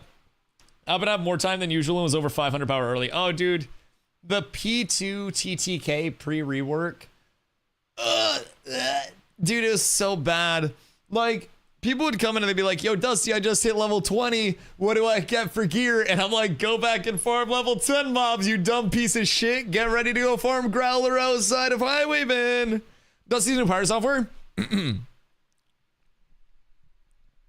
worked at Applebee's for 6 years. Thank you. I did years at the Bees, dog. I did years. That was like my late high school, like early college job when I still had time. That was a fucking banger. That shit taught me life. Yo, Gore, what up, my boy? How are you? Now say that every 5 minutes. Well, I'll have you know, as a certified neighborhood expert in all front of house positions, including Expo, which is technically back of house, I demonstrated my worth to the company by showing that I could not only do the customer facing things, but I could also do the kitchen facing things and keep it running. Meanwhile, my manager comes in and he's like, all Dusty did was go out to his car and smoke bowls in between orders. I did. Yo, Pito! What up, my dude? How are you? Hope you're having an absolutely beautiful day. Absolutely beautiful day. Legit 1v8. Yo, new players have come in and like explaining to them that it was, oh, thank you. Explaining to them that it was time to go back and farm level 10 mobs was always like a heartbreaking thing to witness, bro. They were like, yo, Dusty, I just replaced all my level 10 gear with level 20 gear. And I'm like, I hope you ain't destroyed that shit. I hope not. You like the news and the move to Steam? I actually do. I feel like the worst thing that comes from the move to Steam and more people seeing Ashes in the state that it's in is people going, oh, well, this game's never going to be what it says it's going to be. Well, guess what? That's unfortunately nothing new. Ashes is one of those games where it's constantly going to face criticism no matter what it does. And honestly, you're going to have to battle through that criticism on an uphill. And one thing that I've been asking chat a lot lately is whether we would prefer Ashes to be going on the route that it's going, where people are very critical of it and hesitant to believe in it, but the dev team is like, we're going to make you believe in this shit, or have it be like New World, where it had all of the expectations in the world, and it debuted to a 913,000 peak concurrent player count. Now, keep in mind, these were on 2,000 player cap servers. Arc Raiders is 462K for its peak. Just to put that in perspective, nearly double Arc Raiders peak. This was something that had all of the expectations in the world on it and could not live up to those expectations because they were not transparent about the bads along the way and wanted to act like everything was okay and everything was ready to go. After living through this, New World was supposed to be dope. Right. And it was very, very, very, very hyped up. Very, very, very, very believed in. And a lot of people had all of the expectations of the world coming out of this in the most like rose-colored glasses way. So everybody hopped into New World, and then everybody hit level 12, and they were like, wait a second. The leveling's slowing down already. What do I do? And it was rough. And that's if they could actually get in because of the server infrastructure. So I'd rather have Ashes go through this part of the perception now in development and then say, hey, we're going to work on it until we see this. And then this is all going to be pre-launch. And then they're going to hopefully establish their content cycle and have it be something that actually grows over time. Personally, for me, I like the fact that they're in a spot where people are critical. I would rather have a critical community that eventually has their sentiment turned be what the Ashes community ends up being versus a community that is just everything is okay all the time and everything is perfect and then have shit actually suck because nobody wants to speak up and say anything. That's why I always say, as much as people want to say a white knight for Ashes, I criticize stuff with the game frequently. I provide things that I like and that I don't like, and both of those things are equally as important, you know what I mean? It's just, there's a way to provide feedback in a way that you're providing feedback and a way that you're bitching. And we'll get both of those things along the way. We'll get a lot of people that come in with very improper expectations as a result of this. And that's also one of the parts of, not having huge content creators. That's one of our, small footprint issues that we'll have to deal with. The sentiment doesn't spread through people actually organically seeing it. The sentiment spreads through, I heard from a guy who heard from a guy who heard from a guy who heard from a guy who heard from a guy that Planendorf left a teleport NPC in the game again. And then 3 months down the road, somebody drops a video on that's like, Ashes of Creation adding fast travel? And then Donger's like, yo, what the fuck? That was a one-night thing only. They were just coming out the dev meetings. The ayahuasca was there. It was a crazy event. They were teleporting around the world doing everything. It was a slip-up, right?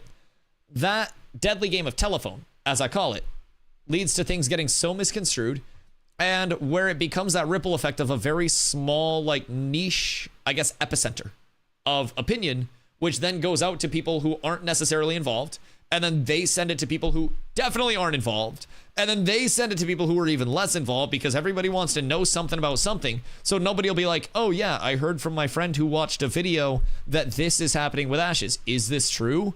They'll say, oh no, I heard this somewhere, so it's definitely true, and I'm going to say that as if it's fact. We're going to deal with a whole shitload of that. There are still people that come into this chat, and they're like, hey, does questing exist yet? And I'm like, motherfucker, what do you mean? Like, A, how long has it been since you followed an update?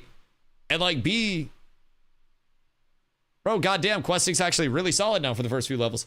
But that's a genuine part of it. People will hear something from way back that's like, oh, questing doesn't exist. You can't even progress in a meaningful way in this game. Like, what do you expect to do?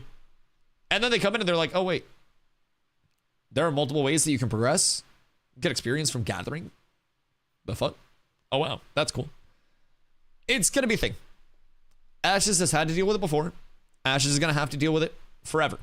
No matter what, there'll always be a negative element. Yeah, it's just a part of online game culture now. Yeah, absolutely. I mean, there are people that like my stream. There are people that don't like my stream. There are people that actively talk shit about me and talk shit about my guild and what I do. I don't fucking care because I'm putting out content that I believe in and that I enjoy putting out, even though my hair doesn't want to cooperate. And at the end of the day, I'm going to keep doing what I'm doing regardless of who is yapping. And I feel as though Intrepid on a development side are also aware you're never going to appease everybody. They have never once, since I have been following the project, said we are going to be the zeitgeist of MMOs. We are going to be the biggest MMO to ever launch. We're going to be the most dominant MMO to ever launch. It's never that. It's always, we're going to be a little niche product. We're going to attract the community we attract, and the people that don't like it probably aren't going to like it very much, and the people that like it will probably love it. And I think that's a very reasonable take that is not present in game dev nowadays. Regardless of what was said today about the Steam ports, about people's thoughts about it being ready, not ready, whatever. At the very baseline of this is going to provide more people an opportunity to experience Ashes firsthand at a lower upfront cost, and then hopefully inform themselves of what they're feeling. Companies want that money? Oh, dude. Oh my God. Don't get me started. Don't get me started. Game dev has shifted from like, let's be passionate and make a product that we believe in, to let's target a systemic, algorithmic product that is trying to become a zeitgeist. Let's look at the bottom line. Let's only target what's going to be most efficient with the bottom line. Let's look at demographics in terms of what's popular, what genre is popular, what this, what that, right?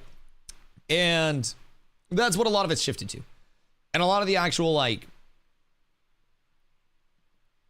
passion-driven dev has just gone to the wayside. And I think that's a big problem with it, man. It's all about like, how can we get the most money? Not realizing that very frequently the most money in game dev has been made by just very passionate products that people believe in that ended up doing well in their own regard. Even WoW at peak WoW wasn't the only MMO in existence. Might have been the one that people were talking about, but it still had a whole hell of a lot more along the way. Dota at peak Dota still had League. League at peak League still had Dota. Sometimes there's room for more than one thing, and not everything has to appeal to everybody. Haven't played since phase 1 ended. Things get more polished and less buggy. I mean, comparatively to phase 1, yeah, night and day.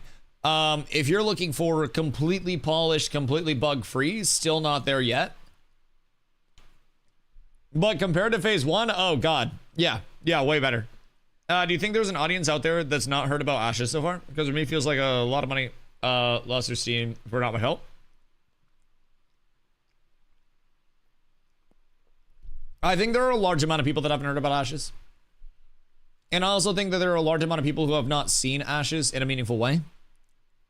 Like, if you're talking about total impressions, Ashes is relatively popular in that regard, where like, you know, people have heard the Ashes of Creation name at some point. But in terms of people actively engaging with Ashes of Creation, whether it's through actively watching content in a meaningful way, whether it is playing the game, whether it is like not just an impression, but actual like an engagement, it is absolutely an untapped market. And Steam can be a huge proponent of accessibility for people being reminded about something that they've seen at a certain point. If you are not a viewer of my channel, but you happen to see a clip at some point in time, or, you know, you came through at one point and then saw my stream, right? Then you may be like, oh, okay, this guy exists. If you come through and you see it time and time again, you're gonna be like, okay, maybe I check it out. You know, maybe looks fun in there. So with Ashes existing now on a very forward-facing platform like Steam, you're going to have a lot of people that will just naturally see it, which is going to be good and bad. Very simply put, people seeing it, great, awesome. Like that's awesome. More eyes on this is phenomenal. But we've already seen multiple people who have gone, yo, Dusty, early access, we getting ready to launch? Yo, Swap, hope you're having a good day, dude. It's like, we're getting ready to launch? No, we're not. Please don't misinterpret this.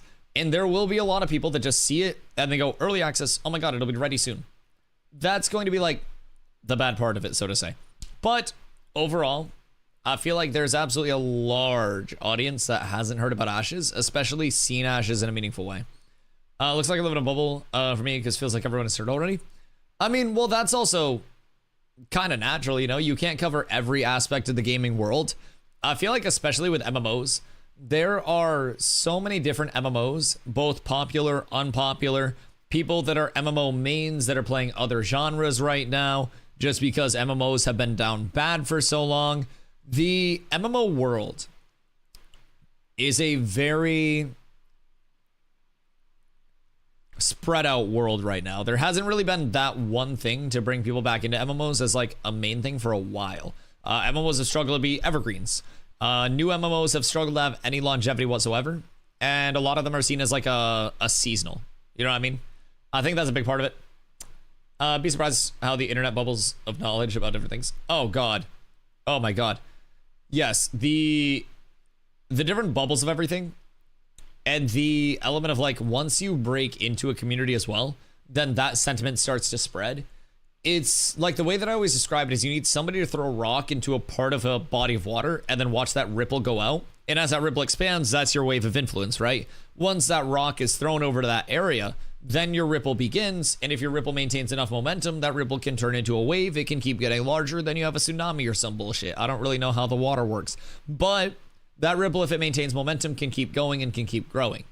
But without there being anything to facilitate that rock going to that area in the first place, that new genre seeing it, those players who are playing something else that follow a streamer who happens to do an Ashes stream, that's going to stop that ripple from happening in the first place. If somebody comes through to watch an Ashes stream and they're not entertained, the rock may reach, but that ripple's not going to facilitate outward because they won't tell anybody about anything if it's dull and if it's boring. So I'm gonna be real, like it does take a few facilitators, and Ashes right now would have a lot easier route if it wasn't most of the time me at the top of the directory, and if it was somebody way larger. That would help them a fucking ton. Because imagine, as cool as it is to have me talking about this update, imagine if somebody with 20,000 viewers was talking about this update right now. Holy shit, the amount of influence that's there would be crazy. And the amount of people who would be in, as GP said, adjacent genre games with a fringe interest in maybe some of the systems that lead them in here, like New World actually did really well, then you have the potential to appeal to some player base. Listen to this while playing Minecraft in the background. Traitor. I think Ashes will be really good at drawing in survival crafter players. Ashes also has a lot of potential for like cozy players, which oftentimes can be the survival crafter players. But like, yeah, you can get a lot of the cozy gamers. Ones like housing comes in, once skins come in, like there's a lot. We did have pirate software, but that was another thing. Yeah, that was a whole thing. That was an entire situation in and of itself. He just like flips so fast, bro. I don't know why. I feel like people are just so reactive nowadays. And like, sorry, I'm eating a fudge round. Read about Ashes years ago and literally forgot about it up until it started getting streamer coverage. Yeah, no, things will just sit there dormant for a while, man. How many times have games post-launch reached a point that they were not anywhere near launch? Sorry, I got some in my... No, it's not fudge round. Can even pet animals to death. Death to all of the animals. Feed them to Fupo. Yes, indeed. I guess marketing should cover that part as well, like sponsored streams and shit. I mean, if they are actually starting a paid marketing push, sponsored streams can bring a lot of eyes onto it at very specific times, yes. Cool thing with sponsored streams as well is you can kind of like align sponsored streams with certain events.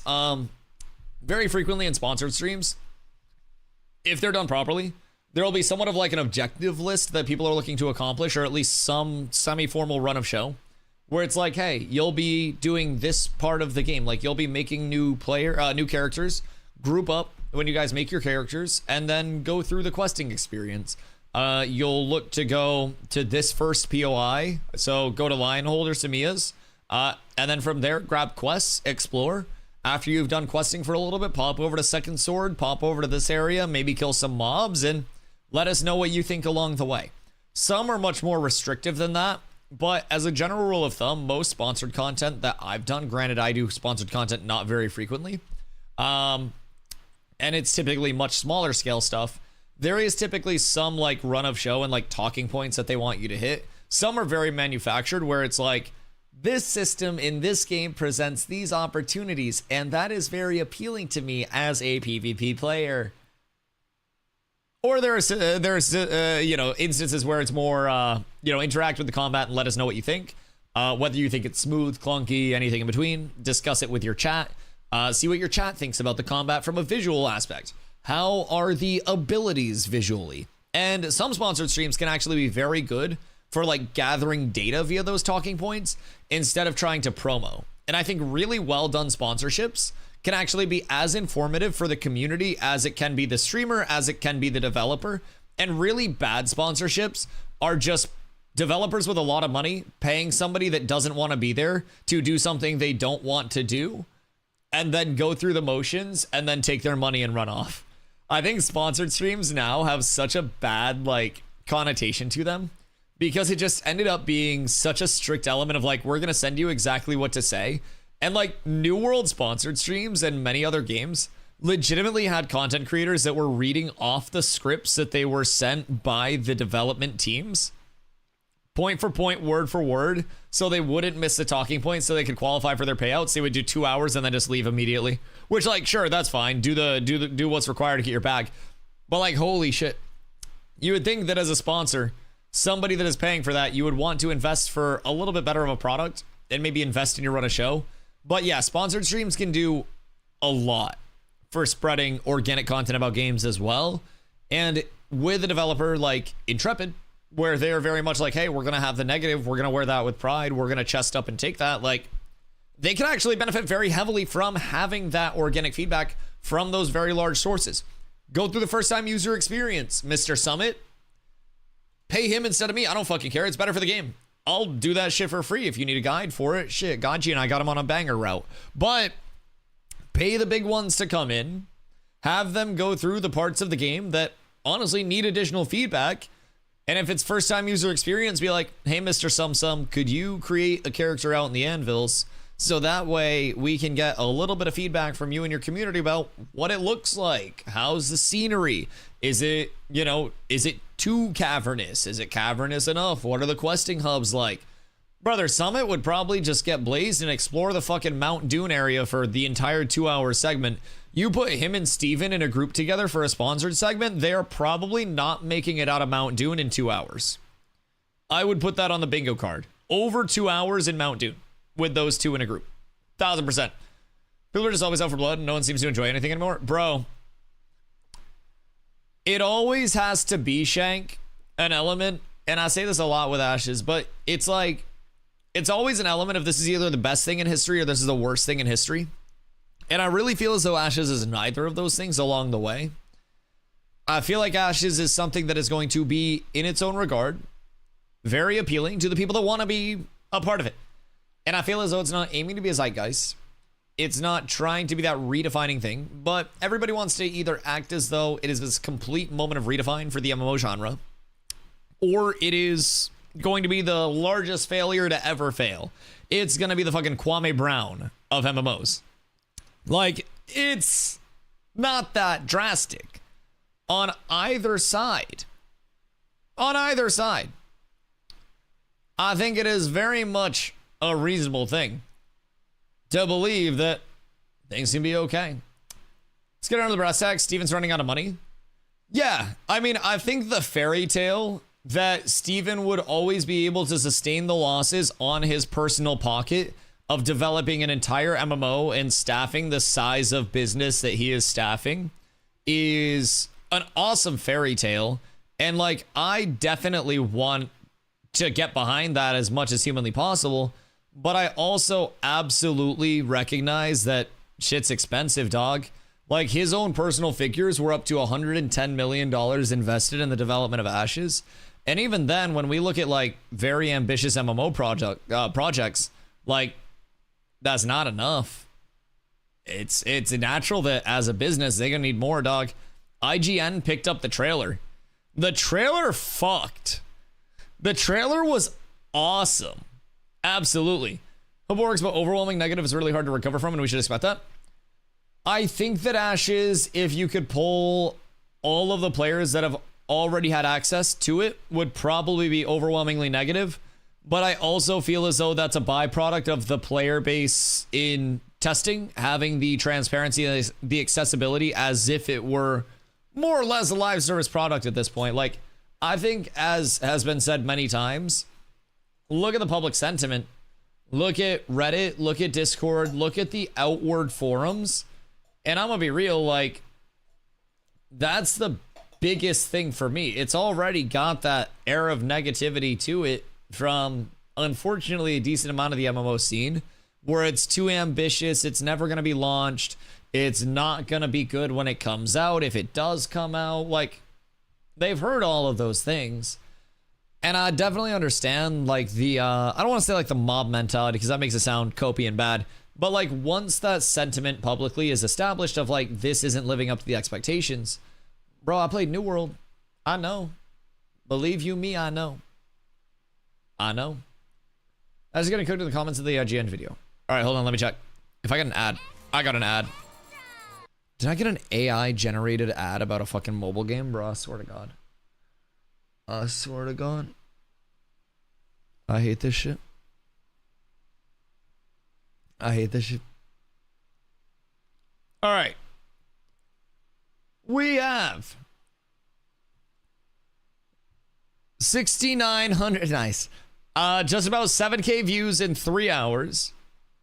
Prepare to return to Pharaoh's Alpha 2 for Ashes of Creation is coming to Steam Early Access next month. Watch the latest Ashes of Creation trailer for this old school take on the modern MMORPG set in a living reactive world where your choices shape civilization. In this PvX open world sandbox, players will build cities, forge empires, and lay siege to foes. Uncover the ancients as you fight to reclaim the fallen world of Vera. The new Ashes of Creation trailer teases the arrival of Ashes of Creation's Alpha 2, which is coming to Steam Early Access December 11th. All right. That burger looking good? Oh. Oh, it's the White Castle slider. So, is this not bad to put uncooked meat on the bun? Like, is that... I feel like that would be bad. I know they say it, like, steams it perfectly. But I also feel like that would be not good. Anyways, let's get to the comments. I can't wait for my grandkids to play this, and I don't even have kids. Normal take. Game looked outdated 5 years ago, and it's still years away. Normal take. This is a Star Citizen of fantasy MMOs. Also normal take. I hope Ashes of Creation will be successful. Downvote. Terrible take. The trailer has heavy, very first League of Legends trailer vibes, which could be a good thing in the long run. This game has been worked on for a long time, and it's good to see it coming along all these years to a playable version in just a month. It's kind of cool. It's a base take. I hope I enjoy this game playing solo too. Hopefully you will eventually. Narc was right. Narc works at 9 to 5 now. Too little, too late. Wait till you learn that we still got years left, buddy. It's definitely in Ashes of Creation.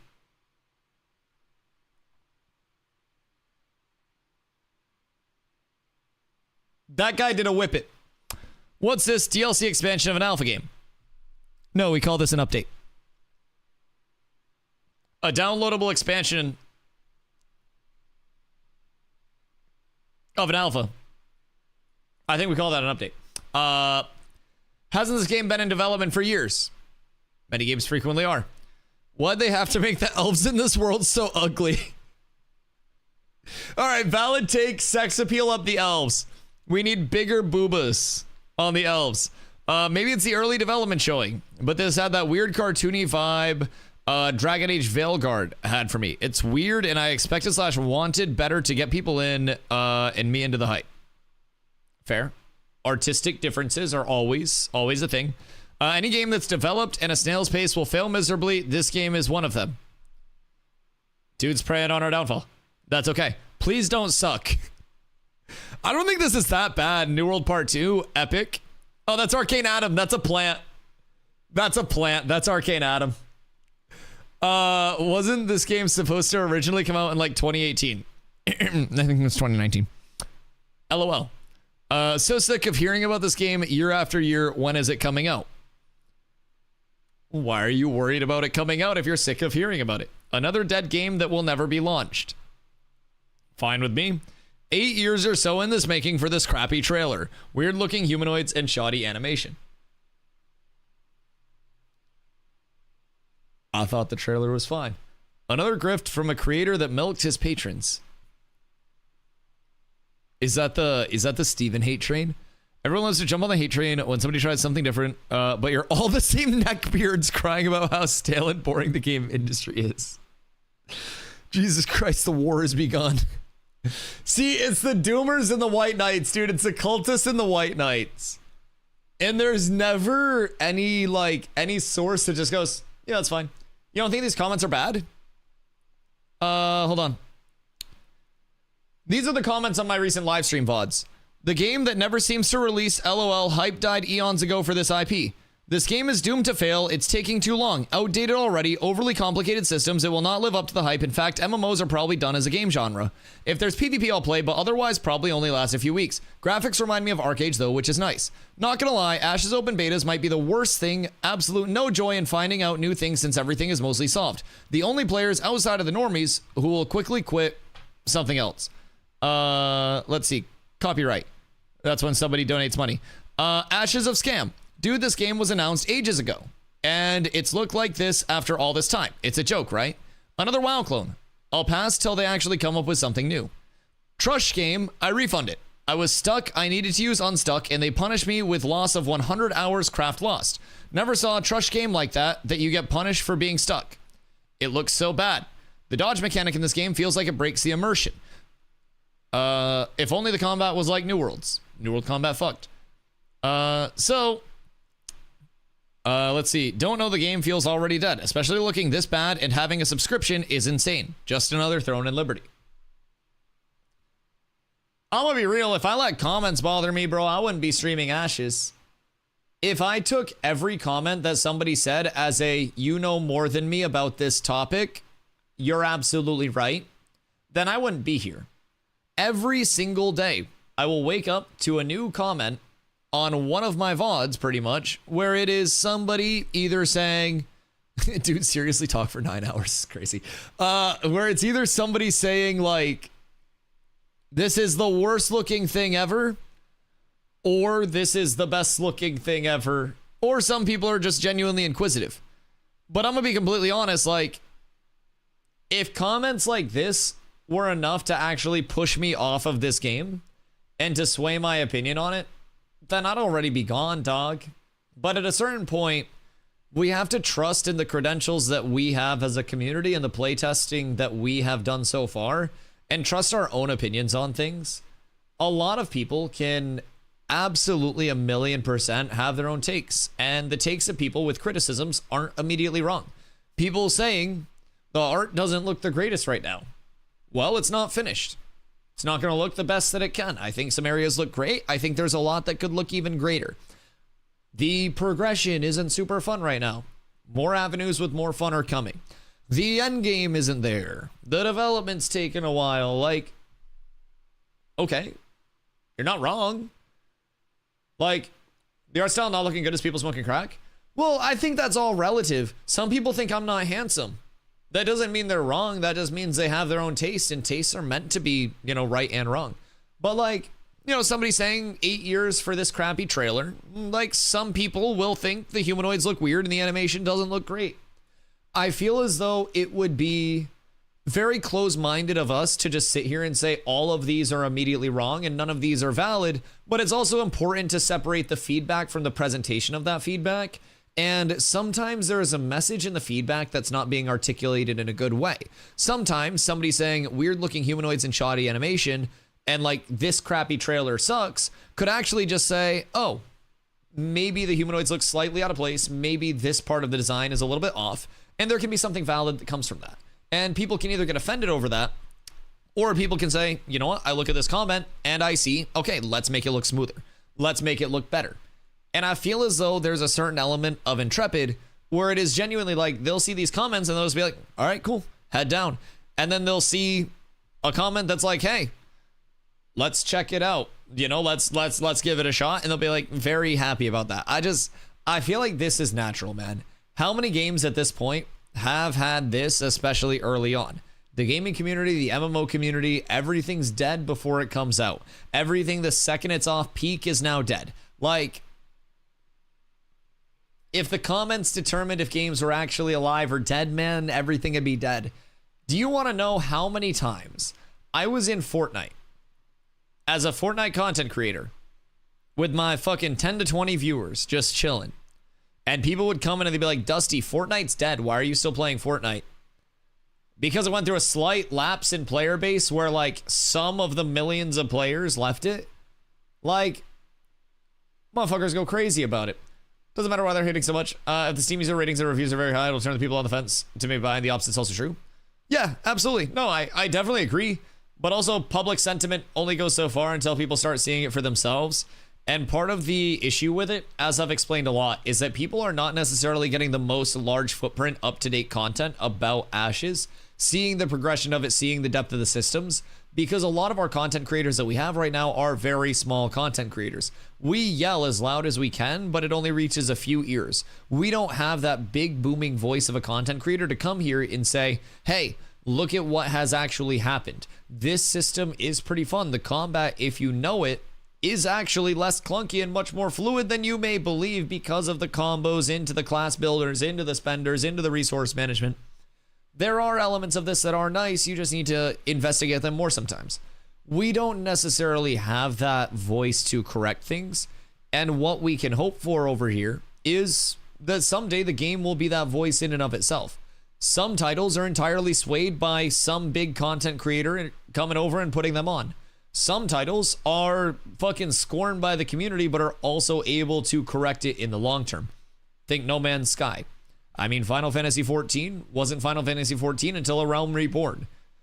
While it's not the traditional route, and while the exceptions to the rule of, you know, the sentiment are not the rule, I would very much, after going through New World from the start and seeing again, New World start out month 1 with a peak player base twice the size of Arc Raiders in terms of its peak so far.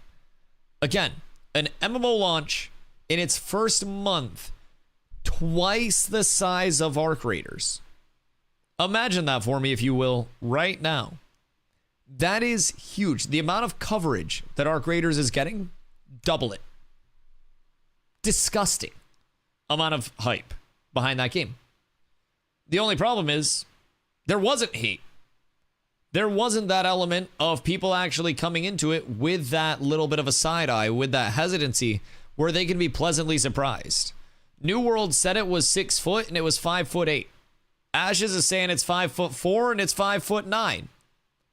You're going to be a lot happier showing up to 5'9" if you think it's 5'4". Going to be a lot happier with 3 inches if I tell you it's 2. But if I tell you it's 5.5 and it's 3, you're going to be really sad. And right now, everyone's saying Ash is 5'4". Ash is shorter than Sergeant Stomps up in this bitch. And I'm fine with that. Because over time, that sentiment can change. And as Ashes actually like organically shows itself in a meaningful way, in that content, no emu. No. That is bad brain rot. That is terrible brain rot. No. You go to brain rot jail right now, you take yourself out, you throw yourself in the dumpster. That's brain rot jail.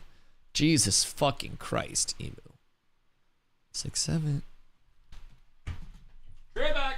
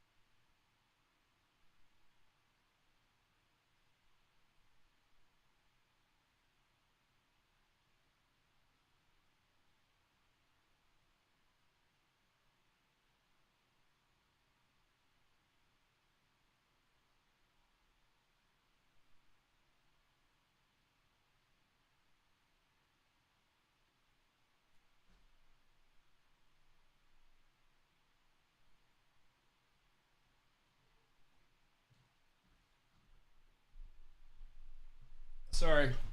I just had to go atone for my sins. I literally just had to go to church. I'm so sorry. I'm so sorry. I just had to go down and literally talk to a priest after that. I said I would never do it. I said I would never do it. I said I'd never be consumed, but I was. God fucking damn it. Emu, I want you to know you deserve this 1,000%. Kumzi, thank you. You were a fucking legend. When will we be able to press F again? Press F again? Shit, that's my interact. I pay respects every time I interact with something, bro. Every tree I chop down, every animal that I pet to death, I respect that shit. All along the way. All along the way. But yeah, so on the topic of these, like, these comments, right? I'm gonna be real. This is nothing that I haven't seen before. This one's a banger. Crusader Penguin 5326. This will be a complete failure. Steven played the MMO community for fools, and they still can't see through a man who's a known MLM scammer. Crusader Penguin really is passionate about Steven on a personal level. There are always going to be very many sentiments about things.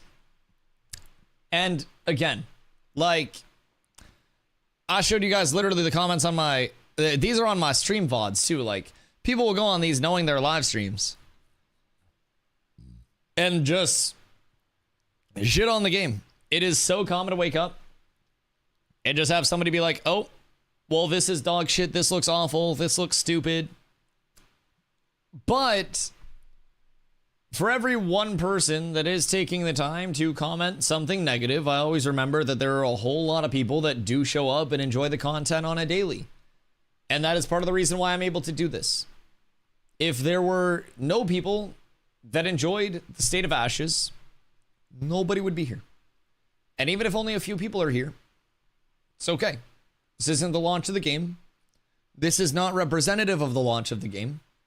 And this is not a state where Ashes should be held to the state of, you know, being expected to be a launch-ready product. Sewer! Hello, my boy. How are you? I hope you're having an absolutely beautiful one. How has the news treated you? Because let me tell you, the news has been fucking shocking. Absolutely shocking.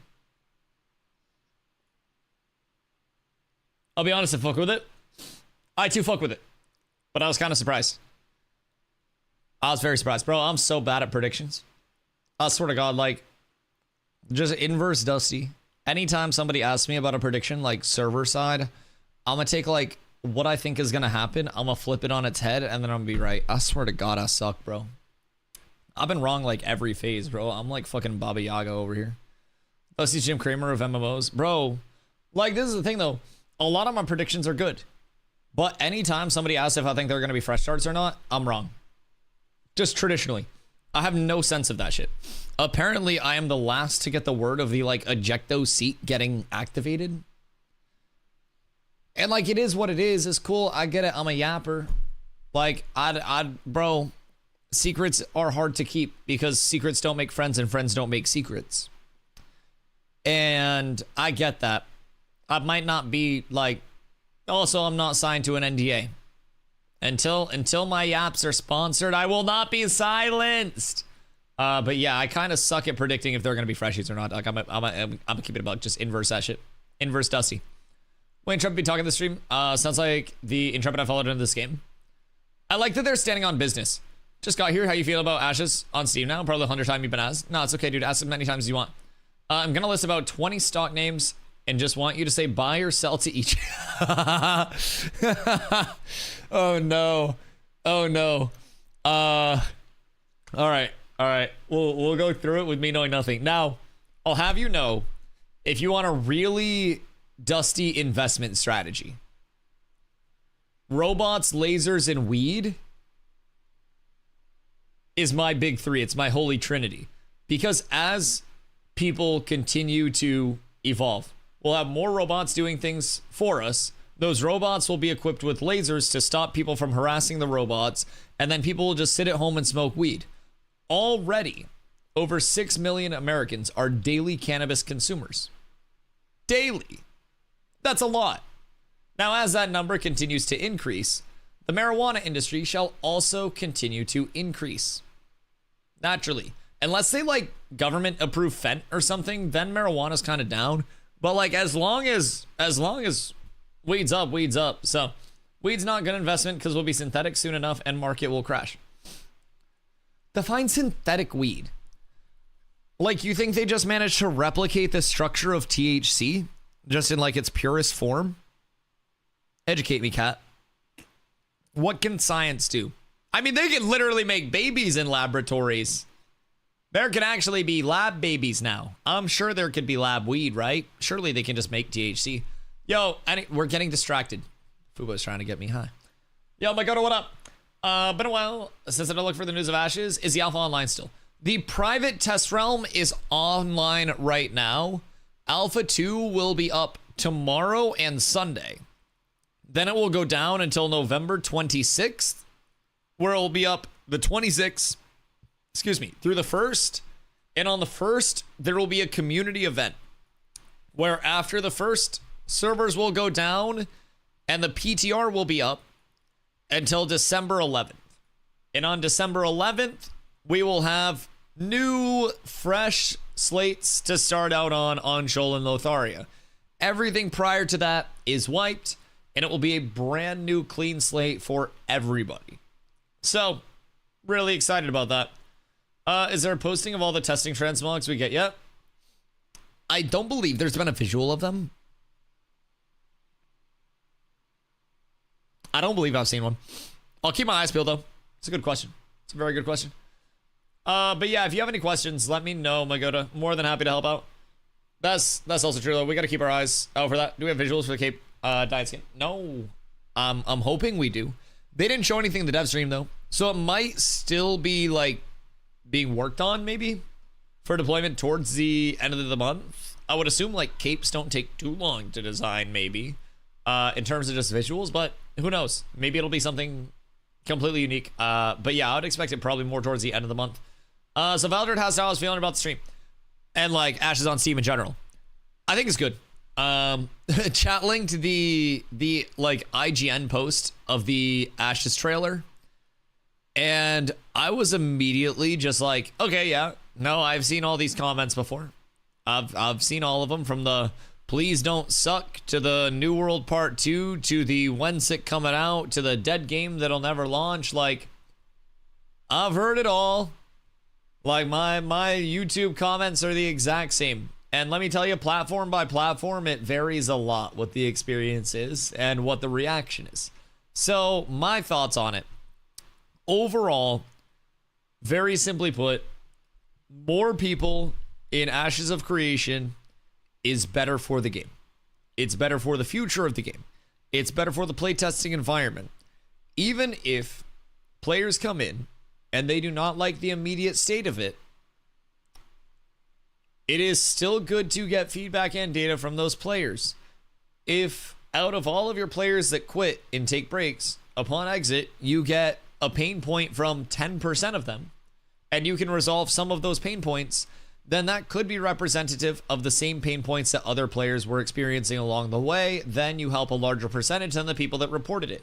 It's all about flooding in enough people to where they have the data that they need to keep powering development and the business side, as we heard very thoroughly today, as much as possible. So, yo, Doink, what up, my boy? Do I still need an oil prince if I want to play? I would say more like an heir to the oil throne. Yeah, I would say more an heir to the oil throne. So, starting on the 11th of December, there will be a full wipe, brand new servers for everyone to come into. It is still the same cadence to launch. The launch is not any sooner. It's just being labeled as early access and it's going over to Steam. There's a big cinematographic trailer that came out today, and it's beautiful. I was a big fan of it. So, can't remember if they said dueling would be an EA, but the mention of it's really cool. They showed dueling. Did you see it? Like actually on the stream? They had devs running duels in the Summoner Showcase part of it. Yeah, it's functional. Now, I'm sure it's still going to be tweaked and improved soon, but 1v1 duels already in. Party duels coming in. Raid duels coming in. Yes, yes. A prince is the heir to the throne. Who's the heir to the prince's throne? What about that? Any rumblings about rumors may have been true? Puller making comeback on December 11th. Do we know if Simple is as well? Oh, yeah, it's going to be fucking lit on the 11th. I would expect most communities to be back in full force for the 11th, especially knowing that there will be a very large influx of players through Steam, like regardless of what we think the number is. With our player base being as small as it is, let's be honest, 500 active players is a very large influx. So I think it is a near certainty that we will have a lot of players that are coming in as a result of this. Returners, new players, the whole lot. So I would expect every community to be back in full force. We will be putting out every single ping that we can as a community to get all of our people back. We are going to be taking the next month of time to be as diligent as we can with coordinated efforts to research and like refine our routes for the entire guild on PTR. And a lot of communities are going to come back in full force before the 11th so they can figure out exactly what's going on. Puller's already been back on the PTR. Supple's kind of been like lurking around a little bit. I don't know if Supple... I saw Hori and some core Supple people for the siege testing. But it wasn't like a full showing from Polar or Supple yet because the announcement wasn't out. First male offspring to the prince, also a prince. Okay, so who's the heir to the first male offspring of the prince, also a prince's throne?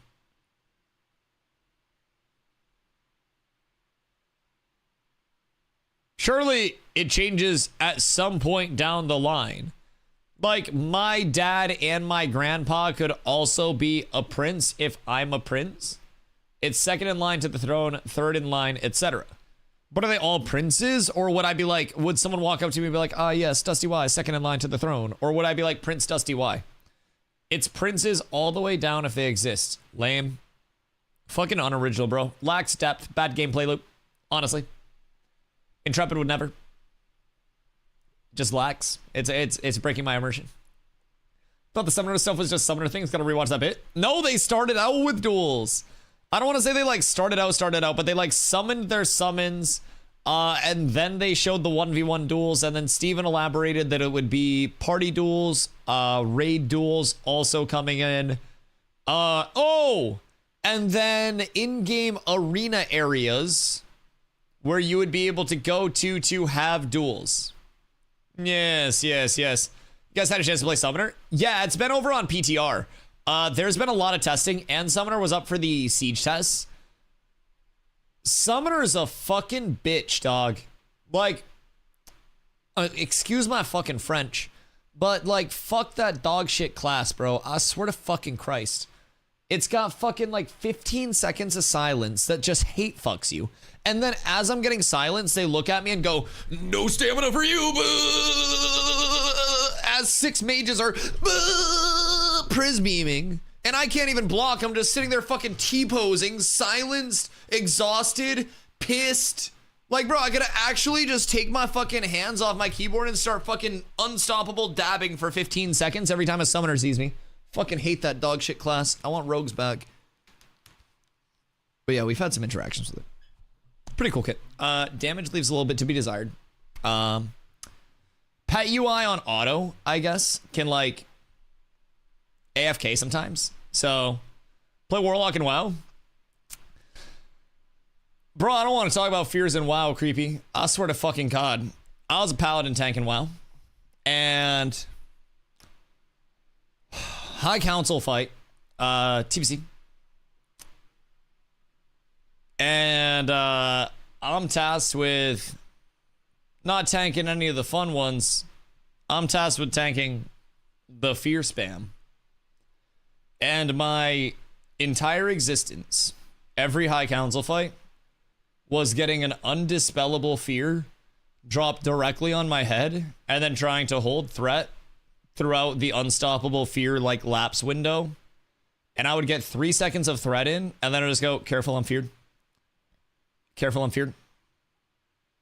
Careful, I'm feared. And there was no DR. There was no mercy. There was only pain. I go back to those times when fighting against the blue-black control deck that is fucking Summoner right now, bro. Love doing that to people. I see no problems here.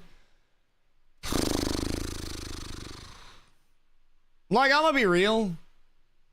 I can't complain, Donger. If you haven't heard, I put together some demon shit based on, like, build tech that we heard previously. So I can actually take y'all through it because it might be something that you guys want to check out, unironically. Diminishing return scaling is fucked. EA still gonna be $100. Oh, dude, I got so distracted on what a prince was. I'm so sorry, Doink. It's gonna be $50 starting on the 11th. But it will also be on sale for $42.49 until the 25th. So December 11th to 25th, $42.49. So just keep in mind, it is no longer protected by the 90-day refund policy. This is what I think the largest L of the day was, and this cut me like a knife, man. The 90-day refund period is gone. Since they are launching with Steam on the 11th, they are coinciding with Steam's refund policy, which is 14 days or 2 hours of played time. Way less, but price is also down as a result. So 90-day being gone's crazy sad. Yeah. I wish there was some form where it like was more than Steam, but I also understand the cost of accessibility right now for the period of time that you're going to get access to a live service Mimic State is actually fucking ridiculous, if I'm being honest. Planet Dwarf mono white player with all the flashbangs is fucking crazy. Yo, that's demonic. Oh no. Oh no, man. That's actually crazy. Also probably accurate as shit. Jesus Christ. Donger, you actually are? Oh my fucking god. I haven't played Magic in any serious capacity since like the early 2010s. Like M10 was a set where I really got into it. And then I played for a few years and then got sick of spending all of my money on Magic cards and realized I should probably save money because I was getting closer to being an adult. So now I have a donation goal up for student loan debt instead of for Magic cards. Priorities have shifted. But the first deck that I ever fell in love with was Mono Red Shrine of Burning Rage. And let me tell you, it was fucking beautiful. Aggro, aggro, aggro, aggro, anger, anger, anger, aggro, aggro. We're so up. That was it. $50. $50 and on sale for December 11th to the 25th at $42.49. So, yo, Kadab, what up, dude? Do you think this game, do you think this could potentially kill the game by getting tons of negative reviews since it's alpha gameplay? Steam users won't care. Not really. I think the public perception of Ashes is already relatively like negative. We're actually talking about this a few minutes ago because like IGN posted the Ashes, the Ashes trailer. And like, if you look at the comments on this, we were looking at this and I was like, oh, these aren't that bad. And people are just like shitting on it. And chat was like, wait, you don't think that's that bad? And I'm like, brother, look at the comments on my live stream pods. The game that never seems to release. Hype died eons ago for this IP. Game's doomed to fail. Like, the public sentiment around Ashes is already just an uninformed level of shit where people are essentially not playing the game, but being more informed than the people that are playing the game about the game. And while negative reviews will absolutely be a thing that do compile, I also think it will be a matter of more people, due to the price reduction, having a chance to firsthand experience the content instead of being gated by a $100 entry and then having to trust the word of somebody else. Your taste may not be my taste. I may say something is really fun and you may disagree with me entirely, and neither of us are wrong. So while Steam users don't really give a shit and like the review mentality is a thing for not only Steam users but MMO users, I also think with the overall sentiment with Ashes, like relatively in a spot of like, oh, this game's never going to launch. This game's scam, blah, blah, blah, blah, blah. What you got to lose, right? Like, it's come a whole hell of a long way since phase 1. It's come a long way since phase 2 and phase 2.5. And if this server launches well and has a more sustainable econ, then it'll have come a long way since P3 start too. I mean, shit, just alone with Summoner, with Sport Fishing, with the Harbinger system, with all of those things, it's huge, man. So, personally, I do see that side of it. And I may be blinded to it, right? Because being a Daily Ashes content creator, I have people that come in truly inquiring about what Ashes is. I have people that come in that are like, why are you streaming a dead fucking game? Go stream something else. Or why are you playing this? And I'm like, what don't you like about Ashes? And they're like, oh, it's stupid and it's dumb and these systems are bad. And I'm like, oh, well, who are you playing with this phase? What guild you're running with? And they're like, no, I haven't played this game in 2 years. It's fucking dog shit. And I'm like, bro, please throw me a fucking bone for a second. Like, at least check out the content first. So, like, I totally see that side of it, man. Like, the reviews are going to happen. The sentiment's going to happen. I think the best way to take that sentiment is, instead of trying to hide from it, like some developers would, it is actually to embrace that head on. And Intrepid is doing just that. Intrepid and Steven is literally telling his entire team, you guys are going to get so much shit. You're going to go home from work and it's going to weigh on your shoulders and it will probably stress you out a lot. You should probably get a therapist if you guys do not have one from your work benefits already, or like someone just to yap to sometimes in the studio. There will be a lot of hate coming out from the MMO community. The larger the scale gets, there always will be.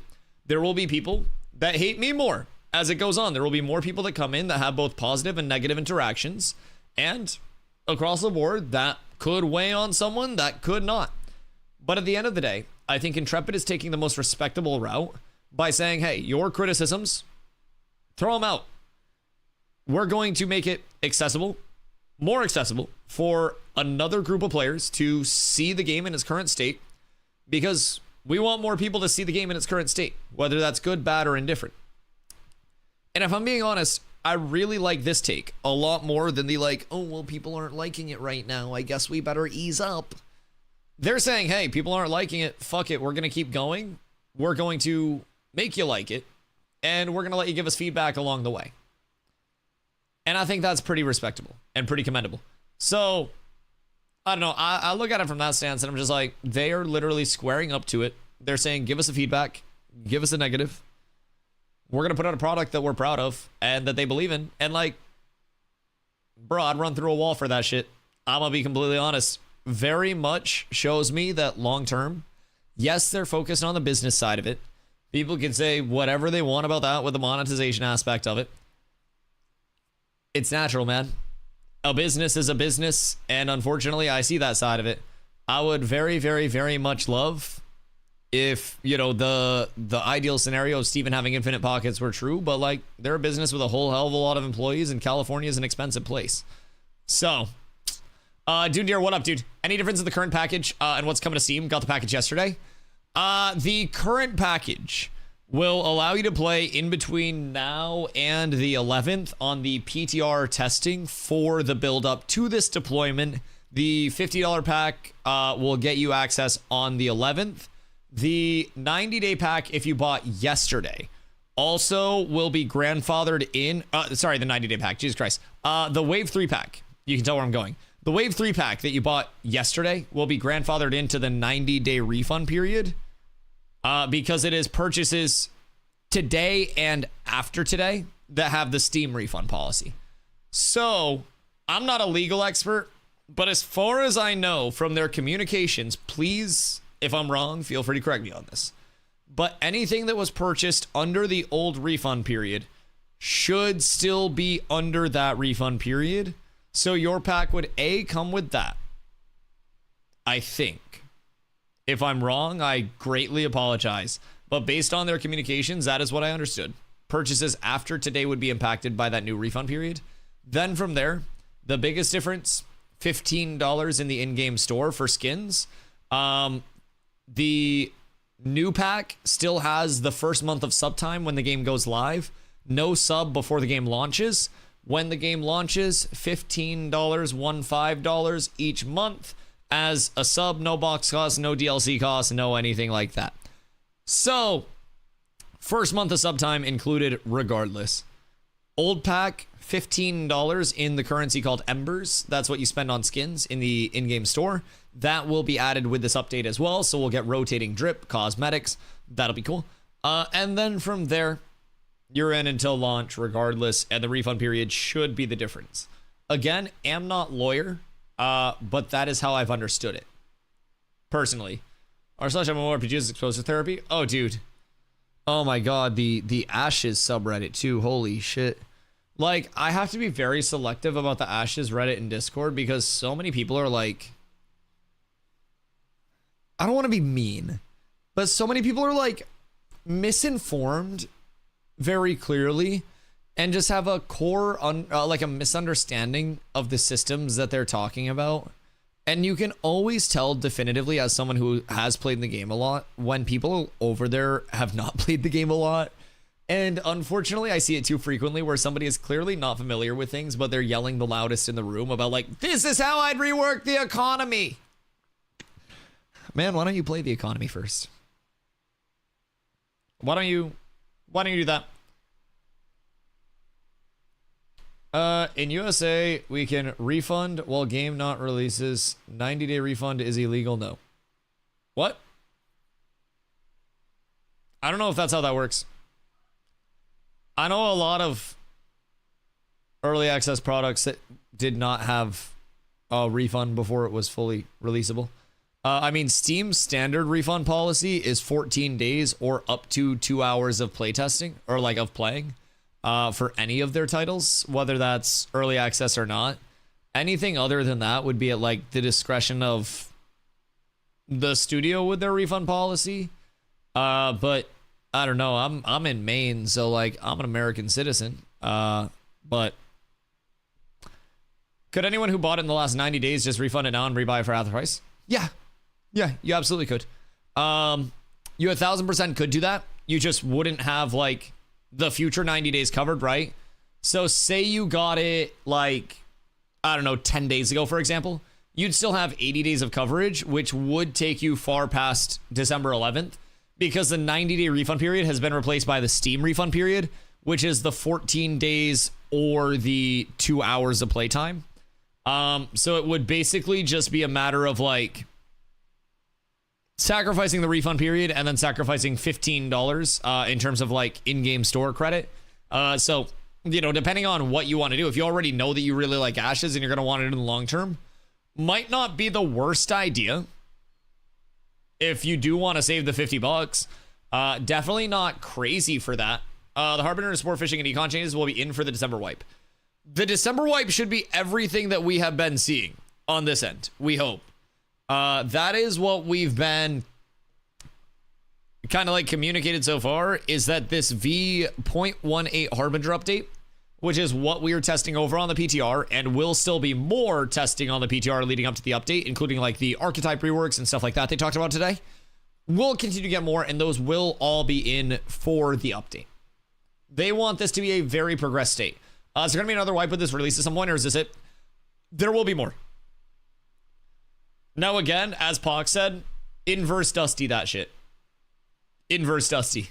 Like, I've been wrong on too many goddamn fresh start calls at this point. But Steven iterated today very clearly. At any point, there could be more wipes, either announced or unannounced. Eventually, they'll transition to beta. At that point, this Alpha 2 server will transition to the private test realm and will be essentially retired as the live server. Then Beta 1 will step in. Then, at a certain point, they'll transition to Beta 2. Those presumably would be remaining planned wipes. But again, nobody really planned to wipe here. Just kind of had some poop we had to clean up. So, I'd say, like, come in with a mentality that wipes could always happen at any point. Yayo, what up? Is the community/city stuff immersive in the game yet? Lots of crafting, trading, selling /house stuff. Everything except house stuff. House stuff is not in yet. There will, however, I can pull up a page that can kind of like help break it down. But in terms of the like city immersion, One thing that I actually talk about for players a lot, not only is Ashes a very player-to-player driven economy, no items are bind on pickup or bind on equip. Gonna go say hi to the other folks, but thank you for the stream. Yeah, of course, dude. I hope they have their sunglasses ready. Love you, Donger. Also, remember, if I see any flashbangs on the PTR, I'm gonna message Steven. That's on the windows, bars on the doors. Beatings at midnight, punishings at noon. Love you, Donger. You better pray, buddy. I always stay ready. Yo, have fun, dude. Hope you have a beautiful night. Also, don't read the YouTube comments. 3 of them are from me on alt accounts.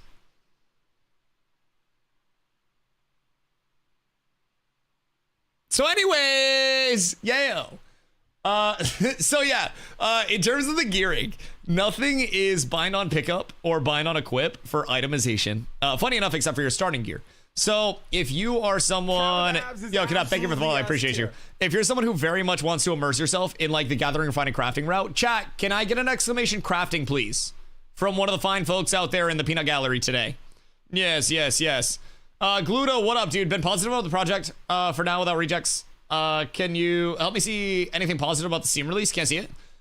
Very simply put, more people actively participating in the game and hearing about it firsthand and seeing it firsthand instead of hearing about it from a YouTube video from somebody that doesn't actually play the game. I think that's a big opportunity with it. Price reduction, a huge thing as well. So, to illustrate the crafting importance. First things first, in towns. Not every town can be the highest level. Not every town can have every building to support gathering, refining, and crafting. So every town, every layout of every server will be completely different, and people have to coordinate across multiple towns to support all of the buildings required to put all of the craftables up to the highest level. There are 22 professions in Ashes. All of them start out as novice, which is the base level. 5 of those novice can become apprentice, so you have to specialize those in 5. That's like your level 10 equivalent. Then, at level 20, 4 of those apprentice can become journeyman. For level 30, 3 of those journeymen can become master. Out of those, 2 of those master can become grandmaster, leading you into a total of 2 at grandmaster, the highest level, 1 at master, 1 at journeyman, 1 at apprentice. So you've got to specialize your personal route in terms of something. Who's Vice Clan? Are they toxic or something? And do you have beef with them? I think they have more beef with me than I have with them. I think it's one of those scenarios. They put out more YouTube content of me than I put out of me. And I'm just thankful that somebody is editing for me without a percentage split of my YouTube rev, because my YouTube does not make enough money to entice somebody to edit, dog. Yo, dude, thank you for the follow, dude. Like, I'm gonna be real. I don't make enough on the YouTube side to be like, hey, can I get an editor for like these funny crash out clips? So like, I'm so thankful that somebody is spreading that shit for me. It takes a weight off my shoulders, man. So feel free to go peep it, gas it up so more people see it, and then pull up to the stream. I'm thankful that the community supports me. Genuinely. So, yo, along the construction route, buildings don't just get placed by default, right? When a town levels through the different settlement tiers, tier 0 through tier 5. Once it hits tier 3, it starts the election process where there can actually be a mayor elected, and that mayor can place the buildings in the building plots. So, town becomes tier 3, mayor becomes head of town. Towns generate taxes from players, similar to New World, based on a percentage of all commerce in that town. Vendoring, buying, selling, crafting fees, all that stuff. Everything's taxed. So taxes are put into the settlement storage. That storage is not accessible by the mayor. Stays in the settlement. Very cool. That settlement money can be used to set buy orders, which have citizens of the town or non-citizens farm up materials to then convert to settlement materials. And then from there, those settlement materials can be used in conjunction with gold to put up buildings. And then once a building is stood up, people need to make specific types of crates, waddle the crates over, and then deposit those types of crates into the buildings to complete the building process itself. So different buildings need different crates, different buildings need different materials. And along the way, mayors of towns can also use the commission structure to spend more of that settlement gold to then put up commissions, which are basically town boards, And if enough town boards are completed enough times, it puts up buffs for people in that town zone of influence, with settlement citizens getting basically more potent and eventually global benefit from those buffs. So it's a very, very, very immersive maintenance-based loop. You constantly need people that are on that citizen prog. Do you think it's enough for me to just do this town stuff instead of having to go out and fight? Just want to vibe and farm/craft? Oh god, yeah. Yeah, absolutely. The thing with town citizenship that you have to be aware of overall is that, like, there are a couple of kind of like throw you to the wolves. Also, generic, what up, my friend? You forgot to PayPal me the 20K? Wait, I sent it. I sent it to the wrong person. Chat, who got my 20K? I'm gonna need someone to get that 20K back to me ASAP. ASAP. So, the town kind of like route and the guild route have a few implications where you can be involved in PvP and kind of like catch strays from your decisions or avoid strays as a result. So, along the route, there are a couple of parallels between guilds and towns. Wars. You're in my guild. Another guild doesn't like us. They want to jump us. They declare a guild versus guild war against us, which then allows our two guilds to fight in the open world. If you're in our guild, you could be implicated in that. That's why we have multiple different guilds. Crows, what up, my boy? I hope you're having a beautiful day. So, with those guild versus guild wars, it opens up the door for that open world PvP where it's like, you're going to fight us whether you want to or not. We have multiple guilds set up so we can have a crafting guild, a casual guild, all those things along the way, kind of with the structure. People could declare on our crafting guild, but then our main guild would declare on them back and war would ensue. So, there are things along the way that can impact that. Settlement versus settlement wars, or towns. Same thing, but between the citizens of those two towns within the boundaries of those two towns. So my town declares on your town, and when that happens, it enables the PvP 1 hour after that declaration. Well, it's a crafting guild, so I can get all the mounts off the bodies. This is why the spin-up period that's intended to be added to both of those wars are important. Some form of notification. Also, educating your players to not sit around in a town with a bunch of mats on you. Yup. That's a big thing, too. Crafting is never safe. It's very intriguing. You've got to, like, have your crafters ready and protected. It's a dog-eat-dog world out there, dog. So, you have the settlement wars, and then you have your siege system. Settlement versus settlement sieges are the largest risk versus reward town mode in the entirety of the game. These are going to be very expensive to declare. Right now, they're 1,000 gold. That's kind of easy. But, as of right now, those are very attainable to deck. Those will be way more long-term. Like, harder to declare. Way more few and far between. But the risk goes up exponentially. So that'll lead to the settlement death system. It's exactly what it sounds like.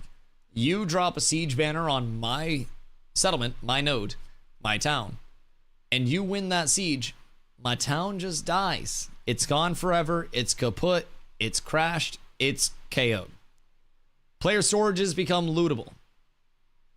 The settlement itself is de-leveled down to level 0. Buildings destroyed. Everything gone. No change of hands of mayor because there is no more mayor. They die IRL. You sign the agreement when you buy your copy of Ashes. So there are some implications on this shit. Legal disclaimer, you don't actually get assassinated if you lose a settlement siege. That I know of. That system's not in yet.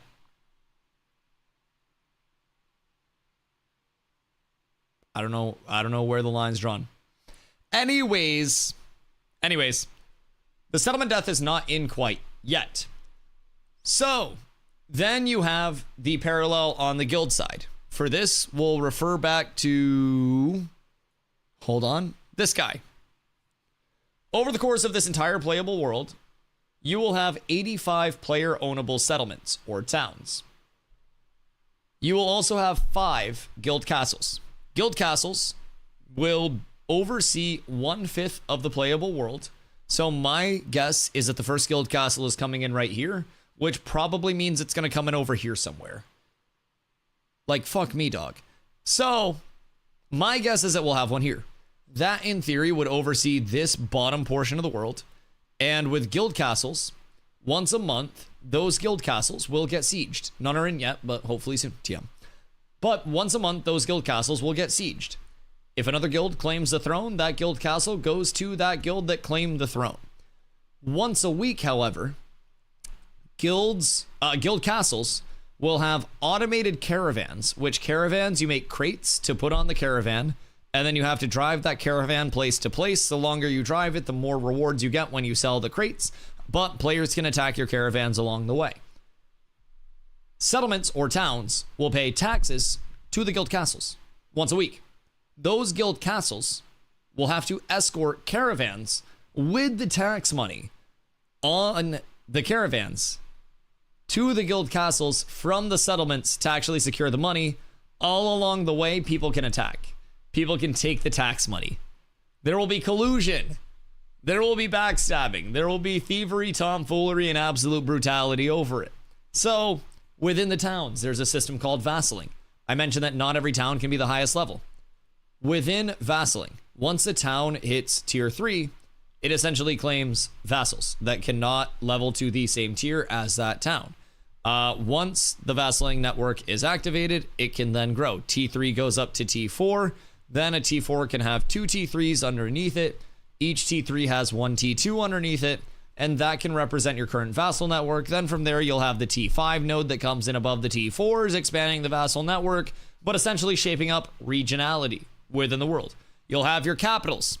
You'll have your suburbs. You'll have your East Bumfucks. You'll have your Islesboroughs.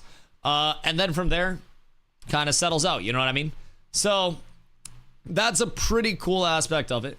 And then from there, important to note, there's a warning time to get your stuff out of storage prior to siege. Are you talking about the siege spin up? Because once the siege is declared, that shit's locked. The intended mechanic to get stuff out of the storage for sieges. Also, Cody, what up, my dude? I hope you're having a beautiful day. It's a blessed day. The dev stream was great to us. But basically what Steven had said is like the espionage and the intel route is really big for that.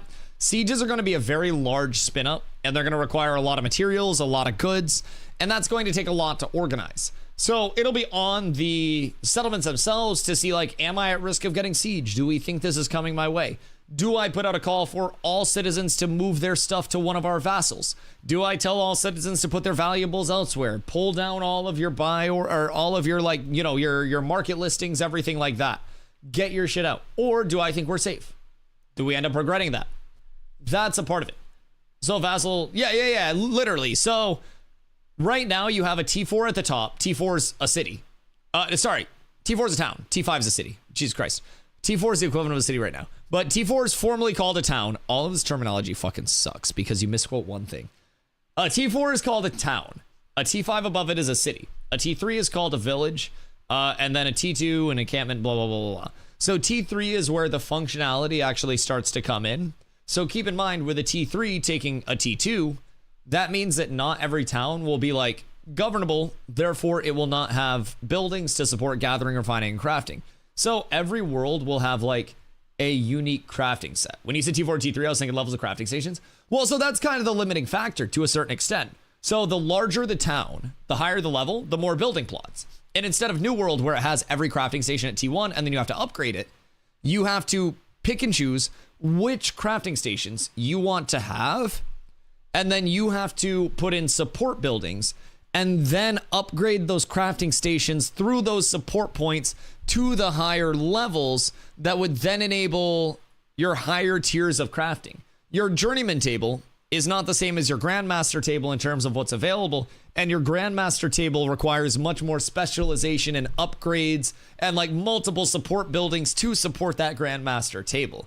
So there are limiters on like how much one town can have. So the tile set of every single server will be different. It will be evolving with settlements leveling and dying and like certain needs being put in different places. It's pretty fucking cool. It's pretty cool. It's literally a living world. Yo, Shank, what up, dude? Question, in game right now, is there a way to send in-game messages to your vassals and basically pass information in-game to your citizens? If war is coming, can a guild running a large city send out a warning that the crafters and gatherers need to try and evacuate to another ally nearby to protect their goods? There is /citizen chat, and then there is also an interface where a mayor can set a message. And when that does update, it'll say like, you know, your mayor has posted a new message, and then it's kind of like on the people to check that. But there's also not just like a blump, blump, blump, blump, like level of alarm that goes out. Feel free to sample that for the sound if you guys would like to, by the way. But there's no like alarm that goes out that tells people, oh, you need to get the fuck out of here ASAP. Shit's coming. It's going to get rough. It's much more of a like, you get the communication that it's on the way, and then you're like, everybody get your stuff. And if you get that early, you're great. If I'm a badass grandmaster, can a town entice me to move to them, or do I have to stay in that one settlement? You are not rooted to only one settlement, and very frequently, like, you will actually have to engage in multiple settlements worth of, I guess, processes to actually get what you want to for your grandmaster outcome. Excuse me. So, say you want to be Grandmaster Carpenter. Grandmaster Carpenter will require Grandmaster Lumberjacking, somebody with that to chop down the GM trees with a GM axe, and then it will require Grandmaster Lumber Milling, which is already a third GM ability. Ha ha ho ho, you can't do it all yourself, to somebody else you've got to go. So, in just that, just from the wood, not factoring in that carpentry is also going to need herbalism and weaving. It's also, in some instances, going to need like mining and then stonemasonry or metalworking. It could need leather. It could need anything. So you will often find yourself having one area that's like home, so to say. But you will very frequently also roam throughout a world and like a portion of the world, so to say. Do you have a specific video for explaining all this stuff? I hate posting on YouTube. I'm actually going to start posting on YouTube a lot more, and I will literally pay somebody to clip shit down when it's a valid rant so I can post it to YouTube easier. But if you ever have questions, please feel free to ask, bro. I stream Ash's content like 8 to 12 hours a day. So I'm literally always here. I've streamed over 860 days in a row. I'm not going anywhere. If you have any questions, I'll repeat stuff a million times over as long as it helps somebody. No Iron Man concept for top tier master crafters. Not the Omni Crafter, but it would be more of an element of like, I want to specialize in becoming the best, you know, Grandmaster Armor Smith, so to say. For instance, I'm the guild's leatherworker. I had all of my stuff in the town that had the Grandmaster leatherworking bench, thinking that the mayor would upgrade said bench, but a new mayor was elected that wanted Grandmaster armor smithing. So I was trying to move to a different town. Yeah, things can change just like that. The plans can always change if somebody wants something different, and it can fuck the whole server plans. Exactly. And then in addition to that, like, you can have 2 at the highest level, but like right now, effectively, since we have Journeyman as the highest effective tier with level 25 being our cap. Journeyman is item level like 23, 26, and 29. So item level 20 required equipables. Journeyman is what you'll have right now. So in the current state of affairs, you can have 4 of the gatherables, or 4 of the trade skills. So mine, for instance, at Journeyman, I have lumberjacking, I have lumber milling, I have hunting, and I have herbalism. So I don't like crafting. I let people much smarter than me do all of the crafting. And I say, how can I help? How can I brute force something with my time and get you more of what you need to get me what I need? And I play my role. And I'm very thankful for my crafting core, my gathering core, and everybody that's in the comm that helps support that, because you are the most important part that facilitates everything for us. So, me personally, I am gatherer. I am refiner with my time.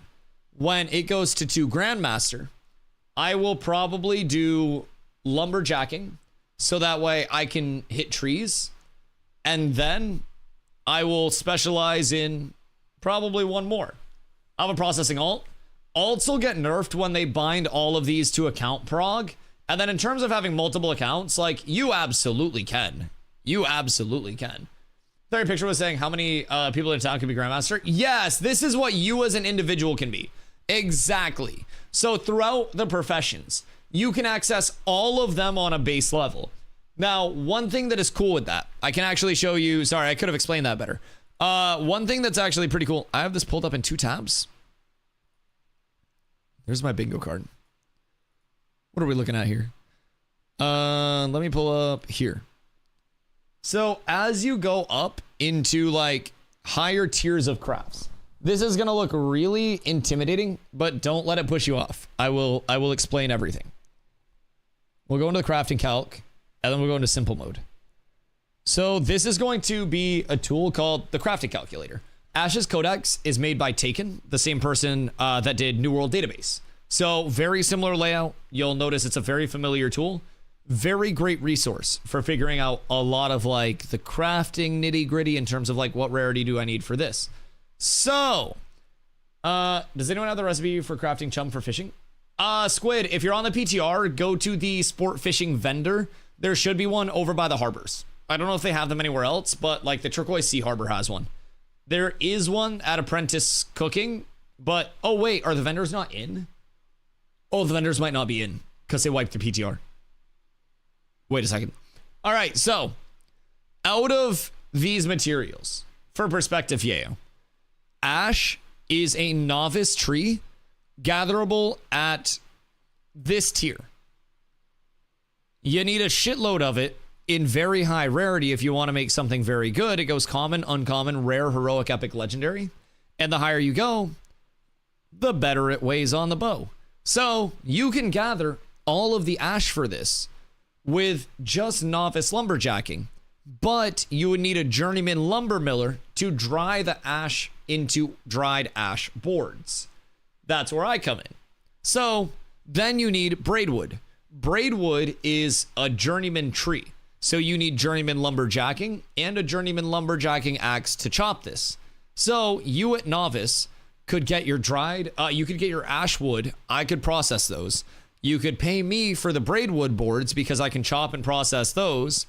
Moon prepared yardages require moon bells and moon bolts. So I believe those are apprentice, right? Yeah, moon bells and blue bells are apprentice. But you need a journeyman weaver. So then you need your fishing from your or for your fish, and then you need the cook to convert the fish into the oil. So you need many different inputs to make one cumulative thing. And then you have like your processing differences, your rarity differences, and then you also have like your crafter quality. So say you're the carpenter, you'll spend your time trying to get carpentry gear, carpentry consumes, carpentry buffs to improve the quality of something and basically impact that outward roll on it. So are there places where you can buy stuff from people in other cities instead of depending on someone in your town to make it? Yep. So think OG New World markets. So like you go into a city and on the map of like the layout of the town, there is a big marketplace area and there's like a market NPC. So they have a vendor there where you can repair and like buy basics. And then they have the marketplace vendor. That is like the first iteration of the marketplace. That'll become better with like economic nodes coming in. There'll be specific types of settlements that are built around like player-to-player markets and stuff like that. And that'll continue to evolve. But there's a marketplace or a trading post that is individual to that individual town. It's unique to that one town. So with that being paired with this massive map that we have, right, there will be different regions that present different gatherables, different materials, different benefits, all of that, right? So it goes pretty deep with it. So the player-to-player driven economy is huge. You've got the marketplace where people list stuff. You've got trade chat. You've got yell chat. Like people are always trying to peddle goods. And there's an entire route where people just say, Dusty, you need to econ better. That is literally just getting some gold early on and then flipping that gold into more gold by buying and selling things that you predict are going to be going up in the economy. That's crazy to me. That is a huge route. You think there's enough game to call it early access and bring it out this early? I think early access isn't inherently an indicator of any like progress, so to say. And it's much more an indicator that like this is playable before the launch. I think it's much more frequent that people will take early access as an indicator of this is supposed to be very close to launch. This is supposed to be right there. And that's not necessarily one-to-one. I think that's a product of like where a lot of modern gaming has gone with it though, where early access very often is peddled as, you know, we're almost there. I think early access is at its core a term that means, hey, we're not at launch yet, but you can play it before it launches starting on this day. Now, early access can put off a false kind of like impression there for some people, but at the same time, it can make it a lot easier than saying, hey, we're in Alpha 2 Phase 3, technically Alpha 2 Phase 3.5 because it's the second round of Phase 3 servers, then we'll go into Beta 1, then we'll go into Beta 2. It's early access, and there will probably be wipes throughout early access. It's so much easier to explain just on a palatable basis to help people understand. And early access will last for probably 2.5 to 3 years, in my guess. I think we will be in early access of Ashes of Creation until mid to late 2028. That's how I'm explaining it. So, made a few $100,000 off water when... No! Wait, the water grind was crazy, Yayo. That shit went crazy. Yeah, let me know if you have any questions. I genuinely love the systems in this game already. And one of the cool things that I always say is, like, for people who really value that artisan route or that just, like, chilling and gathering route, Ashes is a game that is very community-based and does not have all of the streamlining of modern MMOs where it's just like, all of this is in the palm of your hand. It's like, you might have something in the palm of your hand, but something else is going to be all the way over there across the room, and the room is actually a 2-hour walk on your mount. Have fucking fun, dog. You forgot one gatherable before you left town to go craft something? Haha. Gotta run back for it. No fast travel. So, like, Ashes is one of those games where through all of those inconveniences along the way, it's also kind of cool because it enables you through all of those different routes. Those people that don't want to have to worry about bringing all the stuff to craft the thing, and they just want to say, I hit mobs, I do this, I do that, right? Everyone can play that role and benefit the entire community very heavily, and no one has to necessarily go out of their role if they don't want to. But the people that are willing to say, like, I want to focus on this, but I will also do this if needed, those are the people who I think will enjoy Ashes the most, right? The people who are like, oh, I want to gather, refine, and craft a little bit, but I'll go out for a mob grind. Maybe if I'm feeling up to it, I'll show up for scrims and check out PvP. Winka, exclamation Ashes, my boy, I appreciate you. There's a big element to that where many people playing different roles will absolutely contribute to the cumulative output of a community, from a casual gatherer, refiner, crafter to a competitive PvP player to someone who is econing and making clams like crazy, man. It's a really cool game where a lot of people are able to actually contribute. But yeah, if anybody hasn't got their access yet, please exclamation Ashes in the chat. That'll bring up my referral code if you guys do want to create your account using that link. 15% of all of your in-game purchases come back to me as in-game currency for that skin store that's coming out in December. So we're up tremendous. You do have a referral code? Everybody gets a referral code. Yeah. So they haven't... I just got drive-by by a fly. So they haven't announced the content creator program like acceptances yet. They said that would, I think, be sometime later in November. But essentially, once that's up, maybe I can get like a custom code or something. But that's nothing that's tied to content creators or anything like that. If I do get accepted into that, that may open doors. But this is a standard referral code that comes with every account that's created. Essentially, what you're looking at is 15% of the purchases of anyone that uses your referral code for the lifetime of their account come back to you as the like in-game cosmetic store currency. So you can get skins and stuff without having to pay for those skins if you do have referral codes under your belt. 07, I appreciate y'all. My goal is to be the Drip Lord because Z's got a huge head start on the skins and the skin game goes crazy already. I must conquer, and you will help me with all of that. So exclamation Ashes, click on that bad boy. How does that referral code work now with Steam purchases? I would assume, I don't, like, I kind of want to purchase one through Steam to just see what the process is so I can educate people on it. But I would assume that when you go to launch, it may bring you to like the Ashes like website to make an account there or something. I'm not entirely sure, if I'm being honest. I don't know if it's like two separate instances of accounts. I don't know if there's a way for people on Steam to use the Ashes referral code or what. Day 69 in a row is insane. Yo, Devils, I appreciate you, dog. I hope I am able to do many, many, many more days in a row.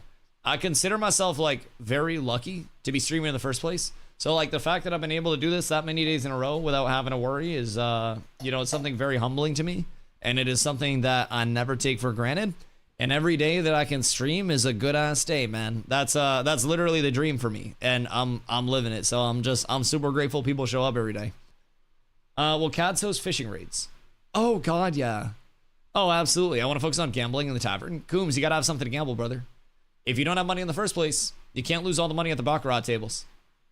NSFW, in my opinion, this is great. Even if you don't want to do the crafting route, it's being so involved and is refreshing. Yeah, no, absolutely.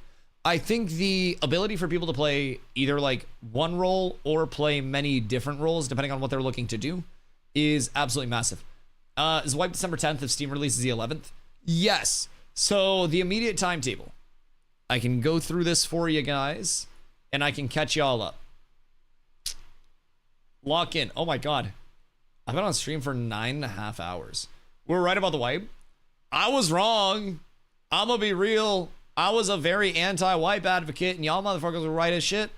Yeah, I mean, hey, hats off to y'all, dude. I will take my L's when I got L's to take, and I'm gonna be real. I cooked that shit. I am so bad at predicting fresh start servers. Pros versus cons of Ashes going to Steam. I feel there are more cons. I'll make a paint diagram. But the largest con is that you have to deal with me flossing before I go smoke a bowl real quick.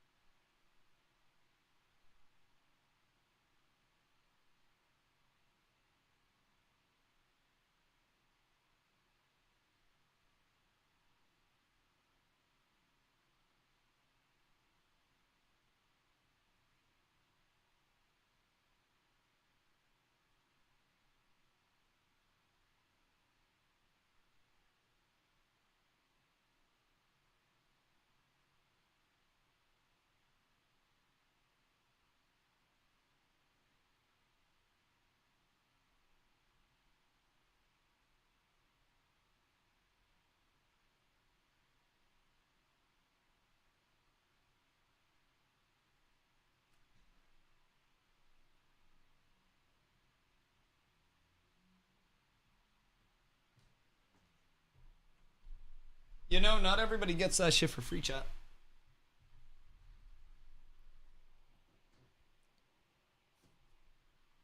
Not everybody gets that shit for free.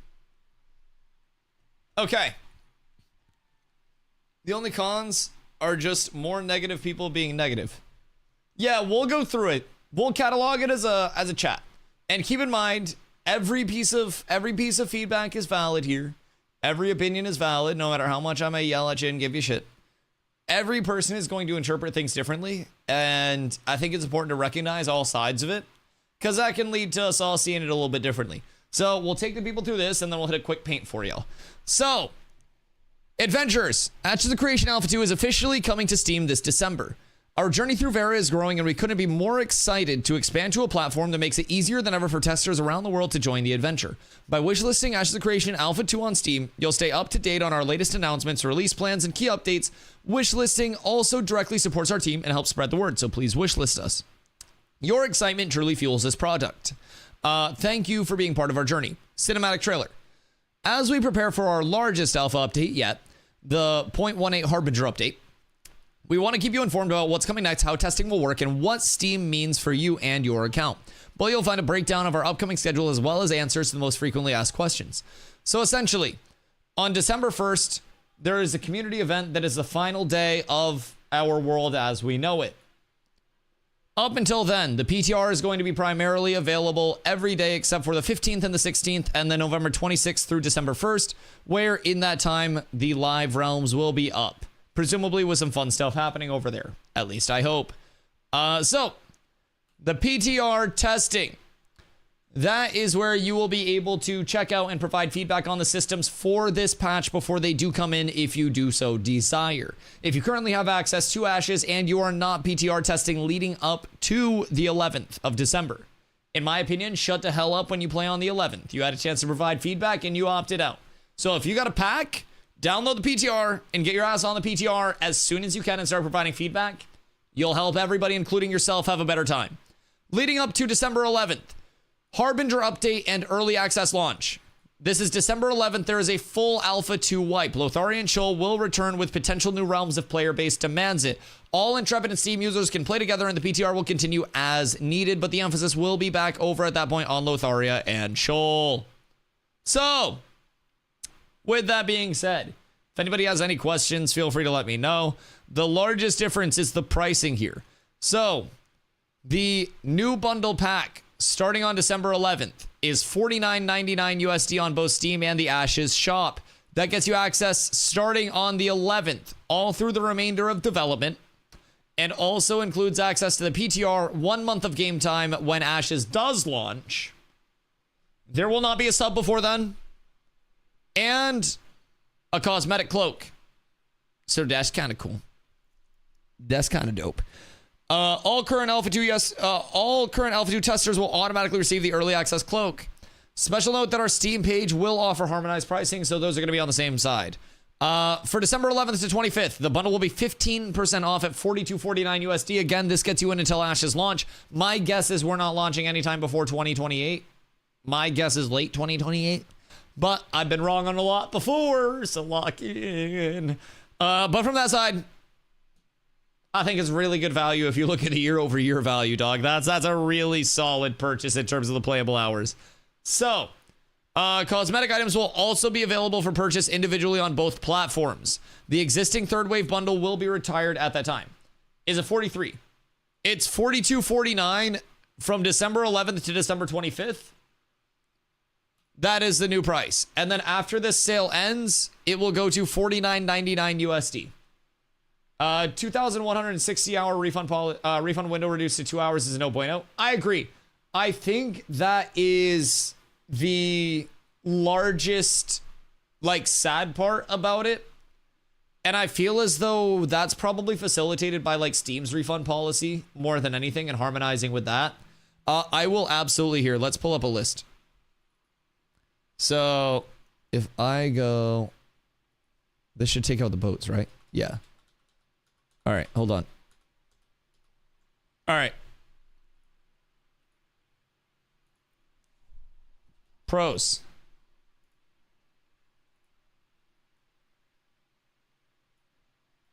And then we go cons. All right. Can I drop the size of this a little bit? Size 26. Let's start with the greatest pro of all. More testers. I think this is going to be something that is very important for Ashes in the long term. A social-driven system is driven by people. I think that's fucking awesome. Let's start with the largest con immediately. More angry testers.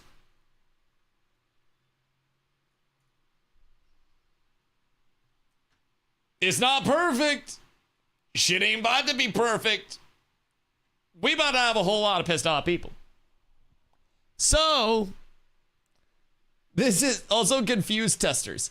I feel like that leads to this. I consider angry as disgruntled as a whole. We'll just say unhappy people. We'll put it as that. So whether they're confused, whether they are angry, whether they feel as though the state's not good, the general unhappiness that could come about from this being more or less misinterpreted as close to launch instead of something that's in development. So, remember, you never get a second first impression? Absolutely. Absolutely.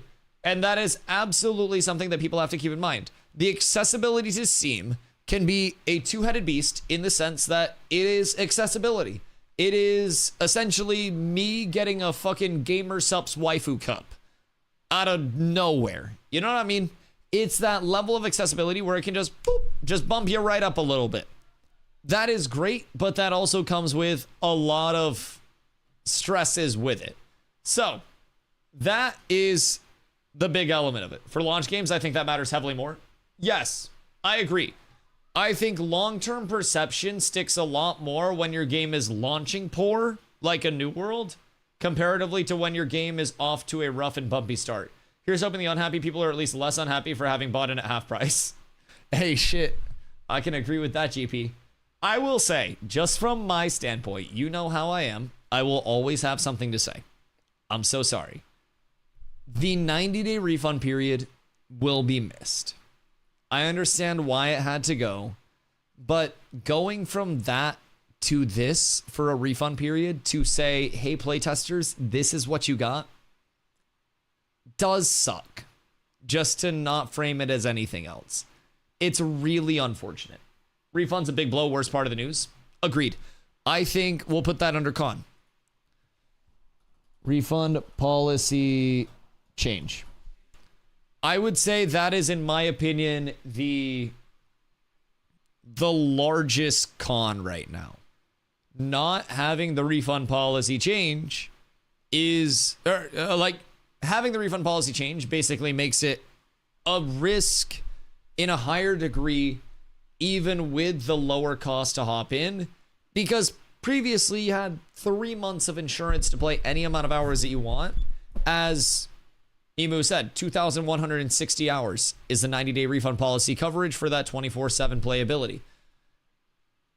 Obviously, no one's getting that in their first 90, but very believable that somebody who's degenning it could easily put in 500 hours over the course of 90 days.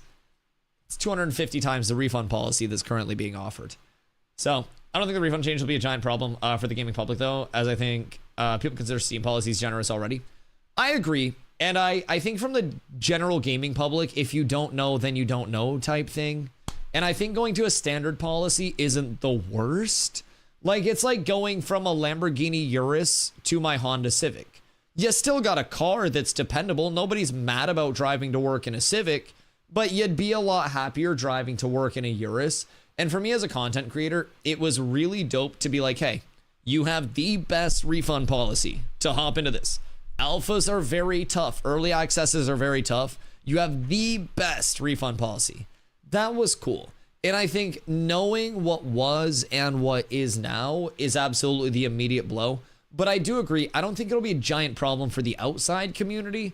I just think it's one of those things where, like, those who know how good people had it. And for me, I'm going to have to, like, bite my tongue a little bit when I'm like, oh yeah, you can hop in for, $50 until launch and you get 2 hours of gameplay to refund.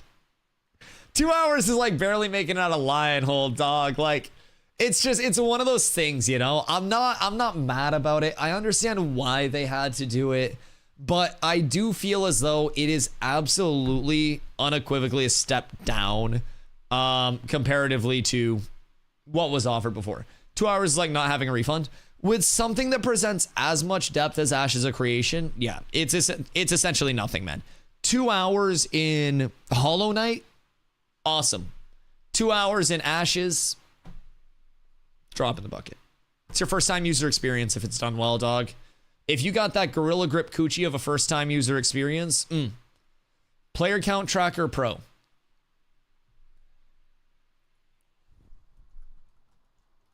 I'm going to actually put that right in the middle.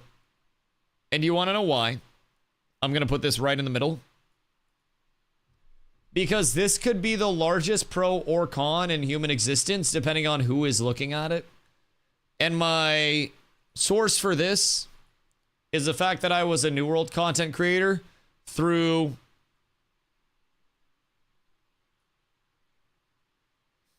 most of this time. And having a player count poll directly results in a lot of people saying, why are you playing this dead game? This game's community's fallen off, blah, blah, blah, blah, blah. Games will naturally have content cycles. Even something as successful as Path of Exile 1 reflects a crazy content cycle. WoW, a phase-based MMO, crazy content cycle. Populace up, content completed, populace down. People will absolutely always see a natural content cycle where month over month, you will never just go, new cap, new cap, new cap, new cap, new cap, new cap, new cap. Like, you won't just be breaking through that every month. You may push up a few months, then your content's going to get completed. You will have like a few months up, then a down, and then hopefully you can catch that down before it goes down too low. Excuse me. And then you put out new content, and then number goes higher. That's the goal. Slap a line at best fit, hope it's positive.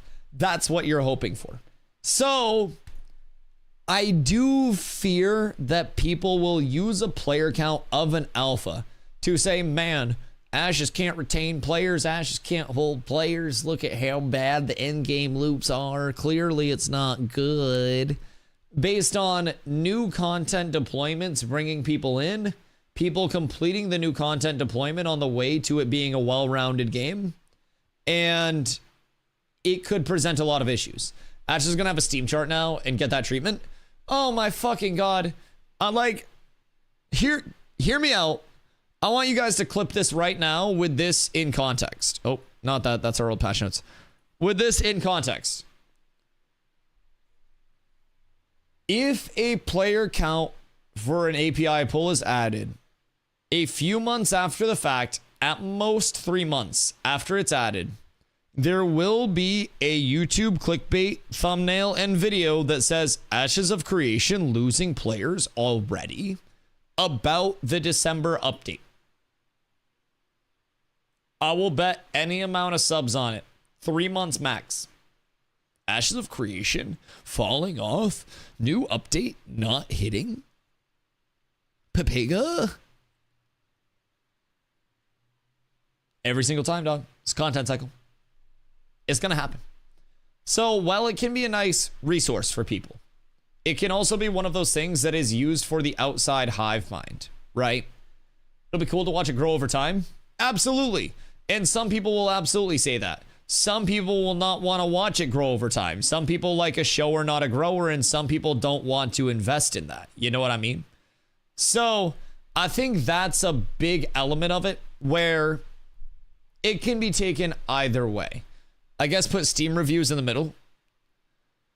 I think Steam reviews, even bad Steam reviews in the long term, I would be willing to argue would be a pro, simply because more Steam reviews mean that more people will get perspective of where the game was at snapshots in time versus when they hop in. It can be restrictive, so I guess I'll put it in the middle. But like, even a bad Steam review can be something that is positive in the long term because it can give perspective of what the problems were and what the problems currently are. But definitely in the middle as well. Econ reset in the pros. Absolutely. Econ reset. So we have better econ data. We have FTUE revamps. So those are huge, but this also isn't like related to the Steam thing. So I don't want to link that too far in to like the Steam everything and just line up the pros with like fucking patch notes. Basically, that's not the goal of this. I do think overall new players coming into an econ reset is actually very good comparatively. So from that standpoint, I absolutely agree there. I tested Ashes of Creation for 30 days and here's what happened. I'd be happy if somebody did it for 30 days. Shit, I'll be honest. More money for content and speedier progress? Yeah, more money. Very simply put, more money for development to do more shit. I think that is absolutely a pro. Potentially more accessibility. So we'll say cheaper cost. So that's cool. On the consumer side, that's great. Let's see. I don't want to like overpopulate this with over specificities, right? But, oh, we'll also say more testers, larger platform with Steam. If it gets into a Steam list, say it does go well and it hits like one of the Steam like top selling or most downloaded or whatever, that could be a lot of accessibility for it. Steam charts, simply being on Steam charts, can give a lot of accessibility for games. So I don't want to get too deep into the pros side of it, but I feel as though the pros do, to a certain extent, outweigh the cons. Now, I'm sure we can find more cons than just this.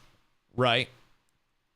But at the end of the day, I feel like the largest con overall to the game being more accessible as a result of these pros is that in early access, in development, you will have people that come in with the wrong expectations.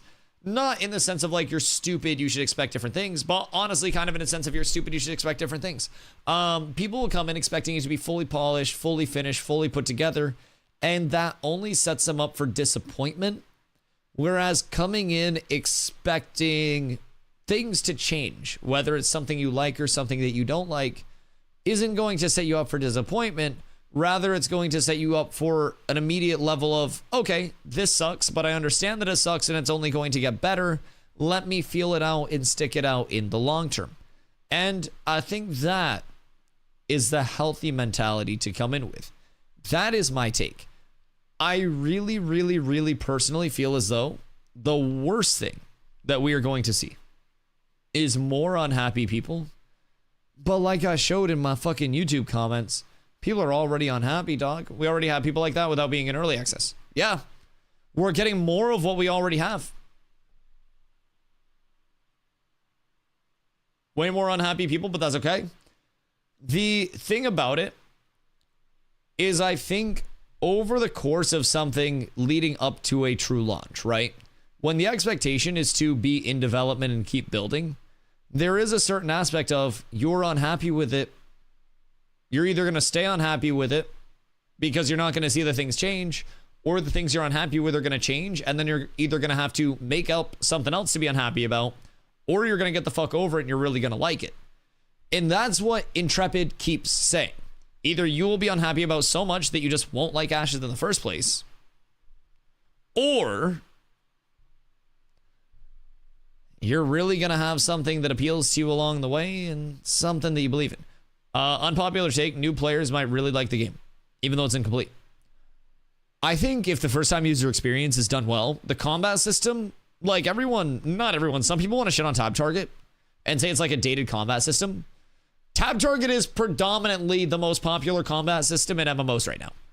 Say what we want about freeform action combat being so fun. New World did it amazingly. Traditionally, action combat is actually really fucking rough to get done well.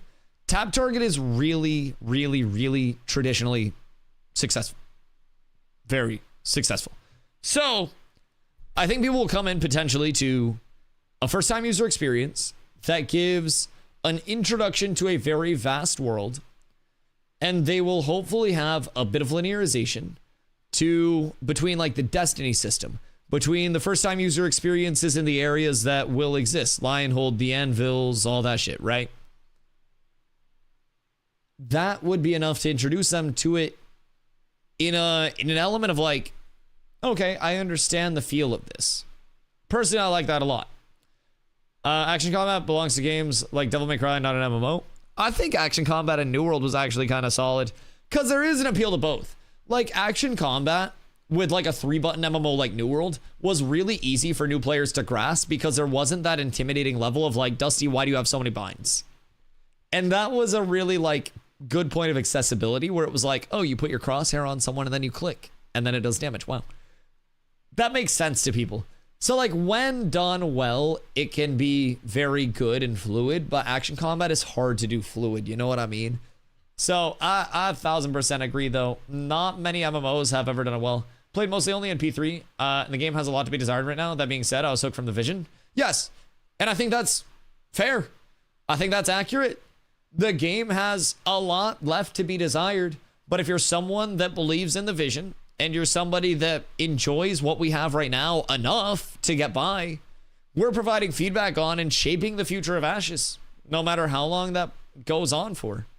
And I think that's a really cool element of it, man. At least for me, it's a really rewarding aspect where I, as a playtester, regardless of content creator or not, I, as a playtester of a game that I love, can submit a bug, and that bug can be seen by the developers, and then the developers are just like, oh, shout out to these people for finding bugs, and I, as a fan of Ashes, am like shouted out for finding a bug and get a mount for it.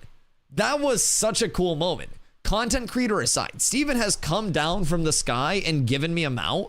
That was a cooler moment for me because that was a reward for putting time in playtesting, boots on ground, finding a bug, reporting that bug, and that bug being acknowledged and responded to.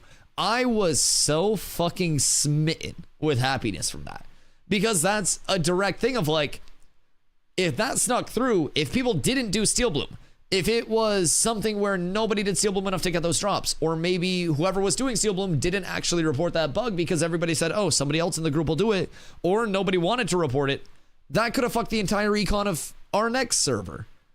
That's a huge thing to find. And I think that's a hugely rewarding aspect of it. Like, everything else aside, just as a playtester and a fan of Ashes, to have that happen. It's really cool. Do you think there's any chance of getting key linking for Steam? I think they said that was in the plans. I don't think it's going to be available on the 11th, but as far as I know, that is going to be in the plans. Now, I have a question. If there are any Stevens in the chat, or anybody else that can elaborate, wink, wink, nudge, nudge. So, with Steam coming in and Steam having a gifting policy for games, can I now gift people and give away copies of Ashes of Creation?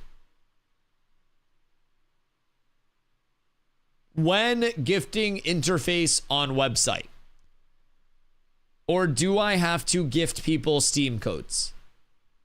Because I will gift people copies of Ashes on Steam if I have to do so. I will literally just send out copies from my Steam. Steam codes probably? Yo, Loki, hold on. Ashes Early Access Humble Bundle when? Yo, Loki, I'd stock the fuck up. I'd just do giveaways off that. That'd go hard. Like a $12 access code? Bro, I'd stock the fuck up. I'd buy like 20 of those and then give them away. Give me the gift so I can hit rocks for you. You just need a second copy of the game so you can hit rocks more efficiently. Actual fucking fire strats, by the way, Cody. Yes, massive. Be picking it up for $43 regardless. Yo, make sure you're in the guild Discord. If you guys are going to be new to the game, if you are not in the guild Discord yet, please do yourselves a favor. !guild. Discord.gg/catswithabs. You can get into the guild Discord, get your perms, make your ticket, get all squared away from there, and then you can sign up for our leveling groups so you get put with a group that knows what they're doing and you can help contribute. Don't know how Steam works, but I assume Intrepid isn't going to deliberately thwart default Steam functionality. Right. So what I'm wondering is, like, will I be able to do it from the Intrepid website directly? And also, can I use Embers to gift people copies of the games? Asking for a friend who has a lot of referrals. That's the perk I'm looking for, baby. If we unlock that, let me tell you, I'm doing daily marble shoutcasts until I lose my fucking voice, boys. That's the unlock that the people need. If in early access, when Cosmetic Shop becomes available, so I can use my Embers. It should be December. It should be December 11th. Just getting here, what's going on? Ashes is full wiping servers and is going over to Steam on December 11th with a price reduction down to $49.99, and it will be on sale from the 11th to the 15th. The 11th to the 25th, 15% off at $42.49. Large price reduction. Steam port over there as well. The price will be reflected on Steam and on the Ashes of Creation website, and this will accompany the Harbinger update, which the new timetable for that Harbinger deployment seems to be on the 11th of December. Large news, large happenings, Valcrone. And you missed a banger of a dev stream. I did watch dev stream earlier in my VOD. There are also, there's also the VOD over on the Ashes side. I have hiccups. So if you're looking to get that, you can get that. It's $42.49, the same benefits as if you bought for the 100. No, but similar structure. So, the $100 pack, as far as we know, will still retain the 90-day refund period, which will carry you past the December 11th period. With the Steam port, any packs purchased today or later will now be subject to Steam's refund policy instead, which is 14 days or up to 2 hours of playtime. So, first things first, 90-day refund period should still apply with the $100 pack, as far as we've been communicated so far. And then from there, the $100 pack also will include like 1 month of game time like you get with this one, but also $15 in the in-game store and the ability to play up to December 11th on the private test realm if you do want to play and test, you know, the upcoming patch and get a little bit of information. So a couple of potential benefits there along the way. As differences, the $15 in the in-game store, the accessibility for the upcoming month. But if you are still covered by the refund policy and you're like, I'm really liking it, I think I'm not going to need another refund, and $42.49 would be enough to, you know, to figure it out, then you're good. I think if you buy a pack today, it uses a new refund policy. They at least updated the TOS to say that. Yeah, so they said if you buy a pack today, it's a new refund policy. I don't recall if they elaborated if old packs would be grandfathered into the old refund policy or not, but they also did not specifically say that it wouldn't. They said everything that was purchased today or after would be subject to the new one. So as far as we know, the $100 ones are still going to be covered by the refund policy throughout that entirety of the time. So in theory, you could still see if you wanted to play the December update, play the PTR up to that, and then if you don't like it, refund after the December update if you recently purchased, and then you would also be able to buy back in at the cheaper rate later on when you came back. Assumable packs have to be grandfathered in as a legal thing. Yeah, I'm not a lawyer, but like, just as a logical progression of things, you'd think, you know what I mean? But $120 pack. I have a $375 pack. Actually, I got the $250. I got to upgrade to the $375 so I can get my name reservation. The question is, do I want to go with Dusty or do I want DustyWhy? I might try to see if I can weasel my way into getting both reserved, because I don't know what I want. Don't forget the 2 name tag things that dies your cape if you make a character before the 11th. Yes. So if you are... They go into detail about that. Where the Huckington? Hold on. It's somewhere. All current Alpha 2 testers will automatically receive an early access cloak if you log in before the 11th. If users play from December 11th to the end of early access, which is the launch of Ashes of Creation, and achieve level 25, they will receive an Autumn Garden mount cosmetic. Now, Garden, if you are an imbiber of the flower, you are going to love Garden. Garden is a stoned, happy little tree. He is literally just a tree that loves existing. Okay. Nope, no garden leaks. Okay, no, that's fine. I won't look at Garden. I won't show the people away. The fuck? This is... God damn it. All right, anyways, hold on. Here he is. This guy. Garden. So, just a happy little tree, but it'll be an autumn variant of it. So, I'm actually kind of pumped about that. That's a really cool mount. Wish I played. I want that. No, so this is for the future reward. So, you get a cape for currently existing. And then from December 11th to the end of early access, which is the launch, if you hit level 25, you get the mount. So this is accessible to everybody. For any tester who played prior to December 11th, 2025, you will receive the following titles: Cultist of the Eternal Fire, which is black and red, or Knight of the White Flame, white and gold. So you'll get 2 titles, and these titles will override cloak die appearances depending on which one is equipped. So I'm kind of hoping these are like fire particle effects. Like, that would be so sick. So sick. So really optimistic about that. That's going to be a really cool thing. Really look forward to seeing those. So just to clarify, with the Steam price, you still get access to all the alphas and betas in the first month of game time on launch, or do you get reduced access? Yeah, no, you're in for the December 11th access. So the $100 pack, keep in mind, the $100 was not like a recent one. That accessibility technically started back on May 1st. So the $100 pack, if you were purchasing now, you were purchasing basically like 6 months after the peak value of that pack. And naturally, as testing continues to progress, prices can change, reflecting, you know, the time remaining in the entry point desired and stuff like that. Before the $100 pack, it was a $110 pack. Before the $110, it was paid packs with different tiers that went up to different tiers.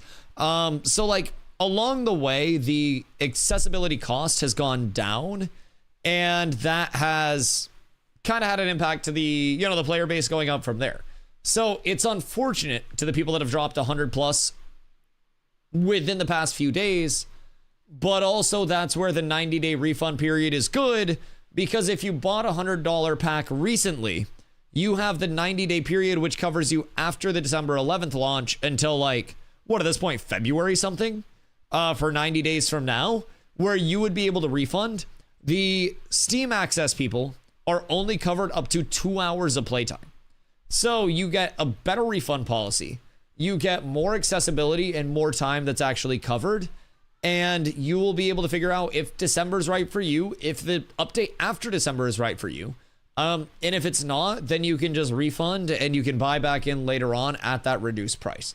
If you're outside of your 90-day refund period already, then that means you've had 3 months of access based on that $100 pack, which is like halfway through that $100 pack's lifespan, which might not be the best time to buy in, but is also not the worst time.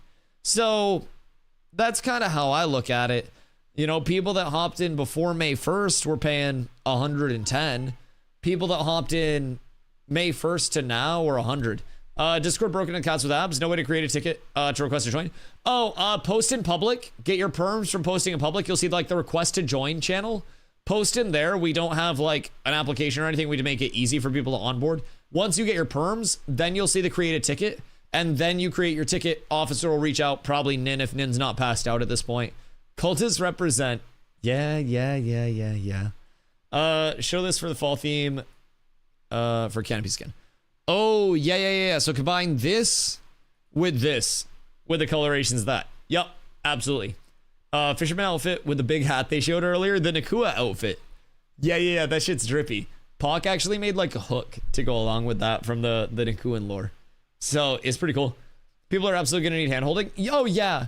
People are 1,000% going to need hand-holding along the way once the 11th hits. People are going to need guidance. And like, hopefully there will be more systems in place to like provide people with that guidance as they need it. But it's also one of those elements of like, there's a lot still to come online. You know what I'm saying? That's a big part of it. So I don't know. I do genuinely hope that along the way we pick up some people that are optimistic. So there are no ashes outside PTR till the 11th. There will be a few days where you're looking at it. It'll be, let's see, available November 15th and 16th, the 26th through December 1st. And then on December 1st, there will be like a farewell event for the server before the wipe actually happens. So December 1st to the 10th, then we're looking at the downtime. Yes, Zarski. Yes, Zarski. That is what it is, my boys. So we got a whole hell of a lot to look forward to. Lads, it's been 10 hours of yaps for me, and I need to eat some food. I need to exist as a human, and if I can, I need to sneak to Walmart before they close for a humidifier tonight. We're gonna send a raid over to Vladis, and if you guys are new, please make sure you drop the follow so you know when I go live every single day. I will be back again tomorrow with some PTR testing, probably testing some leveling loops, yapping about everything as well. I stream every single day starting at 2 p.m. EST. I've streamed over 860 days in a row, and I am always around. So as always, if you guys are not following, make sure you do so you don't miss anything. Get a cool air filter free one, like $28. Cool air filter free one. It's in the front of pharmacy checkout. So like a cold air filter free one. So the air filter doesn't get moldy. All right, bet. I'll peep that. All right, boys, I'm a skedaddle. I'm a sneak. I love y'all. I appreciate y'all. I'll catch you guys tomorrow, 2 p.m. EST. Be here or be square. Peace.